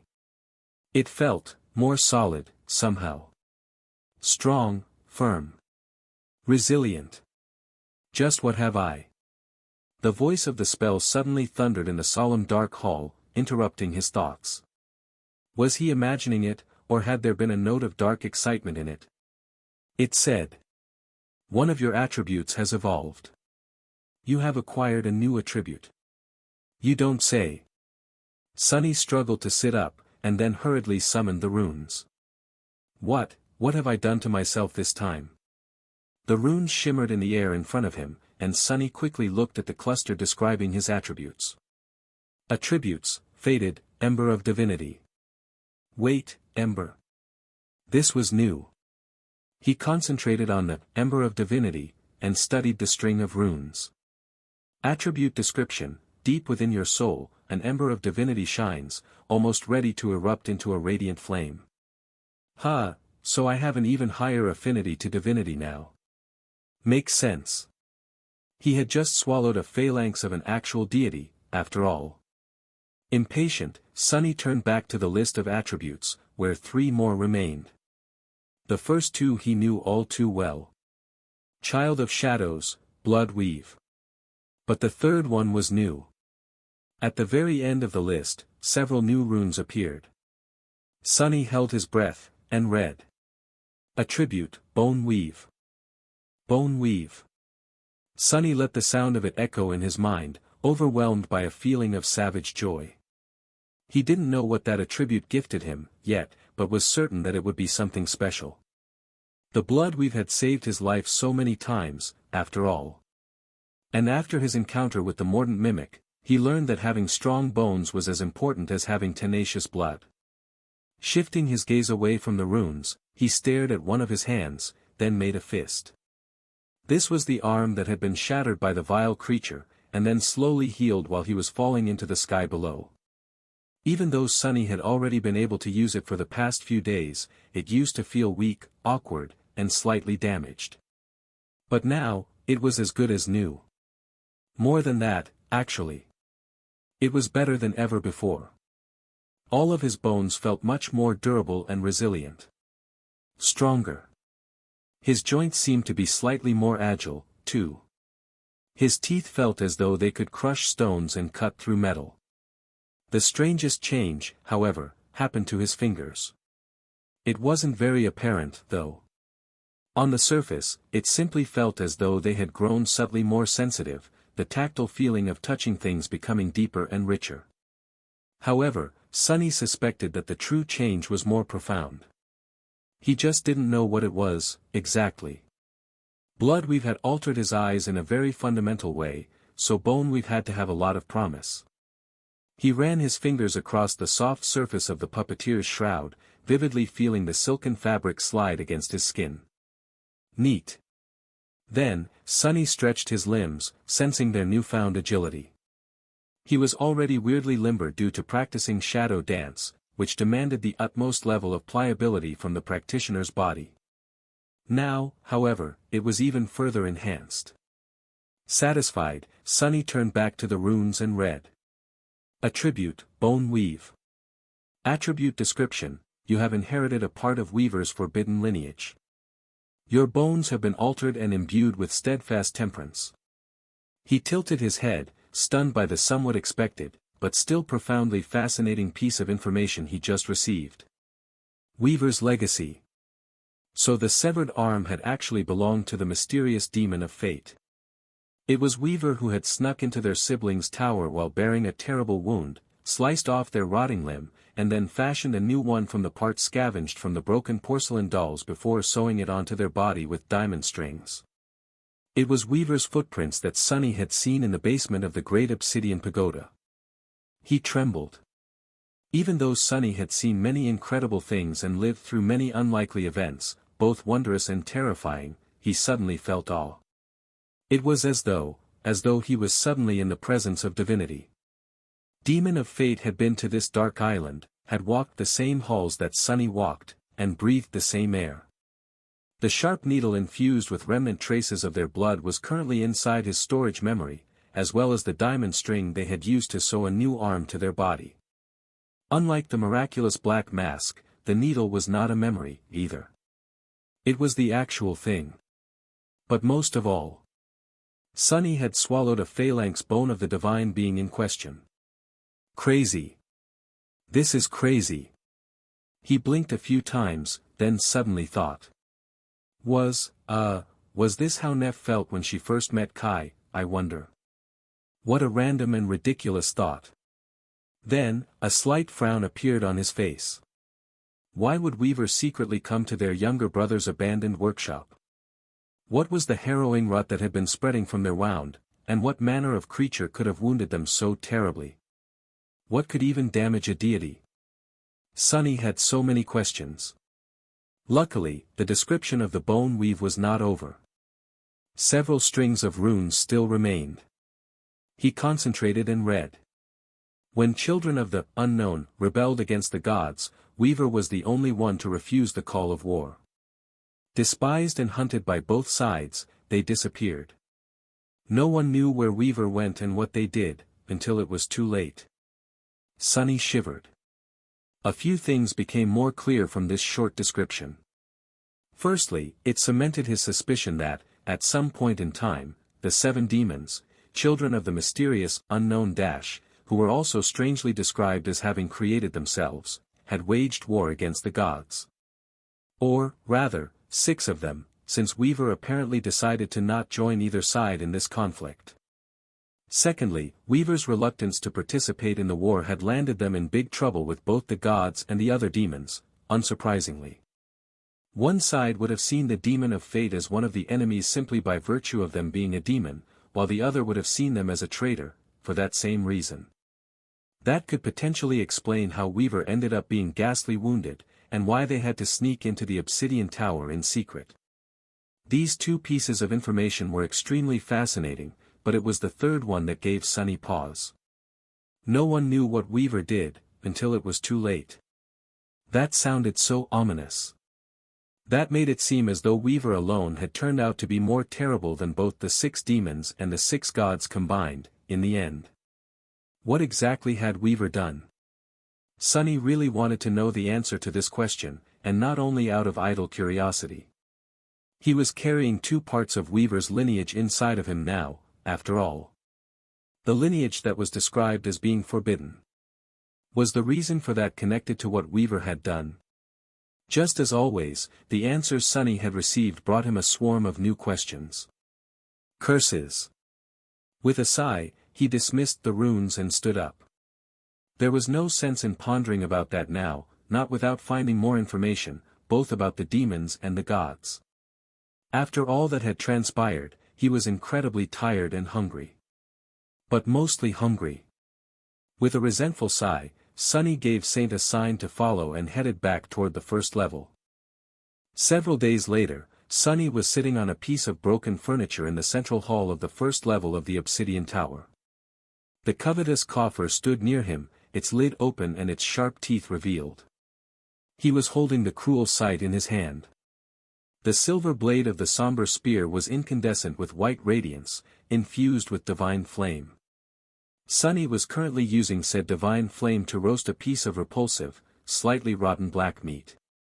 That was the last piece of mimic's flesh he had stored inside the coffer before taking a plunge into the ocean of merciless stars. Saint was also nearby, staring into the distance with her usual cold indifference. He glanced at her, then sighed. Sorry that I haven't fed you in a while. The shadow did not react to his words in any sort of way. Sunny continued to talk, though, unbothered by the taciturn demon's apparent lack of interest. Hey, that's not true. It is not my fault. Blame my incredible luck, instead. What can I do? The memories I find are just too incredible. How can I let you eat them? I can't. He grinned, then threw a dubious look at the sizzling black meat, and sighed. I guess it's done. Dismissing the cruel sight, Sunny brought the meat to his mouth and took a bite out of it. As he chewed, an absolutely miserable expression appeared on his face. Ah, that's the stuff. I tell you, Saint, this meat can easily be described as absolutely delicious. Simply to die for, even. I pity you, really, for being unable to taste. Oh damn it, how can anything be so vile? My delicious cooking. It's the best mimic steak you can possibly eat in a lifetime. Just a single bite can really change your life. For the worst. At least chewing the damn thing was much easier now. Before the acquisition of bone weave, eating mimic's meat felt like gnawing on an old leather boot. It felt pretty much the same now, but Sunny's teeth were different. They were able to slice and cut through the tough meat of the devil with ease. Plus, it wasn't raw. That was already a reason to celebrate. Feeling his eyes tearing up from disgust, Sunny glanced at Saint and forced the smile to remain on his face. Are you left speechless by my culinary skill? Fair, fair. However, in the next moment, a voice suddenly resounded in the darkness of the obsidian tower. You actually survived. Sunny choked on a piece of the vile meat. For a second, he He thought that his loyal shadow had only been pretending to be mute all this time, instead simply choosing not to speak to him. But no, he recognized the voice. Sadly, it wasn't Saint. It was Mordred. The Prince of Nothing was back. Thank gods. Sonny had been burdened by being all alone on the dark island much more than he was willing to admit. Even though he didn't trust the mysterious voice, he felt relieved to hear it. Swallowing the meat, he took a sip from the endless spring, then looked around the hall and said, "As you can see. Although, being the honest to a fault young man that I am, I have to admit that it wasn't easy, or pleasant. In fact, I can hardly believe that I survived myself." He glanced at his body, which was still in a rather sorry state. His burns were healing, but much slower than they would have usually healed. Even though the divine flame had not touched him directly, just the heat radiated by it was enough to leave long-lasting traces that even Bloodweave wasn't able to remove fast. Mordred remained silent before speaking again, as he usually did. When his voice appeared, it was full of genuine surprise. "You really found the rift in the ocean of flames?" Sonny shrugged. "As it turned out, I was more or less falling toward it the whole time. But even then, I almost burned to death trying to reach it. My most powerful memories were heavily damaged, and I only survived thanks to a bit of luck." Which was technically true, although not nearly all of the truth. The mysterious prince hesitated, then asked, "Where are you now?" Sonny tilted his head. How much of my surroundings can he perceive, I wonder? The first thing that Mordred had ever said to him was ask why it was so dark, so he probably could see something, at least. "Can't you see where I am?" The voice answered, most likely honestly. "I can see a big hall filled with ancient, broken things. That doesn't tell me a lot, though." "Makes sense." Sonny nodded, feeling the pressure of the flaw building up in his soul, demanding for him to deliver an answer. He gestured at the interior of the obsidian tower. "Well, beyond the false stars, the void continues for who knows how much further down. But some distance from the flames, there is actually a single island floating in the emptiness. There is a magnificent black pagoda on that island, which looks like the exact copy of the ivory tower. That is where I am right now, inside that pagoda." Then, Sonny scratched the back of his head, and added, "But anyway, how come I can still hear you? Haven't you told me that your voice would not reach beyond the stars?" Mordred sighed. "That was what I thought. Luckily, I seem to have been wrong." After a short pause, he said in a strange tone, "The Ebony Tower, so it does exist." Sonny blinked. "I guess it's one way to call it." Then, however, a complicated expression appeared on his face. "Wait, you knew about it?" The mysterious prince remained silent for a bit, then answered. "That is what I had been trying to find before I couldn't search anymore. There were some hints that a duplicate of the ivory tower exists somewhere in the sky below. I hope to reach it."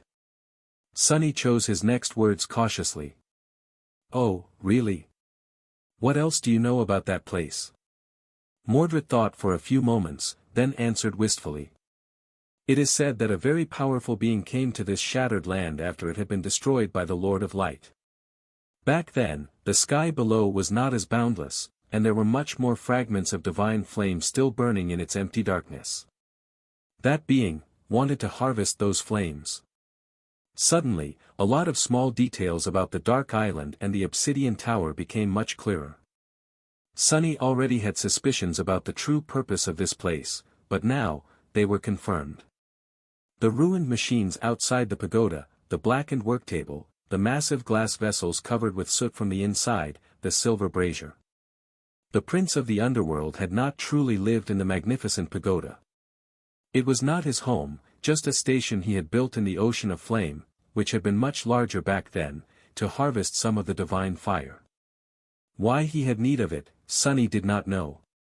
But he suspected that the prideful demon had either succeeded in his purpose or failed, and that was why he eventually left and sealed the obsidian tower, which then stood abandoned for thousands of years. And at some point during that time, another child of the unknown, had come here for a short while, although their purpose was very different. This revelation came and went. There was a question burning in his mind that had nothing to do with such distant past, instead. It was much more pressing. Sunny swallowed another piece of meat and asked casually. Harvest divine flames. Very interesting. Was that why you wanted to come here, too? Or had Mordred been after something else? Was after something else? The lost prince laughed. No, not really. In fact, I wasn't that interested in the ebony tower itself, to begin with. Sunny frowned. Why did you want to find it if you weren't interested in it? Mordred sighed. After a long pause, he answered, his voice dark and full of suppressed emotion. What I was interested in was not the copy, but the original. The ivory tower. The two are supposed to be connected somehow. If one finds that connection, they might just be able to reach past the crushing and step foot on the heavenly isle. Sunny remained silent for a while, thinking feverishly. A bridge between the two towers. That was his chance to escape this dismal place and return to the real world. The problem was, he had no clue what this connection Mordred had told him about was. However, he had an idea. In the past several days, Sunny had explored the rest of the obsidian, of the ebony tower. He had made a couple of fascinating discoveries, but most of it was now full of nothing except dust and rubble. Pretty much everything inside the pagoda disintegrated due to the onslaught of time after he had opened its gates. The most promising and mysterious of his finds, though, was situated on the last level of the tower, in a small circular hall that housed nothing except for a graceful stone arch, which stood lonesomely in its center and looked like a misplaced, empty doorframe. The most intriguing part about the arch was that it was surrounded by a circle of runes, almost like the gateway in the Crimson Spire had been. In fact, that was what Sunny assumed it to be, an inactive gateway. For that reason, he had spent these days trying to find a way to activate it. He had poured shadow essence into the arch itself, as well as every corner of the hall. He had studied the unfamiliar runes, hoping to either find a way to translate them or maybe discover a place where they had been damaged, thus rendering the arch useless. But nothing had worked, yet. The information provided by Mordred instantly changed his perception of the arch, though. If what the lost prince had told him was true, then maybe it wasn't a gateway to the real world. Maybe it was an entrance to the magical bridge connecting the ebony tower to its ivory counterpart. Still, how was he supposed to make the damn thing work? With a deep scowl appearing on his face, Sunny asked. If this place is really connected to the ivory tower, then how would one go about using that connection? Do you have any ideas? There is something that looks like a portal here, but it doesn't work. I tried to open it 100 times, to no avail. Mordred thought for a bit, then said uncertainly. Have you tried saturating it with essence? Sunny grimaced. Of course. What am I, a fool? That was the first thing I attempted. He hesitated for a few moments, then voiced something that had been keeping him worried for a while. Maybe it requires some sort of a key to be opened. The voice remained silent for a long time. Then, Mordred said. No, I don't think so. Sunny raised an eyebrow. Really? Why? The lost prince answered casually. Because only doors that can be kicked open require locks and keys. The master of this place wasn't someone who needed such things to keep uninvited guests away. Makes sense, I guess. He seems to know a lot about the prince of the underworld, though. I thought knowledge of demons was really scarce. Sunny sighed. So, how do I activate the connection then? Mordred considered the question for a second or two, then said with a hint of doubt in his voice. The creator of the ebony tower was a builder of things. A genius artifacts, but also of practical sort, from what little knowledge of him remains. He would have probably used whatever was at hand, and went for the simplest solution. Builders don't like overcomplicated things, after all. Sunny considered his words. The simplest solution. A seed of an idea appeared in his mind. With a thoughtful expression, he took another bite out of the piece of meat and chewed it thoroughly. The lost prince politely remained silent while Sunny ate. After a while, however, he suddenly spoke. "Oh, by the way. I don't want to worry you, Sunless, but there seems to be a powerful nightmare creature standing right behind you." Sunny almost choked again. If not for the fact that he was looking both forward and back at the same time with the help of the shadows, he would have jumped and summoned the cruel sight immediately. But he knew that there was no one behind him. Except for Saint. He swallowed the foul meat, then smiled weakly. "Curses, you almost gave me a heart attack. That's not a nightmare creature. Can't you differentiate a real demon from an echo?" Mordred remained silent for a bit, then said with amusement. "She is your echo. Fascinating." Sunny frowned. "What's so fascinating about it?" However, there was no answer. The mysterious prince was gone once again, disappearing as suddenly as he had appeared. Usually, Sunny was irritated by this annoying habit of his, but this time, he was glad. Sunny couldn't wait to go back to the 6th level, but didn't want Mordred to see what he had found on the level before. He still didn't trust the lost prince, even though Mordred had been nothing but helpful up until now. Extremely so, in fact. Sunny didn't know if he would have even been alive without his guidance. "Later, if I manage to return to the sanctuary in one piece, I'll start trusting him then. A little. Maybe." Finishing up his meal, the last he was going to have in a while, Sunny stood up, stretched, and headed toward the stairs. After he had received the bone weave and rested, Sunny explored the rest of the 3rd level of the Ebony Tower. However, he had not found anything of note there. He also had not discovered any more traces left behind by Weaver, which disappointed him a great deal. The 4th level, however, was much more interesting. The central hall of it was fashioned into a vast, somber shrine. At the center of it stood an altar cut from a single slab of black onyx, and behind it was an incredibly beautiful statue of a young woman dressed in a flowing tunic, her face obscured by a veil. The young woman was holding a star in one hand, and a bolt of lightning in the other. Sunny was pretty sure that she was none other than Storm God, also known as the goddess of black skies. Deity of the oceans, of the depths, darkness, stars, travel, guidance, and disaster. Which was really interesting. Why would the prince of the underworld build a shrine to his sworn enemy at the very heart of the Ebony Tower? Their relationship, it seemed, was not as simple as Sunny had thought. He had been much more interested in the altar itself, though. After finding the shrine, Sunny had tried to place magical coins on the onyx surface, and even spilled a bit of his blood on it. But this time, the gods had not answered. The coins, too, simply remained laying on the altar instead of turning into shadow essence. It seemed that the altar was not mystical at all. In fact, as far as altars went, this one appeared to be quite mundane. Sunny had quickly lost interest and continued exploring the Great Pagoda. And he had not been disappointed by that decision. Because there was something very, very important on the 5th level of the Ebony Tower. The 5th level of the Ebony Tower had almost killed Sunny. It was completely empty, its black walls drowning in darkness and unadorned. There was no dust, no ruined pieces of furniture, tools, or strange metal devices. Not even lanterns.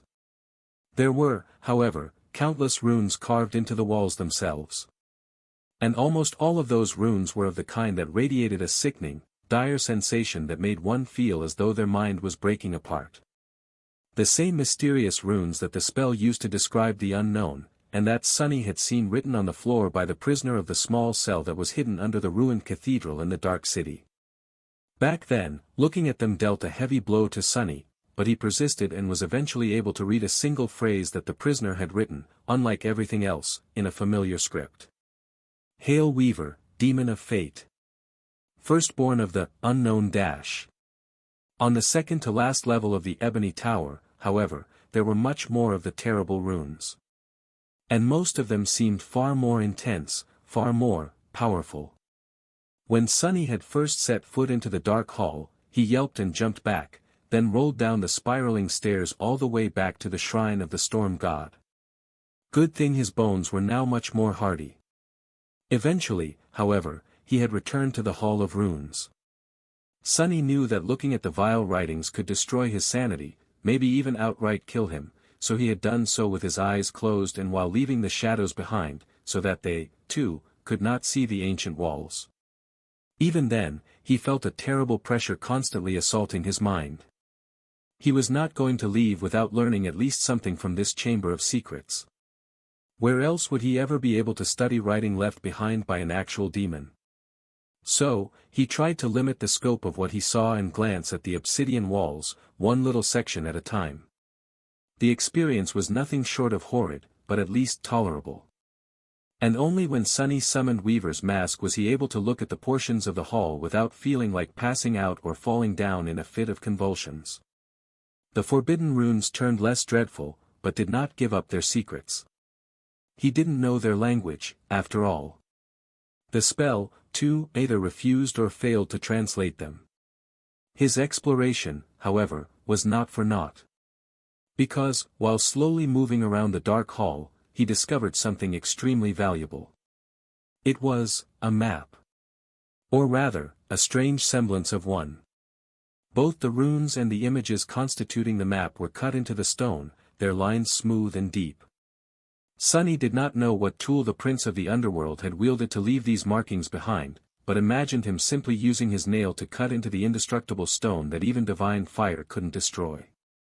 At the center of the map, jagged mountains were depicted, shrouded by mist. Directly south of them, an island with a familiar silhouette of a graceful pagoda floated above flames. Even further south, separated from the mountains by a vast emptiness, was a mighty castle. Far to the west, a snowy peak stood near a fuming volcano, and nestled between them was an arched bridge. To the southwest, a strange ship floated on ghostly waves. Southeast of the mountains, divided from them by a long stretch of nothingness, a perfectly symmetrical pyramid was cut into the obsidian wall. And lastly, to the north, further away than any other image, above all of them, was a familiar shape. A fearsome mask stared at Sunny, crowned with 3 horns. Weaver's mask. The map was strange, however, because the areas it depicted seemed disconnected, somehow. There were no borders, no terrain, no measure of distance between them. The ideas of north, south, east, and west were only something Sunny had assigned to the map out of habit. Truly, it could have been the exact opposite, or impossible to apply to the logic of the map altogether. But at the same time, it fit with the geography of the dream realm as he knew it, somewhat. Each of the images had an inscription near them, written in a runic language that Sunny had trouble understanding. It was similar to the one used by the spell, but also different enough to make translation either impossible or difficult. But even without reading the inscriptions, he easily guessed what the images meant. The mountains depicted in the center of the map were, of course, the Hollow Mountains. Even if the image itself was only familiar, their closeness to the ivory tower cemented that conclusion. The ivory tower, of course, represented the Chained Isles. The castle to the south had to be Bastion. Although Sunny had never seen it with his own 2 eyes, he knew its silhouette and appearance from childhood, just like any other human in the real world. Its likeness was the stage for countless dramas, movies, and webtoons, after all. Similarly, he recognized the great stone bridge nestled between a snowy peak and a raging volcano. It was the road to Ravenheart, the great citadel ruled by Clan Song. Knowing the position of Bastion and Ravenheart, it wasn't hard to surmise that the ship sailing on the ghostly waves represented the Storm Sea, where the citadel of the 3rd great clan, House of Night, was located. Sunny had no idea what the pyramid to the east represented. The 7th image, however, was rather clear. It meant Weaver. By knowing who it described, he was also able to translate the inscription near the depiction of the mask. It read, Fate. There was another symbol near it, though, which meant something akin to a question mark, an inquiry. So, actually, it was fate. Basically, even the prince of the underworld had no idea where his eldest sibling lived. And this was what the images were, in Sunny's mind. They represented the 7 demons, or rather, their domains. Which was nothing short of tantalizing in and of itself, but also meant several things. Firstly, that the 3 great clans had inherited their citadels from 3 demons, or at least built their strongholds in the regions of the dream realm where demons had once dwelt.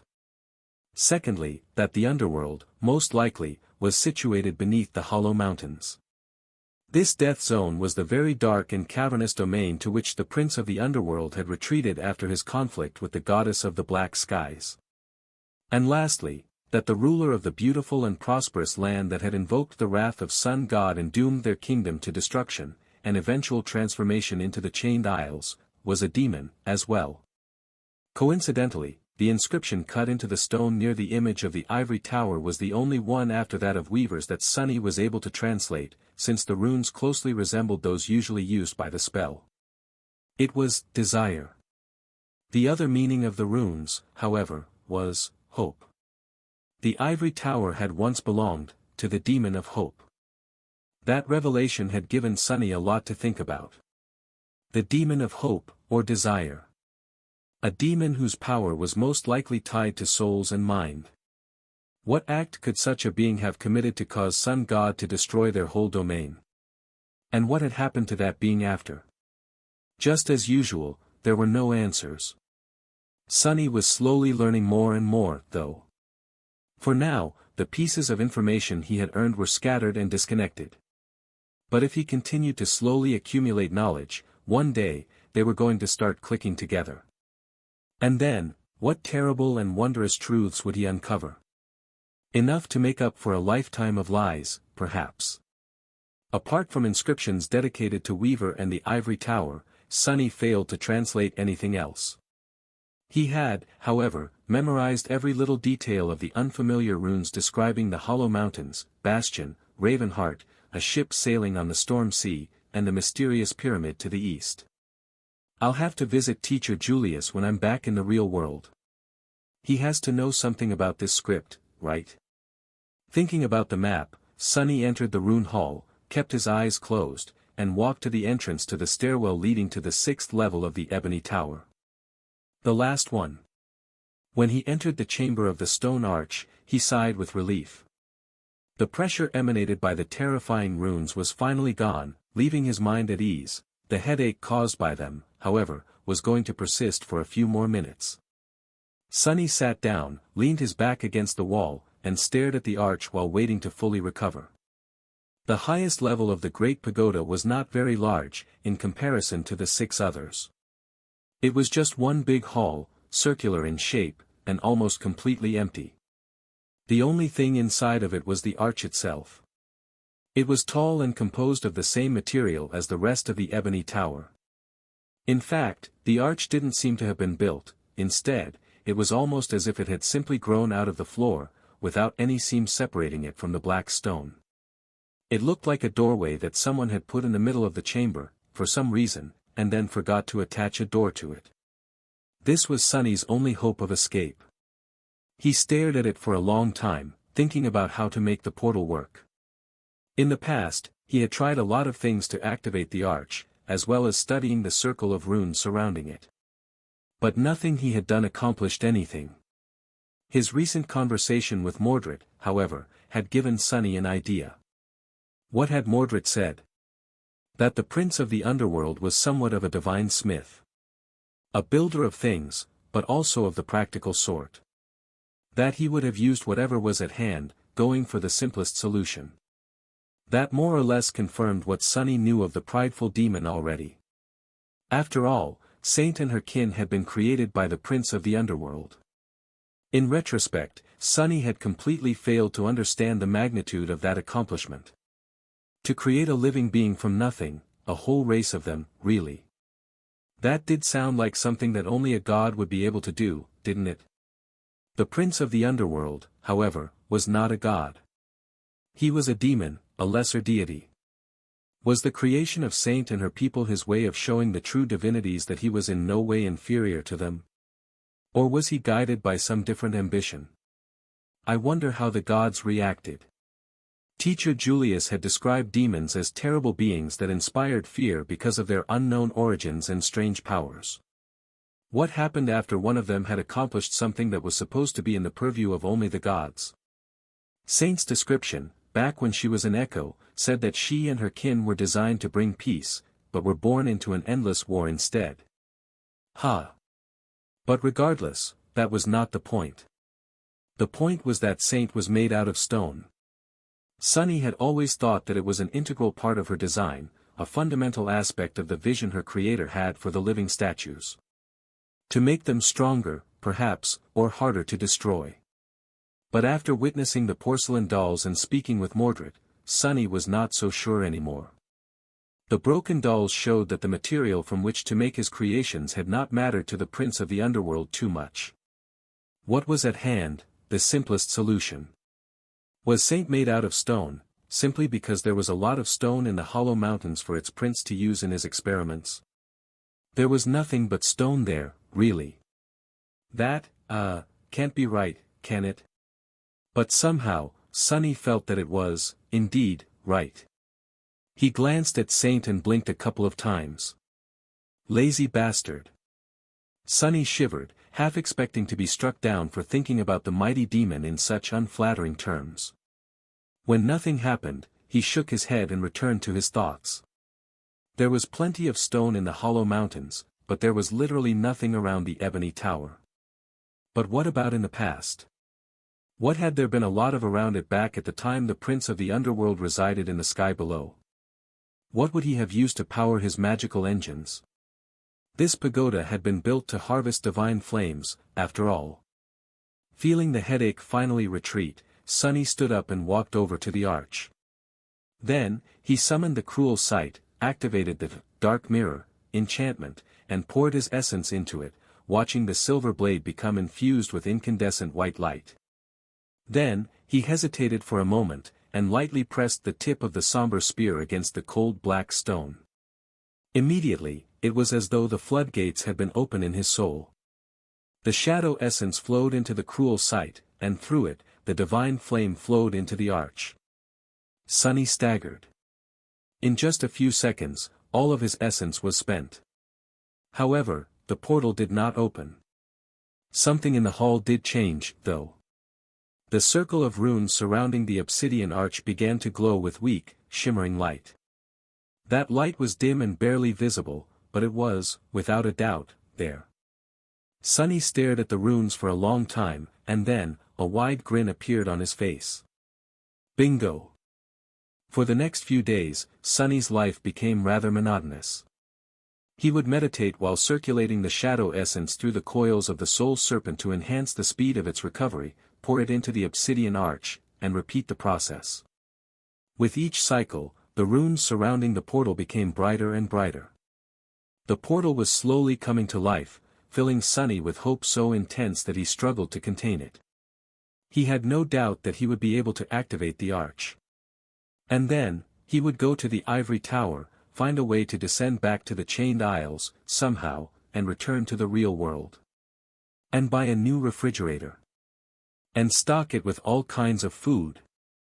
Sitting on the stone floor of the highest level of the ebony tower, Sunny looked at the covetous coffer, which stood nearby, with a resentful expression. He knew full well that there was no meat left there, or any other kind of food. Who knew he would miss the vile flesh of the mordant mimic one day? I guess one should never say never.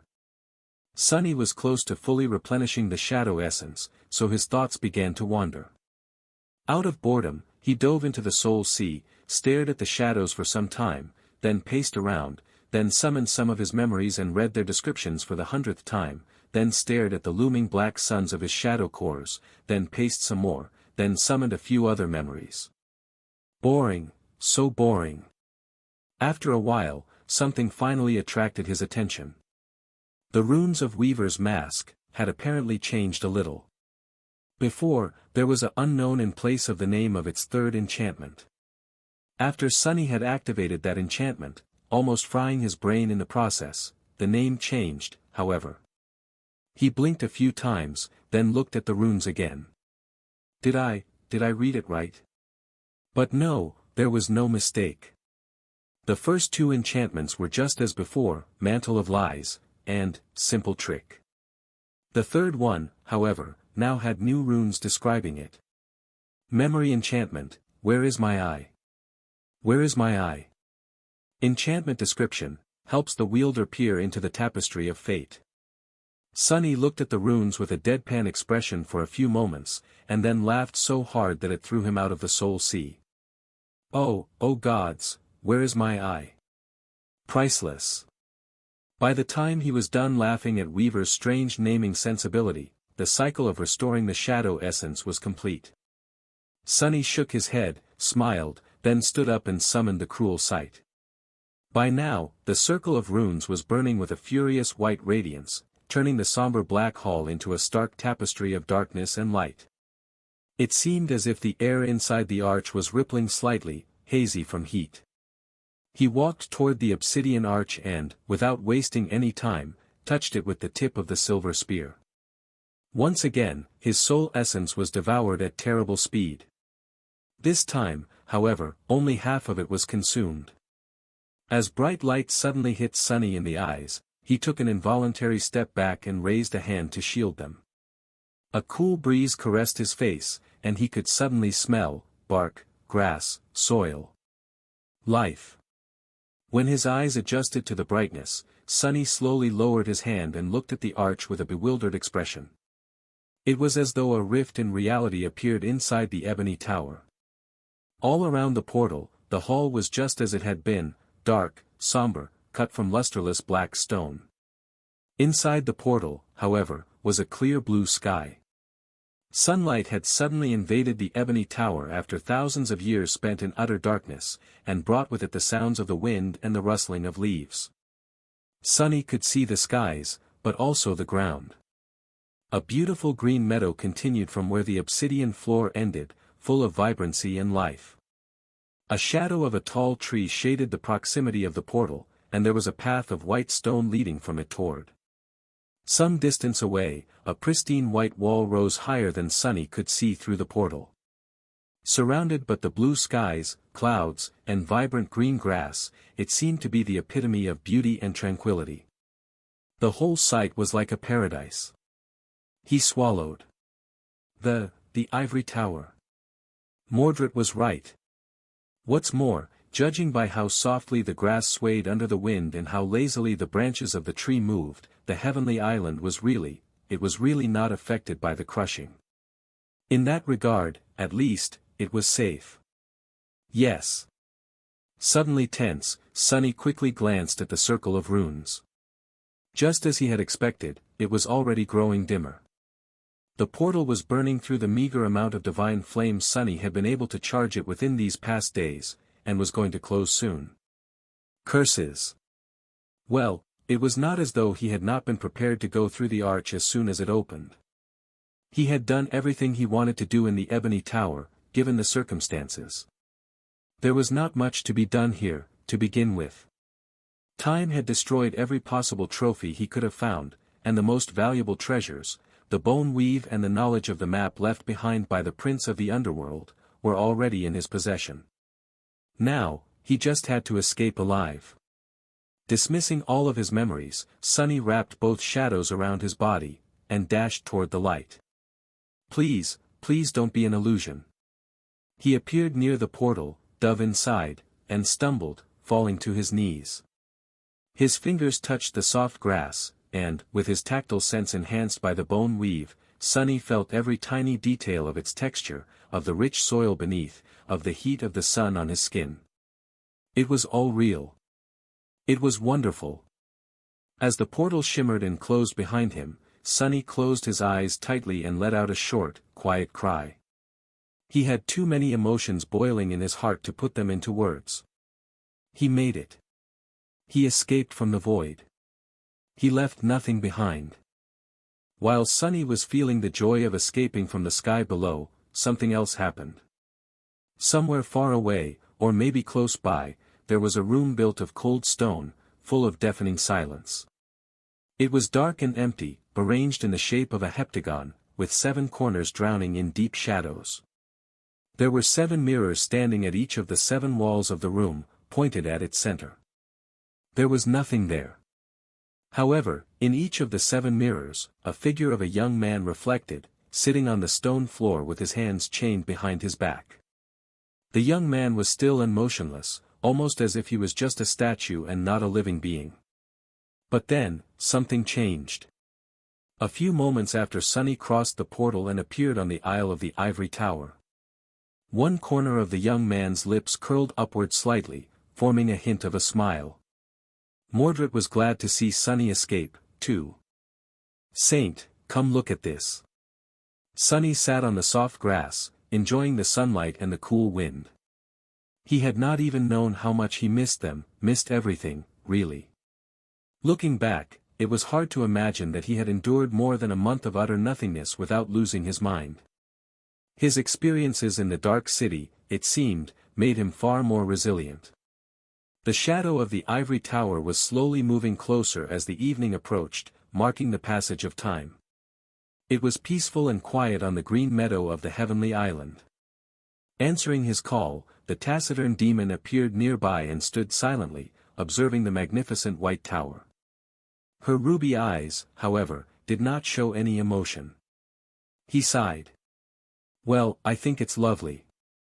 The soaring island was not very large, so Sunny could more or less see its edge not too far away, surrounded by floating slates of shattered marble. There was a meadow on this side of it, a grove that rustled under the wind, and a graceful gazebo built of the same white material as the ivory tower itself. The stone arch inside of it was also white, and empty. The portal was gone. Some distance away, connected to the gazebo by a stone path, stood the magnificent great pagoda that had once belonged to the Demon of Hope. If its copy in the sky below was somber and ominous, the original was the complete opposite. It was beautiful, graceful, and slightly surreal, as if too sublime to exist in the mortal realm. In a sense, it did not. Something about the ivory tower made Sunny uneasy, however. He couldn't quite describe the feeling, but it was as though he simultaneously felt pulled toward it and threatened by it. The sensation did not come from his intuition, but more so from the deepest corners of his soul. It was rather strong. And there was also something strange in the shape of the tower itself. There was a weird thing that went around the base of it, circling the whole perimeter of the great pagoda and disappearing from view. That thing was almost of the same color, but slightly less pristine, and made out of long and weathered sections. After looking at it for a while, Sunny finally realized what the thing was. Bone. Wrapped around the tower was what remained of the tail of some giant, dead creature. He frowned. "Good thing it's dead. I hope it remains this way." Sunny sighed, used the cruel sight to help himself stand up, and headed toward the edge of the island. Saint followed, putting the blade of the midnight shard on her shoulder. Reaching it, he cautiously looked down and saw the disjointed patchwork of the chained aisles far below. From this high, they looked like pieces of a beautiful mosaic that someone had laid out on the backdrop of velvety darkness, with a scattering of radiant stars shining in between. Sunny gazed down for a while, then picked up a rock from the ground and threw it over the edge. The rock fell for 100 meters or so without meeting any resistance. Then, however, it suddenly cracked and exploded into shards, which then became dust and were scattered in the wind. Curses! It seemed that the crushing was still there.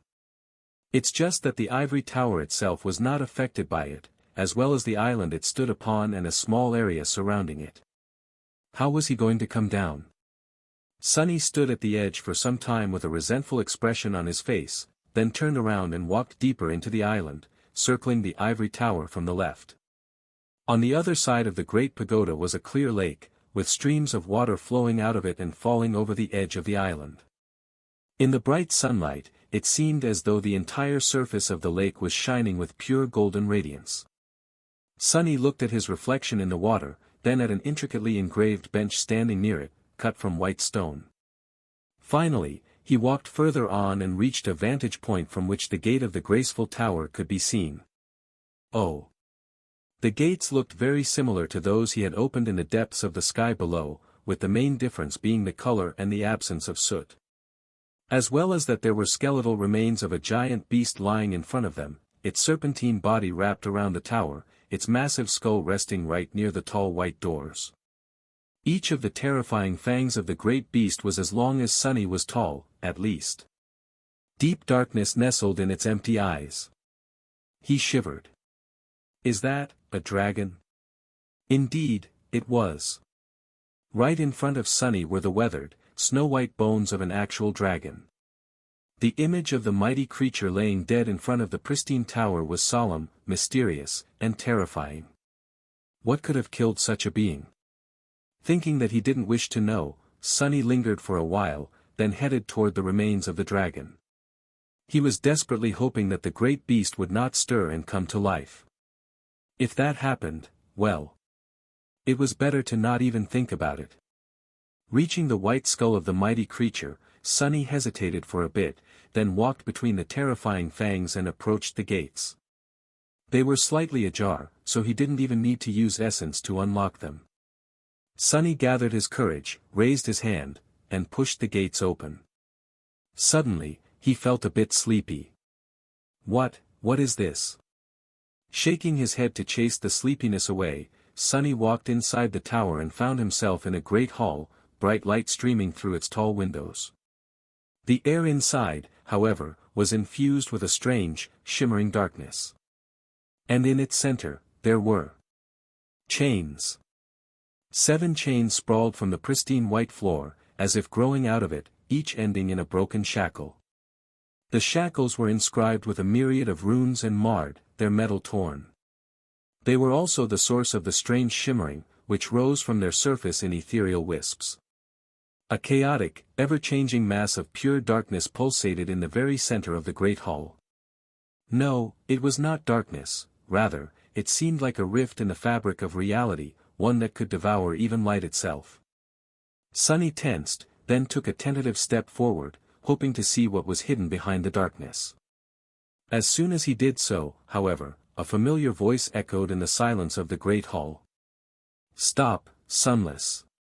Turn back if you wish to live. Sunny froze, then took a careful step back and stared at the walls of the great hall.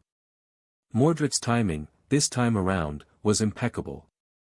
It was not like Sunny had planned to get too close to the mass of darkness, but he might have underestimated the danger it presented.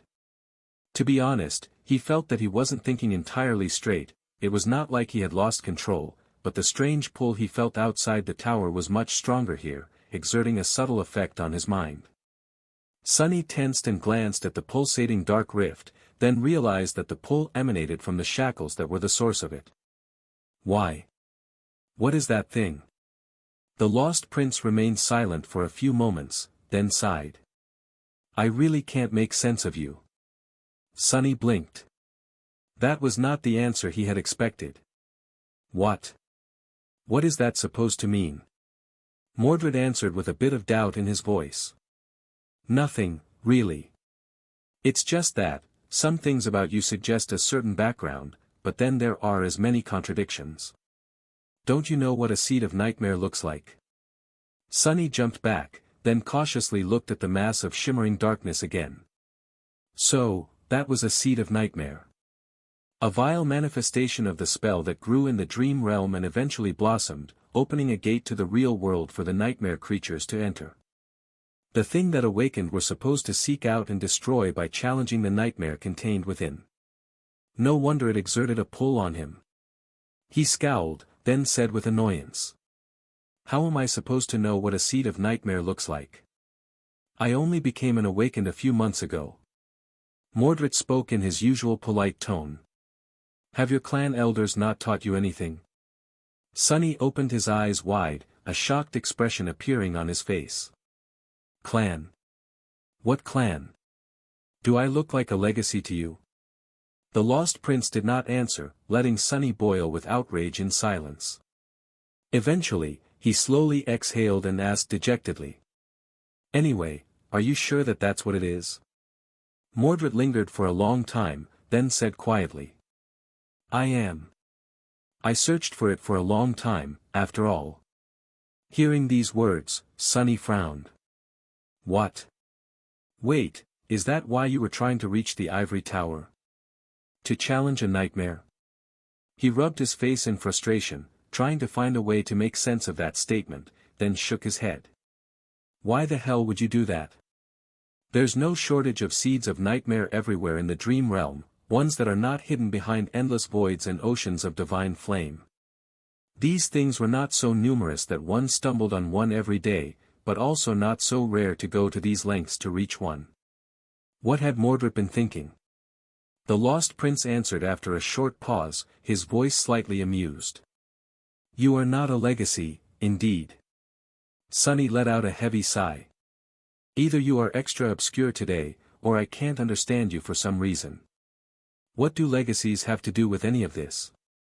Mordred thought for a bit, then said. This seed of nightmare is a very, very special one. What is he going on about? The only thing that differentiated seeds, in Sunny's mind, was their category. A Category 2 seed would blossom into a Category 2 gate, and contained a second nightmare. If an awakened challenged it and passed the trial, they would become a master. If a master challenged a Category 3 seed and survived the third nightmare, they would become a saint.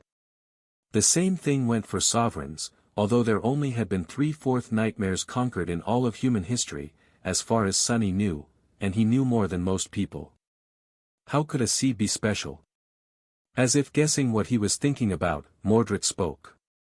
There are a lot of masters, but not all masters are equal. There are a few dozen saints, but not all saints are equal. And similarly, there are numerous nightmares, but not all nightmares are equal. Sunny scowled. How so? Is it easier? More difficult?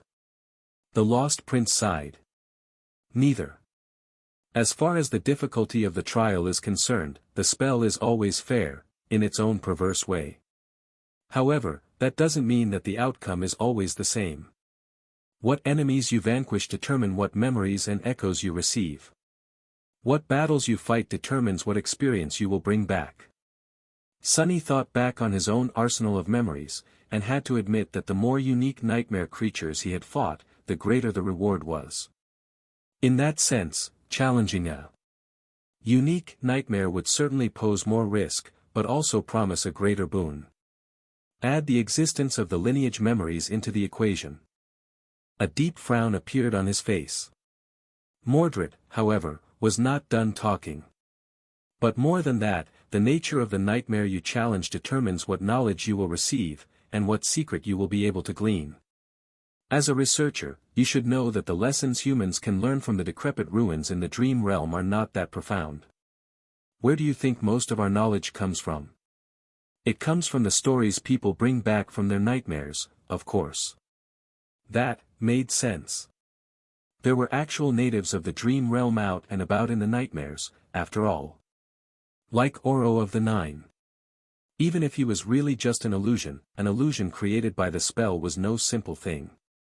Most of the knowledge Sunny possessed was built on the foundation of what he had learned from the noble swordsman and scholar. How much more would he know if he had gone into the nightmare with the intention to not only survive, but also learn? Sunny glanced at the dark seed. It had grown in the tower that had once belonged to one of the 7 demons. What mysteries would such a nightmare reveal? Mordred gave him time to think, then said in an even tone. For that reason, legacy clans, not all of them, but the truly powerful ones, select the nightmares for their members to challenge very carefully. Sunny lingered for a bit, then raised an eyebrow. What crazy clan chose that cursed seed for you to try and find, then? The lost prince laughed. Oh, no. No one had wished for me to seek it. It was my decision alone. In fact, I suspect that only 2 people in both the waking world and this one know about its existence. Me, and now you. He chuckled again, and then added. But that is what makes it so special, as well. None of them could have learned of its existence, reached it, and taken its rewards as their own. After that, Mordred suddenly grew silent. He remained that way for a while, and then added quietly. Well, it's not like I managed to do it either. He sighed, lingered for a few moments, and then added in a wistful tone. Can you imagine what secrets that seed hides? What one would learn from that nightmare? A nightmare that was created from the chains with which Hope herself had been bound. Hope, herself. Sunny stared at the 7 chains, finding new meaning in their cruel visage and the misshapen, torn remnants of the 7 rune-inscribed shackles. So the sun god's ire had not been quelled by just destroying her kingdom. He had gone a step further, binding the demon of hope at the heart of her decimated domain. For how long? And how had she escaped, in the end? He tilted his head. So the demon of hope was chained here. Mordred answered with a hint of surprise in his voice. You know of the demons? A crooked smile appeared on Sunny's face. I do, a bit. Why wouldn't I? Although truth be told, there's not a lot of information about them, even among the Dream Realm researchers. So, the ruler that you had told me about was one of the demons? A lesser deity? Mordred kept silent for a bit, then said dejectedly. Yes. I am not sure that those 2 words really go together, though. I also don't know what Hope had done to earn the wrath of the Lord of Light. However, I do know that these 7 chains are what is holding the chained isles from falling into the sky below. Sunny raised his eyebrows. What? The Lost Prince sighed. People think that there are numerous heavenly chains connecting all the island, but in fact, there are only 7, and you are looking at their roots, or rather, there were only 7. Each of them had to be broken for the ivory tower to become untethered, of course. So, now the islands are linked by the fragments of the original 7 chains, many of them severed from each other. That is why they are slowly crumbling, one after another. Sunny thought for a bit, trying to correct the way he used to think about the chained isles. The new information was interesting, but not very useful. Shaking his head, he turned back to the Seed of Nightmare. So, what is the category of that thing? I guess it contains a second nightmare, since you wanted to challenge it. Mordred answered succinctly. Correct. That's one way I can get out of the dream realm, then, but am I suicidal enough to go into the second nightmare alone? Whole cohorts of experienced awakened routinely perish in their attempts to become masters. What would my chances of survival be with no one to cover my back? Just as Master Jet had said, no one survived in the dream realm alone. She probably knew from experience. He scowled. Wait, will this seed create a gate in the real world if it's not destroyed? When Mordred answered, his voice was almost indifferent. Indeed. But not for a long time, maybe in a few years, or a decade. It has not matured enough to be able to bloom, yet. Sunny hesitated. But it can be challenged, right? The Lost Prince did not answer for a while, but then finally said. Yes. A seed can be challenged before it blooms, as well as after. If the seed is not found in time and a gate opens, challengers can fight their way through and enter the nightmare directly. The gate also disrupts the anchors of those near it, so masters and saints that enter the dream realm will appear in the vicinity of the blooming seed. After that, they can lead awakened to it. He paused, then added. In fact, most of the seeds are not found in time, because the dream realm is vast and only partially explored. That's why the nightmare creatures are entering our world so often. Challenging a seed before it blooms is much better. In this case, however, I would advise against it. Sunny turned away from the mass of shimmering darkness, then asked in an even tone. Yeah. Why?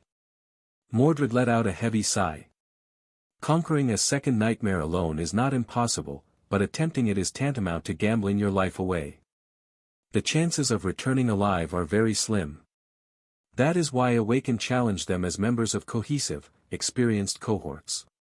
Even then, many don't survive, most, even. But this nightmare is actually far worse.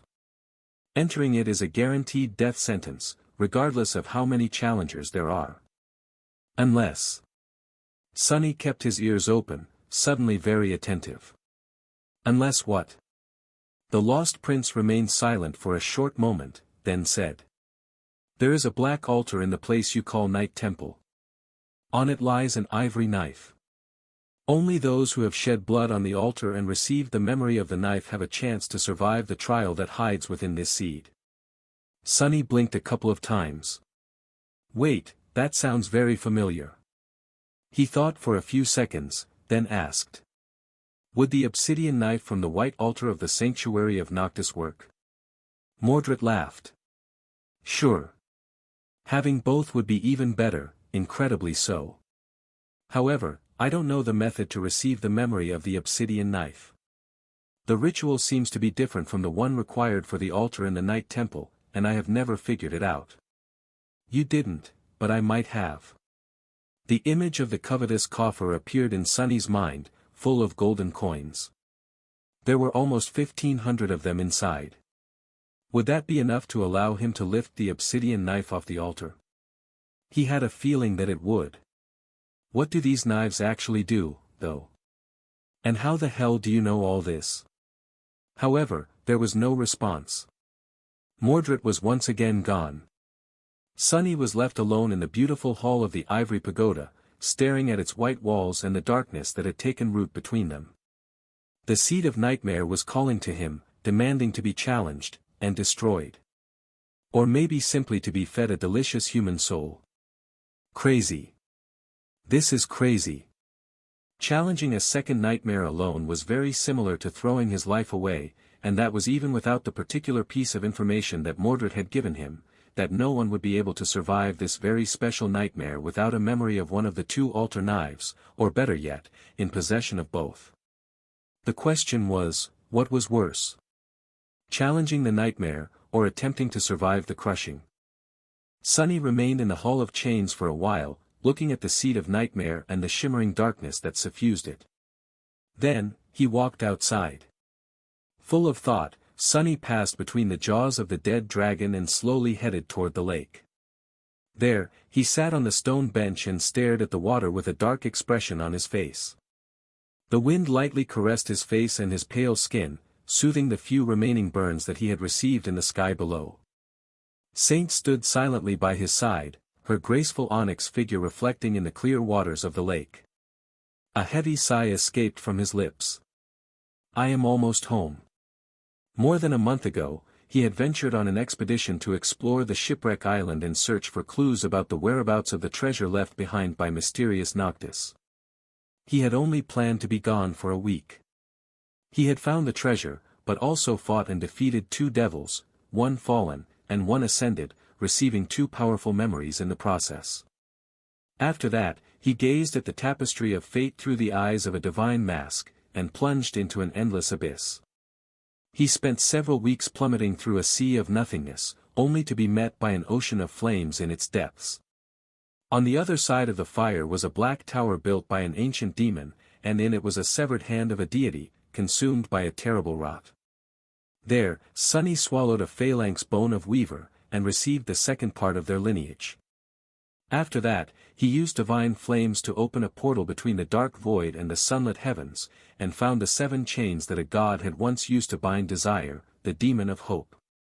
And somewhere along the way, he met a lost soul who called himself Mordred, the Prince of Nothing, a disembodied voice that came out of nowhere, and helped him along the way. Now, Sunny just had to do one last thing, either plunge into a deadly nightmare, or off the edge of the Ivory Island, to be met with the obliterating fury of the crushing. With a heavy sigh, he turned around and stared at the white bones of the great beast that had wrapped its mighty body around the base of Hope's beautiful tower once, thousands of years ago, before succumbing to death. Let's get this show on the road, I guess. Some time later, Sunny was leaning on the wall of the ivory tower. He was in a tight spot between the tail of the dead dragon and the white surface of the great pagoda, with Saint standing near him, her weapons dismissed. With a crooked smile, Sunny wrapped the 2 shadows around his body and circulated shadow essence through the coils of the soul serpent, preparing for what was about to come. Then, he looked at the taciturn stone demon and raised his eyebrows. What are you waiting for? Push. Saint gave him an indifferent look, then took a step forward, placed her hand on the surface of the massive bone in front of her, and pushed with all her demonic strength. Her feet sunk into the soil by a few centimeters, but the ancient bone did not move. Until Sunny joined his shadow, that was.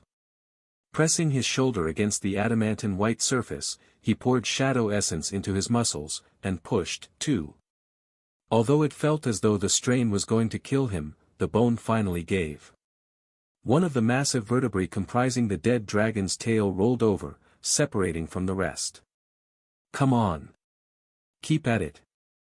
Of course, Sunny was not going to challenge a second nightmare alone. What was he, crazy? Well, maybe he was a little. But being suicidal was not a part of his very mild, borderline charming craziness.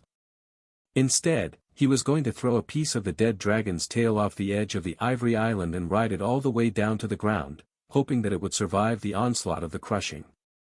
If a dragon couldn't, then what could? Put your back into it. Saint didn't really need his encouragement, or advice, so Sunny was mostly shouting for his own benefit, since producing loud noises seemed to help him cope with the strain of trying to push the ancient bone, for some reason. Luckily, now that it had been dislodged, the process became easier. Together, they slowly moved the massive vertebra past the gazebo containing the inactive portal, then past the grove of ancient trees, and finally to the very edge of the island. There, Sunny stopped for a moment and tried to catch his breath. Then, he cautiously looked down. That was a mistake. If before the colorful mosaic of the flying islands far below was simply a breathtaking sight, now that he had to actually jump down, it made Sunny dizzy and frightened out of his wits. But it was too late to change his mind. Wasn't it? Gritting his teeth, Sunny tried not to think about the inconceivable height and climbed inside the vertebra, which, of course, was hollow at the center. There was just enough space there to fit his body, and that was the reason why he had chosen this particular one, in the first place. He lingered for a long time, trying to gather his courage. Maybe it's not too late, maybe I should just enter the seed. What's the big deal, anyway? It's just a second nightmare. But no, there was no way back. He simply had to do it. Inhaling deeply, Sunny held his breath for a moment, and then screamed in a small voice. Saint! Push it over. Outside the massive vertebra, the taciturn demon stared at the surface of the ancient bone for a moment. And then, gave it a devastating kick.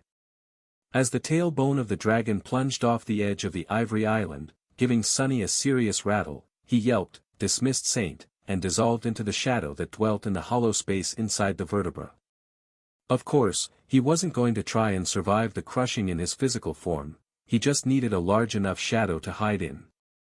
As long as the dragon bone endured, the shadow would too, and he would be safe. If it endured. For a couple of seconds, everything seemed fine, but then the vertebra left the bubble of safety surrounding the heavenly island, and suddenly, an inconceivable pressure struck it from all sides like a hammer of a wrathful god, making the porcelain bone produce terrifying cracking noises. Once again, Sunny was plummeting with terrible speed through the sky. Only this time, the vehicle he had chosen to transport him was even stranger, as well as spinning like crazy, with the wind roaring deafeningly all around. Luckily, he couldn't get sick as a shadow, otherwise, his already empty stomach would have become emptier. Curses! Don't break, you damn bone! The vertebra of the dead dragon was cracking and slowly breaking apart, but, miraculously, still holding together. At this height, the crushing was deadly enough to pulverize the flesh of a saint, a bona fide demigod, into a bloody paste. Maybe even a big, red cloud. But the adamantine dragon bone was only now beginning to slowly crumble apart. Once the process started, though, it became unstoppable. Sunny panicked as he watched wide cracks appear on the white surface all around him. Then, a piece of the bone flew away, letting in a chaotic flood of light. Cursing, he shifted away from the breach, but seconds later, another appeared, and then another. The size of the shadow he could hide in was growing smaller and smaller. Crap! Soon, there were more holes and cracks in the bone than he could count. And then, it crumbled completely. At the last second, Sonny slid onto the biggest remaining slab of the ancient vertebra, and then went into a crazy dance, shifting from one side of it to another as the fragment spun and exposed different parts of it to the sunlight. Small pieces broke off from it, and then, the fragment itself cracked, too. Arg! Finally, the piece of the adamantine vertebrae disintegrated into a rain of splinters that were too small to fit Sonny into their shadows. With nowhere else to hide, he was thrown out into the physical world, his body instantly becoming the victim of the bone-breaking force of the crushing. Luckily, his bones were now much more robust than before. And the crushing was already not as irrevocably obliterating as it had been higher up. As a loud scream escaped from Sonny's mouth, he continued to fall, feeling his body go through a cruel meat grinder. But with the help of 2 shadows and a generous outpour of shadow essence, it wasn't enough to kill him, or even seriously wound him. It was simply painful, damaging, and unpleasant. The tailbone of the dead dragon had carried him down for long enough to go through the worst layers of the crushing. Now, all he had to do was stick the landing. With a suppressed groan, Sonny struggled to control his fall and finally managed to stabilize his body, preventing it from spinning madly. The chained aisles were now much, much closer than they had been before. In fact, he could even recognize a few nearest ones. "Don't you dare miss, you pale bastard." He really didn't want to repeat the whole damned process again.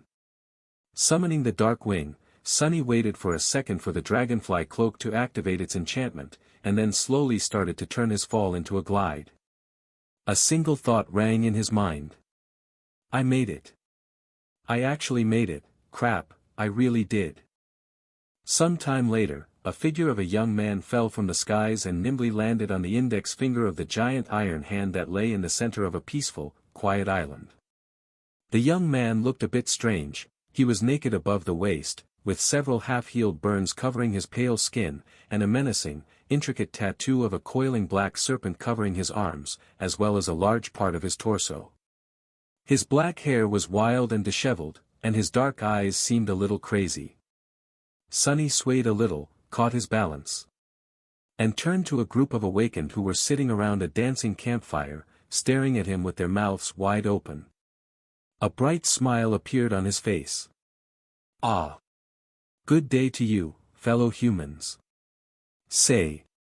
As mad intensity appeared in his eyes, Sonny licked his lips and asked hoarsely, "Is that food I see roasting over your fire?" The heavy lid of the metal sarcophagus opened, letting out bluish light and wisps of cold mist. Soon, a pale hand emerged from inside. Jumping out of the sleeping pod, Sonny landed on the floor, felt the ceramic texture of the armored plates beneath his bare feet, and let out a low, satisfied sigh. "I'm back, finally. It was so nice to return to the real world." After meeting the cohort of the sanctuary awakened on the Iron Hand Island, he traveled back to the citadel with them. Some were curious about where he had been for more than a month, but most weren't even aware that Sonny had gone missing. He used the full scope of his formidable ability to bend the truth every which way, and left them with the impression that his recent expedition had been long, but not very exciting. They did continue to give him strange looks the whole way back, though. For some reason. But Sonny wasn't too bothered by that. After entering the sanctuary, he went straight for the altar. Since it was the middle of the day and the moon was hidden behind the horizon, he couldn't use the coins immediately. So, instead, he simply touched the altar and left the dream realm. Home, I'm finally home. Even though Sonny had not spent a lot of time in his new house, the feeling of safety both its walls and the real world gave him was extremely comforting. Miraculously, even though he had been gone for many weeks, his body felt completely fine. It was as though he had only slept for a night. That's the magic of technology. Glancing at the extravagantly expensive sleeping pod, Sonny decided that he had spent his money well, and headed for the exit out of the basement while whistling a cheerful tune. Then, however, he froze. What the hell? Something was not right. First of all, he had never used the lighting in the underground dojo. But now, it was turned on, drowning everything with bright light. Secondly, the armored doors of the lift leading up were violently torn open. It was as though a massive nightmare creature had broken through the defense systems of the house and ripped them apart, bending the adamantine alloy like it was wax. Crap. Sunny jumped back and summoned the cruel sight. What could have come here? Did a gate open nearby? Full of tension and grim determination, he used the stairwell to climb to the ground floor and cautiously entered his living room. The first thing he saw there were dirty dishes. Lots and lots of dirty dishes. The second thing he saw were two hazel eyes staring at him with scathing accusation. Have I gone really, really crazy?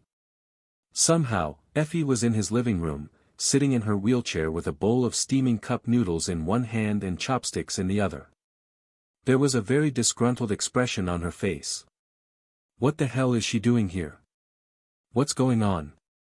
Staring at Sunny, Effie swallowed a mouthful of noodles, and then said in a dark tone.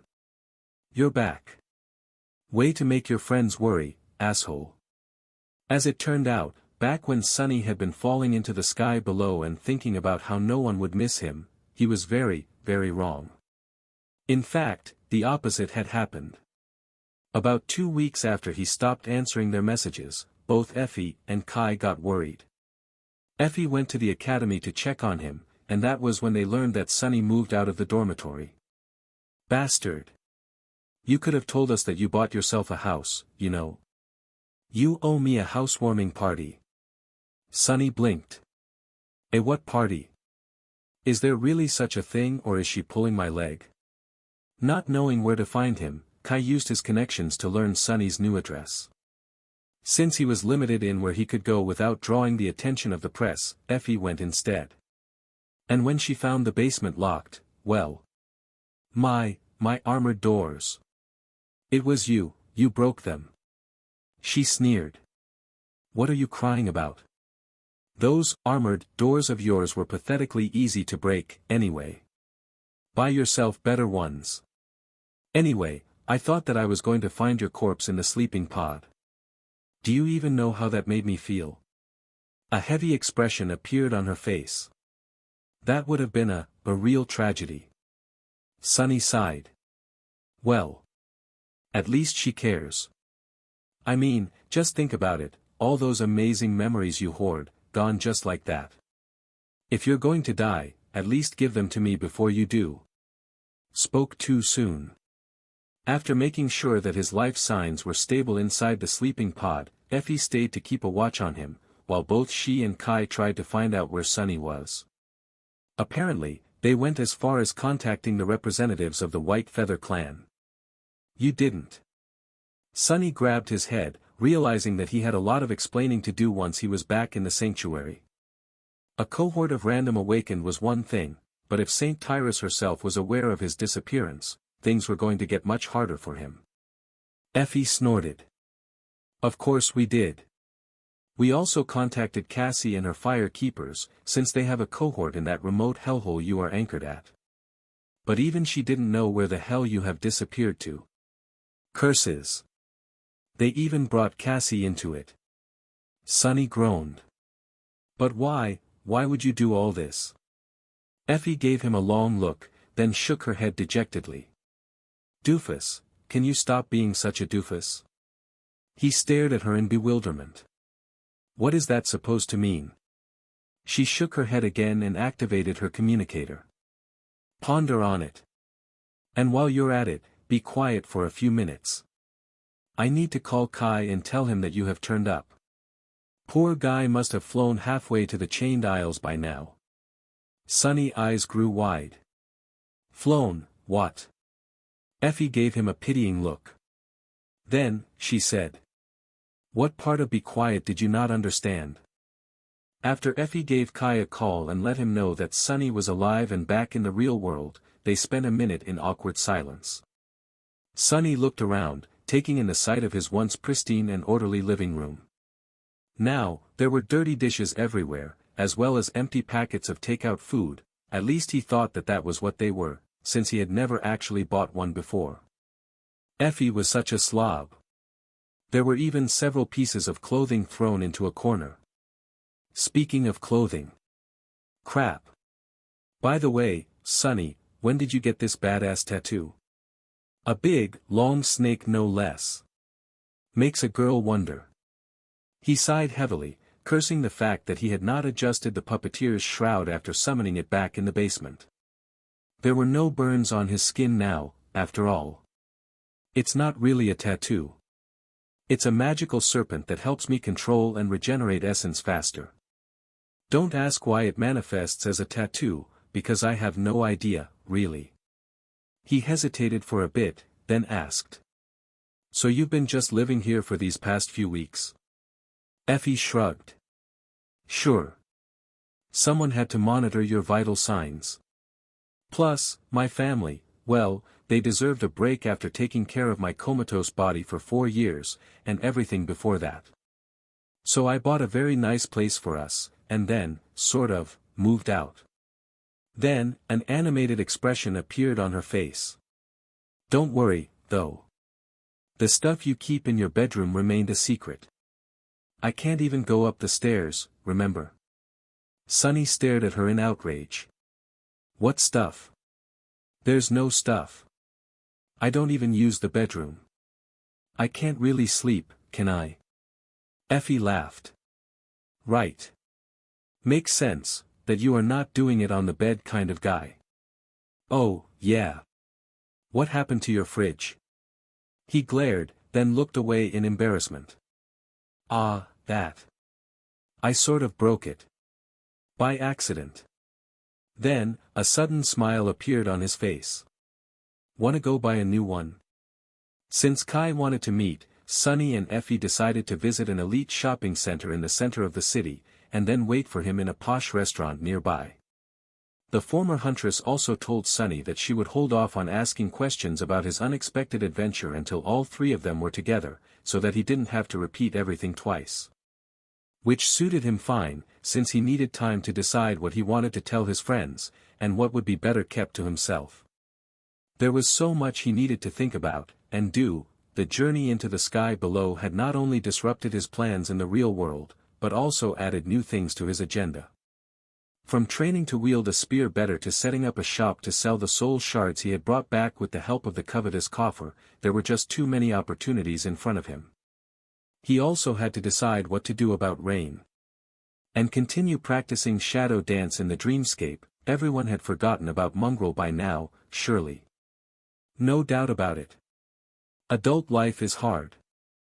They reached the shopping center with the help of a passenger PTV, which seemed a bit too luxurious to Sonny, but was a necessity, considering that it would have been hard for Effie to move around in public transport. Not only because of her disability, but also because she was somewhat of a celebrity. He had noticed at least 3 propaganda posters depicting her, the way she looked in the dream realm, to be exact, on buildings as the PTV drove toward the heart of the city.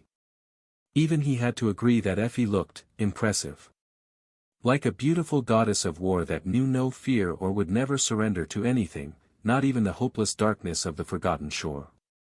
Triumph and perseverance, that was what people needed to see, considering how hard and dire life in the real world could seem sometimes. Even if it was just a sweet, benevolent lie. It gave them hope, at least. A hope gave them strength. Noticing his gaze, Effie grinned. Looking good, am I? He had no choice but to tell the truth. Yeah. She giggled. Do you remember how Scar and Park came up with a story to make me seem like some kind of a folk hero in the outer settlement, back when Gunlog's people were searching for me? Well, the government ran wild with it, as you can see. Plus the fact that I was in charge of the first line during the siege, they made me into a poster girl for the young generation of the awakened. Right after Nephi's, of course. Her face suddenly grew dark and solemn. After a long pause, Effie added. It's a shame that neither of them lived long enough to see their stupid story become a worldwide hit. Park would have been so full of himself now, if he did. I can just about hear him boast. And that was the bitter truth that people didn't get to see. The terrible price of the triumph they celebrated was known only to those who had gone through it, and somehow emerged alive on the other side. The two of them spent some relaxing time in the shopping center, Effie resting in her wheelchair, Sunny pushing it from behind. From time to time, someone recognized her as the famous Raised by Wolves, and politely expressed their respect and admiration. He, on the other hand, seemed almost invisible. Sunny didn't mind. It was better that way, really. Being invisible suited a shadow very well. More importantly, the act of buying a stupid refrigerator filled him with pure delight. He had been fantasizing about it for so long in the sky below, after all. In a sense, this whole thing had just been a giant obstacle on his epic quest to buy a fridge. And now, after overcoming countless dangers and hardships, that deadly quest was over. Sunny worked out the details about the delivery, and soon, it was time to meet up with Kai. He had never been to a posh restaurant before, but it seemed as though his outer appearance was decent enough to not look out of place. The mundane clothes he wore had been chosen with the help of the charming fashion icon himself, after all. Or maybe it was Effie's presence that made everyone there extra polite and a little bit reverent. They entered a tastefully decorated space and saw a tall individual in a black cap and an ordinary face mask standing nearby. The weirdo was wearing sunglasses inside. Before Sunny could understand what was happening, the masked individual quickly approached and gave him a big hug. Does he really think that his disguise is fooling anyone? And why is he always trying to hug me? Of course, it was Kai. No amount of masks and sunglasses could hide the glamorous aura of the enchanting nightingale. It only made him stand out even more. Sunny sighed. That dashing bastard. The three of them sat down and were presented with old-fashioned, paper menus to make their choice from. Sunny stared at the word steak for a bit, then shuddered and shifted his gaze to the salad section. A few minutes later, a waiter approached to take their order. Effie spoke. I guess, 3 portions of bibimbap, 3 portions of samgyeopsal, 3 bowls of jjajangmyeon, and 3 portions of tteokbokki. Then, she turned to them, smiled innocently, and asked. Oh, and what about you, guys? What are you going to order? Sunny almost choked on the water he was drinking from a beautiful crystal glass.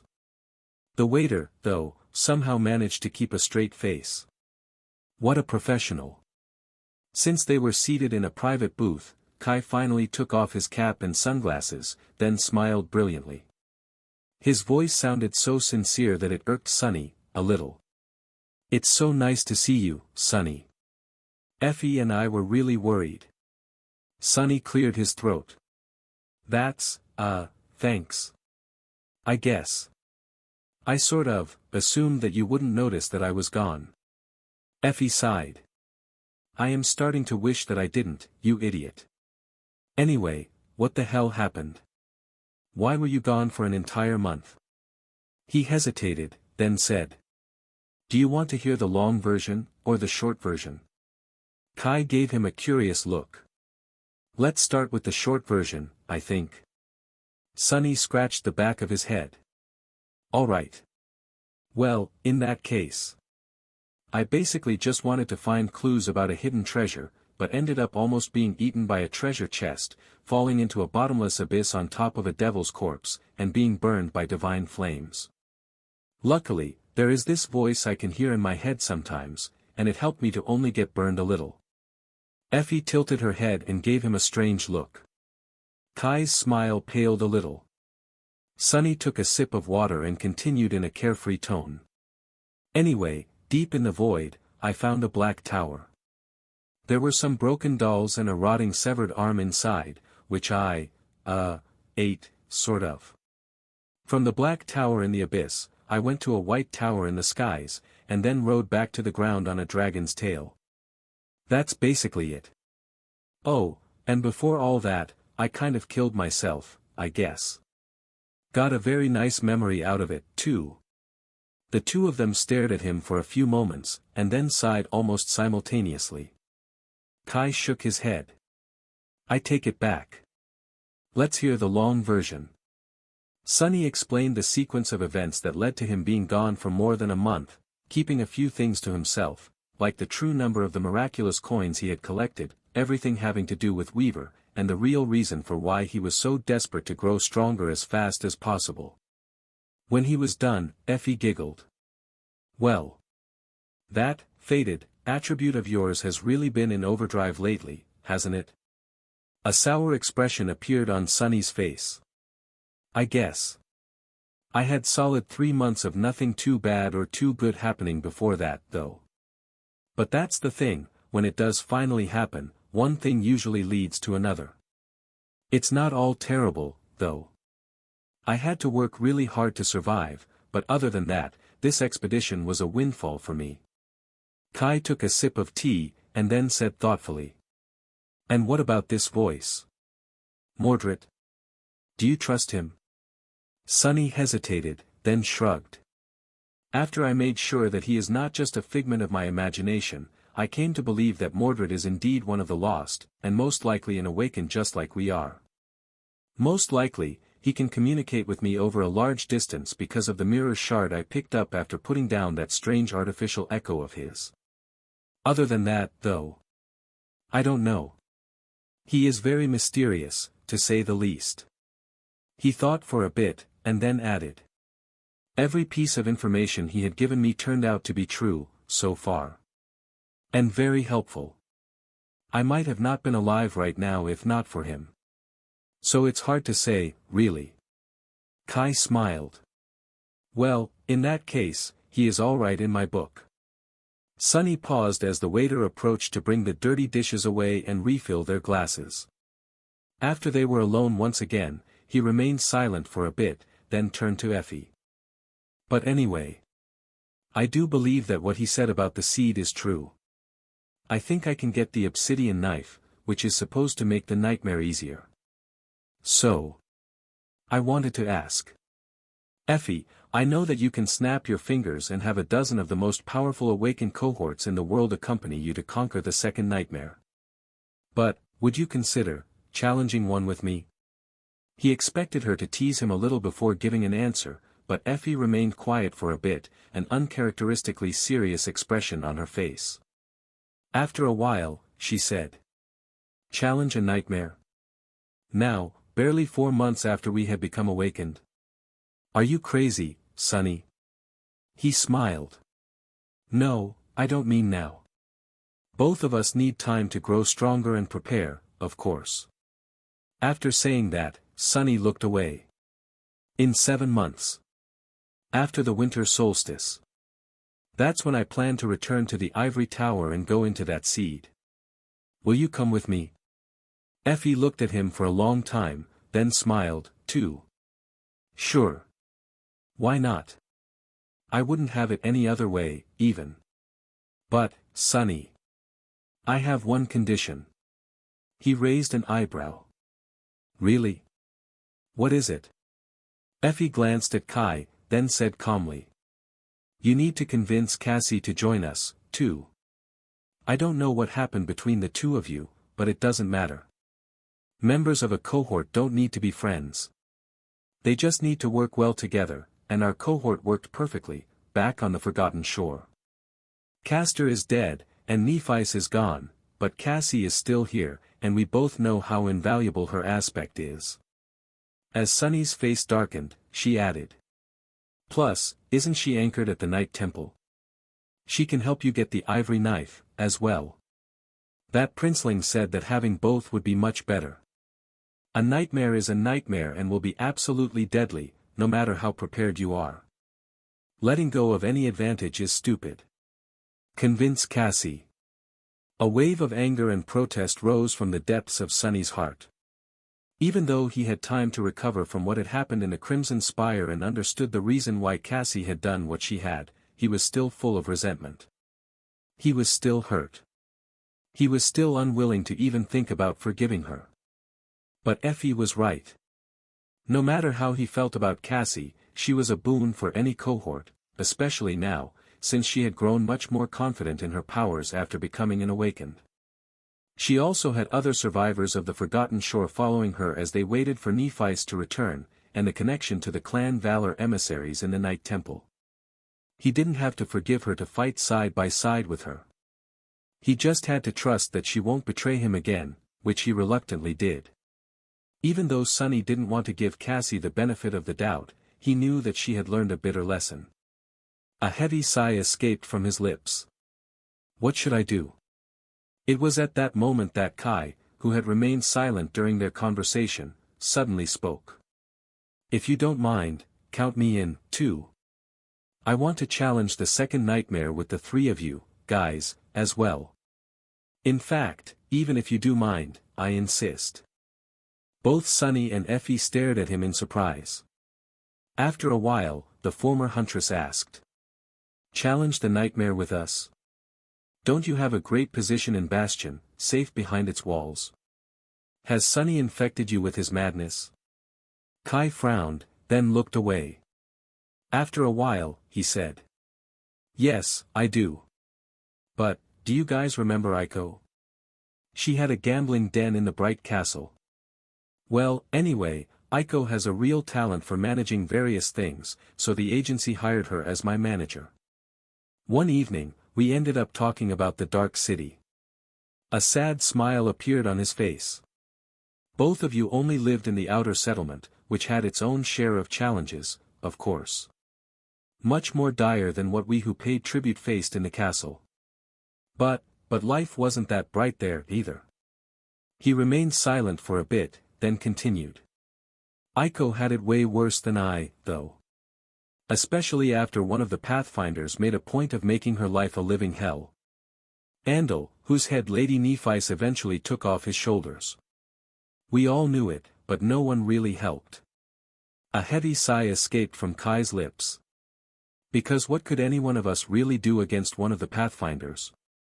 But there was a lot of these compromises, of little lies we told ourselves as we closed our eyes to every dark, dirty thing that went on around us. He looked at Effie, and said. People were starving in the outer settlement while we had our bellies full.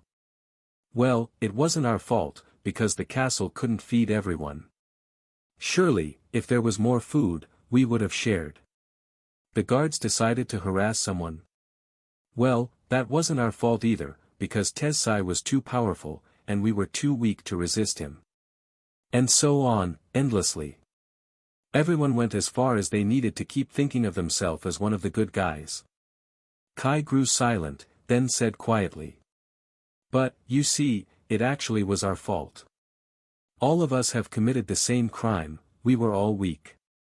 When I spoke to Aiko, I finally realized that in this world, being weak is a sin, too. At least for us, the awakened. So, yes, I want to challenge the second nightmare, despite being safe and sound behind the walls of the Bastion.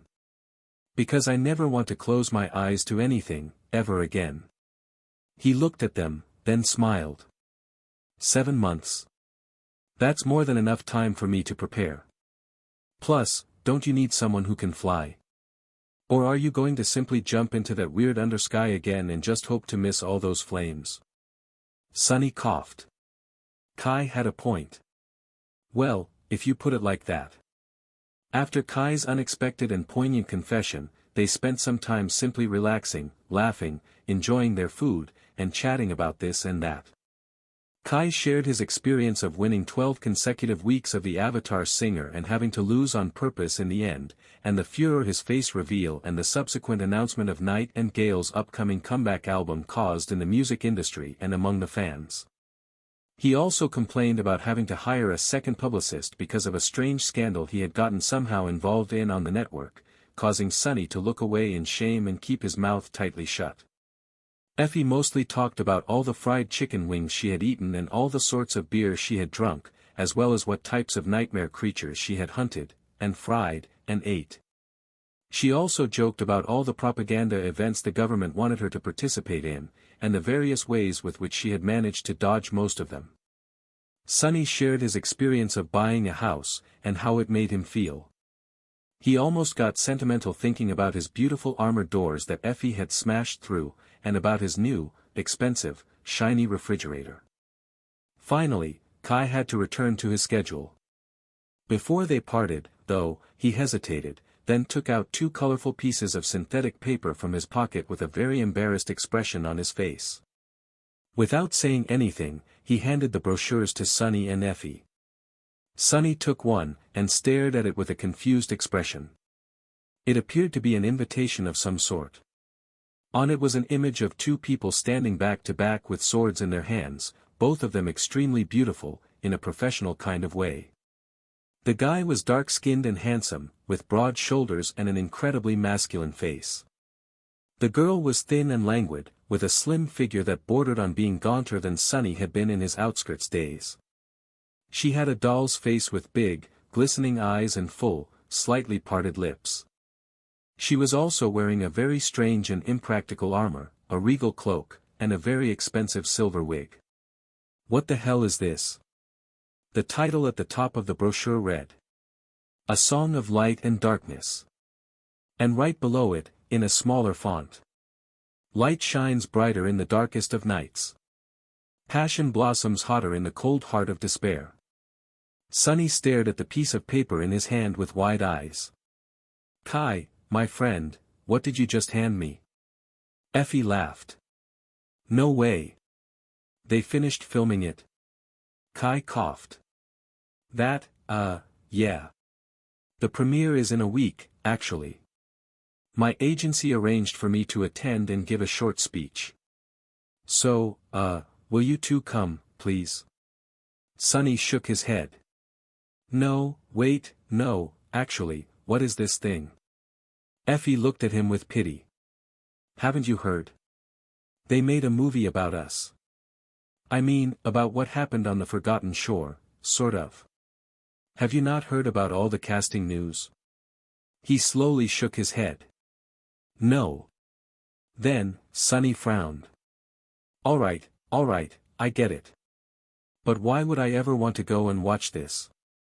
I would rather eat another mordant mimic. Sorry, Kai, but I am not going."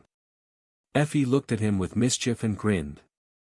"Oh, hey Sunny, do you remember how I said that I only had one condition to join you in the nightmare? Well, scratch that. Actually, I have two." After a while, Sunny and Effie returned to his home, just in time to receive the delivery of the refrigerator. Two tall and broad-shouldered store workers unloaded it from the cargo hold of their delivery vehicle and placed the big box down with a bit of strain. After that, one of them smiled and asked, "Good day. Where should we put it?" Sunny waved a hand. No need. I'll do it myself." The loaders looked at him doubtfully, then simply shrugged and left after getting his signature. After the vehicle drove off, Sunny looked around, then easily lifted the heavy box and carried it inside the house without any effort whatsoever. Soon, the refrigerator was standing in the place where his old one used to be, the synthwood panels covering its doors blending in with the minimalist design of the kitchen. Effie and Sunny stared at it for a while, satisfied.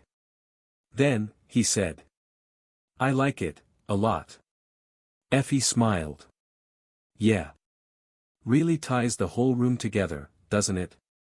Well, in any case, I hope you won't break it again." After that, she yawned and said in a tired voice, "Ugh. I'm beat. Time to retire to the dream realm. What about you?" Sunny thought for a few moments. Suddenly, a wide smile appeared on his face. "I have an errand to run, but after that, I am going in, too." "Oh, wait.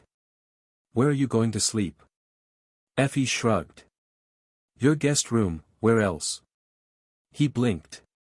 "Don't you need a sleeping pod?" The former huntress giggled. "I have one. In your guest room." "What? Why are you staring at me like that? Was I supposed to shuffle between the academy and your comatose body every day?" Sunny lingered for a bit, then sighed. "Makes sense. I guess I should have put one there, to begin with. What are the chances of me having mundane humans as guests?" Then, he waved Effie goodbye and headed for the door as she turned her wheelchair around and rolled toward the guest bedroom. He was very excited about what he was going to do. Some time later, Sunny was in a beautifully lit store, pushing a shopping cart forward and slowly filling it to the brim with all kinds of food, as well as some other things. He was quietly whistling a cheerful tune, imagining all this stuff going into his new fridge. The contents of the cart would have cost more than he could ever dream to make, back when he had been living in the outskirts.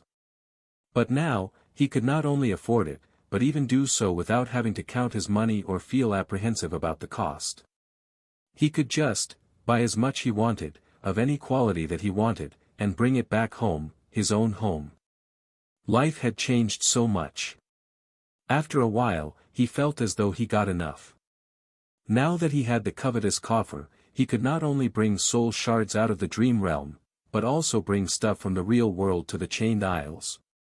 That meant so much, an unlimited amount of spices, all kinds of snacks to make the long days of exploring less dreadful, various little things to make himself more comfortable. Hell, if he wanted to, he could even bring a tent and sleep in it like a king. Incredible, oh, this is simply incredible. Of course, not all of these things could be bought in a general store. But he could visit other places or simply order stuff on the network. As he was heading for the registers, a familiar voice suddenly pulled him out of his thoughts. "Mom! Can we get ice cream?" Sunny froze for a moment, then slowly turned his head and looked to his left, down a long aisle he was passing. There, a pale girl of around 14 years was standing near a tall, graceful woman in her 40s. An 8-year-old boy with blonde hair and a bright smile was pushing a tub of ice cream into her hands. Sunny watched Rain and her family for a few moments, then turned away and continued on his way, leaving them behind. A quiet sigh escaped from his lips. At least she's doing fine. Well, of course she is. I've only been gone for a month. Why would anything happen simply because I wasn't here? He reached the register, then hesitated for a bit, and turned back. When he returned, there were several tubs of delicious ice cream added to his cart. As the light of dawn shined on the chained isles, Sunny appeared on the altar island of the sanctuary of Noctis. He stared at the sky, grimaced at the absence of the moon, and headed toward his room. Some time later, though, he emerged from there with a peculiar wooden box following him with the help of 8 small iron legs. With the covetous coffer in tow, Sunny walked into the garden, found a familiar rock, lifted the toothy box, and carefully placed it near himself. Then, he took out a single soul shard and put it where everyone could see. Soon, one of the awakened noticed him and approached. "Ah, Sunny. You're back. Looking to sell some shards again?" Sunny smiled. "Oh, yes, sure. But hey. That's not all. Brilliant Emporium has some new merchandise." The awakened looked at him with doubt, then asked. "Really? Like what?" Sunny's grin grew wider. "How lucky that you happened to ask. Let's see." He put his hand inside the coffer, which then somehow disappeared into the comparatively small box up to the shoulder. Then, Sunny began taking out various items, speaking as he did so. "What do I have in store? Take a look for yourself: toothpaste, soft, clean underwear, salt, pepper, and all kinds of spices. Personal hygiene products. Are you a woman? No. Have a female friend, then." "What, really? Well, with the stuff I have here, that can be fixed." "Oh, what is this? Would you look at that?" As more and more people gathered and stared at the absolutely mundane, but precious items that almost none of them had access to in the dream realm with something resembling lust in their eyes, Sunny's own gleamed with greed. By the way, Brilliant Emporium is also proud to announce the opening of a conveyance service. Want our dedicated staff to bring something specific from the real world? No problem. Want to send something to the real world instead? That's not a problem, either. For just a small commission. I am going to get rich. So rich. Yes, soul shards were a rare commodity in the real world. But a good pair of underpants in the dream realm was, perhaps, even more valuable. Sunny spent a very pleasant morning selling all the stuff he had brought to the dream realm to a crowd of awakened, each of them ravenous for the small comforts the real world could provide. Very few had a close enough relationship with a master or a saint to be able to get these things here. In a place as remote as the Chained Isles, things were slightly different in large citadels like Bastion or Ravenheart, but on the frontier, most people simply had to figure out ways to get by with makeshift replacements. Still, nothing could compare to the real deal. All in all, the brilliant emporium was performing splendidly. Of course, Sunny did not charge too much for the small necessities he sold, but it added up. He wouldn't charge a whole soul shard, even if it was from a dormant creature, for a tube of toothpaste. But a few tubes, plus a toothbrush, plus some soap and a box of tea leaves, and a promise to bring some sugar with him the next time. That could work. Unlike before, he wanted soul shards instead of memories. He was going to take these shards to the waking world, where their value was much higher. Out there, soul shards came from only two sources: some were brought back by Ascendant and Transcendent from their journeys into the dream realm, and some were scavenged from the corpses of the nightmare creatures that had invaded reality through a gate. They were always in short supply, because anyone in possession of a shard was more likely to use it themselves than to sell it for credits. Saturating their soul core meant much more to an awakened than worldly currency. After all, dead men could not spend their riches. The demand, on the other hand, was extremely high. Not only because all awakened strive to become stronger, but also because young sleepers, especially, were able to use these shards to increase their chances of returning from their first venture into the dream realm alive. That was the reason why even Castor, a scion of a prestigious legacy clan, had not entered the Forgotten Shore with his core already fully saturated. And that was the reason why Sunny was going to profit a lot from being in possession of his new favorite memory, the magnificent covetous coffer.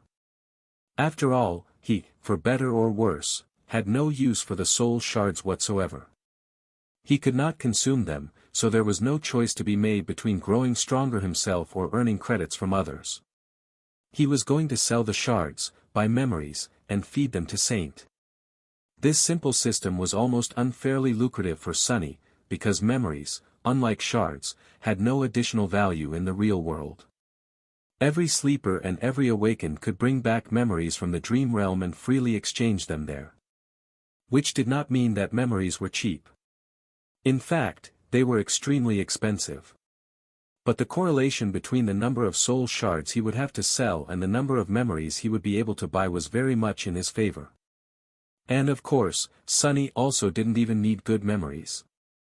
The worse, the better. The usefulness of a memory dictated its price, but did not affect the amount of shadow fragments Saint received from consuming them at all. His smile was growing wider and wider. 2 months, 3, max. That's how long it's going to take me to bring Saint to 200/200ths. And what happens next? Oh my, I can hardly wait to find out. His pleasant thoughts, however, were eventually interrupted by a shadow falling over him.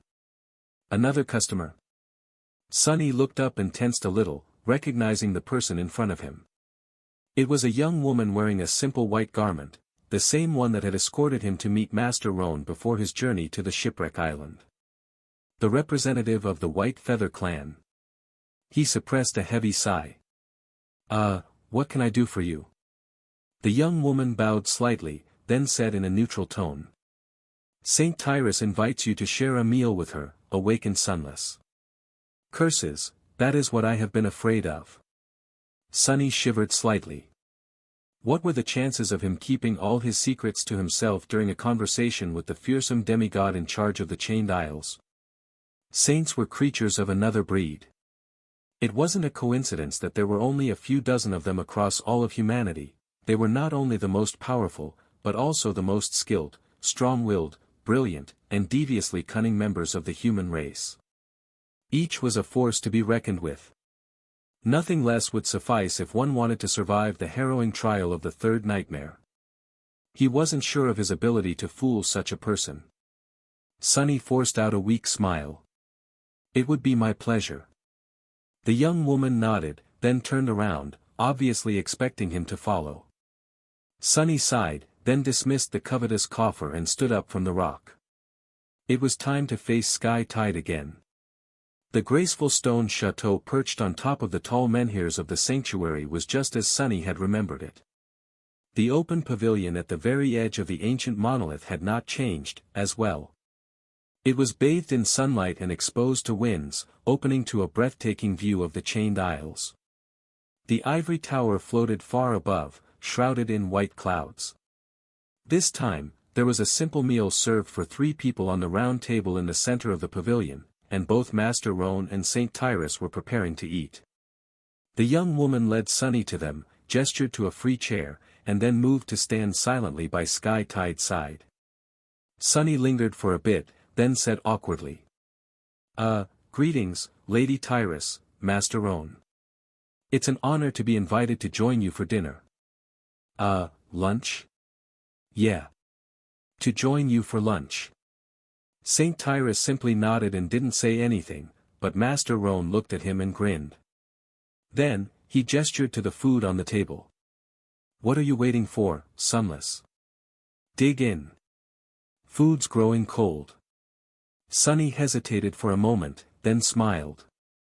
If there was one rule he tried to follow faithfully in his life, it was to never refuse free food. Master Roan didn't have to ask him twice. It seemed that the conversation was not going to happen until after the meal, which suited Sunny fine. Not only did he get to enjoy some simple, but delicious food provided by the White Feather clan, but he also received a bit more time to think about what he was going to say, and how. Sunny focused his attention on the plate in front of him, and after a few moments, a delighted smile found its way onto his face. That's really good. Noticing it, Master Roan chuckled. You like it? Well.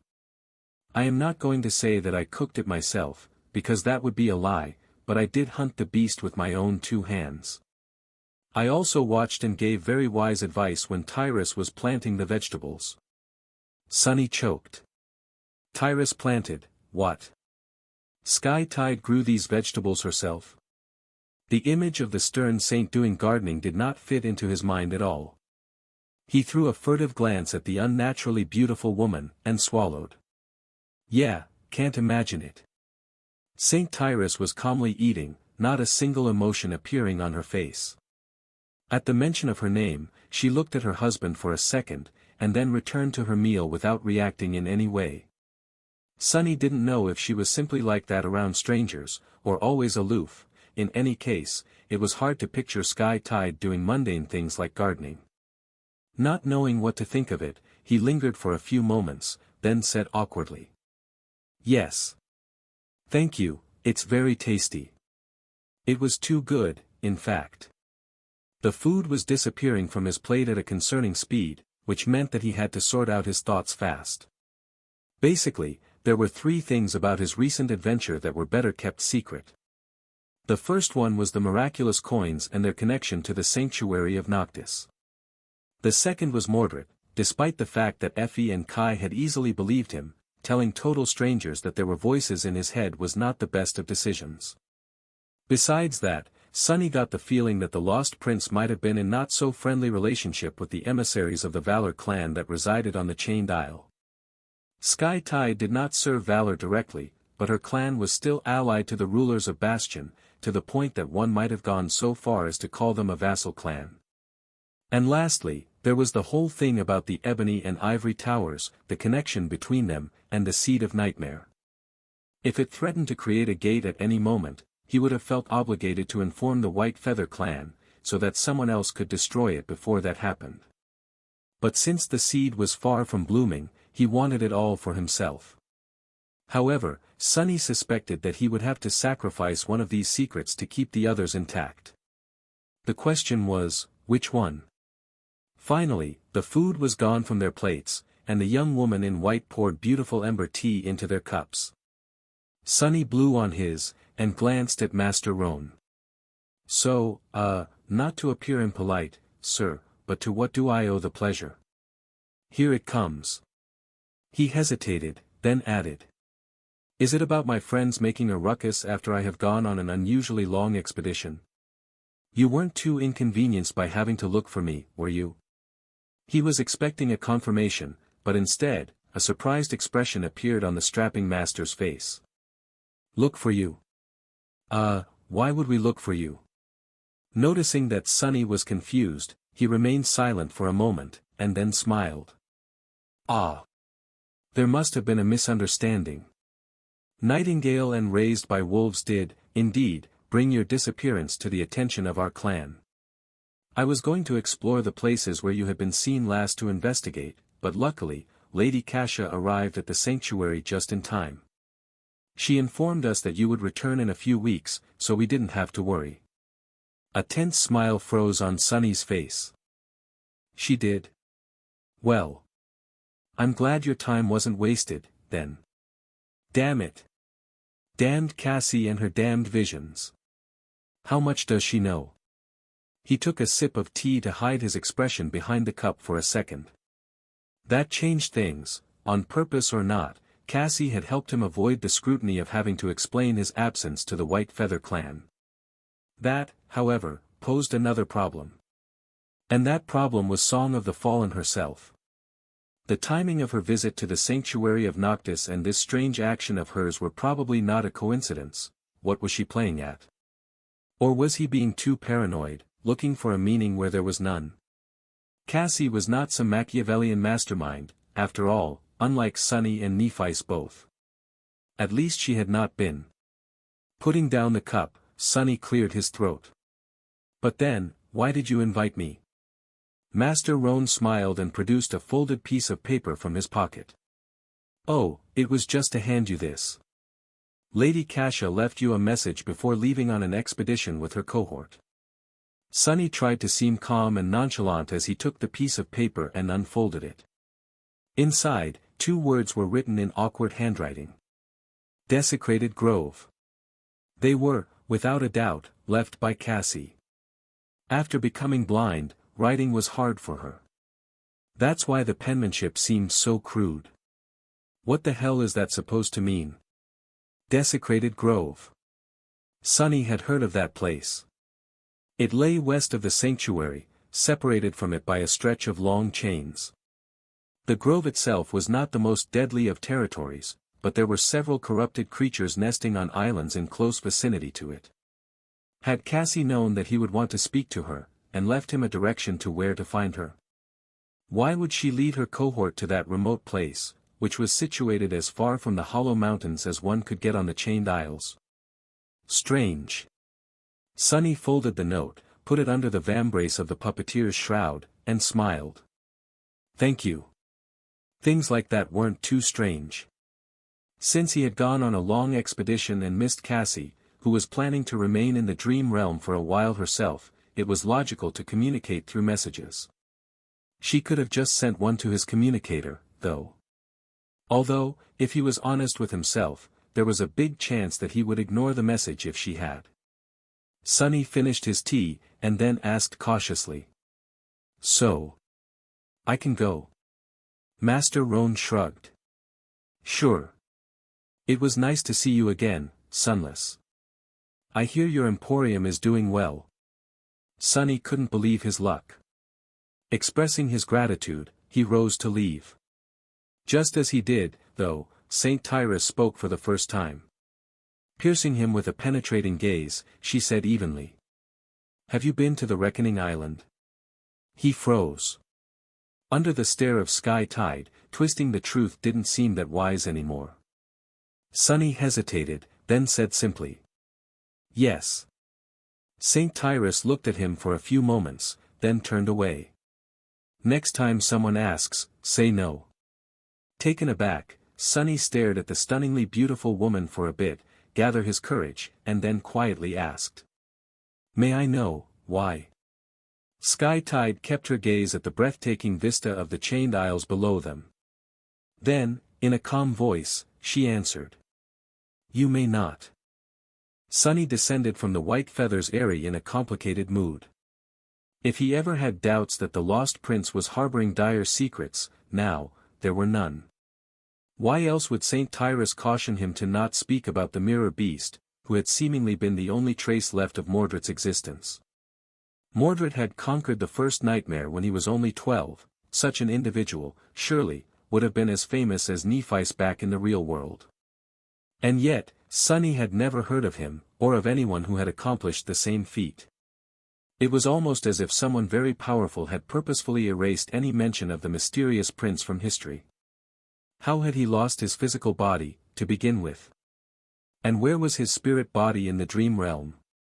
Did he even have one?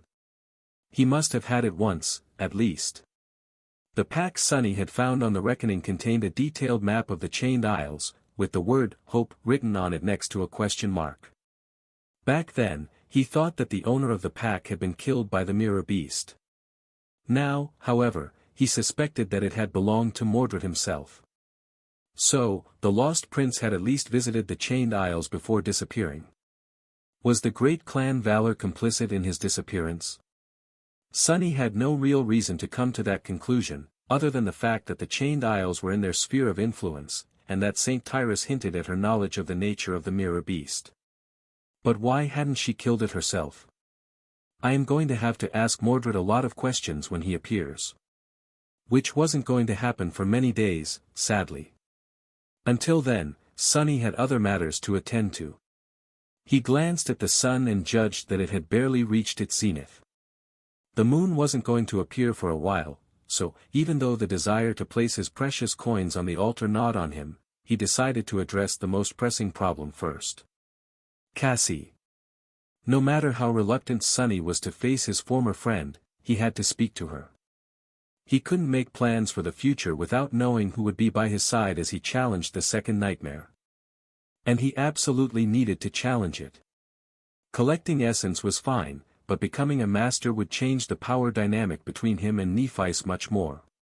And even though creating future cores would be harder after he achieved a higher rank, being an ascended also meant that there would be much fewer things out there that could squash him like a bug. Not only among the nightmare creatures, but also among the humans. The more crumbs of information about the sovereigns Sunny learned, the more disturbed he became. He was distrustful by nature, so he didn't believe that these hidden overlords would not try to exert their influence on him or try to destroy him one day, simply by virtue of being able to do so. And even without this threat, there were hundreds of master in the world, which meant that there were hundreds of people who could kill him without breaking a sweat. But if he became a master himself, well, then there would only be a few dozen individuals he would have to be really wary of. Like St. Tyrus. Not to mention that, as an ascended, he would be free to come and go from the dream realm as he wished. He would even be able to abandon it forever, and never come back. Wouldn't that be a nice choice to have? So, the desecrated grove it is. Sunny frowned, then returned to his room, took out his map from the covetous coffer, and spent some time adding all the details he remembered from Mordred's map onto it. Soon, he was in possession of an intricately detailed depiction of most of the Chained Isles on his hands, complete with descriptions of what dangers he was likely to meet and where. With its help, traveling to his destinations was going to be much safer. Sunny studied the route to the desecrated grove and sighed. Shouldn't be too hard. I can probably reach it by morning, and return to the sanctuary the next day at night, when the moon is high in the sky. And finally get to use the coins he had bled so much to earn. He dismissed the covetous coffer, stretched his limbs, and headed toward the exit from the sanctuary. The journey to the remote island that Cassie named in her note indeed turned out to be uneventful. Sunny rode the heavenly chains in the form of the shadow and traversed the islands on foot, avoiding any nightmare creature that crossed his path. The southern part of the Chained Isles was relatively safe, or at least safer than the northern part. Well, no surprise, it was bordering regions of the dream realm that had been tamed by humans more than a decade ago, while to the north there was nothing except for the dreadful Hollow Mountains. The desecrated grove itself was somewhat near the main route from one of the great chains, which connected all of the Chained Isles to the rest of the dream realm, to the sanctuary of Noctis. People who were either coming to or leaving the region used that route to travel between the Great Chain and the Citadel, so it was often patrolled by the White Feather forces. Sunny traveled along the established route, then left it to go deeper into the dangerous wilderness of the Flying Islands. He carefully avoided all the places where corrupted nightmare creatures were known to dwell, and kept his eyes open for any sign of danger. However, nothing that couldn't be avoided happened. None of the islands Sunny wanted to cross were rising, so he even managed to escape having to endure the crushing. The sun rolled down over the horizon and disappeared, and the moon followed its example. As the first light of dawn ignited in the east, Sunny flew through the shadows and then soared high into the air, cresting the edge of a large island and softly landing on its soil. The desecrated grove, he had arrived. Sunny let out a heavy sigh. He had almost hoped that some terrible monstrosity would attack him on the way, making it so he wouldn't have to meet Cassie. The searing mess of emotions he felt toward her was much scarier than any nightmare creature could ever hope to be. At the end of the day, humans were much harder to deal with than monsters. The desecrated grove was a large island, its surface overtaken almost entirely by a forest of twisted, charred, dead trees. The ground was covered by a thick layer of ash, which was often thrown into the air by the strong winds. Gray flakes rained down from the sky. There were many nightmare creatures nesting in the dark forest, and although most of them were only of the awakened rank, one had to be careful to not get ambushed, surrounded, or stumble upon an especially ferocious abomination. Sunny couldn't even begin to guess why Cassie would choose such a place to establish a camp. However, he could already see the signs of human presence. There were 4 chains connecting the desecrated grove to other islands, but the one he himself had used was the most convenient. Any sane leader would have chosen the same route, and even though the crushing was capable of making anyone's path unpredictable, the other 3 were just too much of a risk. That's why Sunny wasn't surprised to see human footprints leading toward the menacing wall of blackened dead trees, already mostly covered by a new layer of ash. There were also signs of a battle, with several misshapen carcasses laying on the ground and showing clear signs of their soul shards being removed. Judging by the fact that they were only partially devoured by the scavenging nightmare creatures, Cassie's cohort must have passed through no more than a week ago. Sighing, Sunny tied a piece of cloth around his mouth and nose, summoned the cruel sight, and started following the footprints. Soon, he entered the ashen veil of the twisted forest. His ability to see through any shadow proved to be invaluable once again. If not for that gift, he would have been scared witless, expecting a sudden attack to come from the surrounding darkness at any moment.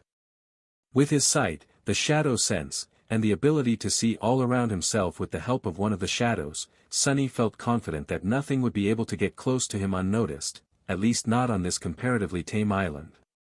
But that was the thing about the dream realm. Even creatures that were supposed to be easy to deal with could kill you in a second if you weren't careful enough. Tame or not, everywhere in this godforsaken world was a potential death trap. As Sunny went deeper into the forest, he discovered more signs of Cassie's cohort passing through. There were marks left behind by violent skirmishes, as well as several abandoned campsites. It seemed as though the fire keepers had been taking their time, slowly exploring the path ahead and moving their camp further and further into the depth of the desecrated grove after clearing a long stretch of it. Why travel here all the way from the Night Temple? She had to cross the entire region, getting away from the Hollow Mountains, only to get stuck on an unexceptional island. I just don't get it. Sunny was clearly missing something. With a slight frown, he turned into a shadow and glided through the darkness, covering much more distance with every minute than he had been on foot. He still preferred to be cautious, though, sending one of the shadows ahead and moving slow enough to be able to react in time if something unexpected happened. After an hour or so, he finally found them. Cassie and her cohort were camped at a secluded clearing that was around halfway to the heart of the island, dangerously far removed from the edge. If the desecrated grove entered the ascent phase, the time window for them to get back to the chain before the crushing became deadly would be extremely narrow. Since it was early morning, most of the members were asleep, with only 2 lookouts standing watch with torches in their hands. Sunny observed them for a few seconds from the shadows, and then sent his own forward. He recognized both of the watchmen, since they had spent a lot of time together during the struggle for the throne of the Bright Castle, as fellow members of Neff's faction. The fire keepers were comprised of about 40 survivors of the Forgotten Shore, those who had decided against pledging their allegiance to the legacy clans that wanted to recruit them, as well as the government, and had not become fully independent like Effie and Sunny had.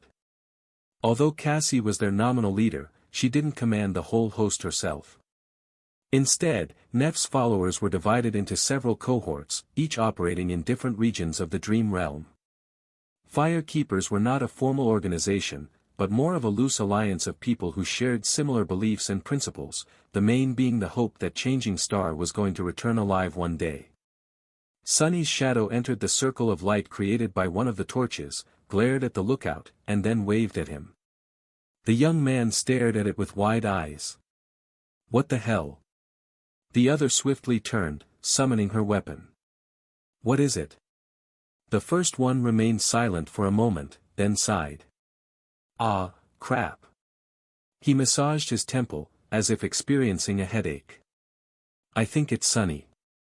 There were 8 people in Cassie's cohort, every one of them a familiar face. Well, Sunny more or less knew all of the survivors of the Forgotten Shore, had fought with them back to back, so that wasn't surprising. What did surprise him, though, was how warm they welcomed him. Even if some were clearly displeased with having to wake up a bit early and wary of his entrepreneurial ambitions, which they had been amply subjected to during the war for the Bright Castle, they were still clearly happy to see Sunny. Soon, his shoulder began to hurt a little from all the friendly slaps it received. Would you look at that? 4 months on these damned islands, and this is the first time we actually cross paths. How have you been, Sunny? Oh. I was so sad that we missed you in the sanctuary. Glad you decided to visit. Sunny smiled weakly and responded to their greetings, feeling both strangely warm inside and extremely uncomfortable with all the attention. Truth be told, he was glad to meet them again, too. He still couldn't quite believe that anyone had escaped the Forgotten Shore, let alone a whole 100 of young men and women, some of whom were in front of him right now. After the greetings were done, he looked around and raised an eyebrow. Sure, guys. Likewise. But where's Cassie? The Fire Keepers glanced at each other, then one of them smiled. Oh, right. You must be dying to see her. Not exactly. The girl who spoke shook her head and turned toward a path leading somewhere away from the camp. Let's go. I'll take you. Not too far from the camp, a deep hole was dug near the roots of one of the dead trees. Beside it, with her back to him, stood a delicate girl with pale blonde hair and an elegant rapier hanging in a scabbard on her belt. Hearing their footsteps, Cassie turned around. A small smile appeared on her face. Sunny. You've made it. Cassie had changed since the last time they met. Her hair was longer, and there was a strange silver half-mask covering her eyes, its surface blind and intricately engraved. It matched the polished steel of the armor she was wearing on top of a midnight blue coat, comprised of a short cuirass, vambraces, greaves, and a segmented pauldron. The quiet dancer hung on her belt, but there was also a long dagger opposite it, its guard twisting upward. What changed most of all, however, was her demeanor. The blind girl seemed much older, somehow. Firmer, poised, but also weary. As if pressed down upon by the weight of years. What? What years? She's younger than me. Sunny struggled a little, then pretended to smile, too, for the benefit of the young Fire Keeper who no doubt expected a warm reunion. No one knew what had happened between them, after all. Yeah. I received your note, cryptic as it was. And here I am. In the flesh. The girl who had led him to Cassie glanced at them, then made an excuse and went back to the camp, tactfully deciding to remove herself from what she thought was going to be an emotional meeting of 2 old friends. Former friends, really. Sunny hesitated a little, then asked. So, how have you been? Cassie sighed, then turned back to the excavated roots of the charred tree. After a while, she spoke. Not so good, actually. Her voice sounded distant. We have tried to venture into the Hollow Mountains, as you must know. But it was hopeless.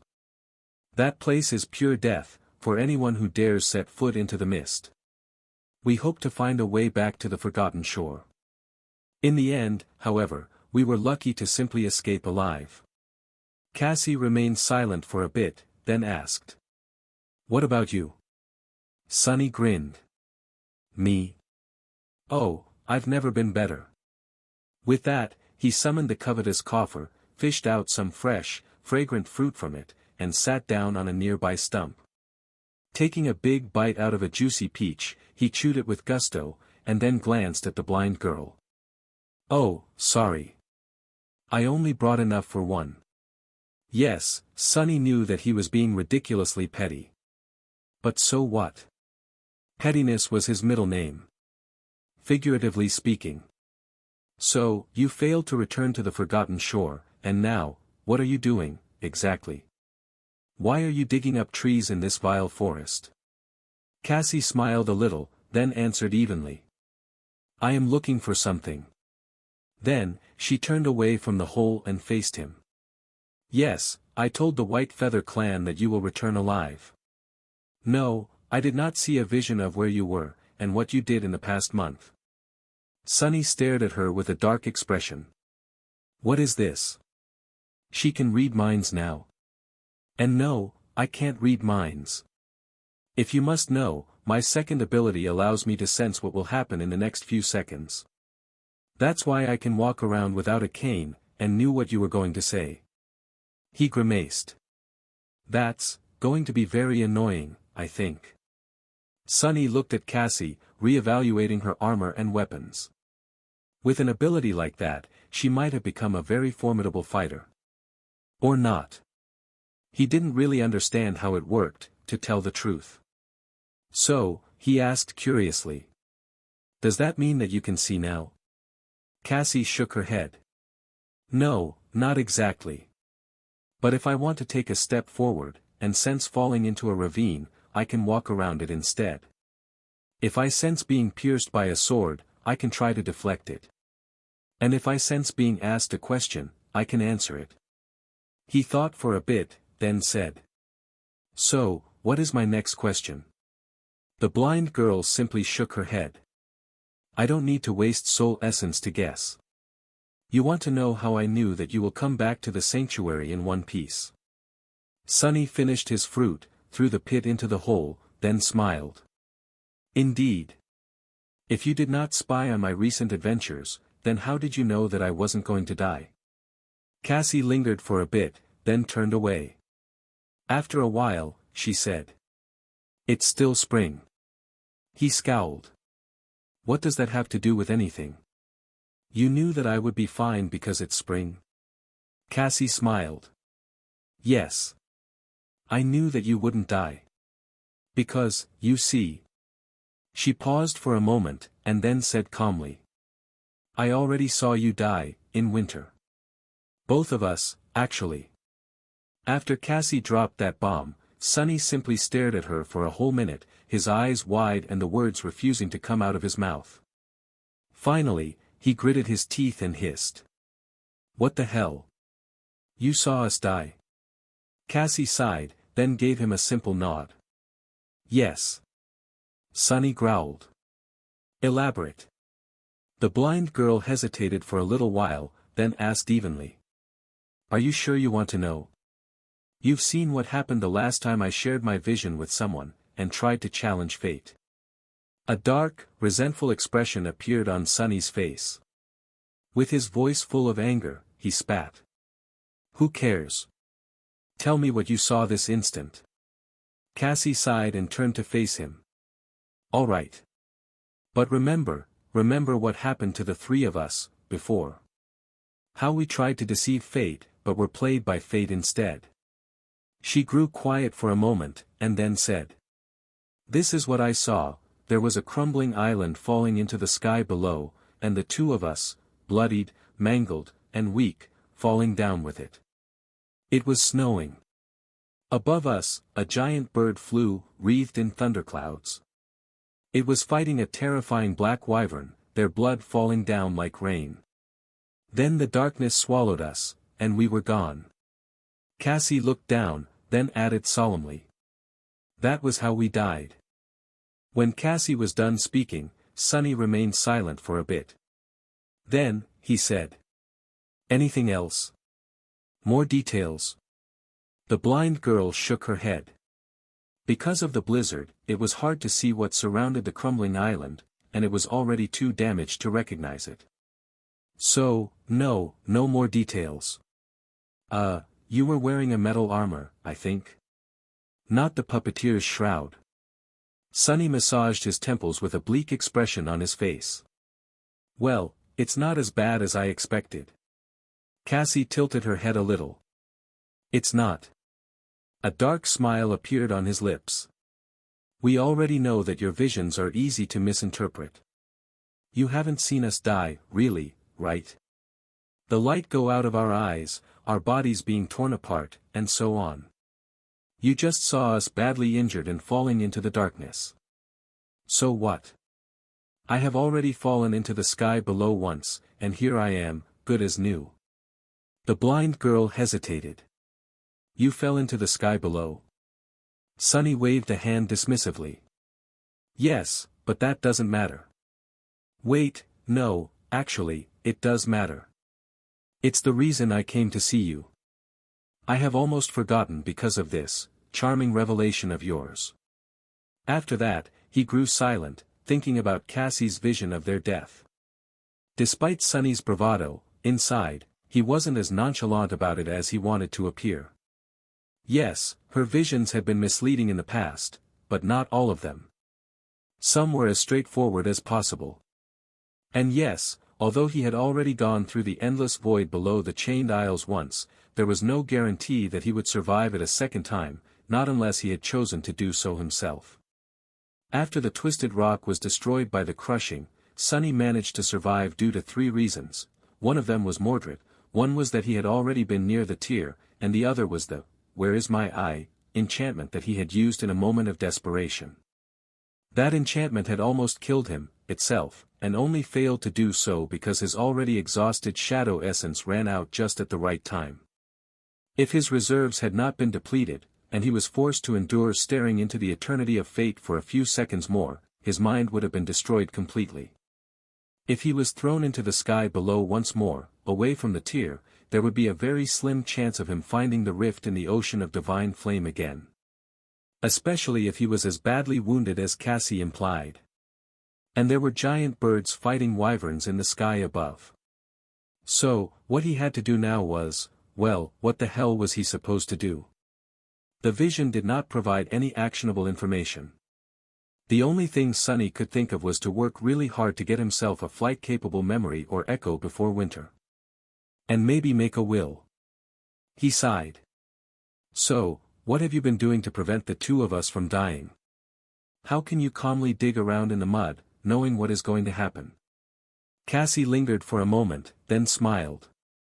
In fact, I am digging around in the mud for that very reason. Sonny snorted. What are you hoping to find there? A pair of wings? She shook her head. No. I am just hoping to find a preserved root. A root? What can a root do to save us from dying? He kept quiet for a bit, then said. All right. Suit yourself. Anyway, I wanted to talk with you about something. Cassie looked into the depths of the forest, then nodded. About what? Sonny gathered his thoughts, then explained. I have found a nightmare seed. A very special one, that contains a very special second nightmare. And I want to challenge it after the winter solstice. Actually, scratch that. I want to challenge it by the end of the autumn. His initial plan was to give himself and his companion 7 months to prepare, but considering what Cassie saw happening in winter, these plans had to change. Whatever it was that she predicted, facing it as a master would be much more desirable than facing it as an awakened. Unless her vision took place inside the nightmare, of course. Regardless, now, he decided to return to the ivory tower before the autumn was over. 6 months was a tight amount of time to get ready, but not so different from his initial plan. He could make it work, provided that other people whom he wanted to take with him would, too. That seed is also located in a very special place. In fact, it's right above our heads, in the ivory tower. I found a way to get there without being killed by the crushing, although that other path is, arguably, just as dangerous. Sunny pointed down. It's in the sky below. Effie and Kai are coming to the Chained Isles to join me. We hope that you will challenge the nightmare with us, too. Oh, and we'll need your help getting into the Night Temple. There's an item we need to retrieve there. Cassie faced him and remained silent for a while. With her eyes being hidden by a mask and her face unmoving, it was hard to tell what she was feeling or thinking about. Finally, she said. You want me to join? After what I have done to you? Unseen to her, a cold expression appeared on Sunny's face. He looked at the blind girl for a long time, then shrugged. Why not? We don't have to be friends to go into a nightmare together. We don't even need to like each other. We can just be, temporary allies. Wasn't that what I was to you, anyway? If you can handle that, so can I. I don't mind being used, as long as I get to use you in return. Pretty simple. Cassie turned away and didn't say anything for a few moments. Then, she answered. All right. I will go to the Night Temple with you, and help you conquer the second nightmare. But I want your help with something in return. Sunny raised an eyebrow. My help? With what? The blind girl hesitated for a second, and then said. You have been to the Shipwreck Island, haven't you? The creature that dwells there, in a few months, I want you to help me kill it.